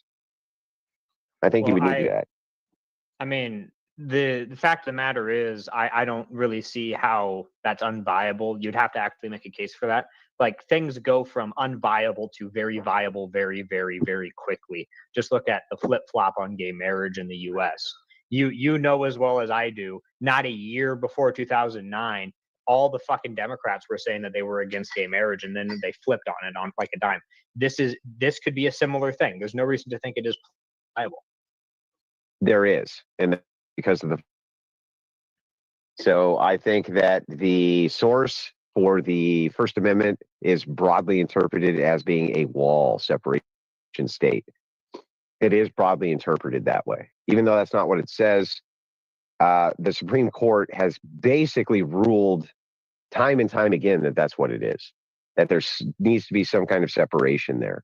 And I think that this would be ruled unconstitutional if you said churches could keep the tax exempt status and be politically active. They would say that, wait, we don't do that with PAC, we don't do that with Super PAC. Why would we ever let churches do it? Well, see. Okay. I can see what you're saying there. Excuse me. But he's like definitely related if it's not him. Somehow. There's a lot in that voice. I don't. Where is Nick Fuentes from, and how do people like that from that region sound? Because he does have a very distinct voice. It says he's from Chicago, so I don't know. Brian O'Shea might be the expert there that I know of. I know you'd hate to refer to him as an expert, but what about EBT? On a few things. What about Chicago. EBT? Dude, I heard him he went on this one panel that I put him I had seen who they were talking about before, and I was like, well, that's interesting. And it just also happened to pop up. The algorithm was feeding it to me because Brian O'Shea was looking at panel jump, and that's how you and him ended up on Tommy Sotomayor that one time, because I was just helping him get links and find panels. Just for fun, because it was like while I'm working, I'm like, let me see who's live and make it happen. And I got him up on this one panel. Sam in New York City, who's like this huge IP2 kind of field of streamer, he has a community and he gets mad donos or whatever. Potentially, Brian O'Shea was calling him out, but he was getting crazy donos if it was true. And he starts spitting facts with this dude about hip hop and rap and these people deep the movements in the streets, the information about the people making things happen. And they were spitting back and forth for forever. I was like, what the heck are they saying? It was all Chicago lure. And I was like, it's a totally different language. Man. So Brian O'Shea ought to be able to suss out some Chicago or not.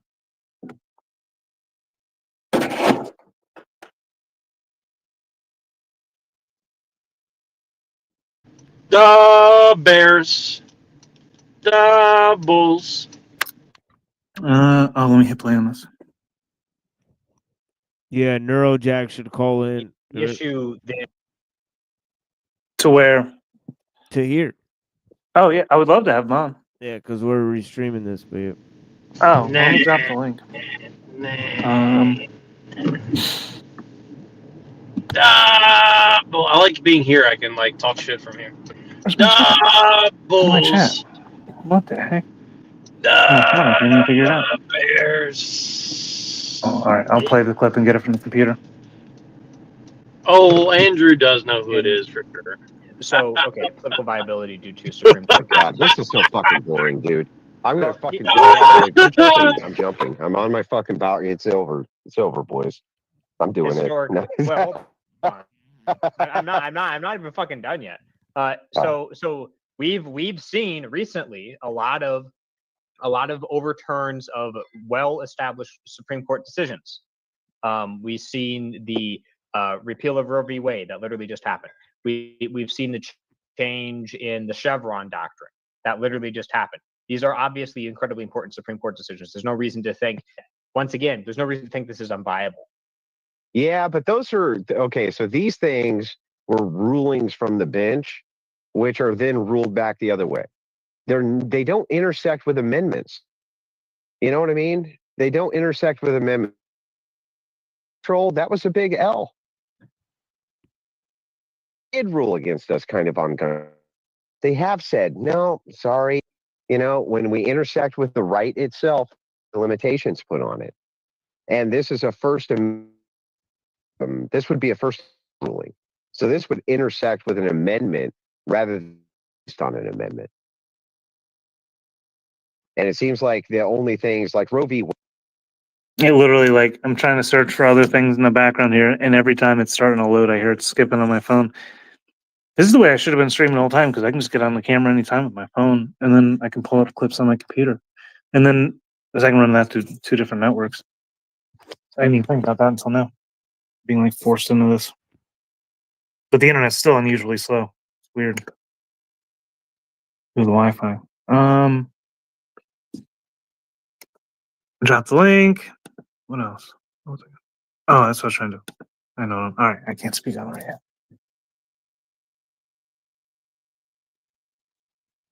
Wade, for instance, you know, that Yes, literally, like just sitting there loading. Here we go. It looks like I didn't hit play, but really it's buffering. And it's not happening at all. It's just loading and loading and loading and loading and loading. Then flow state, cloud chasing with the orthos. You see that on the side there? No, which one? It says Jay Dyer says I'm too stupid to talk to Flow State Live. Where? Oh, in the On the right recommended? side. Yeah. Jay Dyer says what? Oh, weird. Yeah, I see it. Literally, and then that was basically Supreme I Court did hit play and activism. then it sat there and looped. I guess I could it caught up a little bit. My StreamYard is still just sitting here loading. It looks like the streamer is not caught up. Whatever, dude. It's weird tonight. I'm definitely on some high optics tonight, bro.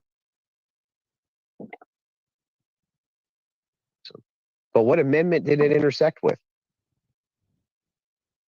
The sorry, say that again. What amendment did Roe v. Wade intersect with? Roe v. Nothing. Wade intersected with the 14th Amendment. Yeah, nothing. It was literally no, not really. This is such a broad interpretation of the 14th Amendment that it was judicial legislation. That's all it was. And so it's easier to roll those back than it is intersect with. Like, oh, are we actually interpreting the First Amendment itself? Running into here, you'd be running into this kind of wall argument of church and state. And I don't think progressives would give an inch. And I don't think conservatives really would give much towards that either. I think there too, the mainstream conservatives. So yeah, I'm not seeing. I'm not seeing very radical shift in mainstream conservatives over the past few years. mainstream. Like, yes, even mainstream conservatives. I've been watching it live.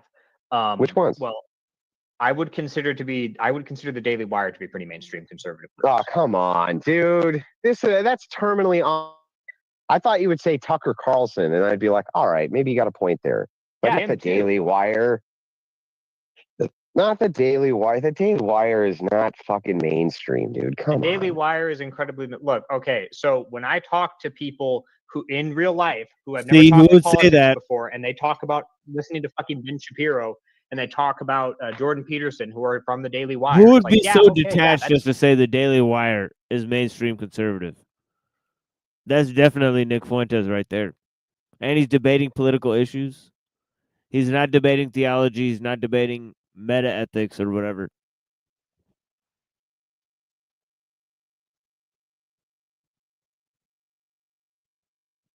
That's mainstream at that point.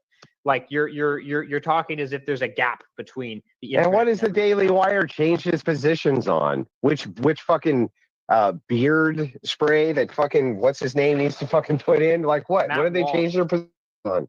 Yeah, what did they change their positions on? They're still all Matt pro. They're still all Walsh. pro homo, and they're all anti, and they're all anti man. Every one of them. Yeah, so I would certainly not consider Walsh pro homo or anti man. I'll admit I don't listen to him that much, but he's never said anything like that at all. Yeah, no. Have you heard him talk about marriage and marriage reform?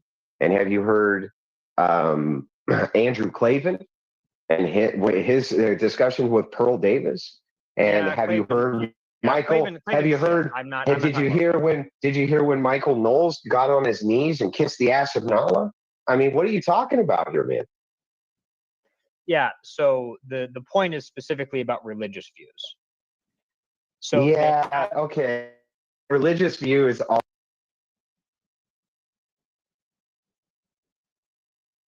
And have you heard Michael? Have you heard? Did you hear when Michael Knowles got on his knees and kissed the ass of Nala? I mean, what are you talking about here, man? Yeah, so the point is specifically about religious views.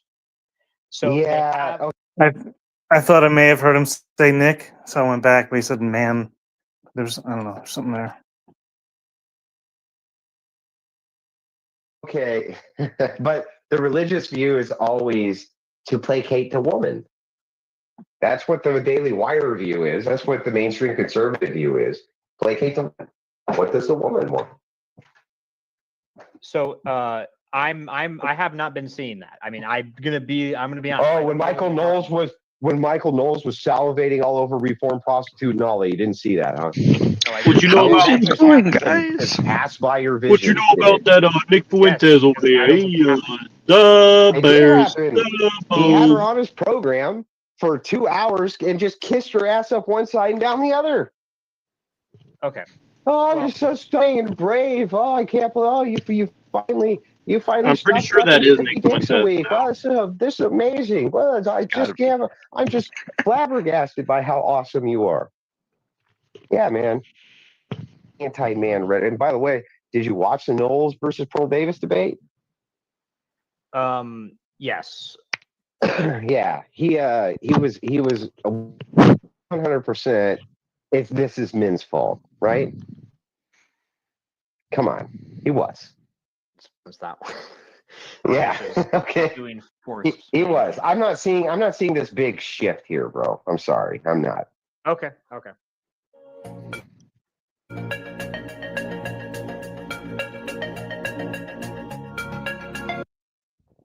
All right, unless I switch to a different search engine, it's not popping up right away on YouTube. Is there a channel that has an x.com account, like that you'd recommend? Do you know of one, or can you share a link?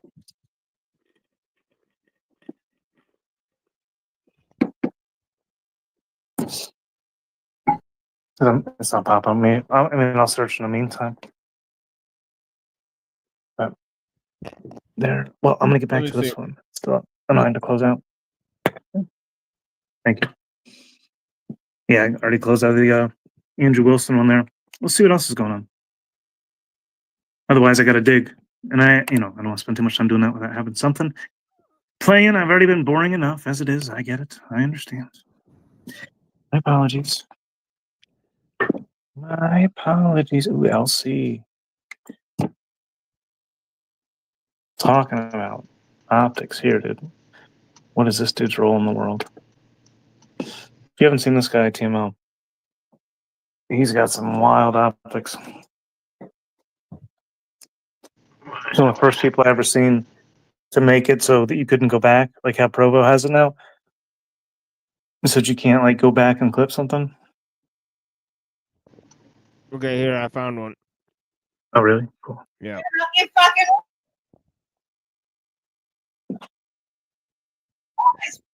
But we gotta find out. Sorry?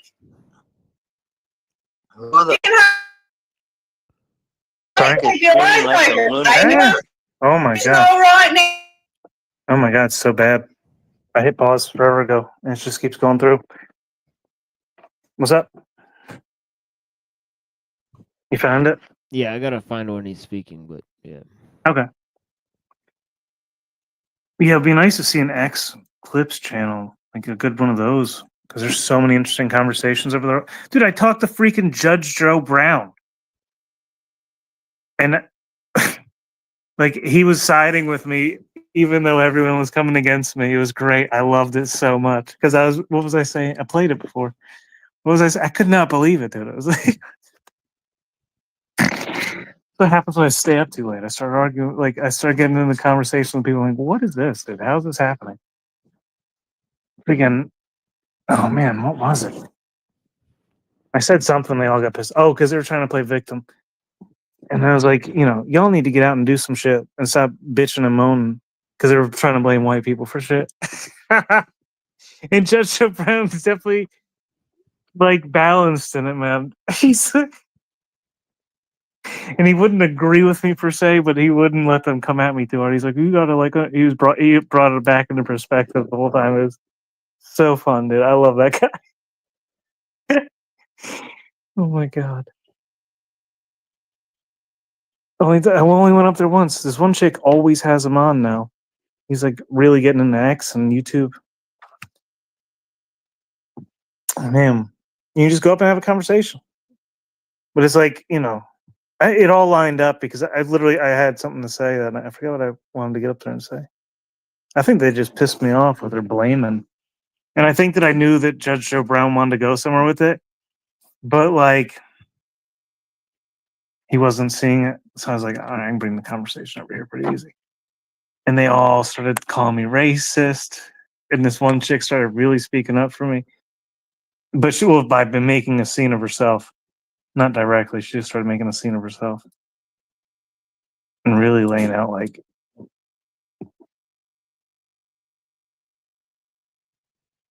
pro right wing. Judge Joe Brown's like running for a mayor of Memphis, Tennessee. At least at points he has been. I would love to see that, honestly. He's really like he's an intelligent man. Clearly, he's very wise. Like he's old as shit, dude. He's like almost 70, and just up on he's just up on X panels and YouTube, open to the public, taking it all. Like what in the world? Like what are these times, dude? What has happened? What has technology led us to, man? It used to be we just sit there and watch the media, and now we engage with it on a personal level. Even it's insane. I'm waiting for you to drop that. Let me know, or whenever you want to jump in here. Is there? Oh, it's there. Where? You're talking about what you were asking The clip? about? Nick Fuentes? The Yeah. link, yeah. Where's that? It's in the back. Nothing's showing. What the heck? Oh shit. No notification of it. It Not says on my I'm sharing. phone. It says I'm sharing the screen. You're sharing your screen. Oh, okay. I thought you meant the link was in the back. Oh, I see. Boom. Even better, dude. Thank you.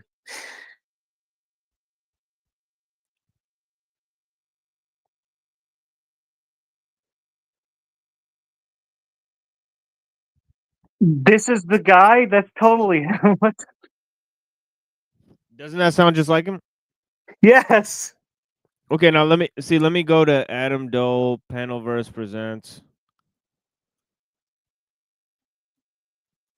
That's insane. You know what I'm talking about? Yes, Come dude. on, He's like bro. it could be his twin brother. It's the same. Again, it's the same distinction between Adrian and Elon Musk.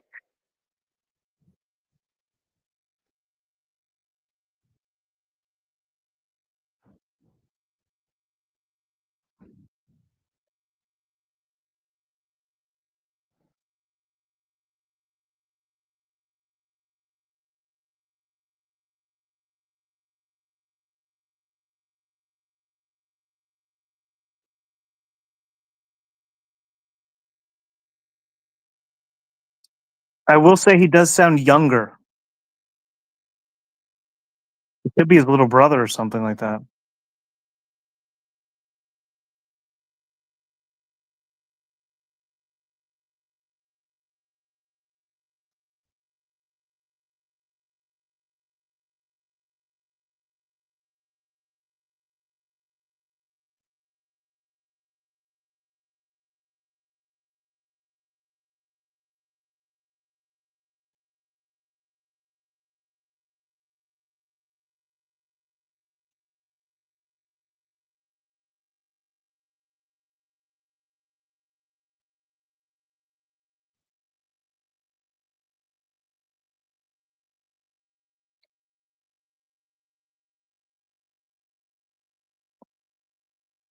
and Coulter. Yeah, what do you think? This sounds much more like him. This is even more so. The X one. Yeah, it's just he's using a different phone or mic, dude, but it's the same guy. 100%. It could be he does.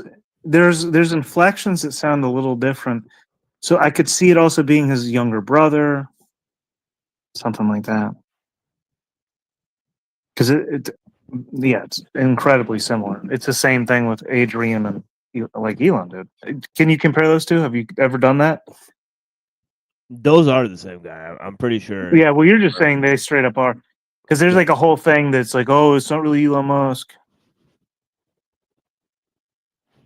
But of course, Yeah. he would do that. But That's just cope. Yeah. It is interesting that he's kind of available So to the public. it's the same reason that Fuentes is calling in as Adam Dole. It's because he doesn't want the people to be liable for talking to him. So that's why Elon Musk is talking to Fuentes as Adrian Dittman. Right. Because Nick Fuentes' energy on Elon Musk potentially, maybe, maybe he could have been trolling, but I don't want to piss off Andrew Wilson and Pierce Morgan with that perspective that possibly Elon Musk might have been trolling.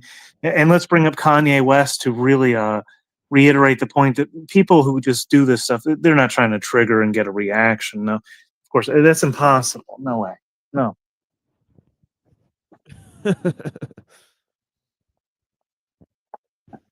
And when he says that, dude, I was trying to find the clip and I already cut the video down. The moment he engages in that narrative, his eyes roll into the back of his head. I accidentally paused it there. He's looking straight up into the back of his skull. It's the weirdest look. Eyes open. And then that's when that conversation begins, when he starts that defense.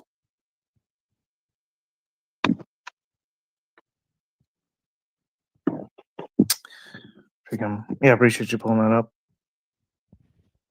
Yeah. Yeah, if there's anything else you're thinking of, like, feel free to continue on with that presentation. I basically discussed everything I wanted to get into. So, like, And he's and I talking can't to pull up my Laura screen. Loomer. That's weird right there too. You know. Oh yeah, him and Laura Loomer are he's tight. he's the Mexican child leader of the white race, and he's supposed to be anti-Semitic, and he's talking to Laura Loomer. Dude, right? Did you see that clip of him when the police came to his house because somebody was there to like allegedly like assassinate a man for killing other people? He said to the police, they say I'm a white supremacist or something like this, and at some point he says, I'm not white, I'm Mexican. He said it. Yeah, exactly. It was just like, what? And they asked him why people are trying to kill him, and he said, because I made a joke online, which is a little bit of an understatement. A little bit. Slightly. But are you? Wait, hold on, Timo. I thought we were on the same page. But are you suggesting that Nick Fuentes may be trolling for a reaction? Is that at all possible? Oh yeah, possible. Yeah, but yeah. Have you ever seen My Name Is Shuby by Handsome Truth? Yes, you can pull it up if you want. I made a video series with the clip in it once. I believe. You can hear me, save us. I do have that in a video I edited once. Let me see if I can find that. All right, pull it up if you want, or whatever you want. Okay, I'm gonna see if I can get my computer going again. My name is Shuby. That shit was hilarious. Oh my gosh. He's got so many clips. I put so many, dude. Oh my god, dude. Have you seen this edit? One time I laid out a lot of this shit, and like I was they had this, dude. I don't even want to say it. See, I'm done like being afraid to say. They started this whole organization, Blood Tribe, right? He was the face, the front man of that, kind of in the public and the media. He was at that rally on the bridge. We'll see clips of that if I can pull up my channel here and pull that up. Yeah, with the gay ops with Laura Loomer. Yep. Right. Yep. Laura, I didn't even remember. Yes, Laura Loomer. Yes. That's why I'm bringing it up, is because There's Nick Fuentes and Laura Loomer. It's fucking Shooby the Wop. Shooby. And then, yeah, I have that clip in there. Oh, here it is. Is it season 2? Man, I meant to get this play. Oh yeah. Damn, 13 minutes. I ain't playing this whole thing. Let me see. I already clicked. Wow, on the preview.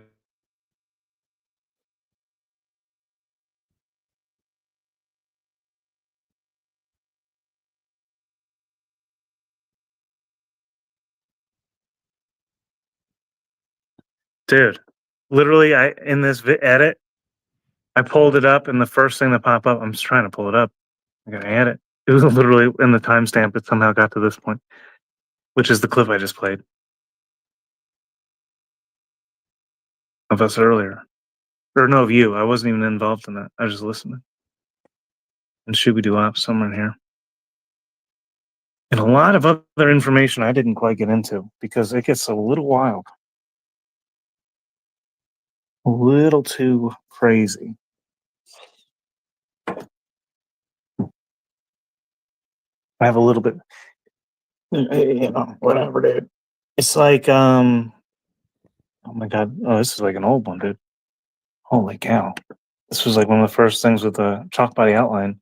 Said that I looked like this guy. Right, mute.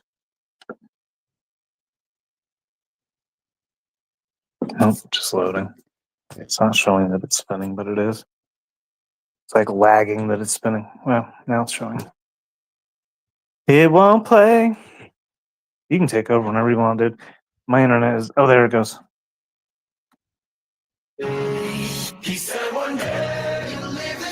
Avicii!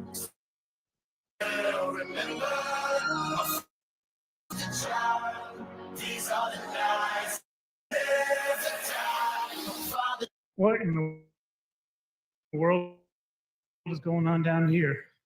Oh my Would you look God, at this this is like place? this was back when Elizabeth Hobby would not leave me alone for like fucking months, dude. And I took space, I was just working my ass off. It was like a whole it was like an ancient whatever. I'm not gonna say what it was. But it's old, dude. There was like this old wall that they built around the whole property and it kind of butts into that. And there's old photos of it, but now it's covered in like 3 feet of dirt. They brought in the fill back in like the 1900s. Like I don't even know how they brought so much fill in. It's insane.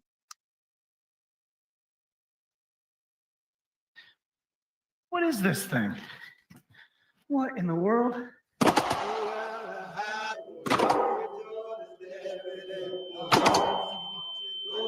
And he was just in the early trailer time of that real orange Quaker albino look he was doing when he first moved into the trailer. Back then, Truther Cop was still cut up. And I forgot that he interrupted one of my first, like, no, I got this, me and Carl got this.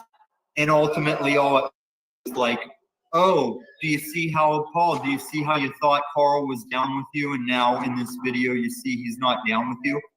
And I was like, what's this? What's this? That's all he had was, oh, you thought that video was going to be cool? Wow, we got you, Carl. Carl doesn't really like you.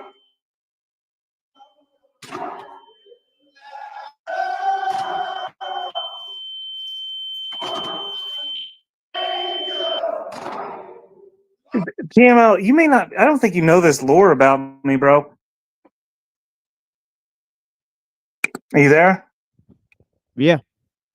So this what I'm pointing to right here, and I never speak about this. I've never brought it up because I've had nobody to share it with. When I met Paul Enslaved, it was because Moose came over to In Euro Books, and In Euro Books happened to be the first channel I ever appeared on as Truther Cop, right? Or even a panel, unless there's an interview. I've been on a lot of professional interviews, but first panel. And under this new thing, especially. And then it was In Euro Books, and JG came on right after me. He was the next one. It was his first ever appearance on a panel.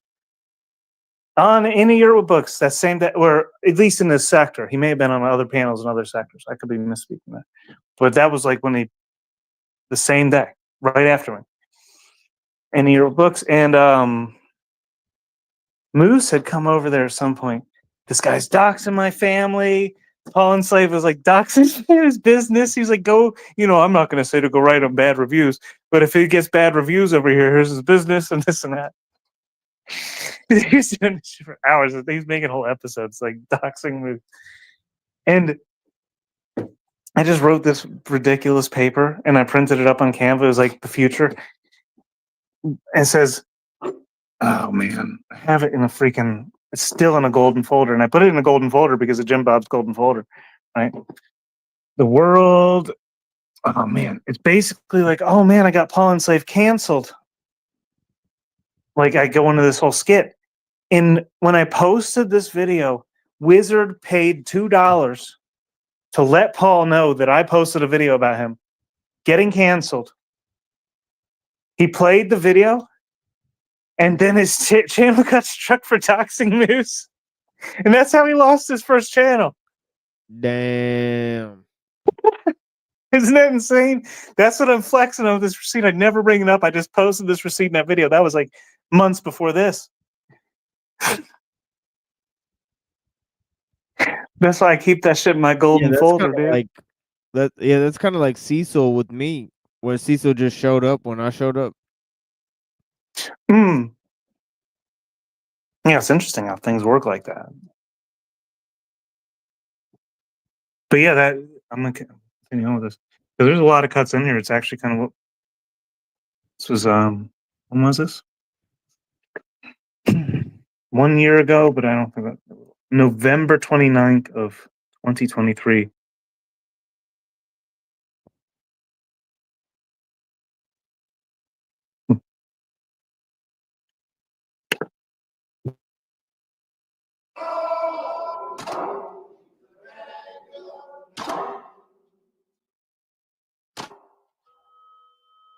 What the heck was that? Where am I?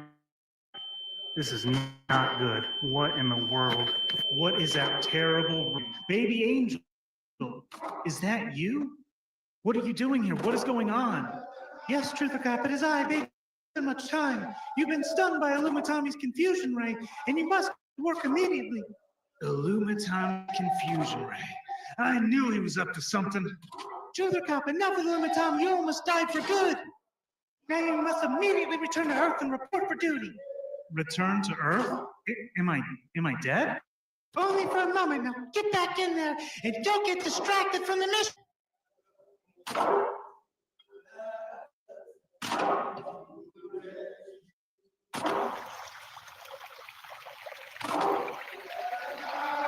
Oh man, is that coming through as laggy as it looks? Holy cow, it's so laggy. It's a season 2 intro.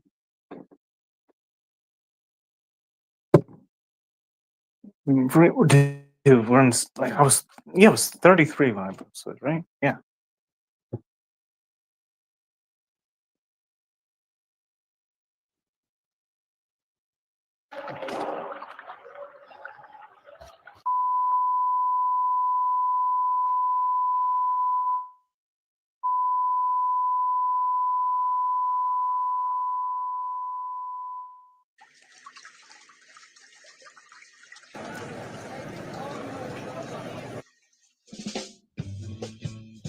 This is a story of who once were friends, but then had a debate about the Trinity and crashed and burned.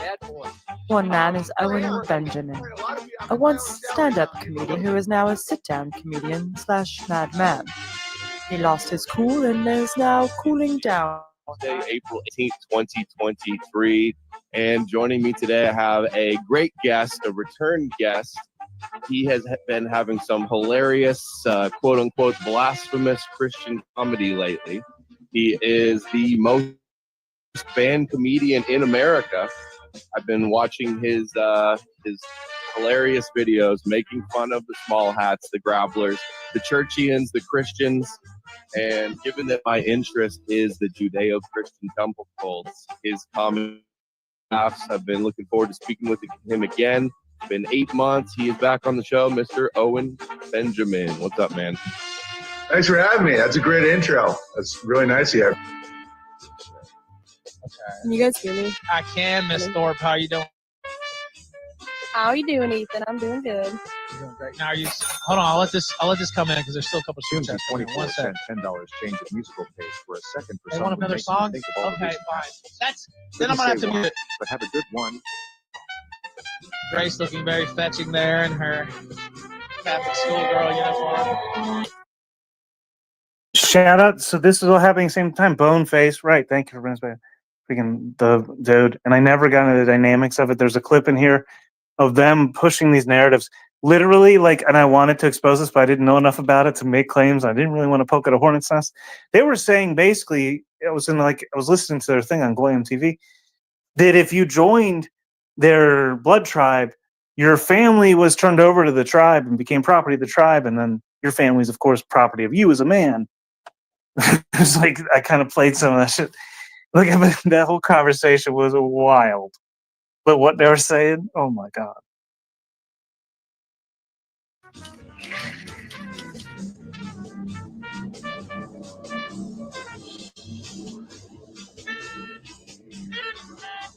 He says, Praetor Boneface, what did it feel like to kill? Are there any regrets, and would you have done different? What would you have done different in Ukraine? Published crucifying people. I wouldn't have done that. We got Border Patrol's phone number on this. What's that? We got Border Patrol's phone number. Really? Are you from Ukraine?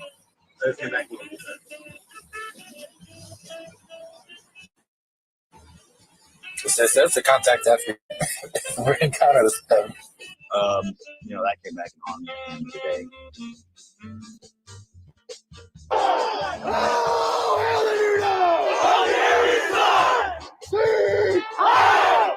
This is like another reason that you want club business is because you start to incentivize quality men to invest large amounts of time. Now, obviously, this is the point we're waiting for, but that was the conversation I was bringing up. That dude speaking there, Hammer, I believe his name was speaking, saying that they're property of the blood tribe as members. It was insane, dude. This is what his group was pushing out. The one that Handsome Truth is the face of. This is what they were saying, like, and they're publicly. I mean, it wasn't on YouTube. It was on their little channel. Yeah, some wild shit. I'm going to take over the world.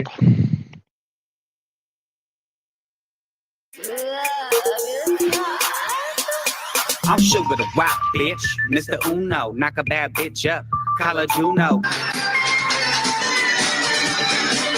Bitch, the name is Shuby, and you should get naked, and we should make a move. We are filmmakers in many ways. Oh my God, Lord! So the reason I included this news to share guy, I met him at Coy Griffin's. Right here, I was going to play this clip earlier, and I was going to ask you if you're interested, but now I'm going to play it because it's really quick. It's 10 seconds. This guy right here. People out here, when you're lollygagging around and frolicking about your day, you don't understand the solitary confinement is mental torture that we. Now that guy was standing trial for January 6th. Back then, Cowboys for Trump founder. He almost rode his horse into the trial, but he decided not to at the last moment. And Your Freedom Rising and I were there. And Ford Fisher, news to share, right here, he was there. Now, do you remember when a bunch of white supremacists allegedly got arrested in that U-Haul, and they were all wearing that white face mask and stuff, and they had rented this thing to go do some evil thing, and maybe it was like around the time that they were trying to kidnap the governor of Michigan because she was passing the most legislation ever about COVID.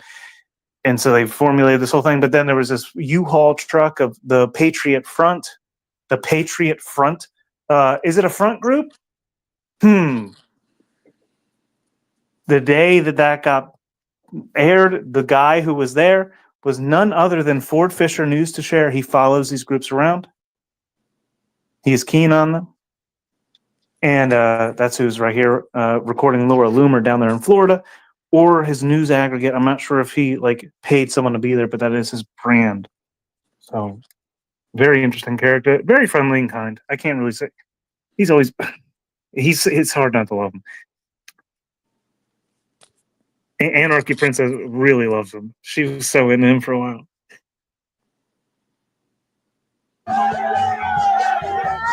Pack the Bacardi and a fucking split, and let's get fucked up in this bitch.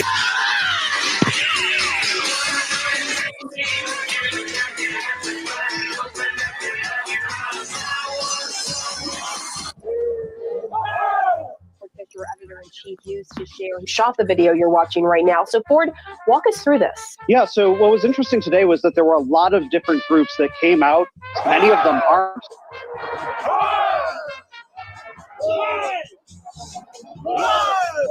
Property.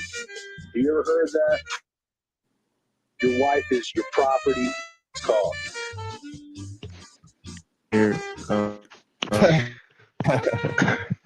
we got another person in the back. Why did you and Handsome Truth stop talking? I mean, isn't it obvious? He's a clown and a provocateur and acts so suspect. And he's padding the stats of the ABL. I could tell he was trouble from day one. Because there was at one point you were talking about selling his merch on one of the streams. I never talked about selling his merch. Oh, you definitely did. Didn't. Call. This was a long time ago. So how are you able to mobilize the GDL to take over these streams and hijack the narrative? And who has the copyright for the GDL hashtag and the T-shirts? Because I want to claim it.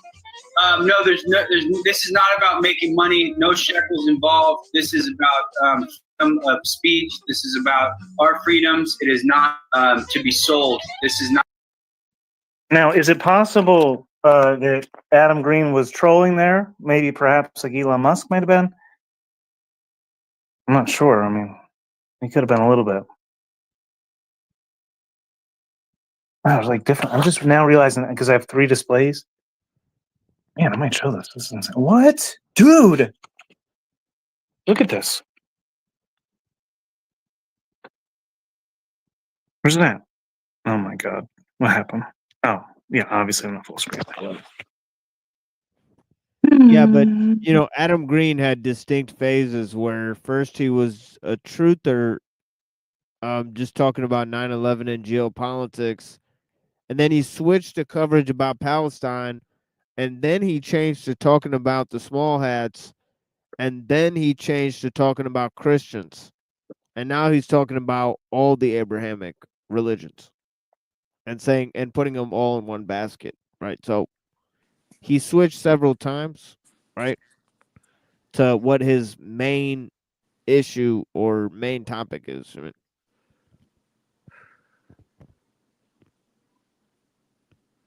Adam Green did? oh yeah, covering all bases. Or like exactly like Andrew Wilson has done. But he did with the comment that you pointed out so aptly, you know, the apostolic succession being stated, he did kind of continue it and kind of bury it under his persona. So, you know, which you would kind of expect someone to do at a certain point, trying to get out whatever they're trying to get out because people aren't going to hear certain things. So you always have to bury it somewhat. But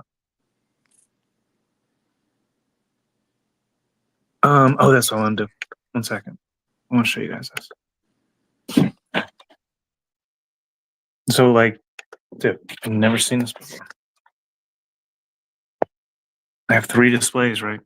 Because 1, 2, 3. That's the automatic background. It's got 2 sunsets out. That's got to be AI generated, dude. It's got 3 sunsets. It looks like it's a flowing image, dude. Is it just like AI generating backgrounds for me? What the hell? I just want to point that out. That was interesting for me. May not be for anyone else. You've been here the whole time. Where is it? Okay.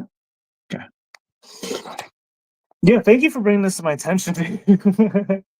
It's like I sit here repeating myself so much, and I'm like, it's like, oh wow, I like literally said everything already that I'm saying. Like, wow.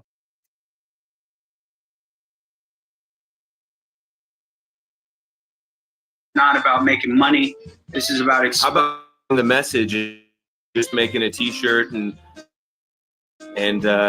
selling it. I uploaded the meme logo that I created to Teespring at one point. That mixed up.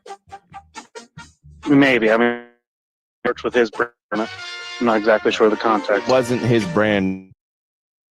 So Illumitami totally sidetracked me on this point. He really hated me for this point. I was so mad at him. That's when I started to go against him, is when he sidetracked this point. I believe. I couldn't be mixing this up. Was I not spot on? Because he totally made me sound insane, but I just don't think he knew the lore and cared to even catch up. Was I not spot on with that, my claim, or was I like off? And please critique me, if you must. Or you might be away from your camera, so I'm not gonna put you on the spot too much. But like, I mean, I'm wondering about the, obviously it's important who had the idea, but I think where it went, I think it's safe to say that Adam Green distanced himself from that type of stuff, because I saw him say many times on the show that they're agent provocateurs. And then he started to work with Bjerknes, right? So I think he shifted his content to more theological stuff. So I thought that it was a strange direction, because he went from bashing small hats to then bashing Christians only. So I thought that was a very strange direction, obviously, but it was still much more studious than the enterprise that these other people were engaged in. Right? So, it kind of seemed, he's like, sorry. No, it just kind of seemed like that Adam Green went in a different direction, and I don't know why that is. I thought it was because of Bjerknes, so I don't know. Well, all I was gonna say is, like, Nick Fuentes got popular. He was under 21 when he really became famous, right? Like, he was like 18 or 19. He like David Hogg is like alternative. Like, was he the right wing David Hogg at the same time? They might have appeared around the same time, right? I think that's when they look so similar, dude. And they're like so similar in their rhetoric about the alternative. One's coming from the left and one's coming from the right. But like, what I was getting at was that Adam Green is kind of like Nick Fuentes, except for he didn't. Instead of going into like getting famous before he gained like wisdom and perspective, Adam Green like got to sit back. He sees what's going on, and he's coming with kind of the same like rhetoric and perspective, but from a more intelligent angle. Because Nick Fuentes is significantly younger for the most part, and he really, God only knows. That's kind of MK Ultra programming, what he was subjected to. Nick Fuentes may just be an MK Ultra victim of the ultimate proportions, and we just sit here and try to write him off. But maybe he was written into that role by the audience and the people watching him intentionally, even perhaps, because he didn't know what was going on, or did he? I don't know. He was young. Maybe he's a chick, and maybe she's really 35. When she became famous. And that was like 10 years ago. So now he's a 45-year-old chick.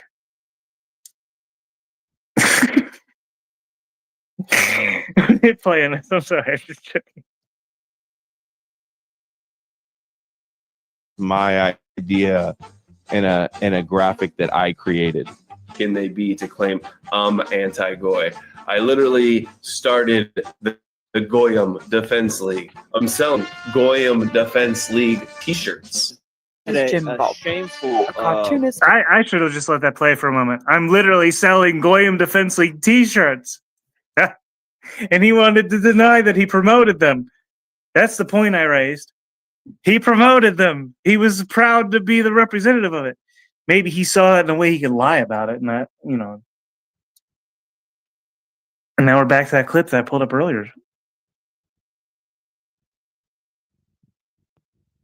and said interaction with Owen Benjamin where they did this. I want to talk over this. for a Can you guys long hear me? time, Okay. Pretending like he attacked his family. Everybody knows damn well that nobody attacked anybody's family. The video's a little loud. Yeah, I can hear. What objective truth? According to what objective truth? You would be like the worst person to have a beer with and have a discussion. You- This is so you guys- annoying. Every single time it's just, you how guys do you think know it's it's true? interesting How do you know it's true? I guess we can Why talk are we about having a anything. debate We if just you say, can't how prove is no, something to it's be true? Hold on. Why are we having a Topic debate? You're a Is the relativist. You topic can't of even. this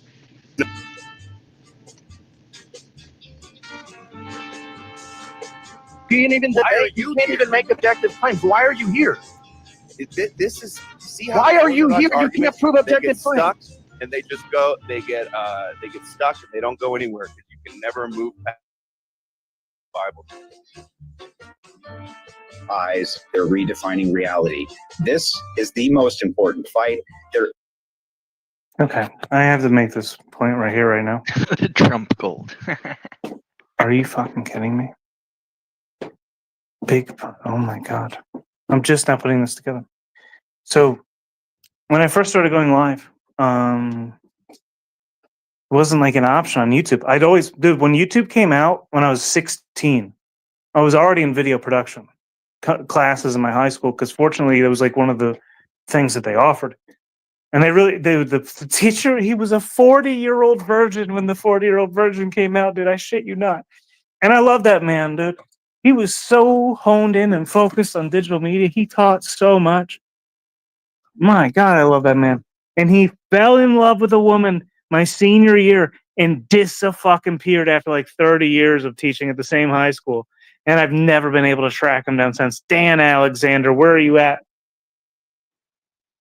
He taught me so much. I love that man.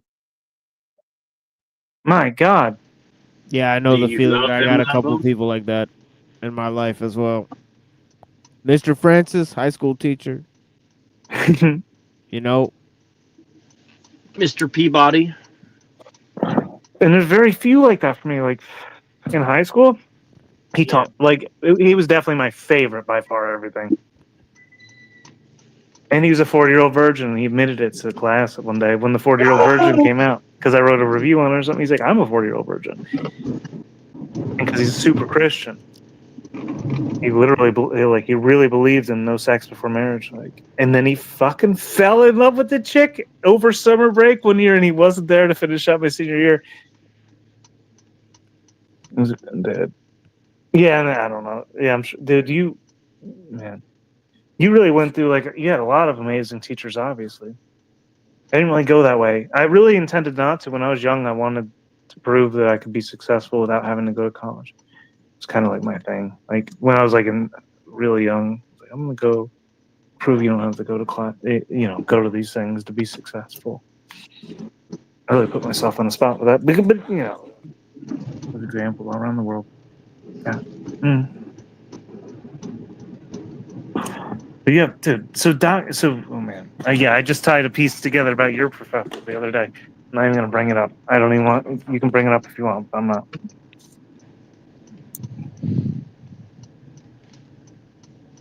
There is nothing more important. And I just went back and I just realized.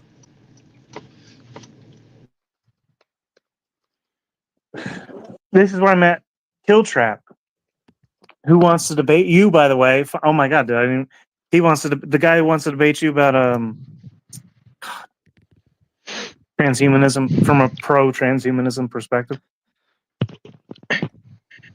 I met him on Castbox Live, and I was talking to the CEO of Castbox, like the people putting it out back then, because they introduced Live, and I was the main fucking thing, and this one other guy, and Wesley witnessed all this. Killtrap, I call him all the time because I've known him like that forever. So, and he was the first person I ever experienced in my life that was a troll. He started coming at my points and trying to attack me while I was hosting this other streamers, because me and this other guy were we had a monopoly on the whole fucking Castbox Live. And but he would fall asleep, so I just took over his show, and I couldn't share the link with anyone because I didn't have access like that. And so Killtrap comes in there, starting to get in my comments, and the guy Joshua H just left us on radio silence. He was like a marine biologist or something. I remember him saying that. Left us on his stream, and I was like, "Fuck this! I'm not gonna like just sit here," because he kept falling asleep. And he promised me he would come over to my show, and he wouldn't return the favors. Like I would go to his, and he wouldn't come to mine. And like he said he would. Not that I care. You know, if he didn't say he was, I wouldn't care. But he would say he was like 3 times, and I would, you know. So Wesley comes over, and I was like, I dropped his show, and I just went over to my show, and he comes over there, and we started making shows and podcasts together. He was like the first troll I ever experienced. He was trying to tear me apart about the Constitution and the government. So in one of the main people that was in those comments, and I've tried to bring him back since, when I brought Wes back into the Panelverse, because he and I didn't talk for 2 years. And then when I was at the convoy, I reached back out to him and told him I was with that, and I shared my because I was trying to get back in the Castbox thing. It didn't happen. It was just it had fallen apart, and they've since totally given up on the idea. It became like some dating app, which a failed dating app, but a failed Chinese dating app, by the way, which I kind of laid out when I introduced him back into the Panelverse. And it had been like 4 or 5 years since we met. And one of the main people that was in my chats that I recall that followed my YouTube he followed me from Castbox to YouTube. And then even followed me into Truth or Cop followed me from Castbox, my podcast. I was like live streaming there. Followed me to YouTube when I only started doing it there. Then followed me to my new channel. His name was Big Papa Fascist. And the Crucible's first ever episode right here. Big Papa Fascist versus Beardenstein. Oh, Vincent James. Beardson. And so Andrew Wilson was calling himself Big Papa Fascist? Oh my God. Wait. Did I just... Oh, no way. There's no way. There's no fucking way, dude. What the fuck? Yeah, what are the odds of that? What are the odds of that? Andrew Wilson was calling, and then you're talking about alts. Was it? Wait, I want to play this out, and so I can recall. And I believe Andrew Wilson was calling himself this. Wait, hold on. I want to fact check myself. It's in this clip. There will not be anything on the road that is more important. Bro, you're not going to be able to fight this fight while your community's burned down by a bunch of people.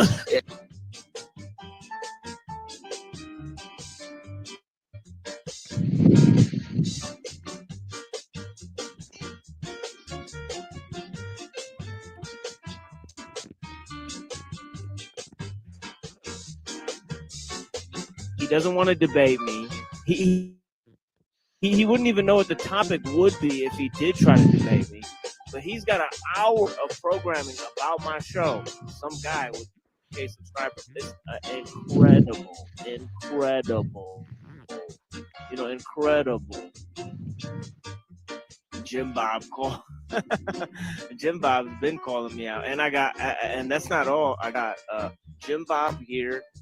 I also got Jim go out for an hour, tried to attack Adam Green for an hour and me for an hour, taking my name, using my name as a reference point. So now I'm recalling this. This is when I first heard of you. Potentially, I heard of you before Jim Bob started to attack you through CBO. Potentially, do you remember that timeline better than I do? Like, am I missing something? But I remember, like, you appeared in my like YouTube presence, and then Jim Bob literally went at. It was ridiculous. He really went at you. Yeah, I mean, I kind of planned this entire thing by getting the Adam Green guy on the show. So, I mean, I don't know.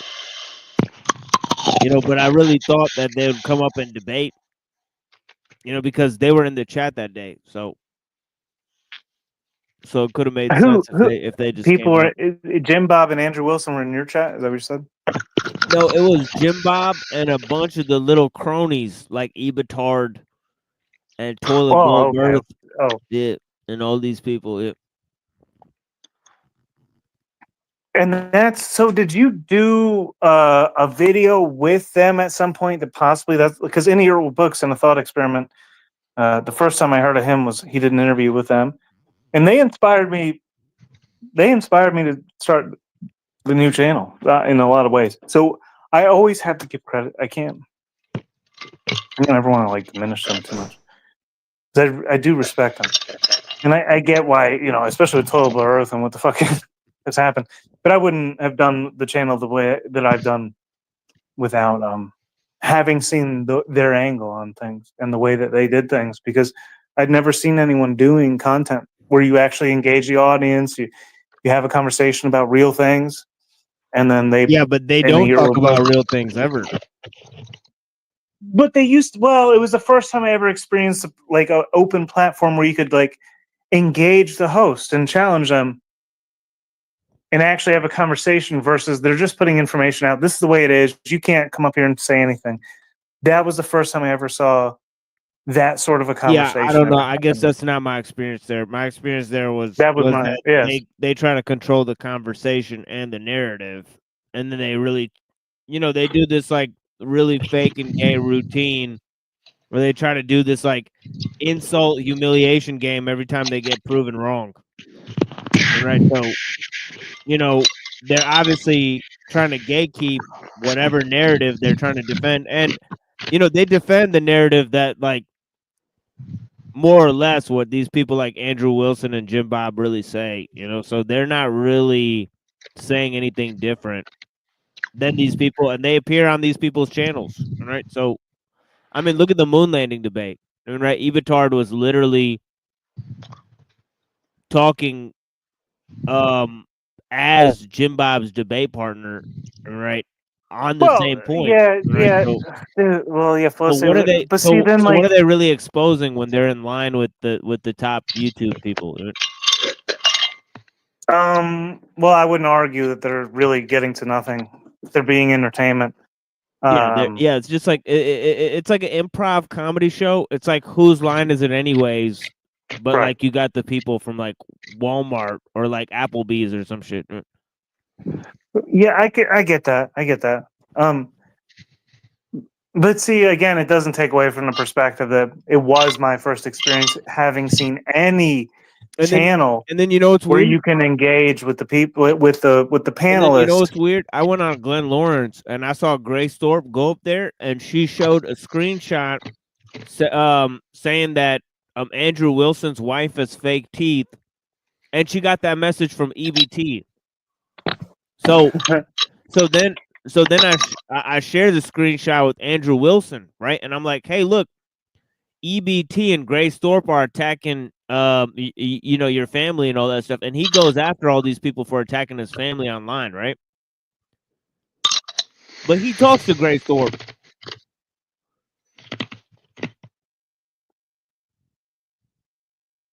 So it's like all the attacks that he does on people for attacking his family are fake, most likely, or he planted them. I don't know. That's just a theory. I literally think that it's all of us who have these conversations we can't have anywhere else. All of a sudden, we found a group of people we can have these conversations with. Yet we're all fucking suspect of all the shit we've ever been told.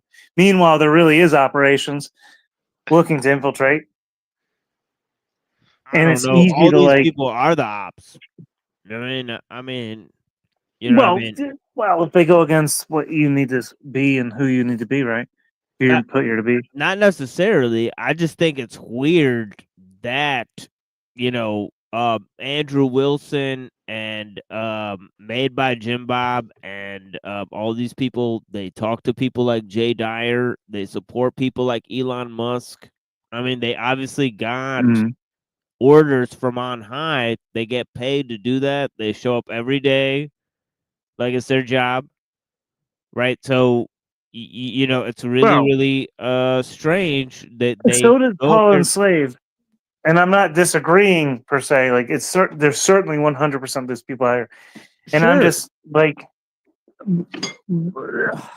The reason I've learned so much from the AI, like chatting with it, is I'm just asking it like, what's the name? And you're so much better at this than me. So like, I don't even know why I'm saying this right now, but like, to like, it's helped me like get that academic perspective that you've always had on religion. I've sat there and seen like Grace Thorpe and Jim Bob and Paul Enslaved and Toilable No, Earth. I watched it, dude. I've watched it all from the beginning. I watched Grace Thorpe, and then I watched. But here's what I'm saying, Truther. I've seen them all talk to each other, but they don't talk to me. They don't talk to me either. Grace Thorpe specifically does not come here. This is how I know that certain people aren't real. This is what I'm talking about. They block But you. Jim and Bob me. does come here. Jim Bob comes to my channel. They block you and me, but they have private messages with each other. Right. What does that tell you? That they're lonely. No, not that they're lonely. That they have a lot of experience with each other and none with us. Yeah, I could see that. Yeah, like I might have, personal contact between you and a few other people, but they have personal contact all with each other. That's what I've surmised. And they have years of personal contact. They're not saying. Exactly. So, I'm just willing to do the math. I'm right on. Well, I mean, this is my fucking main challenge against Jim Bob is he totally discredits it. Owen Benjamin propped him up. Obviously, Obviously, he would discredit it. Just like he discredited all the connections I made between the alt-right and Andrew Wilson. But then all of a sudden, Andrew Wilson is supporting the exact line. Well, yeah. And then it comes down, it's like, I don't have a problem. Like, I just explained to you guys so much things about me and like, dude, what was he doing on your panel Right. saying, oh yeah, Andrew Wilson's not involved with all these people, but then later Andrew Wilson goes on Piers Morgan and you know what the basically guy, so the guy that I hired when I shot Ben Crump and Al Sharpton, the guy that I hired for security, what did you just say? You just quoted him in a way. Oh my God. I don't know. I said a lot. No, you just said it like five words ago. Oh God. And I phrased it weird on purpose because I'm triggering. I'm being intentionally like trolling a little bit there when I say, "Hey, I got paid to shoot." Right? But I did. It's true. And what's fascinating about me is my perspective, dude. I wanted since 9/11. I said this the other day. I haven't said it so much on my show, and this is why I connect with military people so easy. Like, I was gonna go join and kill people under the narrative of 9/11, and instead, my dad, who was never in my life, really, up until that point, we had met a couple times. Sorry, just remove it for a second because I can't talk over that. I'm trying to lower the volume. Hold on one second.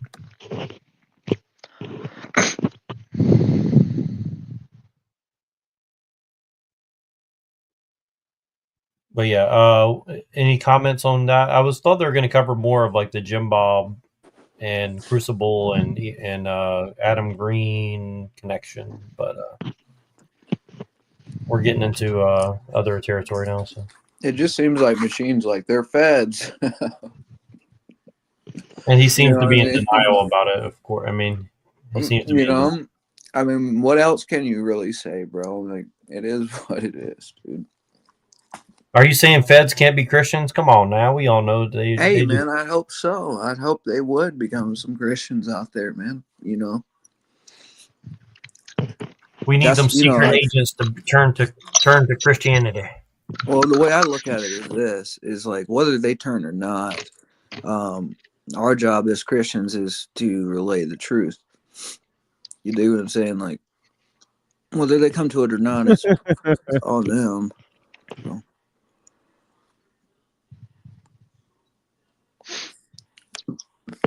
Yeah, I don't know if he can hear us or I can hear him. No, he can. He can. I've already been through this whole thing. Yeah, I want to listen, but I can't turn it down. And To be honest with you, Truther Cop's voice is giving me a headache. I'm just being honest. Like his voice is like grating my nerves right now. You're so gay. No, I'm playing. You know, it's nothing personal against him. He's just I'm trying to like he keeps like pausing. Make the it personal, conversation. Neuro. He's changing the subject every 5 seconds. It's like it's Well, really you difficult. know why, bro. Come on, man. He's trying to walk the tightrope. He's a Jesuit. That's why. Oh man. Do you guys like this? You guys like the Chinese Jesus right here? Yeah, it's beautiful, man. Yeah, I'm being honest when I say that, by the way. Like, I'm not just like joking when I say that. And why I say that is because you go to Ethiopia, they have darker icons. You go, depending on where you are, people have sort of made the iconography, you know.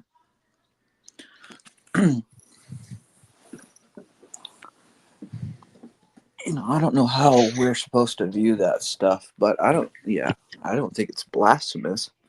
Well, there supposedly these are paintings from like I think I sent you the post, but there's a post showing like paintings that were supposedly from like 1,000 years ago in China or something. So, Oh, wow. Well, yeah, I sent you a book full of them. Did you look at that? no, but resend it to me so I can save it. Well, I mean, just look up, dude. When you sent me that post, right? Immediately, I sent you a digital copy of a book of like an artist. You know, you don't got to look at it now, but it's there. I went through hell kind of getting it. You gonna get that book? Yeah, your brother was going at me, man. Yeah, some of these people, I think they're my brother in Christ, and they end up being my brother in something else. I don't know. Oh, yeah. It's like I saw that. It's like the people. I don't know people are kind of going nuts. It's really weird. Like I've noticed that if you actually start talking about real Christian stuff, like you get some strangeness going on. And speak of the devil, and he shall appear. There's the devil right there, boy. I seen some. He's coming. He's here.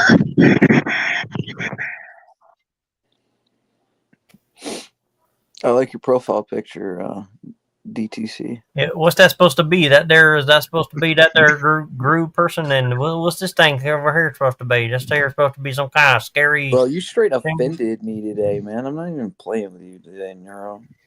Why? Yes, master. All right. Dude. The Grandmaster has arrived. Yo. I am the master of all villainy. Well, if you command, I shall answer. Well, Master. I mean, are you the master mason around here? Really, I'm not mastering anything. People are just stealing my content. No, I'm kidding. No, I was going to say massa, but I thought that would be more, offensive. So. It'll listen to me. Why are you, Massa? I'll get right on that, Massa. Let me help you out, Massa. One day I tried to direct them to do something. They were all just like, "Shut up," basically. No, I saw someone in your chat. They were like, "What's the context?" Like they didn't even want to click the link and see what's going on. They were just like, "What's the context here?" Well, they got the context. I gave it to them. Oh, on my post. Yeah. What's the context, man? Source. Source, please. Actually, yeah, that's They've been doing that to me lately. I told you, man. You got the fucking feds LARPing his ortho bros all up in your shit. Federales. Like, what's your sources on that? Hey, after Machine comes back, I got the perfect thing to review with you guys. You guys ever heard of a feller named Chase Haggard? No. Are you serious? I mean, probably no. I've actually probably heard of him. He called me a weirdo. Oh, he called my me a weirdo God. on Discord. Oh, he called you a weirdo? With like 5 O's, so weirdo. What do you I got the do? good. I got the good one for you right here, boys. I got I the mean, good. you are weird, but in a good way. It's not like an O. You know what I'm saying? Weirdo. Oh shit! I got the screenshot. I was about to bring back the thing. Where's it at? Oh shit! Well, I'm only saying that because your choice of music that I know that is on your playlist, and you can't deny it.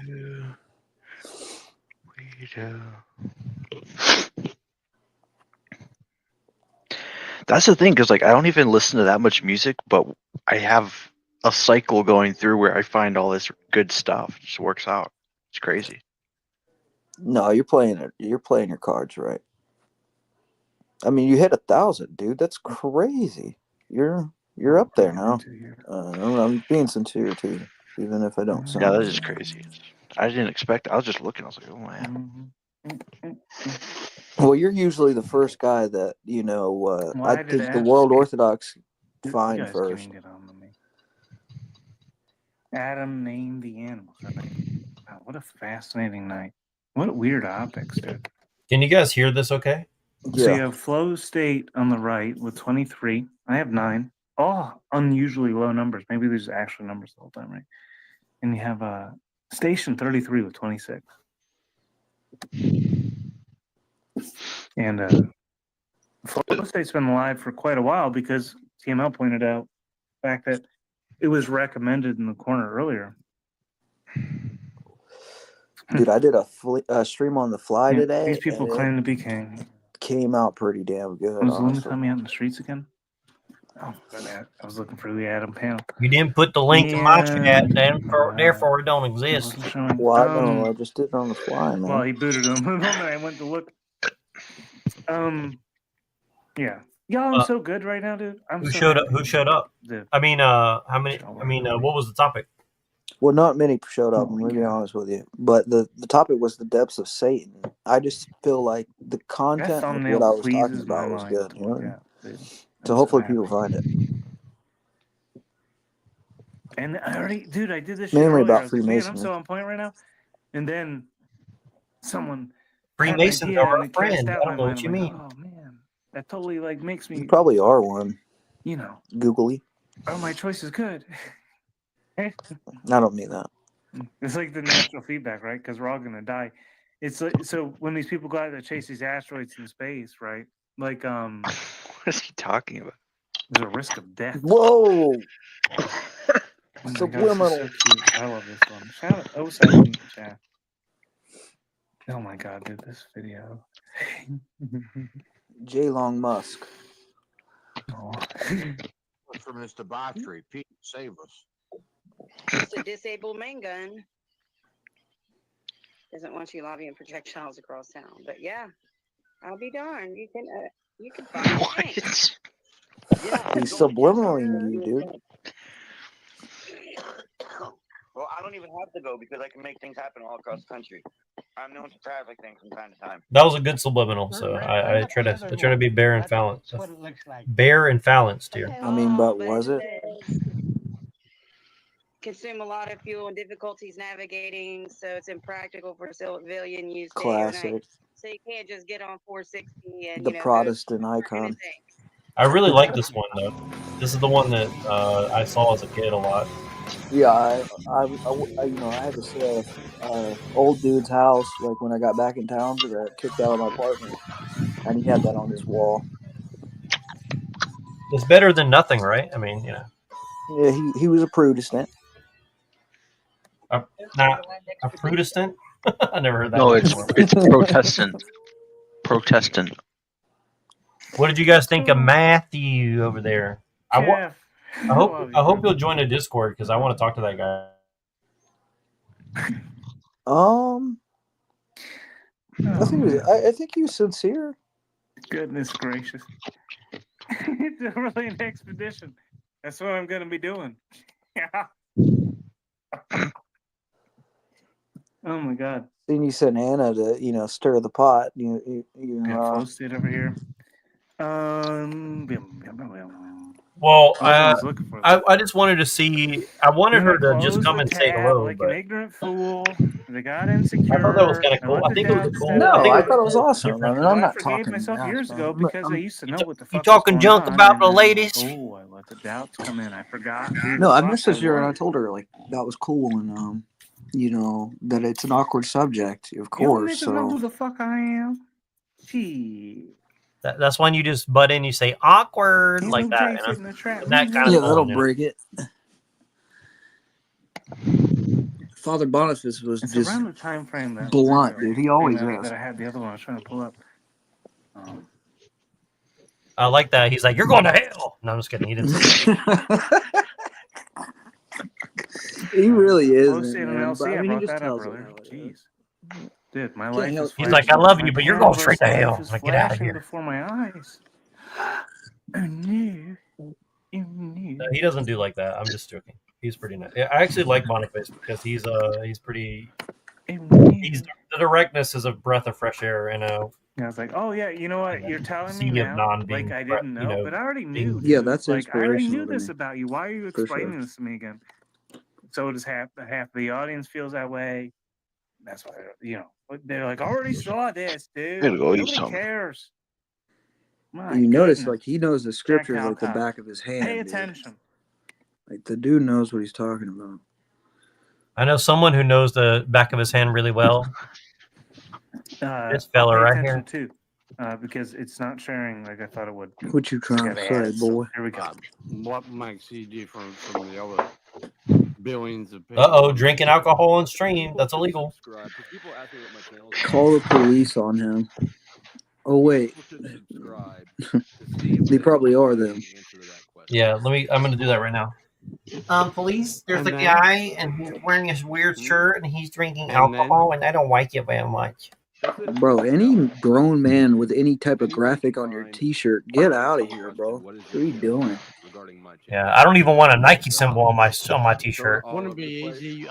Black shirt, Just pocket. to make a quick You know what I mean? 30-second video Pocket, and tell please. your viewers what your channel's about, and then Oh, he's got people handing him alcohol. He can't even get up and get the alcohol. He's too drunk. We're not in Russia, boy. But I'm sort of I playing will drop your link. I'm trying out the Dude, he's pouring it again. What are you doing, boy? Now, you had me with like the dude. Next, he's Did you gonna pull out a paint big the bowl dude? of Is that methamphetamine the and dude? just I bought the spark it up. both paintings by an artist named Ocean Clark. I'm sure there's Ocean streamers Man? out there that do that, Can don't you they? drop me his link? I want one. He's like, "You ready to go into the clouds with me?" I used to do auctions. Who is this person that's here to saying that you're starting something with them? Instagram. I don't do social media. Who that is? I don't either. They got a triangle This as is their my thing. That's the man who knows the back of his hand. Oh wait, I went to unmute from the mic. I just, dude, I'm on the computer. I'm on my phone still. I'm on my phone. What is it? Televised apocalypse? I think this is pretty ideal. The unfortunate thing is I can't use my mic. Although I could actually Is that have you, the friend? interface to plug that in, and it'd be a little ridiculous. But aren't we all? So, aren't we all? Just a little bit. I don't even know what the hell they're talking about. I just like that they put up the graphics for me. I don't have to like pull shit up. So I can just talk and they just who pull you up stuff for me. niggas is? Shit. Racist.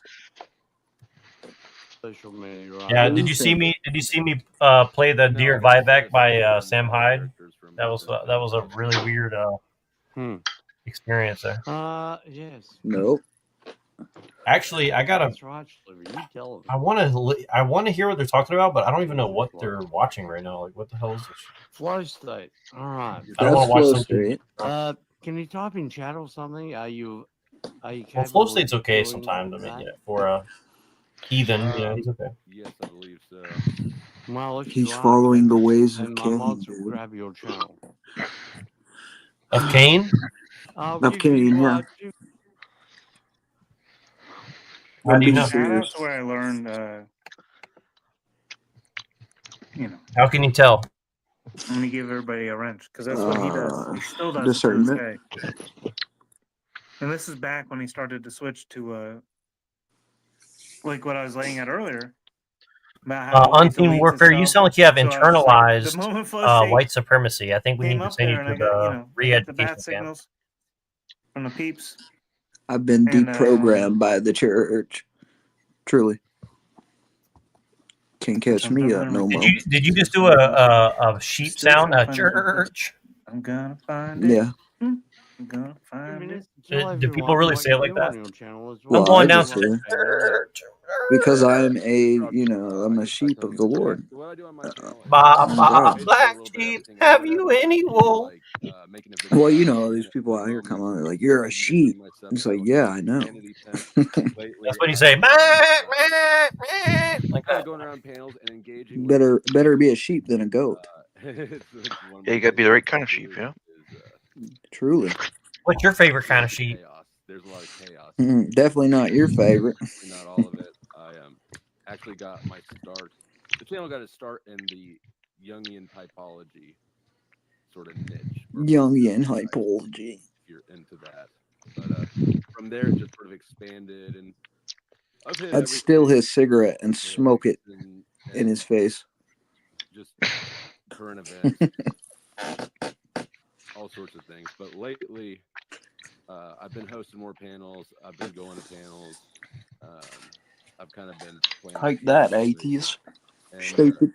Stinky. I've got a niche for finding the most insane people. Bro, you're gross. Stop. On YouTube, I think. At least that's what I've been told. I got the idea.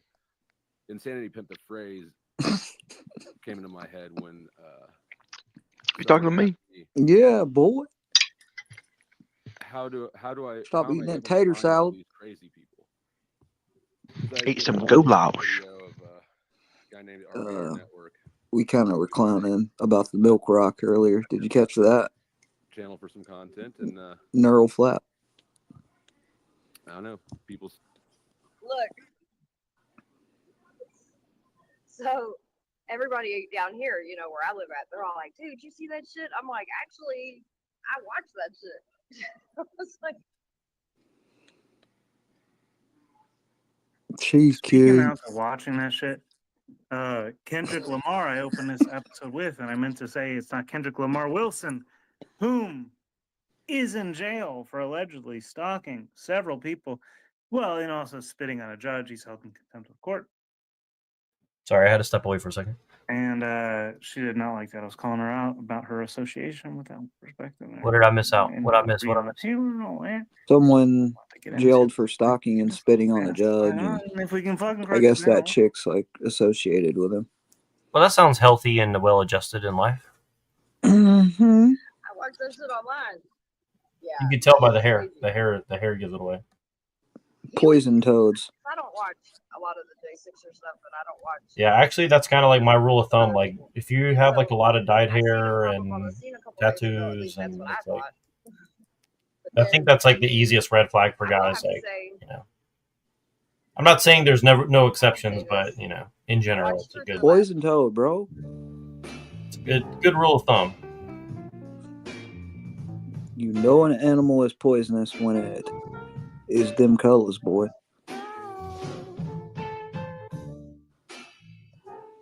But I mean, mankind are not animals.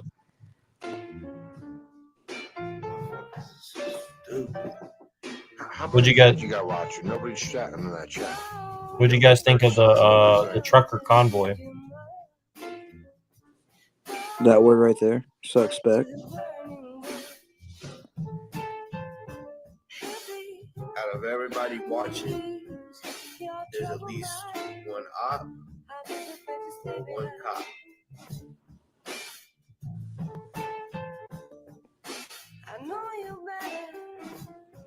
What the hell is going on, dude?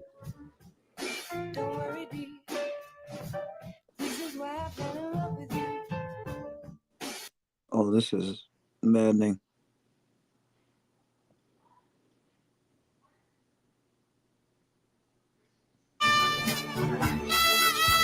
Dear God, not man, my friend.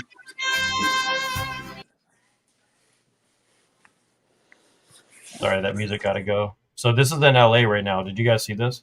No, man. What is this? this is all the people, quote unquote, protesting. Oh, right. You know, like don't kick out our friends, even though we're 15 minutes from the fucking border. You know. So. They the homies. What they doing? So what's the official church position on La Migra? I don't know. I don't think we have one. I know that nationalism isn't a good thing. It's a heresy. At least like chauvinism and racism, these types of things. We're all one in Christ, right? Well, so for example, if the United States just has totally open borders, the church thinks that that's okay. I know that's like a not necessarily. You give to Caesar what is Caesar's. You give to God what is God's. So if I think like, okay, I was just gonna say if he floods us with 30,000 Nigerians to our 15,000 small town, we just kind of like. That's right, because Jesus said love them, so let them come in and rape your women, take your clothes and your cars. Is that every man, right, that is in the body of Christ is no longer their race or their creed or their nation. They're one in Christ. Now, okay, that doesn't mean we accept, the disastrous things that men do in their sinful state. No, we should protect our homes and our land and whatever it is that we have, but I don't know. I mean, there's nuance here. Well, and I think the general idea is that like a nation has the right to protect and preserve itself and defend itself, but then there's also like on a more local level where you just have to, no matter what, you still have to be a Christian, but that doesn't mean that you can, be trampled over and stuff either. So there's a royal path, a mean between extremes. So if you give into one side of the idea or the other side of the idea, you're going off that royal path or a narrow path, and that's the problem. Because we could all do like emotional arguments, be like, well, blah blah blah, like whatever, It just I don't know. It's like it's close to the end, like one of the first videos on his channel. All right, let's play this out.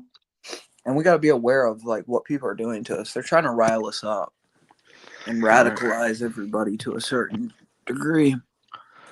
I think I just think it's a hard situation because supposedly our brothers to the south are Catholic, but like most people I know who come from those countries, they're like, please don't let the people in the fucking country because they're bad news. Like even people like from Mexico and Honduras like really don't like the Venezuelans and Colombians because they're like on average they're just way more like off the hook, I guess you'd say. No, I mean I agree. There's not much I'm going to disagree with somebody saying. And I know that we shouldn't take like a pragmatic approach. I'm just saying it's. I think America's being punished before its wickedness, but at the same time, like I think that's kind of the trick, right? So we get upset and we want to change something that's actually a punishment for our wickedness, essentially. Right. Instead of repenting and going to God with it, we're taking it in our own hands, right? And there's some people out there who say, "Well, prayer isn't going to do this or that," but they're not realizing how powerful God is. Is everybody there, or am I going crazy? I'm here. Yeah, and I think what I think the system in America, I think what they've done is they've set it up where basically they've conditioned things to where basically if you don't support like the conservative pro-Israel type stuff, then you get punished, and you get punished by having the liberal progressive side in, and then they ruin the economy and do that stuff. And then once the country says, oh, that's so bad, we have to support the conservatives in Israel. So then I think there's a conditioning going on where they're doing that so that basically forcing America to have to be pro-Israel. Ultimately, that's my opinion. But it's the Hegelian dialectic. So if you don't support the mainstream Republican conservative agenda, then you have to deal with the progressive liberals who are going to trash everything. So I think that's what they're doing. Yeah, just putting all of us in the middle of it, essentially. Yeah.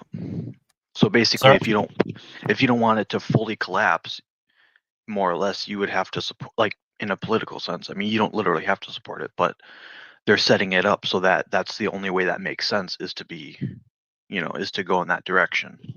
And then if you don't, oh well, you're okay with all this crazy stuff. I think.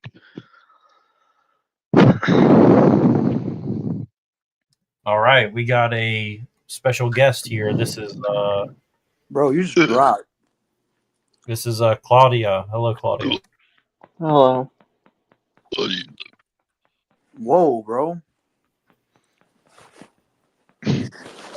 I'm glad we've attracted Claudia to the show here. So thank you for joining. These people are not familiar with your background, so just be gentle with them. Okay, I'm just here to check it out.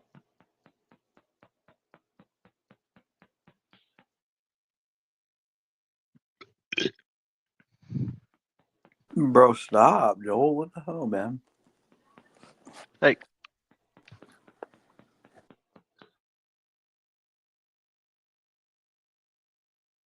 So what's on your mind today, Claudia? Because I think that you're new to the community, and so I want to kind of just let you say what's on your mind, because I think that the people here can pretty much go off of whatever you bring up. I mean, you definitely know a lot of stuff that some of us are aware of, and you're probably more aware of it than a lot of people. But I don't know what sparked your interest or what's on your mind, but definitely bring it up, and we'll riff off of that.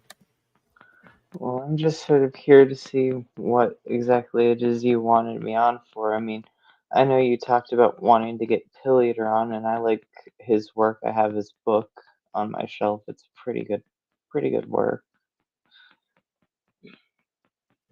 Well, you definitely you know a lot of the subculture stuff going on. I mean, I'll just tell you like where I'm coming from. Like from my point of view, I think that a lot of what we see going on in the politics is basically, to sum it up very, very briefly, I would say that a lot of the occultism that we see in media, around a lot of different things, I'm sure that we could get into the details, is essentially a way of producing LARPs, if that makes any sense, like live action role playing for people to play out in subcultures to basically give people to blow off steam so they don't actually become a threat to the system. And I think that a lot of these musicians and cultural figures essentially are kind of doing some sort of chaos magic of some sort to kind of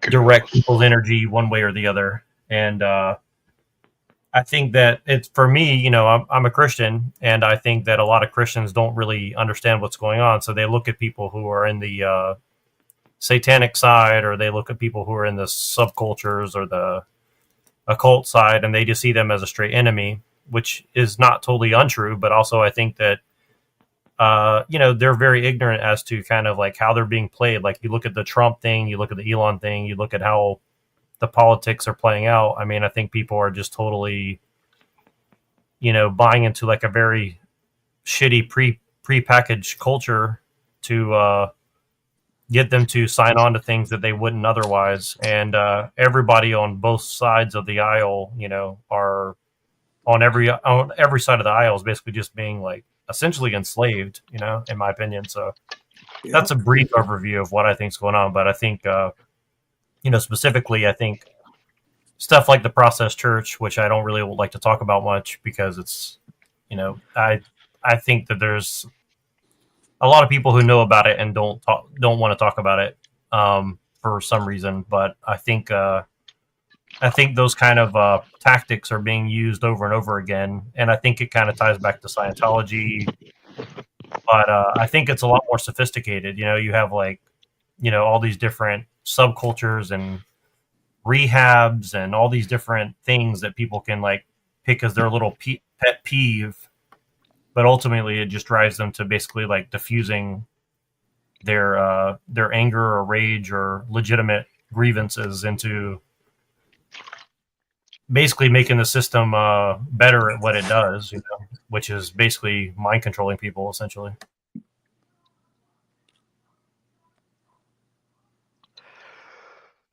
Yeah, that's an interpretation you can have.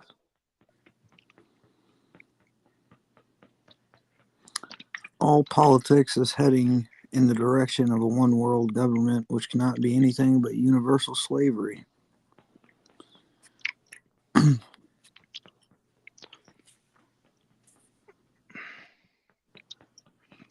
Like, I think you're like a fan of okay, let me ask you about this, just like as a starter thing. Like, what do you think about like Marilyn Manson and like who's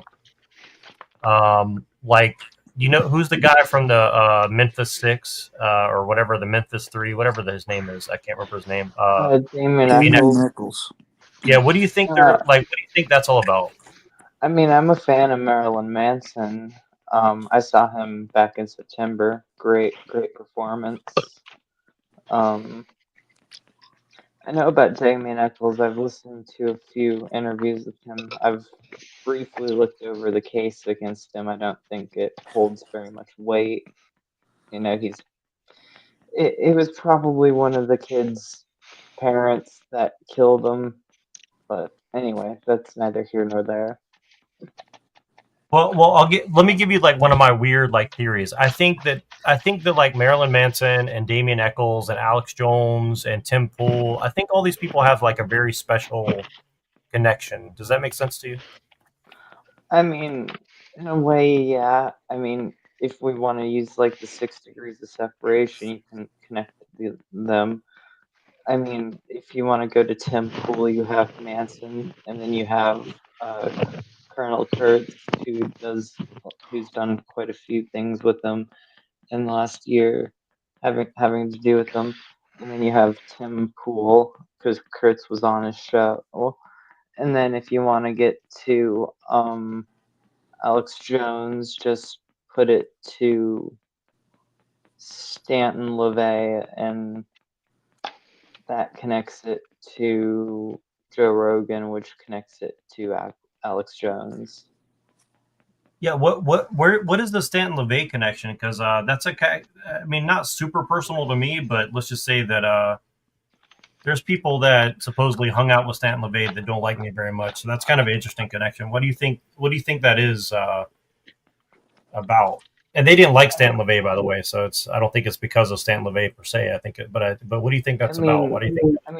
I mean, I talked with Stanton before he died, but you know, I mean, Stanton was a person. He had his, you know, he could be great to some people. He could be a complete ass to others, from what I understand. You know, it's a mixed bag. I know there's some quite negative things that can be levied against him. Whether they're true or not, I don't know. I don't really care. I know he was fine whenever I talked to him. And from what I can tell, he seems like he's fine. He was fine. And listening to interviews, he seemed like a very intelligent individual who had probably some interesting writings to be put out in the future, which I hope to see. I'll probably, I don't know, maybe I'll, now that I think of it, I'll, I'll, I'll talk to Sharon. Anyway, yeah. And I appreciate that. And Doug, I've heard similar things about him. And do you think he had some sort of direct connection with like Alex Jones per se, or do you think that was just kind of like they have common like mutual friends or something like that? I mean, this whole there's, you know, it's really interesting how it is with this whole connection, all these connections. Like, you know, it's just interesting to see how they work. I wouldn't say it's impossible that they knew each other, met personally, but whether they knew each other outside of some brief meeting or some small correspondence here and there, I don't know. I mean, I'd assume Alex Jones probably had some correspondence with him, maybe back when Stanton was running like the Odium or something. Yeah, I agree, and I think there's something there. I do think there is something there for sure, and to what degree it's hard to say, but I have reason to believe that. And is there any of the recent events that you've seen like in the news that kind of like stand out to you that could be that stand out to you that could have some sort of an occult overlay meaning? And I'll just give my example, like the Vegas Tesla thing, for example, or anything else that kind of stands out to you. Because to me, like, I've been noticing that a lot of these kind of weird news events seem, I would say, synthetic personally. But I'm not saying it's totally not real, but there seems to be some sort of embedded messaging, I would say, perhaps. And I know that sounds like really schizo, but I think some people might kind of get what I'm trying to get at. I mean, it's possible. I wouldn't doubt it. I don't personally keep up with the news very much, so I can't really say whether or not it's there. I, I I don't care for the news. Well, you said that that there was something that there was other things that kind of stood out to you recently. Do you want to share any of that? Or, I mean, I have a lot of things I can ask you, but I'm not sure where to start because you definitely have done a lot of deep research, I think. And I mean, you can ask me. I don't really have much to say about the current state of affairs. I've been in my own world that's right, completely aside from that more recently, but you can ask me whatever. I don't really sure. care. Well, I just don't want to make it into like an interview. I mean, I'm kind of curious, like how you got onto like the Satanism style. I don't know if you're like really a Satanist or you're just kind of like looking into it or something like that. Because I don't really. I mean, of course, I'm a Christian, so of course I would love for everybody to be a Christian. But I like to respect people where they are and kind of hear like where you're coming from because I think it's important, And but what's your opinion about the state of like? I mean, do you like you care about being an American or about calling yourself a Satanist, or do you think more of like on the terms of just like you're just on your own personal journey and that's kind of the main focus for you? I mean, yeah, the word Satanist would probably be an accurate descriptor, but I mean, yeah, I mean, overall, most labels I would say have, I mean, labels are what you make them. I don't particularly prescribe to something like American per se. That doesn't really have a meaning to me. Um, you know, um, more like that sort of thing. Do you think that Rotting Jewels has like a good accurate view of like the process church, or do you think that there's something more, or do you have a different view of it from what you've seen? I think she has an interesting perspective and she brings an interesting angle to it. I think she's done some pretty good research in some aspects, but in other aspects, I do question how much of it is legitimate. But then at the same time, she does do a very gross job of overlaying things that were, like McMartin. McMartin was a fraudulent case, and she would deny that, even though, I mean, come on, McMartin was totally fraudulent. And for the audience, give me an idea, like who is Nick Barton, because I don't think I've heard that name before. So McMartin was the longest trial in U.S. history to end without a conviction. So, in essence, so interestingly enough, a bit prior to this, in the town, Lawrence Pastor, the malpracticing psychiatrist, later turned wife of Michelle Smith, the subject of the uh, quite debunked book Michelle Remembers, was in town giving a lecture on, um, this whole idea of Satan, of like, that ritual of ritual abuse by Satanists. But anyway, this alcoholic mother was doing a routine inspection of her child's anus when she found some sort of mealworm or something inside of the crevice, and this caused her to believe that the preschool he went to, the male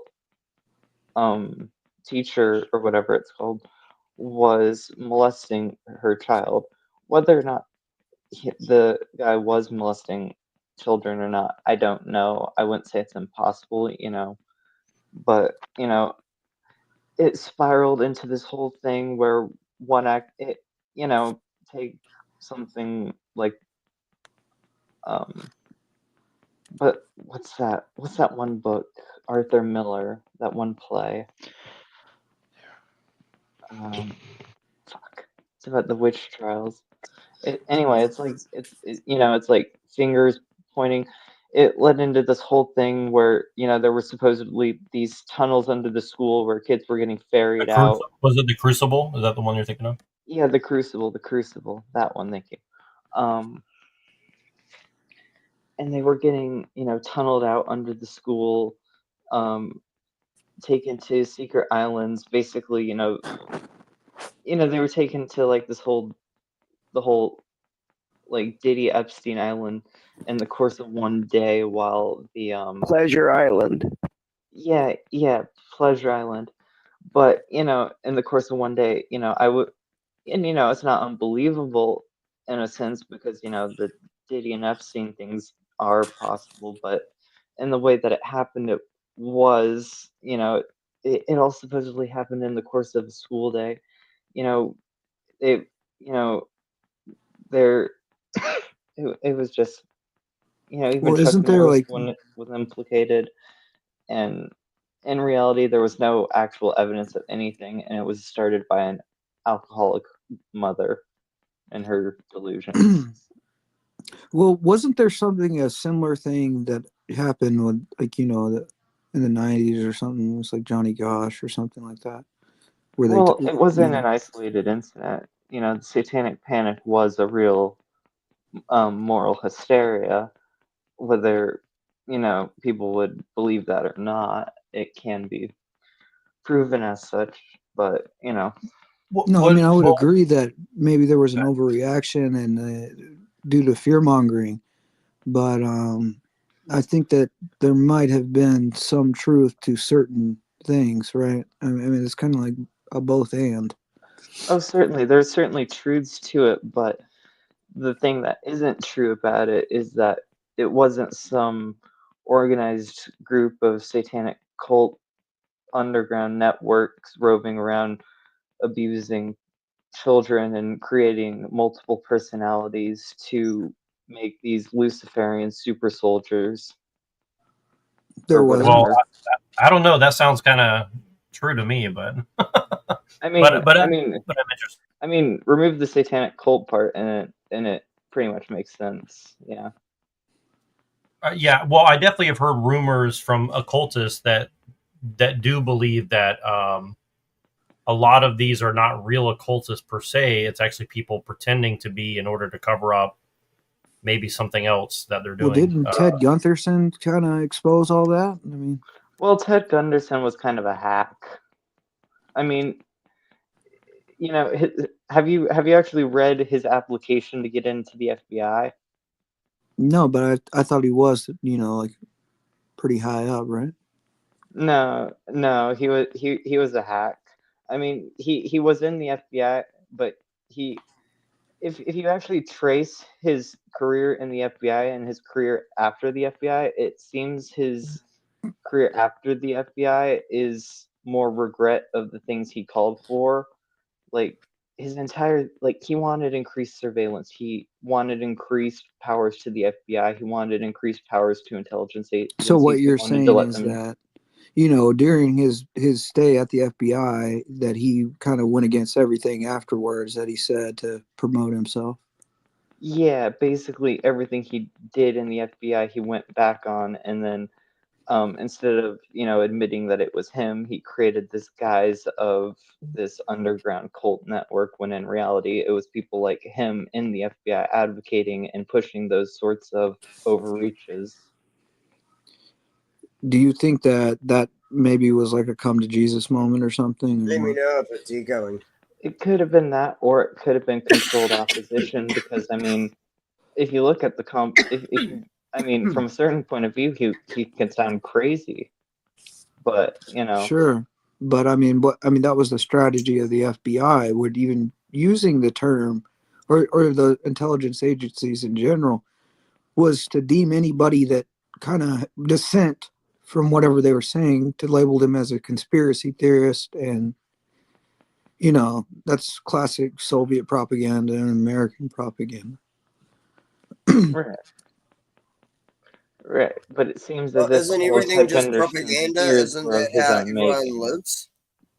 Like, seriously, isn't that how everyone lives? They're actually run by propaganda, and it's all to do with which propaganda you pick and choose to listen to.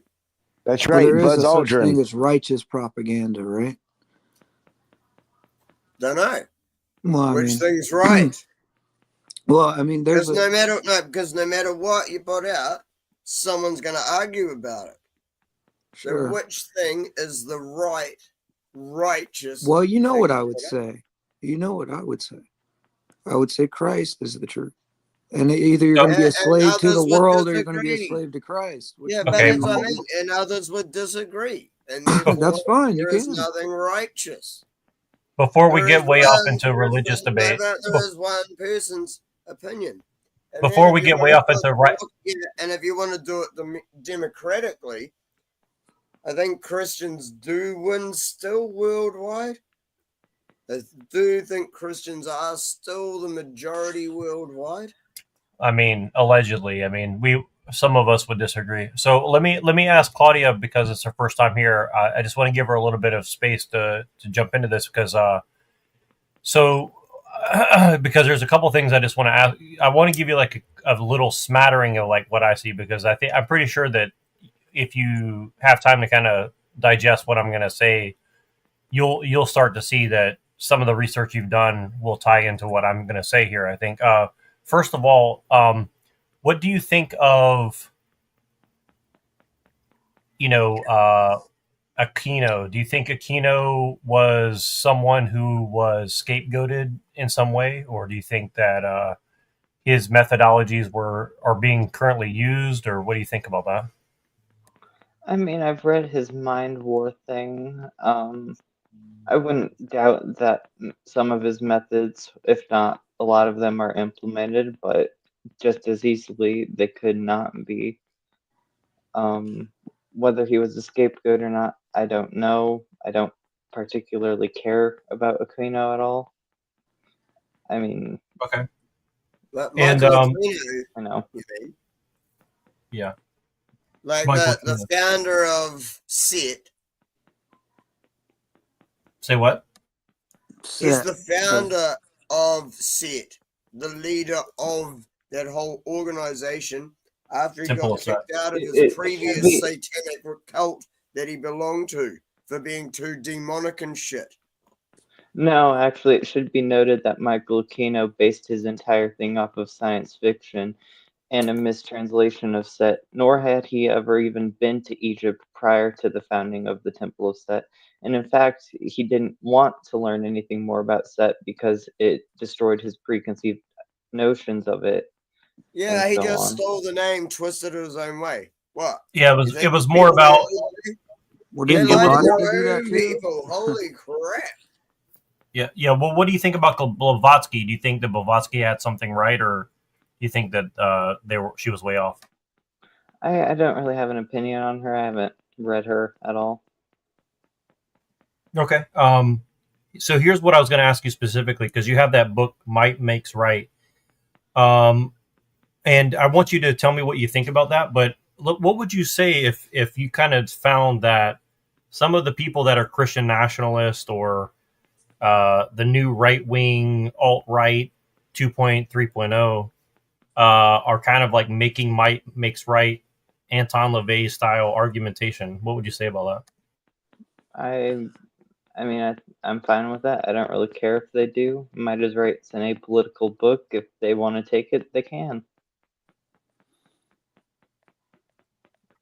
I mean, what do you think that would signify from from your point of view that people are taking on LaVeyan arguments as quote unquote Christians? Do you think that that's like people that are actually Satanists or just people that are I mean, I'm fine with used the to it? influence seeping in. I mean, the influence of it, I think, is probably a beneficial thing, if anything. I don't really care if they're Christians or not. I mean, Just I want know. to I spread mean, your in terms, Luciferian agenda. We get it. I mean, in terms of the alt right, I mean, I'd probably agree with Jim Goad a bit that I mean, I'll quote Jim Goad. I thought they were past the whole tradition thing. I don't know. It's weird. I think Kaczynski kind of gets it right in a way. If I pull up the manifesto here. Yeah, pull it up, because my co-host over here, Machine, is a big Kaczynski. He's an expert on Kaczynski, so he'd like to hear from you about that. Hold on one second.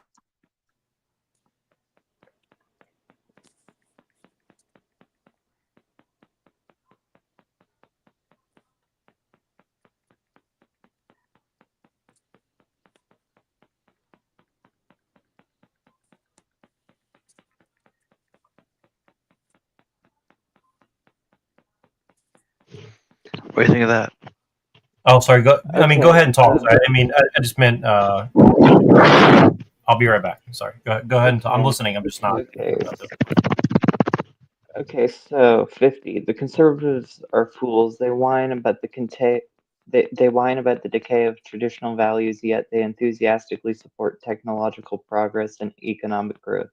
Apparently, it never occurs to them that you can't make rapid, drastic changes in the technology and the economy of a society without causing rapid changes in all other aspects of the society as well, and that such rapid changes inevitably break down traditional values. The breakdown of traditional values, to some extent, implies the breakdown of the bonds that hold together traditional small scale social groups. The disintegration of small scale social groups is also promoted by the fact that modern conditions often require or tempt individuals to move to new locations, separating themselves from their communities. Beyond that, a technological society has to weaken family ties and local communities if it is to function efficiently. In modern society, an individual's loyalty must be first to the system and secondarily to a small scale community. Because if the internal loyalties of small scale communities were stronger than loyalty to the system, such communities would pursue their own advantage at the expense of the system. That's just from the Unabomber manifesto.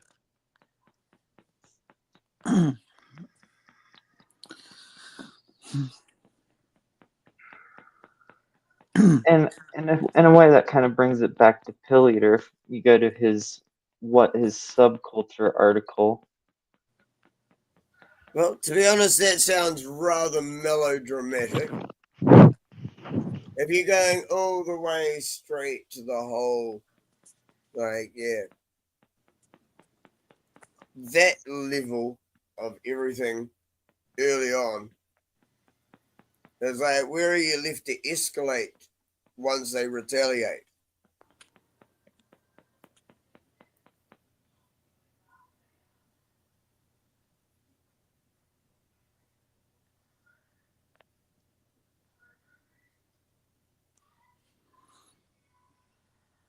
Hello? You still there? Yes, Buzz Aldrin. Yes, I'm still here.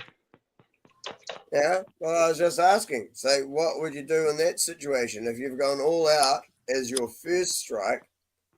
Where's your ability to escalate once they return fire? I'm not sure what you're asking that for or about directly. Because the direction that you're heading with that is basically towards that sort of conflict and interaction.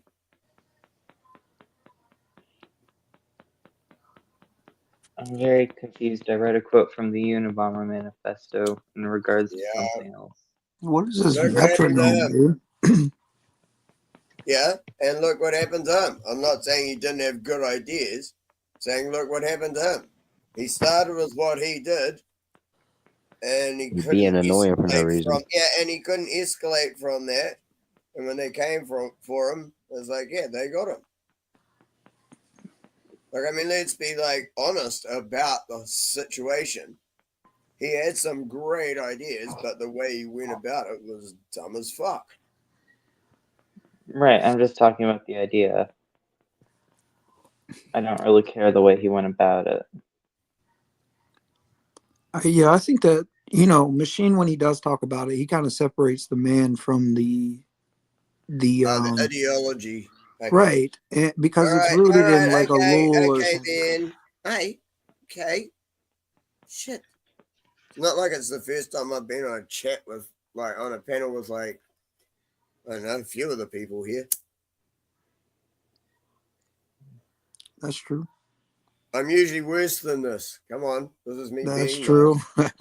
Yeah, you gotta give DK props. He's pretty chill right now. As I said, I got shouted a Rile him up. I actually muted this keyboard when I was this computer when I was saying it. But yeah, I went to the shop before. I told Neuros I'll jump on the panel when I get back from the shop. Walk around the corner to the shop. On the way back, dude smoking a joint. I walk past him, stop. He's like, "Can I have a puff?" He's like, looks at me. He's like, "Yeah." So I sit there with him and smoke a joint with him and shit. It's like waffling away for like, 10, 15 minutes. Pulls out another half a joint, fucking smoke that with him as well. I'm like, shit, bro. I think I need to get on my way. I'm sure I'm supposed to be on a panel or some shit. Like, what are you talking about? Oh, That's it's a fucking trip. funny. Yeah, so I've come back in a great mood. You're extremely lucky. You inherited a herpy along the way, though. Little you know. Damn it, No, you you beat can't me get to it it. twice.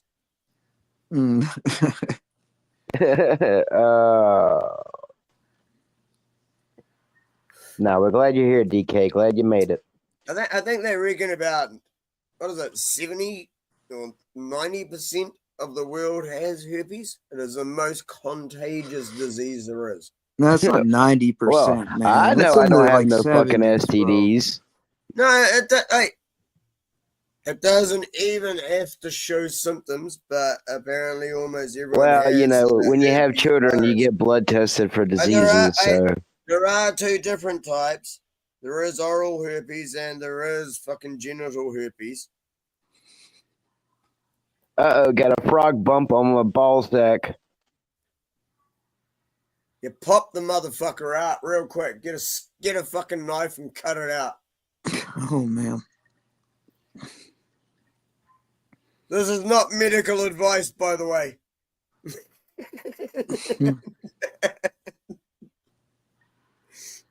That's just what I'd do. Hack that fucking thing out. Holy shit.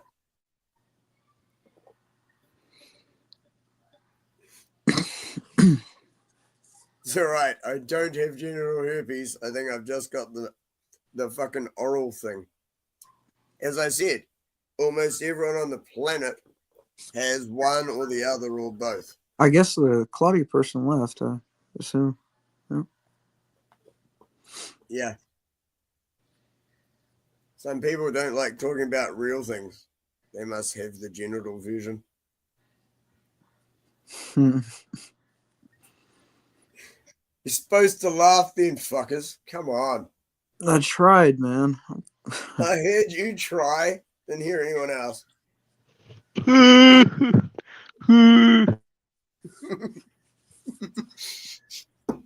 That sounded like a horse dying or some shit. A donkey dying. Yeah, you should have seen this guy earlier coming at a priest, dude. This guy's a maniac, bro. Did that make you feel good? I mean, just really, like, did that make you feel good? What? Televised apocalypse. This guy. I mean, he just came on, talking. Oh, you talking about earlier? I was told to go. Yeah, you're.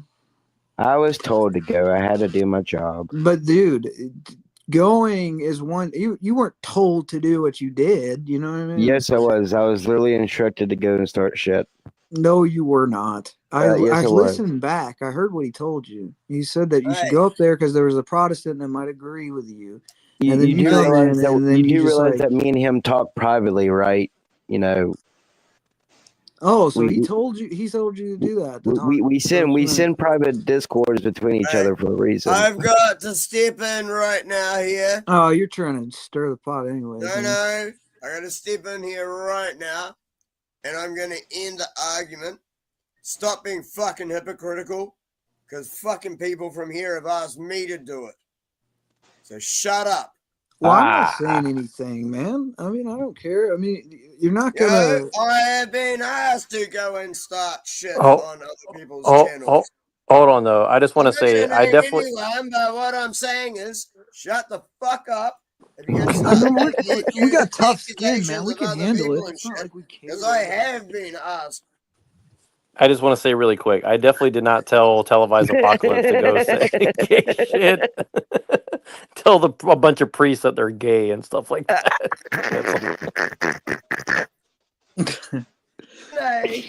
I knew you did, man. I mean, you can just tell by the way he said it that was a load of shit. Nah, it was all in good faith. Crying and Was that in good faith, dude? I mean, I think they handled it pretty well. The whole point was to see how they reacted. Tough-skinned, yeah. I mean, that was nothing compared to the other guys, really, truthfully. Trust me, if I really wanted to start a shit, I would have came up on panel and done my little gay op shit. But I'm just not in the mood for it. So. Well, you know, man. I don't know if you know this, but I got some love for you, brother. I mean, even if you talk shit. Fuck. You too, man. It's all in good faith in Christ. Trust me. I want us all to go to the same place. Well, good luck. Shit. No. That's right. Go to hell. You can go. You go to hell with me and the Satanist. If this carries on, I'm going to do to someone on your channel what I did on to people on their channels. The same places in hell. You want us all to go to hell like tell you? people to be careful now. It's like, holy shit, I'm not going. You want us to all go to hell like you, Televised? Hell yeah. Might as well. We're already in it. No, we're not. Yes, we are. I actually agree with that. I'm sure there's lots of innocent children who would disagree with you. Different reasons. You want to hear my reasons for why we're in hell? If God gave Lucifer, the devil, dominion over the earth, does that not mean you're already living on hell? No. Should it therefore not be your intention to get yourself out of here? That's a Gnostic idea. I don't give a fuck. It's my own idea. Before the anyone Gnostics even came told up me with the what the idea word first. Gnostic meant. So I mean, came you up think with that's that your when I idea, was but it's probably from the 19 demons. on acid. So go get fucked. I've Yeah. lived by that Okay. shit So you had forever. an experience on acid, and you opened up a portal to the demonic, and they fed you some shit, and you ate it up. Right, Christian bitch. Yeah. Truth hurts. No, there's no fucking truth that hurts. Well, that That's one why hurt, what didn't you it? said doesn't hurt. You tripped acid, opened up a Truth hurts, portal, but that doesn't and hurt. the demons That's not then the fed you truth. some shit in your head, man. Now, just And then you're because like, just it's because my you idea. believe it's the truth. It's my idea, but really the demons told me that. So when did your religion start? It existed before time itself. According to a book written when? According to God, who was before According the book. to a book written when? According to the prophets. So. According to a book written when? Okay, so here's the fallacy. Just because something was written doesn't mean that your whole faith is based off a book and you cannot And tell your me when your whole book and was your written. whole, you know, When was your ideas book are based written? off logic and reason, which When are just was as your bad. book You know what I mean? written? Except what The I think is not earliest bad. version of your book. It's not just a book. DK said, "I believe in aliens and Jews, Jews and Come aliens." on, man. You're just fucking around now. It's not just a book, No, DK. you're just fucking around now. No, you You run. gotta answer a simple fucking question. Don't go Here's into a a real question to fucking debate. answer: is if the No, devil's you can't real, answer a does he got you simple by the balls? question. Don't go into a real debate, bro. Because that was an easy question. You gotta If the just sit devil's when this real, does he Bible got was you by the written. balls? There's an easy question. What was that? If the devil's real, does he got you by the balls? Oh, fuck no. That motherfucker's got no chance of getting me. Fuck. Oh, No, the no, pride. fuck. No, dude, I do believe in God. Don't worry. I do believe in God. I just do not believe in organized. Well, if you don't believe in my God, you know what I just say. don't believe in organized religions. Oh, DK, that sounds like a fallacy. How are you going to say you believe in God, but you're going to sit here and criticize when a book is written? But technically, the Word of God was written, when creation came into being. So technically, the Word has always been the Word, and then the Word became flesh. Well, when they use the word, they're not talking about the scriptures. They're talking about the logos. Because the book wasn't No shit. I know what I'm talking about. You're gay. Right. You hear that, DK? We're gay. You gay atheist. No, I'm not atheist. I told You're you I gay believe in atheist. God. What's up? I believe in the You hear one that? You're a true God. I gaytheist. believe You're a in gaytheist. God. Yeah, you're a gaytheist, I dude. actually believe in God, and He's fucking saved me a few times in my life. Don't worry. Hallelujah. So I do actually believe in God. I just do not believe in organized religions. Whatever, gaytheist. I've been told that I it's agree with you, nothing DK. to do with a church. It's nothing to do with a book. It's about living a moral true Blah, blah, life. blah, blah, blah, blah, blah. And even I don't live up to that. Uh-oh. Right. Man, I'm it's a about the failure and salvation a of souls. sinner just It like has the nothing rest of about you it. dumb motherfuckers. Just me atoning is different from you. I don't have to just say sorry. I just have to fucking do better. All right? Fuck up. My beliefs you aren't blah, about blah, blah. fucking just saying fucking sorry to someone and shit's okay. It's actually fucking do something. We don't believe that either. We believe that, if we're going to repent of something that we did, we have to show it by our actions, not by our words. Okay, cool. Not like this Protestant over here televised apocalypse. I never said you don't have to earn or do anything for that. What the fuck? No, Don't you're be coming at me saved, that way. aren't you? Aren't you saved, dude? I mean, in your terms, I would be, but I think salvation is something you must aspire to want and keep a hold of every single Stop day. copying me, bro. That's right. I'm a copycat.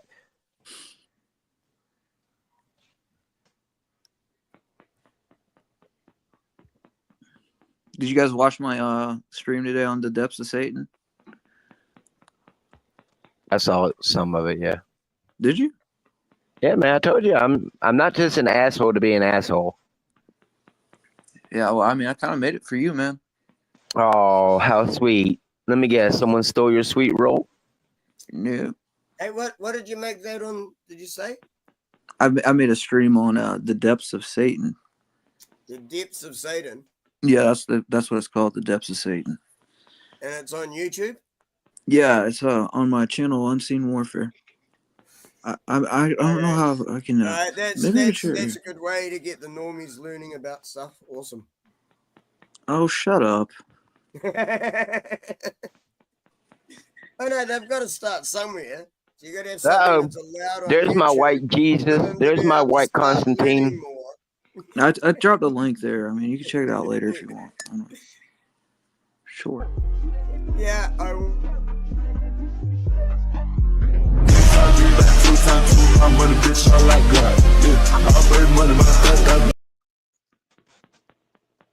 There you go. Your chess edits, man. That's not my chess edit, but that's somebody else's. But You made that. I made this one though. I made this one. like he's autistic, like he's Rain Man or something. Just like, Lord Jesus Christ, Son of God, have mercy on me, the sinner. Oh, Like he's autistic, like he's Rain Man or something. Just like, Lord Jesus Christ, Son of God, have mercy on me, the sinner. Lord Jesus Christ, Son of God, have mercy on me, the sinner. Lord Jesus Christ, have mercy on me, the sinner. Like he's autistic, like he's Rain Man or something. Just like, Lord Jesus Christ, Son of God, have mercy on me, the sinner. Lord Jesus Christ, Son of God, have mercy on me, the sinner. Lord Jesus Christ, have mercy on me, the sinner. Jesus, that's the hilarious. That was disrespect. annoying after like 2 times. Yeah, I bet you think that's funny, huh? I bet you think It's that's funny. $200. It's $200. What is? I'm just saying, you know, I would smack that priest, right? I mean that preacher right there, right?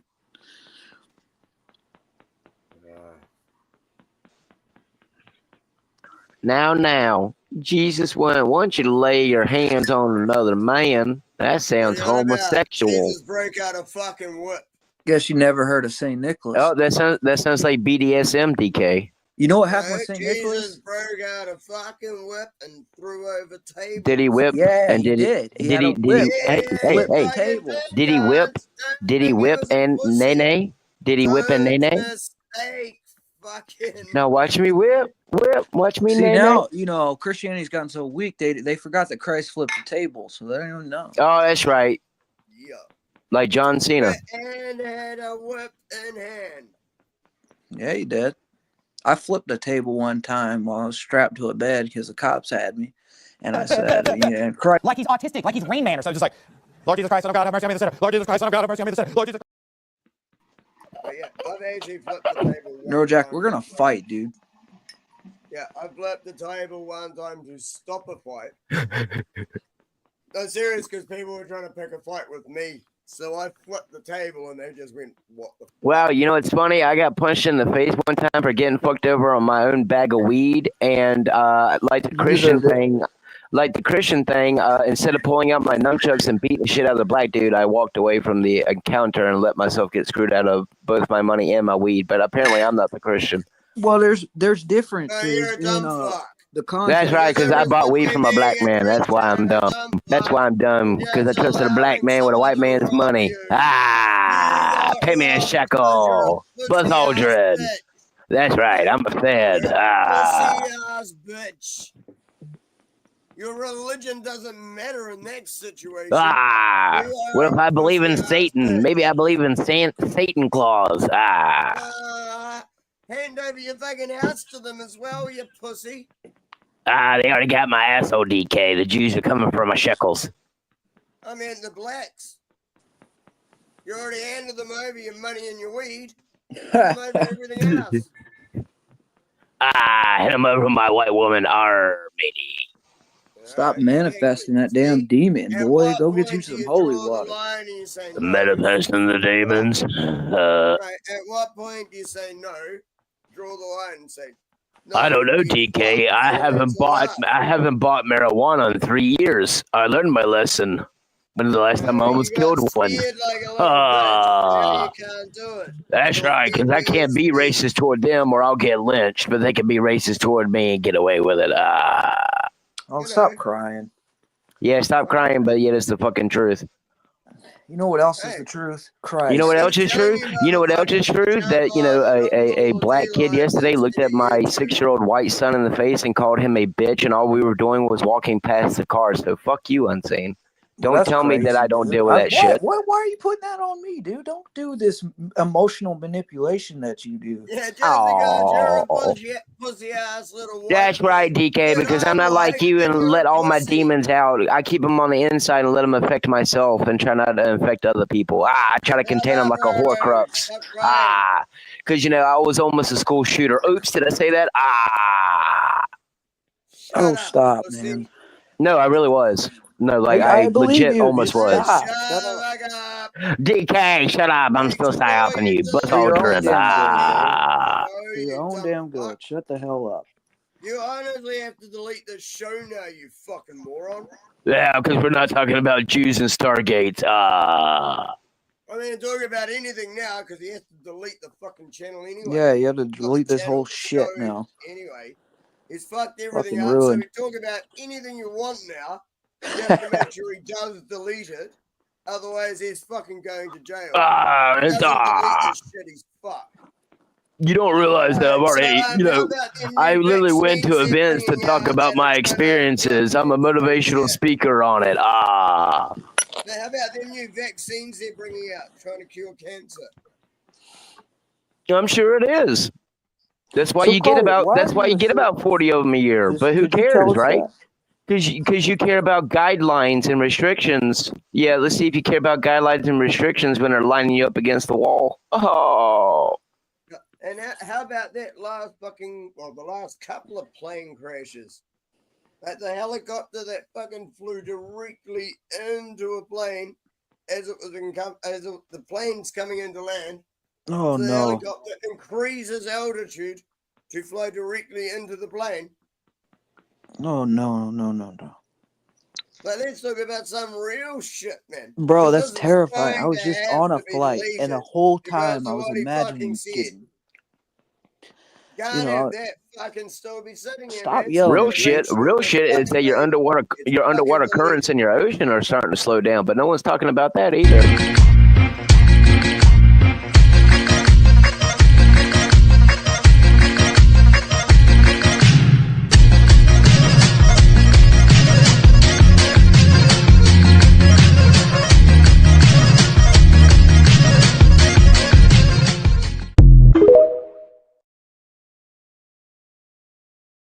Actually live Catholic. in Christchurch, That was a Catholic New edit. Zealand. Not shitting you. Jesus. That is where I live. I live in Christchurch. Oh man. Is it holy? Was after Dude. the earthquakes. They fixed lots of it. I actually go through, at least And it was a couple of drops of and holy I'm gonna water make each a of really these bad streams. joke, so this is really gonna have to get deleted. It was quite holy after the fake ass mosque shootings as well. And yeah, they were fake. Don't worry. Well, you know what's funny? My last two streams of Neuro got removed anyway because YouTube claimed that there were not just copyrights, but there was misinformation in them. So it doesn't matter anyway because they're going to get taken down anyway. Yeah. Well, what was the Hey, misinformation? No, but this time They I'm wouldn't doing it tell on me. purpose to save your dumb One of ass. them had something to do with a segment that was shared on here. I deleted it. I didn't care. The second that I see your video has been blocked in several countries, I just download the video and keep it saved on my device in case I need it. So. Hey, this one you want to ban because of what you said. Oh no, that's right. Yeah, we don't want to ban the drunk guy who calls people derogatory names, right? Yeah, yeah, yeah. What's worse? What's worse, Columbine, or a drunk racist calling a white man SNs and other retarded racist terms? Hey, cry. I'm sure that makes all the brown people in panel feel real safe around you, DK. Plenty of fucking Buzz Aldrin. Another emotional argument. Emotional. For you, argument. motherfuckers. in this. Dude, I'll bite your finger off, bro. Like a rabid pug. I'm actually trying to make rational statements, and then he just nuts off every time I say anything. I mean, so can I too, DK. But I tell people all the time that the Illuminati, like the little picture on the phone right here, wanted to populate you and hide in their bunkers, but no one cares. So what's the point? No one believes that, man. That's right. No one believes it. They just put it in your face for the last 50 to 60 years that they plan on depopulating you hiding in their bunkers. But tinfoil hats and fluoride drinking. What are you on about? I've said that Hey for man, decades it's good in myself. toothpaste. We should use it. I've said found out decades ago myself. New Zealand is a place where a lot of them have bunkers, and I'll tell you the reason why. Because there used to be a loophole in the building laws where if you were going to build a bunker under a house, you had to go to the council and get approval. That sounds about right. They want it all unlisted and undocumented. Wait. So, if you did it under a garage, you didn't have to. Say they'd build $1 million house and have a $10 million bunker underneath their garage.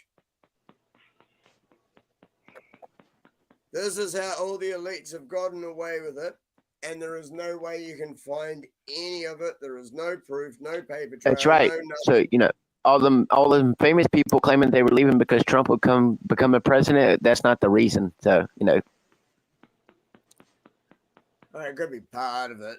It could be because they think they are going to go to Gitmo. Because it yeah. doesn't have to be an I'm sure it has absolutely nothing to do with Jeffrey Epstein, and I'm not like meaning that as a joke. I'm saying like it has absolutely nothing to do because of an Epstein list or anything like that. Right, because if it did, Trumpstein's neck's on the line as well. He flew on Epstein's planes, and the shit happened on the planes as well, not just the island. Prove it. That's right. There have Where's been many Hunter's Biden laptop? That have said that all that shit does happen on the plane. I don't know if there's been an eyewitness. What are you talking about, DK? You mean people don't have sex at 30,000 feet? Oh, I had no clue. Yeah. Apparently, he had a whole room for it. Like there's. I was the gonna get lounge married to a area flight of his attendant private once. jet, and there was rooms or something in the back that people could go to. That was on the plane, so it didn't even matter if someone. You mean like went- Austin Powers? He just flips on a switch and watches his mojo? This is speculation, but Trump was on the plane where this happens. Okay.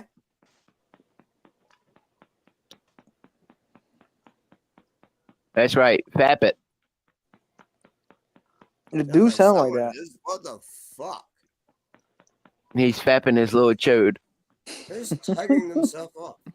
Bro, I swear it sounded like that, bro. What is going on, G? Someone's looking at porn while they're listening to us dribble shit. That's fucking not right. Which one of y'all be gay as fuck? Dude, I'm not trying to throw anybody under the bus, but I really think that's death to compromise, and I don't know if he has a metronome on or what, brother. What is going on? I know, but as I He's been kind of trolling ever since he was drinking the fucking Coke and bourbon and making noises. Bro, oh man.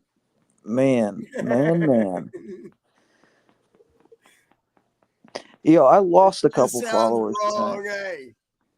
It just sounds wrong. I don't even have my mic on. What are you talking about? Bro, it is you. We know it's you, dude. Stop. Oh, I see how it is. Bro, whoever is doing this madness, you're literally driving me crazy, dude. Okay, I hear it too. That is weird. This guy is the only other person who's not muted is Claudia. Yeah. Is making me uncomfortable. Claudia's the one fapping his meat. That's what it is. You wrong for that one, boy. Not sure what it is, but I don't even hear it. So why are you a Satanist? I mean, it's just the word that best fits describing things. But I mean, okay, I get that, right? But it just seems like a cop out as a Christian, when I hear that, and I'm not attacking you. I hope you realize that. But like when I hear that, it's like, yeah, like I'm a Satanist, but we really don't believe in Satan. You know what I mean? It's. Do you want me to explain a little bit more? It just seems like a pride thing where it's like we're too intellectually superior for you to get. Plausible deniability. Plead the fifth. And I'll tell you why. The first chick I fell in love with was a black witch who was fully into satanic fucking magic and shit. And she owned the Black Bible. So I'm actually in a position to be able to talk about all this shit with someone who's in that position where I was getting dragged into that many years ago. How's that sound? Right. So where are you at? Are you fully into it? Have you performed any of the rituals yet? Anyway, the pride thing. Yeah, I'd say there is a certain amount of pride to it. I mean, Satanism doesn't see anything wrong with being prideful, especially in intellectual areas. In fact, intellect is probably seen as one of the best things around in it.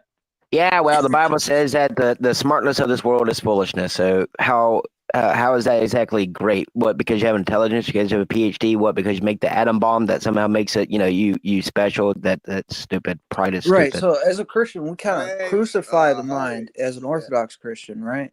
So the intellect isn't that, logic and reason, we would say is a lower form than the nous, which is a higher form. And this is where divine revelation comes in.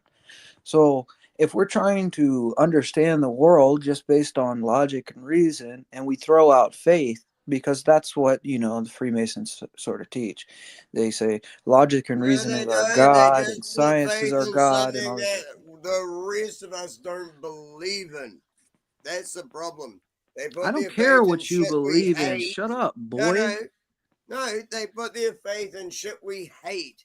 That is what the problem is. They actually do have faith, but they put it in something we dislike. Like, What are you let's talking about? fucking We actually be you, honest we for don't a have the same change. beliefs, DK. But You you believe in actually your unable weird to be acid trip honest. religion. So don't give me this, man. You believe in your weird acid trip religion, and I believe in true Orthodox Christianity. There's a difference.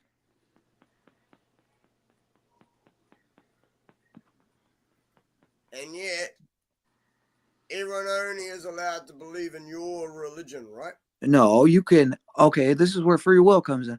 You can believe whatever the hell No, you no, or want. they're not What I'm saved. saying is, No, man, or they're is not there will be a saved. They day. have to There believe in will be a your day. religion, or they're not saved. Listen to me, damn it. Let me explain something to you. It's not that we're forcing you to do anything. You can do what you want. If you don't want God in this life, you won't have him in the next. That's all we're saying. I got them in both. Don't worry. I'm already saved. Well, That's what the Protestants say, don't they? I think something to say about what you're saying is that it's not even making reason or anything like that into a god. In fact, I don't think humans are reasonable. I mean, take one of those examples you used. Humans made atomic bombs. How reasonable is it that we made something capable of complete omnicide like an atomic bomb? Like that's not exactly logical or reason. That's insanity. To be honest, advances I in agree with that. weaponry has been how most advances have been made all through history. Through the advances in arms and the technology needed to fashion those arms meant other things started getting made by that technique. So it was actually the weaponry by which everything else started getting made in every age of man. Try again. So, are you a LaVeyan Satanist? Well, I'd argue that LaVeyan is a redundant term. Well, what do you mean by that? I mean, the term LaVeyan came about as means of propaganda to not get sued by, LaVeyan, the Church of Satan, because, technically speaking, that was the first and only thing to actually codify Satanism into an actual thing. Right. Well, Freemasonry Satanism, right? No. Sure it is. No. It's a religion inside of a religion. And even in his own book on the satanic rituals, he says passing off the Bavarian Illuminati as a society with a purely political base is a blunder often made. Those who naively think that politics and magic ritual do not mix. Masonic orders have contained most influential men in governments. Virtually every occult order has Masonic roots. Okay. Right. What And I mean, exactly does you that know what he goes infer? on to say in the book that, that Freemasonry is a screening process for Satanism or the Luciferian doctrine. You And we also have actually know Albert Pike what that is says the same thing. above 33rd degree? The 31st, 32nd, and 33rd degrees hold the You know Luciferian what is doctrine. above No, 33rd actually, none degree? of these things have anything to do with each other. Satanism it does have allegorical things, and it does use things as example, and it does use things as way of psychodramatic drama and ways to paint a picture, but it is not an explicitly or in any way whatsoever connected to Freemasonry or any of Do that. they use Masonic rituals? Wait, No. hang on. So why does he say this in his book? You know, on the satanic rituals. Shut up, DK, you loudmouth Australian bitch! Like, shut the hell up, dude.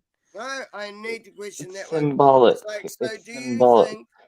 you think that what you're doing is more of like a made up play type thing rather than a full on worship of what you're talking about?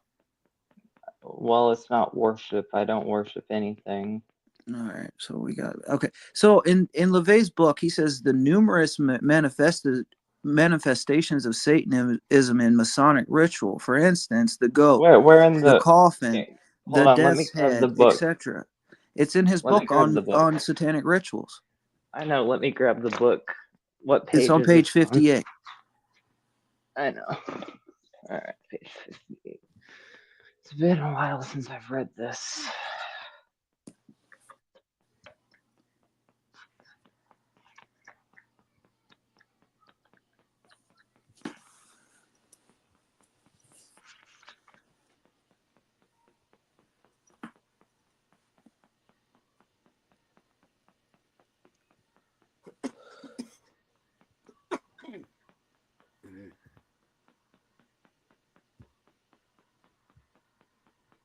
Right. This is talking about symbolism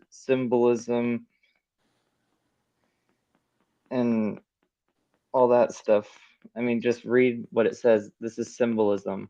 No, it says the numerous manifestations of Satanism in Masonic ritual. And look what it says right after. For instance, the goat, the coffin, the death's head. Etc. I get it that what you're trying to do But is. the rejection of. But this is what they teach. This is what Freemasonry teaches the lower level Masons. And how do I know that? Right? Because I was don't really directly give a a student shit. of a I'm just 32nd degree defending Mason. Satanism. That's why I know this. Right? And what they do is they have the grunts and they don't know everything. And they have this propaganda where they say, well, you know, we don't really believe in Satan, you know, or Lucifer, you know, not in the Christian sense. But then if you get it up to the higher levels, they do, and they do admit that it is the Lucifer of. Hi, person here who's friends with the LeVay family. There was no belief in Satan. Whether they believed it or not, they were doing black magic rituals. Whatever the case may be. You know, actions and words are two different things. Now, if you don't want to be accused of something, you would say that I don't believe this. But I mean, the reality is they're working with demonic energies. So how could they not believe in it? I need another beer. They may be, they may not be. I don't really care if it's real or not. There you have it, folks. Now let's send this person an application to the New World Order. You mean the next fucking mental institution? Holy shit. Well, let's just say it like this, DK. People like us won't be allowed in, but Claudio will. Word salad.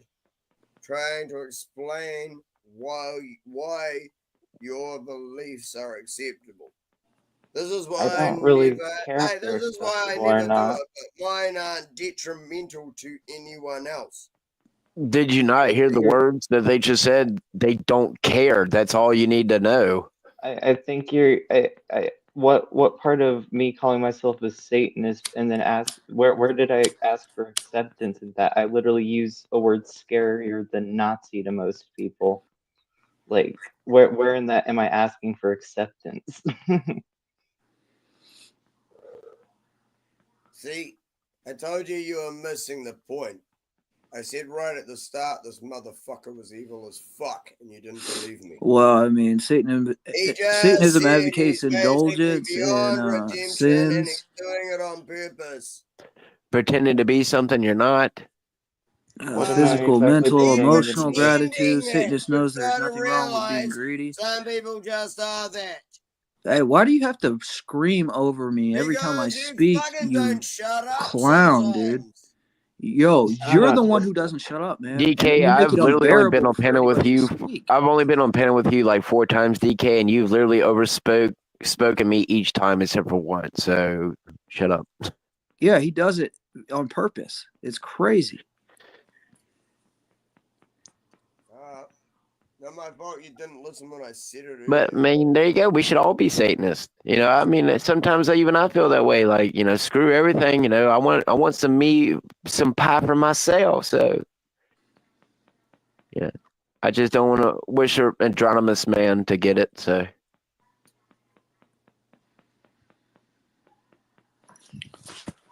Wait, you don't want what? Sorry? Say again? you know, the common caricature of what they, you know, portray Lucifer to be, half man, half woman. You know. No. Baphomet. Oh no, not that. I mean more like, you know, the chosen one from Marvel look. Oh, so you've decided what the devil looks like as well. Okay. I mean, no, that's what they portray a lot of angels nowadays is that they can be either or sex. They can look male or female or be either or. Who does? Where? Lots of characters. Constantine, for one, with Gabriel. They removed Gabriel. Gabriel is supposed to be a boy's name. Oh, but look at there. You know, they used a female, quote unquote, female actor in that movie to portray that's Gabriel just the woke angel. bullshit from Hollywood. Exactly. That's my point. If you understand the subliminal messaging, but you know, you're a little too drunk. Oh, apparently not So enough. the Masonic I doctrine mean, teaches hey, that it is right to lie, if necessary, to protect the secrets of the lodge or to protect the brother Masons by concealing his wrongdoing. It can even be That's right. right to Cut out their deliberately tongue. Cut deceive out their tongue if they sincere tell. Masons seeking to learn the lessons and secrets of Masonry. Holy So you're shit. taught to lie, and you're taught to cover up whatever it is, and you're taught to, you know, tell people that, you know, it's not really what you think. Well, it sounds like you're running me down Yeah, because I've been too fucking soft because I've been that's right. playing on YouTube, but this is getting shut down anyway. Isn't it?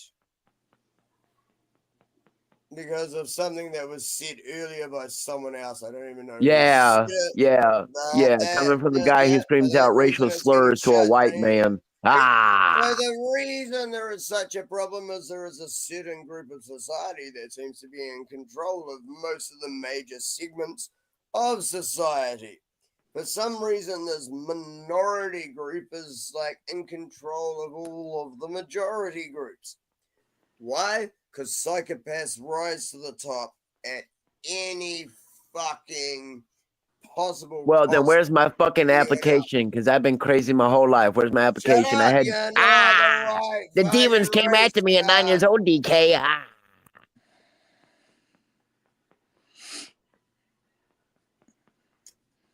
Yeah, but you don't get it with the accent.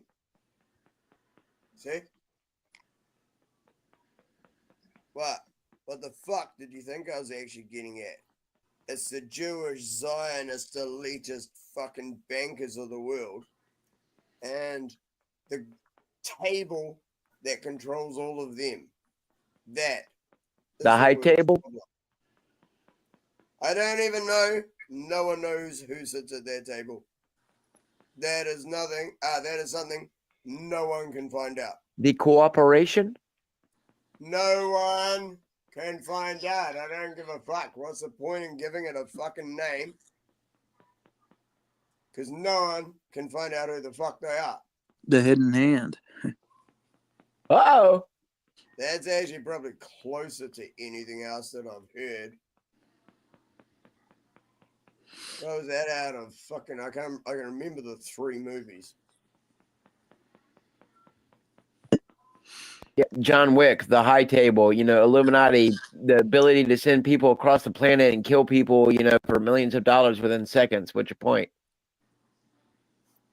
Same thing about Hitman. What's your point? If it's in a movie, it means they already have the technology. Because the military and Hollywood are interconnected. No, who knew No, that who knew that the military would so donate their vehicles to military movie already has productions? it. Who knew? The Well, the military already idea has behind it is to mock the public. You know, they put it in your face and then they mock you with it, and they call us worthless eaters and all this other thing, man. That's what they call us. Yeah, that's right. Just like our kind of where I was going, quote but you wouldn't unquote, let me finish. not quote unquote, not believing Thank you for Satanists, Satanists. Right. I mean, these people say that there's no Lucifer or no God, but then turn around the EBT awards and say, you know, go suck at Jesus, or, you know, this is my God now, and then turn around and throw, you know, red devil horn Well, what the cliche Masons bullshit in say your face. about that is that what the Masons say is that I don't know you anyone know who does it, that outside of edgy teens who cut their wrist. Multi-rich billionaires who sway masses to go to their concerts. That's who. So don't come at me sideways. Edward Bernays. But yeah, so you I've know heard what the Edward Masons Bernays. say is Yeah, that because, you know, Taylor Swift isn't a fucking witch I who hate this dude. psyops her fucking people, right? I don't know. I think teenage Yeah, girls are Sam just Smith. stupid. Sam Smith isn't a psyop to get a bunch of young men and women to want to be gay and turn Satanist. Aleister Crowley's granddaughter or some shit.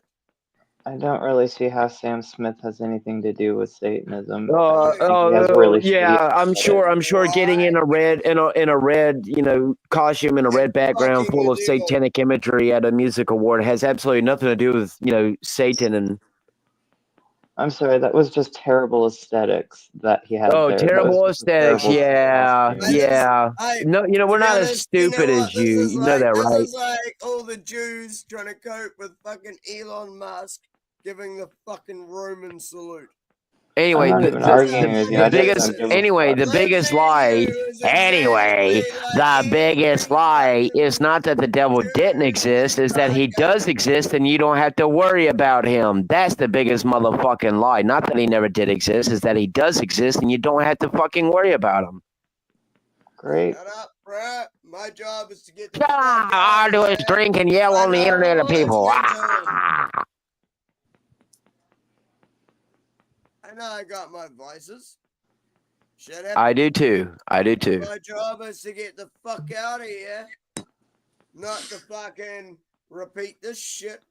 Well, DK, unfortunately, I'm afraid that the only way that me and you are going to be leaving this place is either as a fucking smart city worker or in a coffin or ashes to ashes, dust to dust. Yeah, I mean after this life, you dumbass. Well, that's good, DK. I'm glad to hear that you're aspiring to the next one. But you know, I don't know if God's going to appreciate your inability to stay sober. You know, God calls you to be sober minded. You know, he never said you couldn't drink, but he says not to get, you know, drunk. So you might want to lay off the alcohol a little bit, you know. Just like with me and the striker, I'm not supposed to striker. You're not supposed to smoke because it damages your temple. So, you know, even smoking's bad for you. All right. Here's what. Yeah. That's actually part of what I believe as well. It weakens the soul. As I said, I still have It does. a couple of vices. Not to mention the 4,000 chemicals that they put in there. Perfect yet. Yeah. I don't believe it requires perfection to get out of here. All it requires is basically not being a fuckwit. So would you say that matter is evil?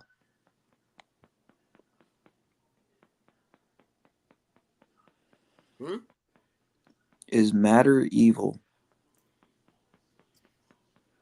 Is matter equal? Of course Yeah. it's not. How could a feather be equal to a fucking stone? I'm saying if you believe that our goal is to get out of here, then obviously you think that matter is evil. By living morally and actually believing there is a place out of here and realizing where it is that you're actually stuck. This is why you're under. But DK, you're over here. You were over here calling me sand ninjas. You calling me a sand ninja about a week or two ago when you thought I was someone else. So how you gonna claim you going for perfection if you gonna show your racist side to a white man? You didn't even know who you was talking to. We've talked so many different times on panels that you thought I was an actual NASA believer. Never mind. Guess I got drunk that night. See? I'll apologize for the nights I get drunk. Holy It's shit. all right, bro. It's all good. Like, serious. I'll apologize for the nights I get drunk. The night. What? I mean, don't you mean every night, motherfucker? Like, what are you talking about? No, that's what I mean. If it's earlier in the day, it's fucking okay. It's the nights when I join the channel that it ends up being an issue. Fuck. I understand, You guys man. know me well enough by now. See, does I'm this not not put judging you, half the man. blame on I'm your breaking your shoulders? balls a little. Yeah, does this not put half the blame on your shoulders? For sure. Right. Are we all good then? Oh, of course. I never had no hate, DK. I think you're one of the funniest people around. But it's like, yeah, it's just like, just click. It's like, well, if I'm drunk as fuck and you still let me here, it's not all my fault. You want this for content. The fuck? Yeah, man. Yeah. Again, whether or not any of us believe in, I just want humans to come together and work together. I don't care whether you're a Satanist or you believe in, A Monkey humanist. Man. That's what you are now. Now There you're you a go. humanist.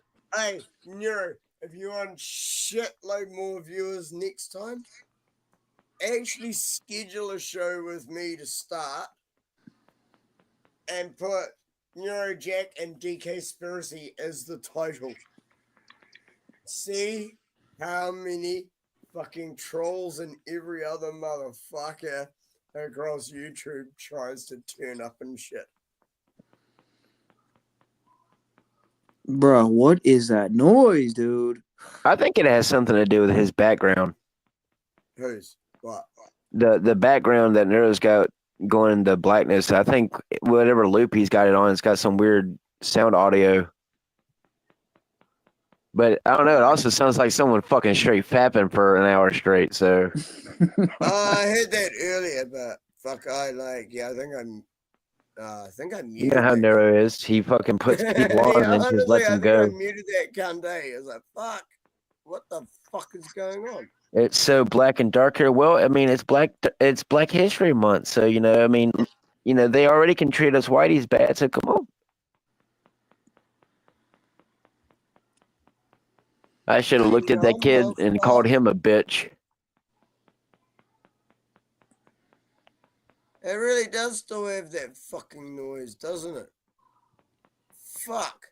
I hadn't noticed it for ages. Oh man, so bad, dude. Fuck you for making me think about it again, cunt. I'm going to Bro, block it out of my Then brain. that means the Lord is working his conviction through you. I honestly had blocked that shit out of my brain till you brought it up again. Ugh. Fucking hell. Subliminal fapping. I need to put some other picture on my fucking stream. There's just a black screen. Yeah, that's exactly what it is. Because I always Subliminal restream fat. Euro and TML, and anytime I'm on any of your guys' channels, do realize I am restreaming you on D Live. So just know that. You're not gonna restream me, man. I'm too Christian. I mean, for you. DK, if I can sound any more crazier than you, then I have succeeded in my job. Heaps of Christian followers. Holy Yeah. shit. Man. Serious. I got shitloads of Christian followers, shitloads of American patriots. I have more American followers than any other country. But I have followers all around the world just because I'm like halfway between the time zones of America and the UK. So I seem to get everyone from everywhere at some part of the day. I am actually fucking good at what I do, and I don't believe you should be sitting there giving me shit about what I do, and you don't know what the fuck I do. Hey, I thought I would just bring this up real quick. Death to Compromise hit 1,000 subscribers today. So congratulations to my boy. Whoa, whoa. I had 1,000 subscribers on D-Live a month ago. Bro, it is you. I knew it, dude. Oh, I hate this dude. But I need, 1,000 followers, but I need more subscribers to hit the next level of shit on D-Live. It's annoying. I just started and I got like 200 and something. I'm kind of proud of that.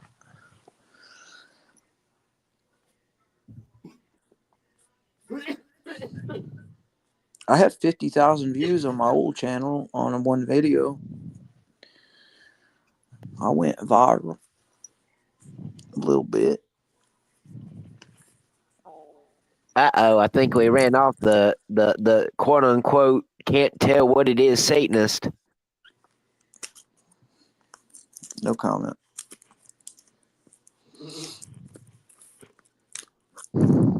It sounds like they still have their Adam's apple. You're wrong for that, brother. I'm not wrong if your God calls you to call it out, Unseen, so... Okay, you're right. My God told me to love you for who you are. He never said I had to condone your fantasies or mental health issues. You're right about that, actually. And, you know, we're kind of in the age of acceptance, so... Yeah. Again, remember, everything you hear me say is a psyop. I know a lot more than you think. I know. You're your biggest fan. Oh. Well, you know, just understand that, you know, I'm tired of the lies and the deceits and bullshit, too. I want the satanic, whatever reptilians you want to call them. I'm ready for their asses to be kicked, and I'm willing to do as much as I can, so... Hell yeah, you. Getting tired of being told they're going to put me in a microwave. Business. The other one says, great. The current state of See, Western he gets it.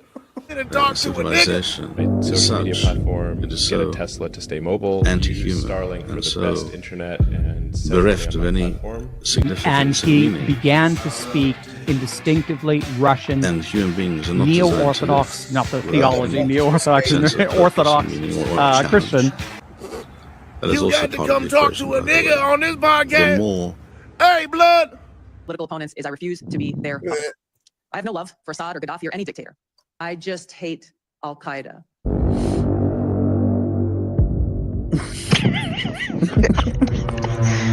God, did actually see this? I hate that we have leaders who cozy up to Islamist extremists. I mean, raging hard on.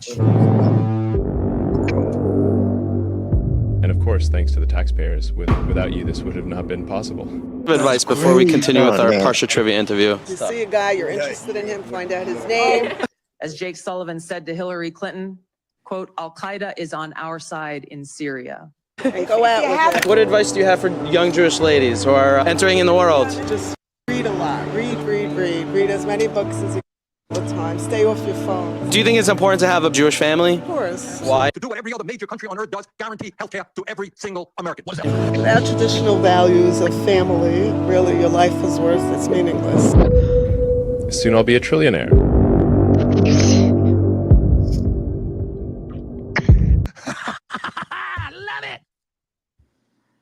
Well, Syria is now controlled by an Al Qaeda offshoot.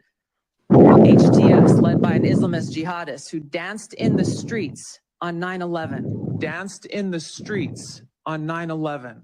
Danced in the streets on 9/11.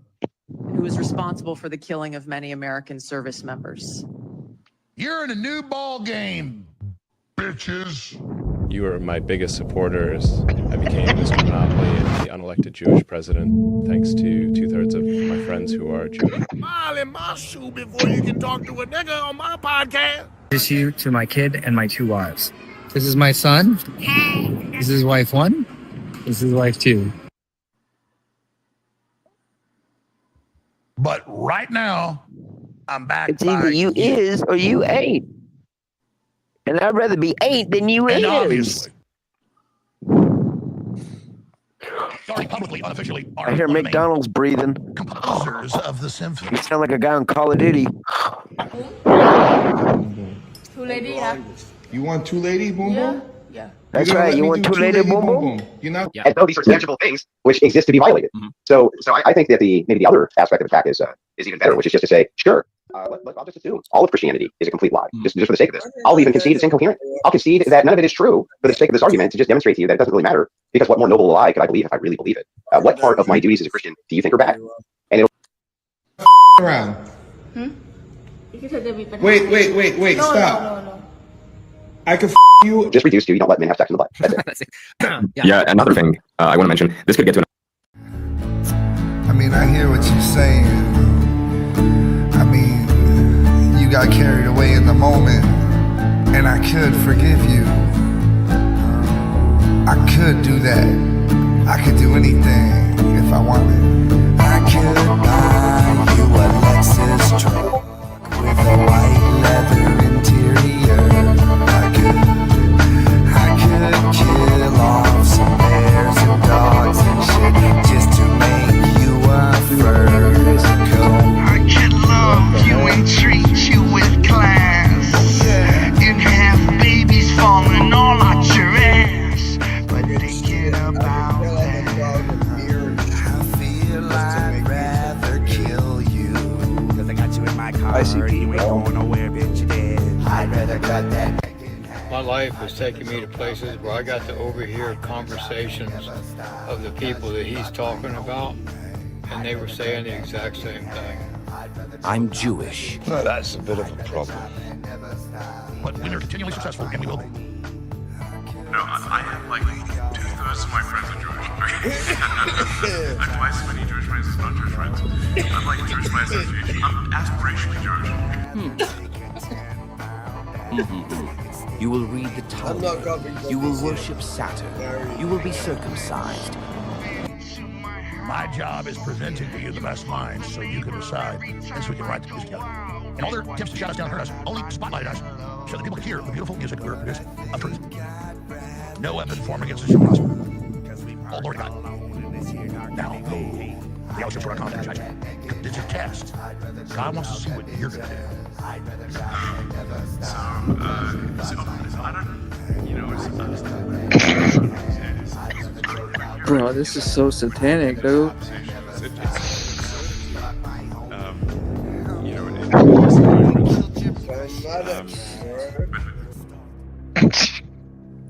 Yo, the energy. Make your mind up, time. Come, Yeah, be a Shabbos Talmudic.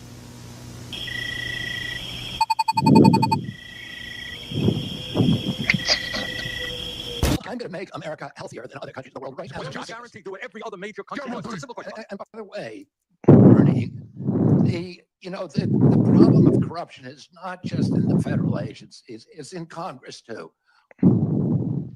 Huh? This is anti-Semitic. Oy vey.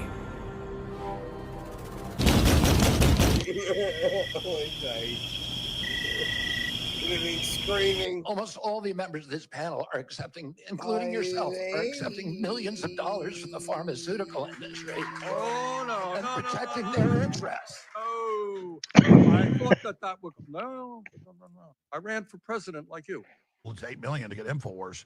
They said, we're not offering money, and you're going to the court to claim it's a scam, and the buyer got their money. It just never ends, man. Let me in, little pig.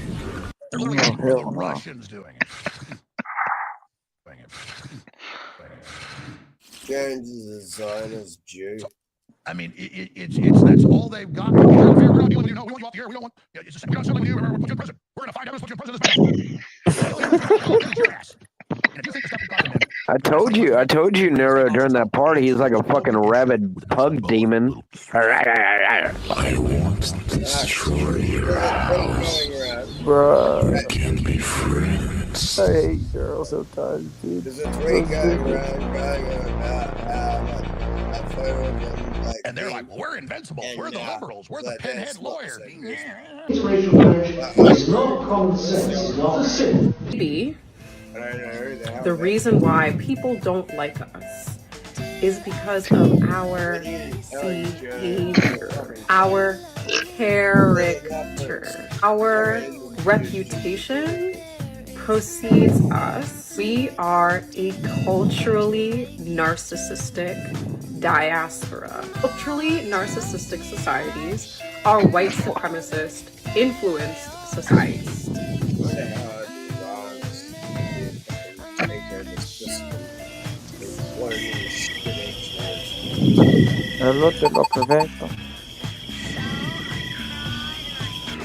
And you don't need to be white to engage in white supremacy culture. The idea that we are superior is in and of itself a culturally narcissistic belief.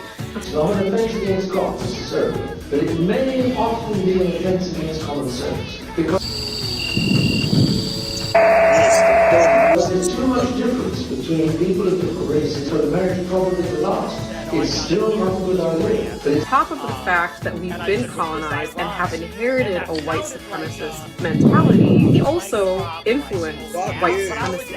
All this stuff you see happening in Europe, even in America, any of the white countries, and I think all of it is one big move to turn the earth into one big plantation. How do you make this shit, dude?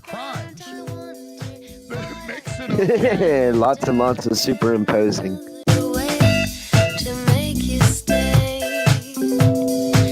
But he hasn't done this like today.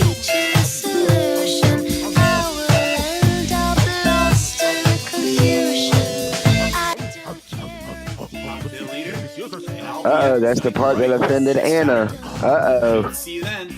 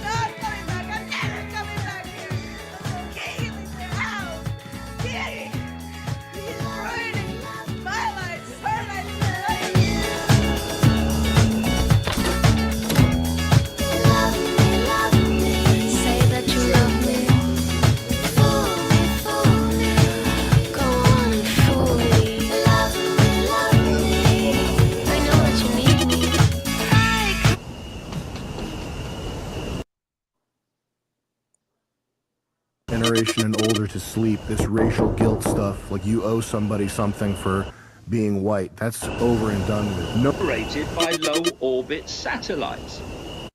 Now, without this cloud, this agenda cannot happen.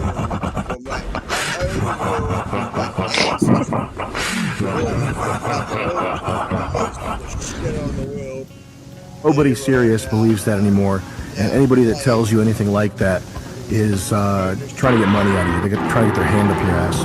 The idea that the founders of this country, the people who built this country, built it because they wanted some Arab guy to have a vinyl rap shop, fuck all that. This is the cloud that Ray Kurzweil at Google talks about, where he said that the human brain is going to be connected to the cloud, artificial intelligence, and then he says artificial intelligence will do more and more of human thinking until human thinking as we know it is basically negligible. So this cloud is fundamental. And SpaceX, Elon Musk's of SpaceX, is leading the way in putting up low orbit satellites to beam this stuff at the Earth. Ohio offers the ideal foundation for Arsenal One. This project is more than an investment. It's a turning point. And we are super proud of the fact that Anduril Defense Systems will be made right here in Ohio. The single largest job creation and new payroll generating project in all of Ohio's history.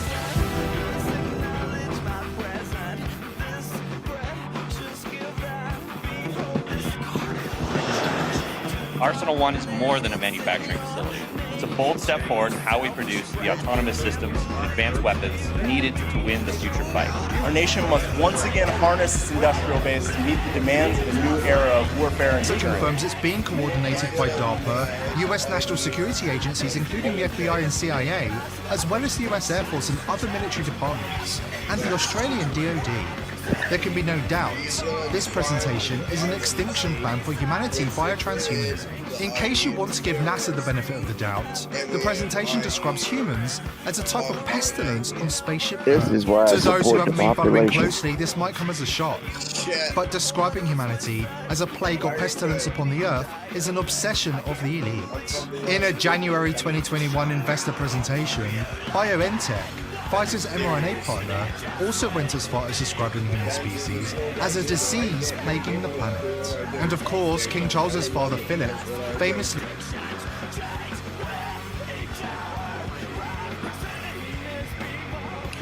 I think what Father Boniface said tonight sort of should probably be investigated by you, brother. You're saying. Like, after your question, he answered it. And decades wanted a national security database combined with biometrics, thumbprints, fingerprints, iris. More prepared than I am. Say that again. Sorry. Say that again. Sorry, I didn't hear.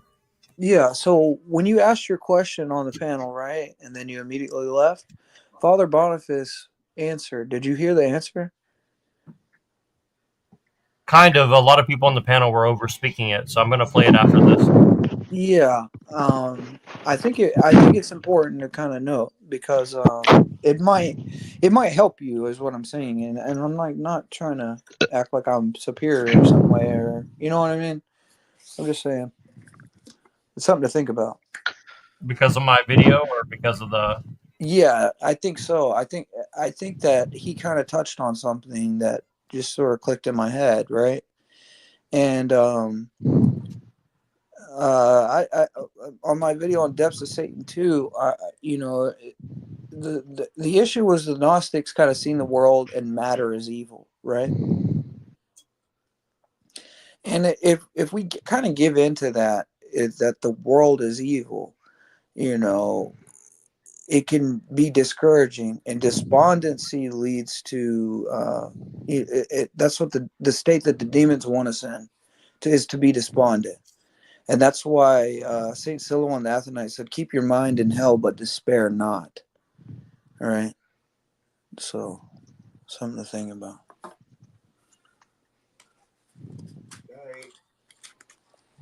As a matter of fact, I would read St. Silouan the Athonite. And specifically what he had to say, keep your mind in hell and despair not.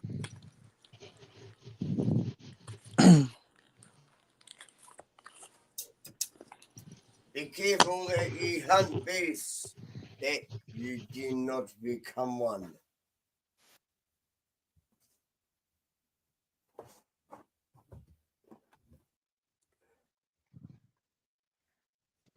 Well, some of us don't listen to Obi-Wan and become the thing we swore to destroy, so, I've just found out IDF soldiers are in my country on holiday. Uh-oh. And I stream 24/7, and I'm one of the most outspoken people about everything that they've been doing. You're the best? I am, of course, a little bit worried about that shit. No, I'm the best, bro. Checking my bow and my fucking katana. I'm better than you. How do you feel about that? In what way?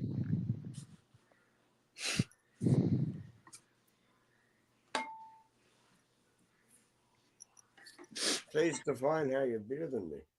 I am better at your own stream. If I was on your stream, I would be a better person. Whatever is best to detect people with false identities, i.e. to surveil the American people at all times. And Oracle's already doing that. Oracle is the database software that backends basically every website that you use. You don't even know it, but Oracle interfaces with everything. They have all of your data, your bank account, your checking balance, your savings balance, all Oracle databases, airline reservations, what books you buy, everything you do on the internet is basically already in Oracle's database. And what this plan is applying insane amounts of money to build enormous server farms to make the biggest AI the world has ever seen, so that they can unleash that AI into our human data set, into this new fake world they're building. And what better person could you collaborate with than Sam Altman, whose company OpenAI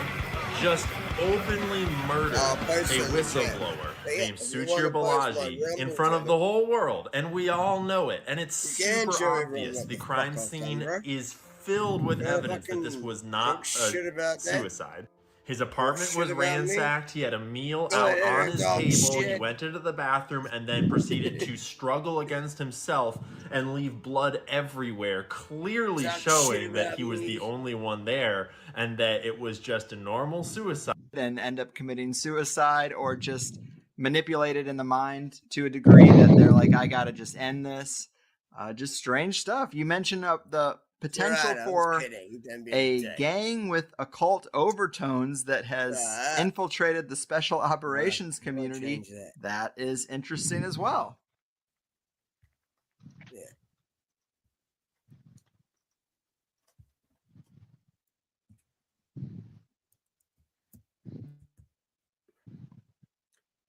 Yeah, that's the Rumble link to my last show. It was about the two major aviation disasters. It's about an hour and a half. And save it. It's about an hour and a half. It's an actually really good show. Yeah, I haven't been using Rumble long. I don't have many followers, and it's still got lots of views really quick. I'm like, holy shit, really? I might put some content on Rumble. I don't know. I mean, I know that I know a few people that are involved with True Orthodoxy that use it, and they have good things to say. I tell you what, we can do collabs. Serious, I'd be happy to do a show with you earlier in the day when I'm not drunk as fuck. Because I don't. Yeah, I'm down. I don't like putting shit on Rumble when I'm drunk. So yeah, like my shows are generally like 1:30 in the afternoon for me. Which, what times are you? Right now it's like 3 o'clock in the morning. No, time zone. Shit, I know you're Eastern Standard Time. Eastern. So for you it would be 7:30 is a good time. All right, cool. Yeah. Like I'm actually serious. I've only had 1 or 2 drinks, and my brain is liquidated, beer-drated, and it works properly, but I'm not drunk. I guess I'm one of those functioning alcoholics. I will not do it without beer, but I know that if it's with too much beer, then it's shit. Oh yeah, I hear that. Yeah. Well, yeah, we'll do it, man. I'm down. Yeah, man. Cool. So we'll do it to give you a taste of how it works and stuff. Right on. And and then if you like it and stuff, and it gets views, then because you can set it up earlier, and we're going to start at this time, right? So you can actually get the link and share it around everywhere before it even starts. That's what's up. That is the biggest bonus with it. So you can share the link around everywhere before your show starts. So say, hey, everyone, we're starting at this time on this channel. Here you go. Usually I add in all the rest of my channels as well. But, you just add in a list of the channels. This is everywhere it's going to be. Yeah. And then you just share that to a few fucking places. You ever had a milk rock with some Jewies? Have I ever had a what?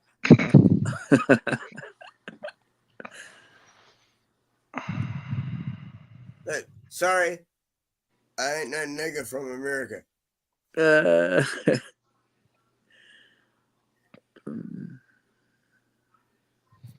So no milk rock with some Jewish? I know for a fact I have met some Jewish people, but absolutely no Orthodox Jews. I don't even think I've seen an Orthodox Jew in my country. I don't know. I lived in Brooklyn, so they got a whole neighborhood type thing, like a countryside of a country. Yeah. Yeah, I heard that. So you know where to. Let's not say it. You know where to first. Oh, dude, you know what's crazy about that is Send all the Pajeets there. before I was a Christian, you know, I this is when I lived in New York, and I like took a bunch of mushrooms, and it was Passover, and I got lost in one of those Jewish neighborhoods on Passover. It was so weird, dude. They all got flip phones and stuff. Thing is, Christians were asked to fight for God.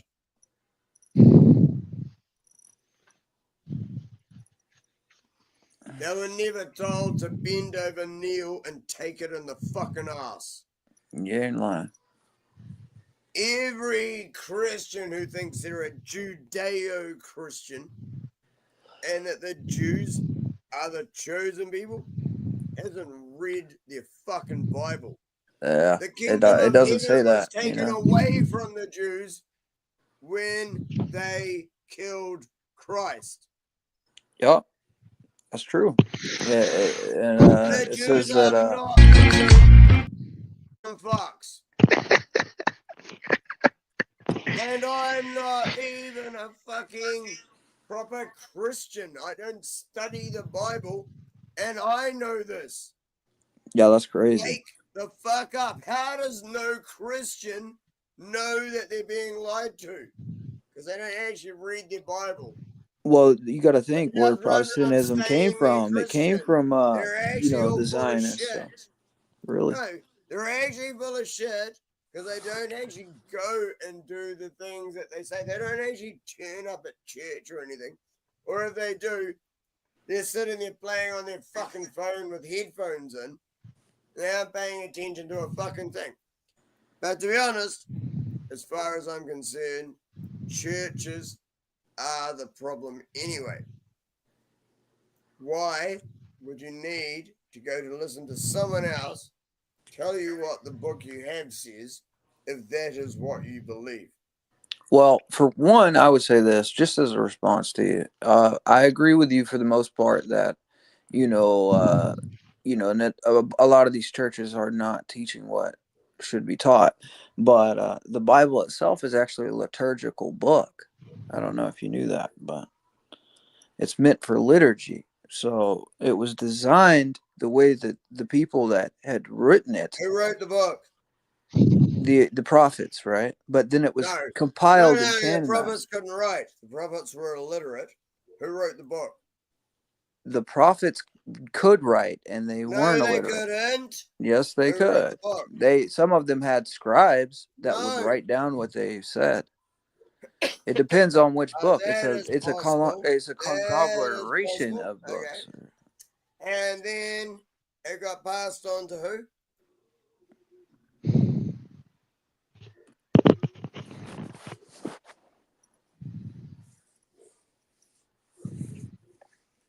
Yeah, all those bits got passed on to who? To create the Bible. About 100 years after Christ's death. That's not true. Yeah, it is. No, it's not. I mean, what are you talking about? The Bible wasn't written till 100 years after Christ's death. That's not true. Okay. Oh, sorry, the New Testament, not the whole Bible. No, even the New Testament. That's not true. Sorry, my bad. Yeah, the New Testament was not That's written not till true, 100 DK. years after Christ's death. That's not true. Yeah, it is. It took them that long to travel everywhere and compile all the notes and all the fucking everything that everyone said about Jesus so that they could actually write the fucking New Testament. Yeah, it took 100 years to find everything, translate, and then like piece it all together and write it. Well, it wasn't until like 375 where it was officially canonized, but certain churches had different, writings depending on who was the That's the leader of that problem. particular Why church. do you think they were trying to compile it? Because it was already separating everything. So they tried to write a book to try and hold everyone together. So they got as much as they could, but it took like 100 years. And things had already started to fraction, and then they tried to pull it back together using the New Testament. Okay. All right. I gotta go to bed. Oh. You're really having difficulty with this, aren't you? I'm sorry. That you're talking to someone who has less than a high school education and you're having trouble debating me. I think you're confusing him and me, but that's okay. And I'm not having trouble debating you. You're No, just you actually saying are. something that's false. I mean, I don't know what else you want me to tell you. You can't tell me anything. If the only thing you have to refer on is the thing that I've just displayed its creation, if that's what you're referring to in any argument against me, it kind of makes it difficult for me to believe it. I don't care what you believe, truly. I But don't as believe in far your as we book. No, understand no. it, I the believe in scriptures had already God. been Hey, written I by already like said 50 AD, I believe in God. I do a not lot of believe in your book. I don't believe in anything that is written by the hand of man.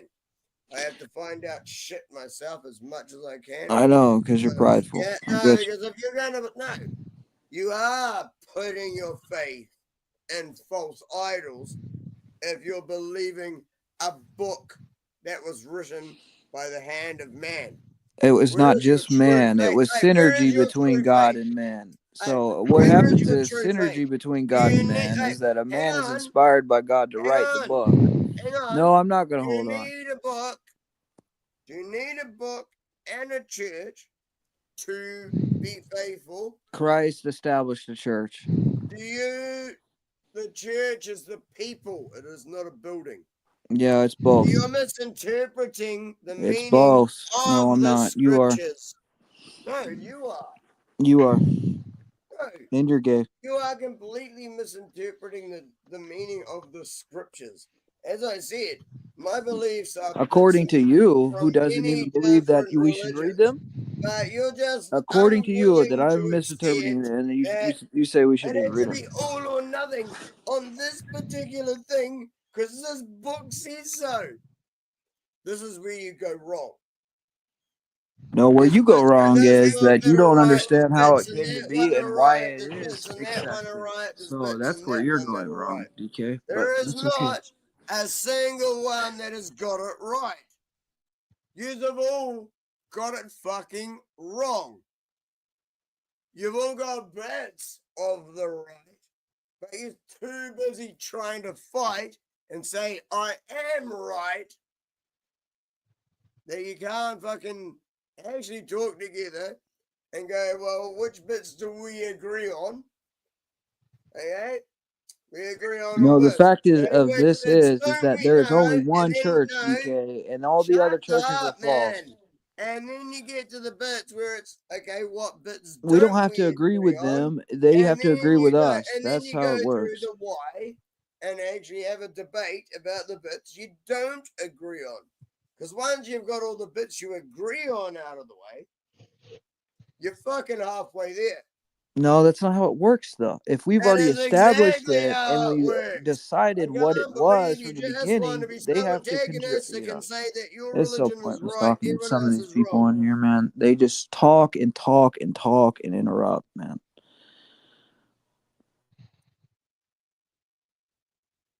Because you got nothing to say.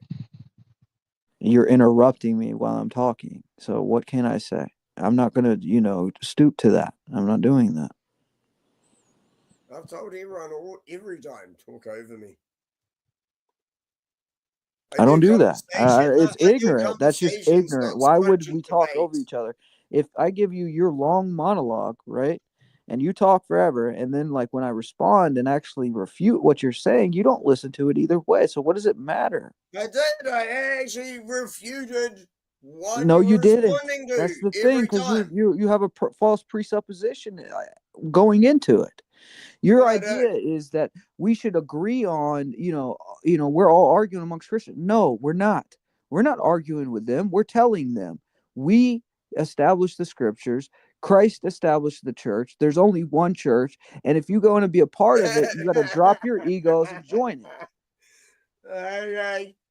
Yeah, because there was absolutely nothing before Christ was born on 0 BC. According to the fake ass Roman calendars we've been told that they use now, when there used to be 13 months and now there's 12, used to be 13 28-day months, which match the moon cycle. There's not now, don't worry about that. There's a whole star sign missing too. Don't worry about that either. But you seem to know everything you're talking about, because your book told you everything. It's not just a book. You can't even date back 2,000 years. You're the one saying they wrote it 100 years later, and that's not true. When we have writings from the year 50 or the 40, or to go, that someone said so. You can't prove shit, bro. Oh, okay. Well, archaeology says otherwise. I believe Jesus was a real person. I believe he was a fucking prophet. I do. I believe he was a fucking holy person. I believe he was amazing as he was God. No, see, I don't believe that. That's what I don't care what you believe. He was God. That's who he was. I believe in God. That was just either an actual fucking prophet, or maybe it was God just going, okay, I'll just fucking go play on the planet for a while.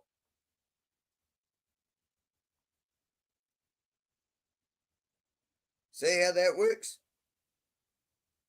We'll see how it works.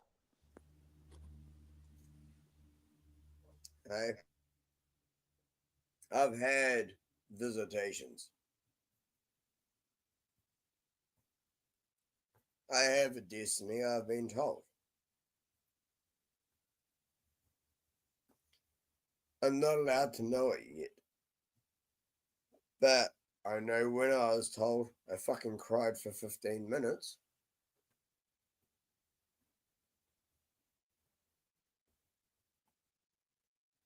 All right, boys, I'm out. Later, and it's not because of you. I'm just tired, genuinely. All right. All right, much love, no fear. Yeah. All right, I'm gonna watch that Boniface thing later. I'm busy with family stuff, so I'm like. No, you're good, brother. All right, later, guys. I'll rewatch that. Thank you. Definitely do rewatch that though. Yeah, later.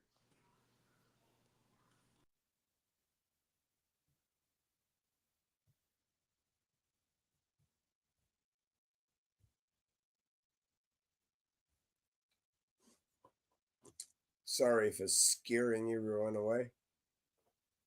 See, when it gets to religious talk, I really upset people.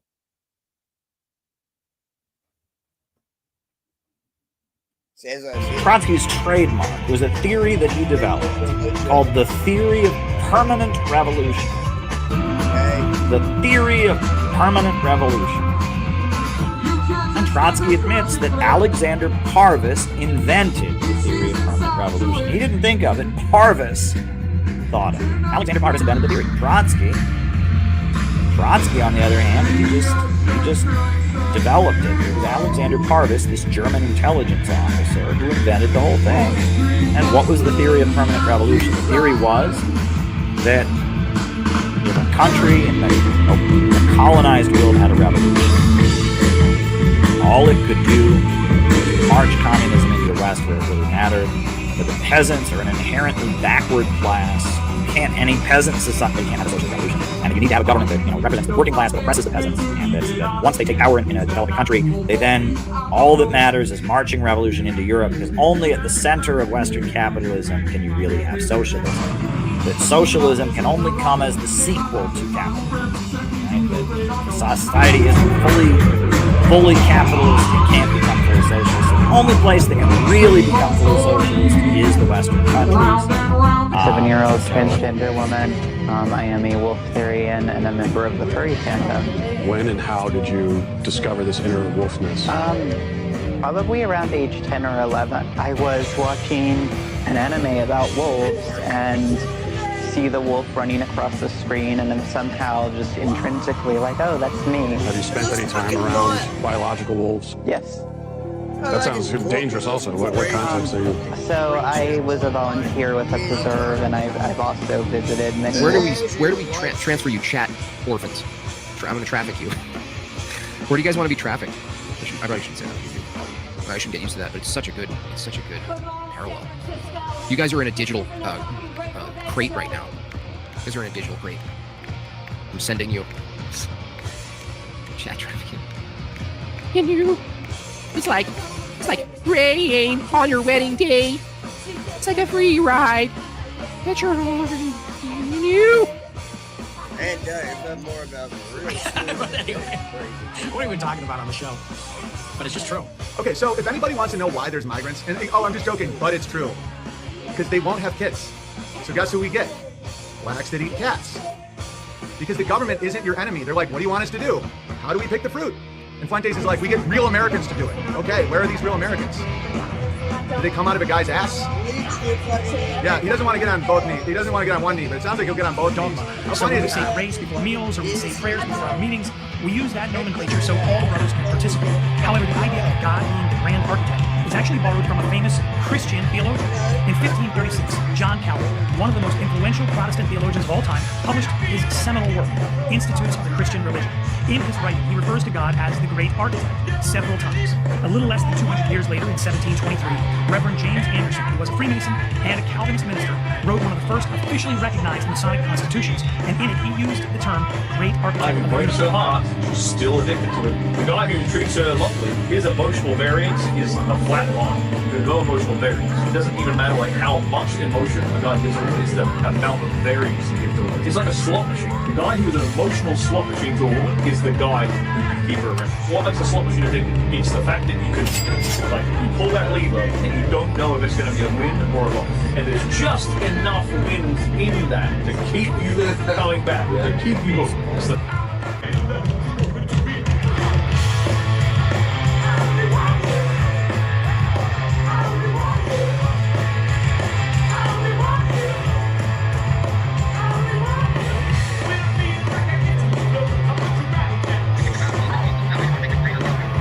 Yes, I know exactly what that is. Yes, they want to take Saudi Arabia, Lebanon, Iraq, parts of Iran, and they want to clear His name is Elon Musk. He saved free speech. He created so many different great things. Where is he? Come on up here, Elon. He created the first major American car company in generations, and his rocket company is the... Speak, and this is just through the use of present day technology. So do you see it as AI itself is going to take us over, or that man is going to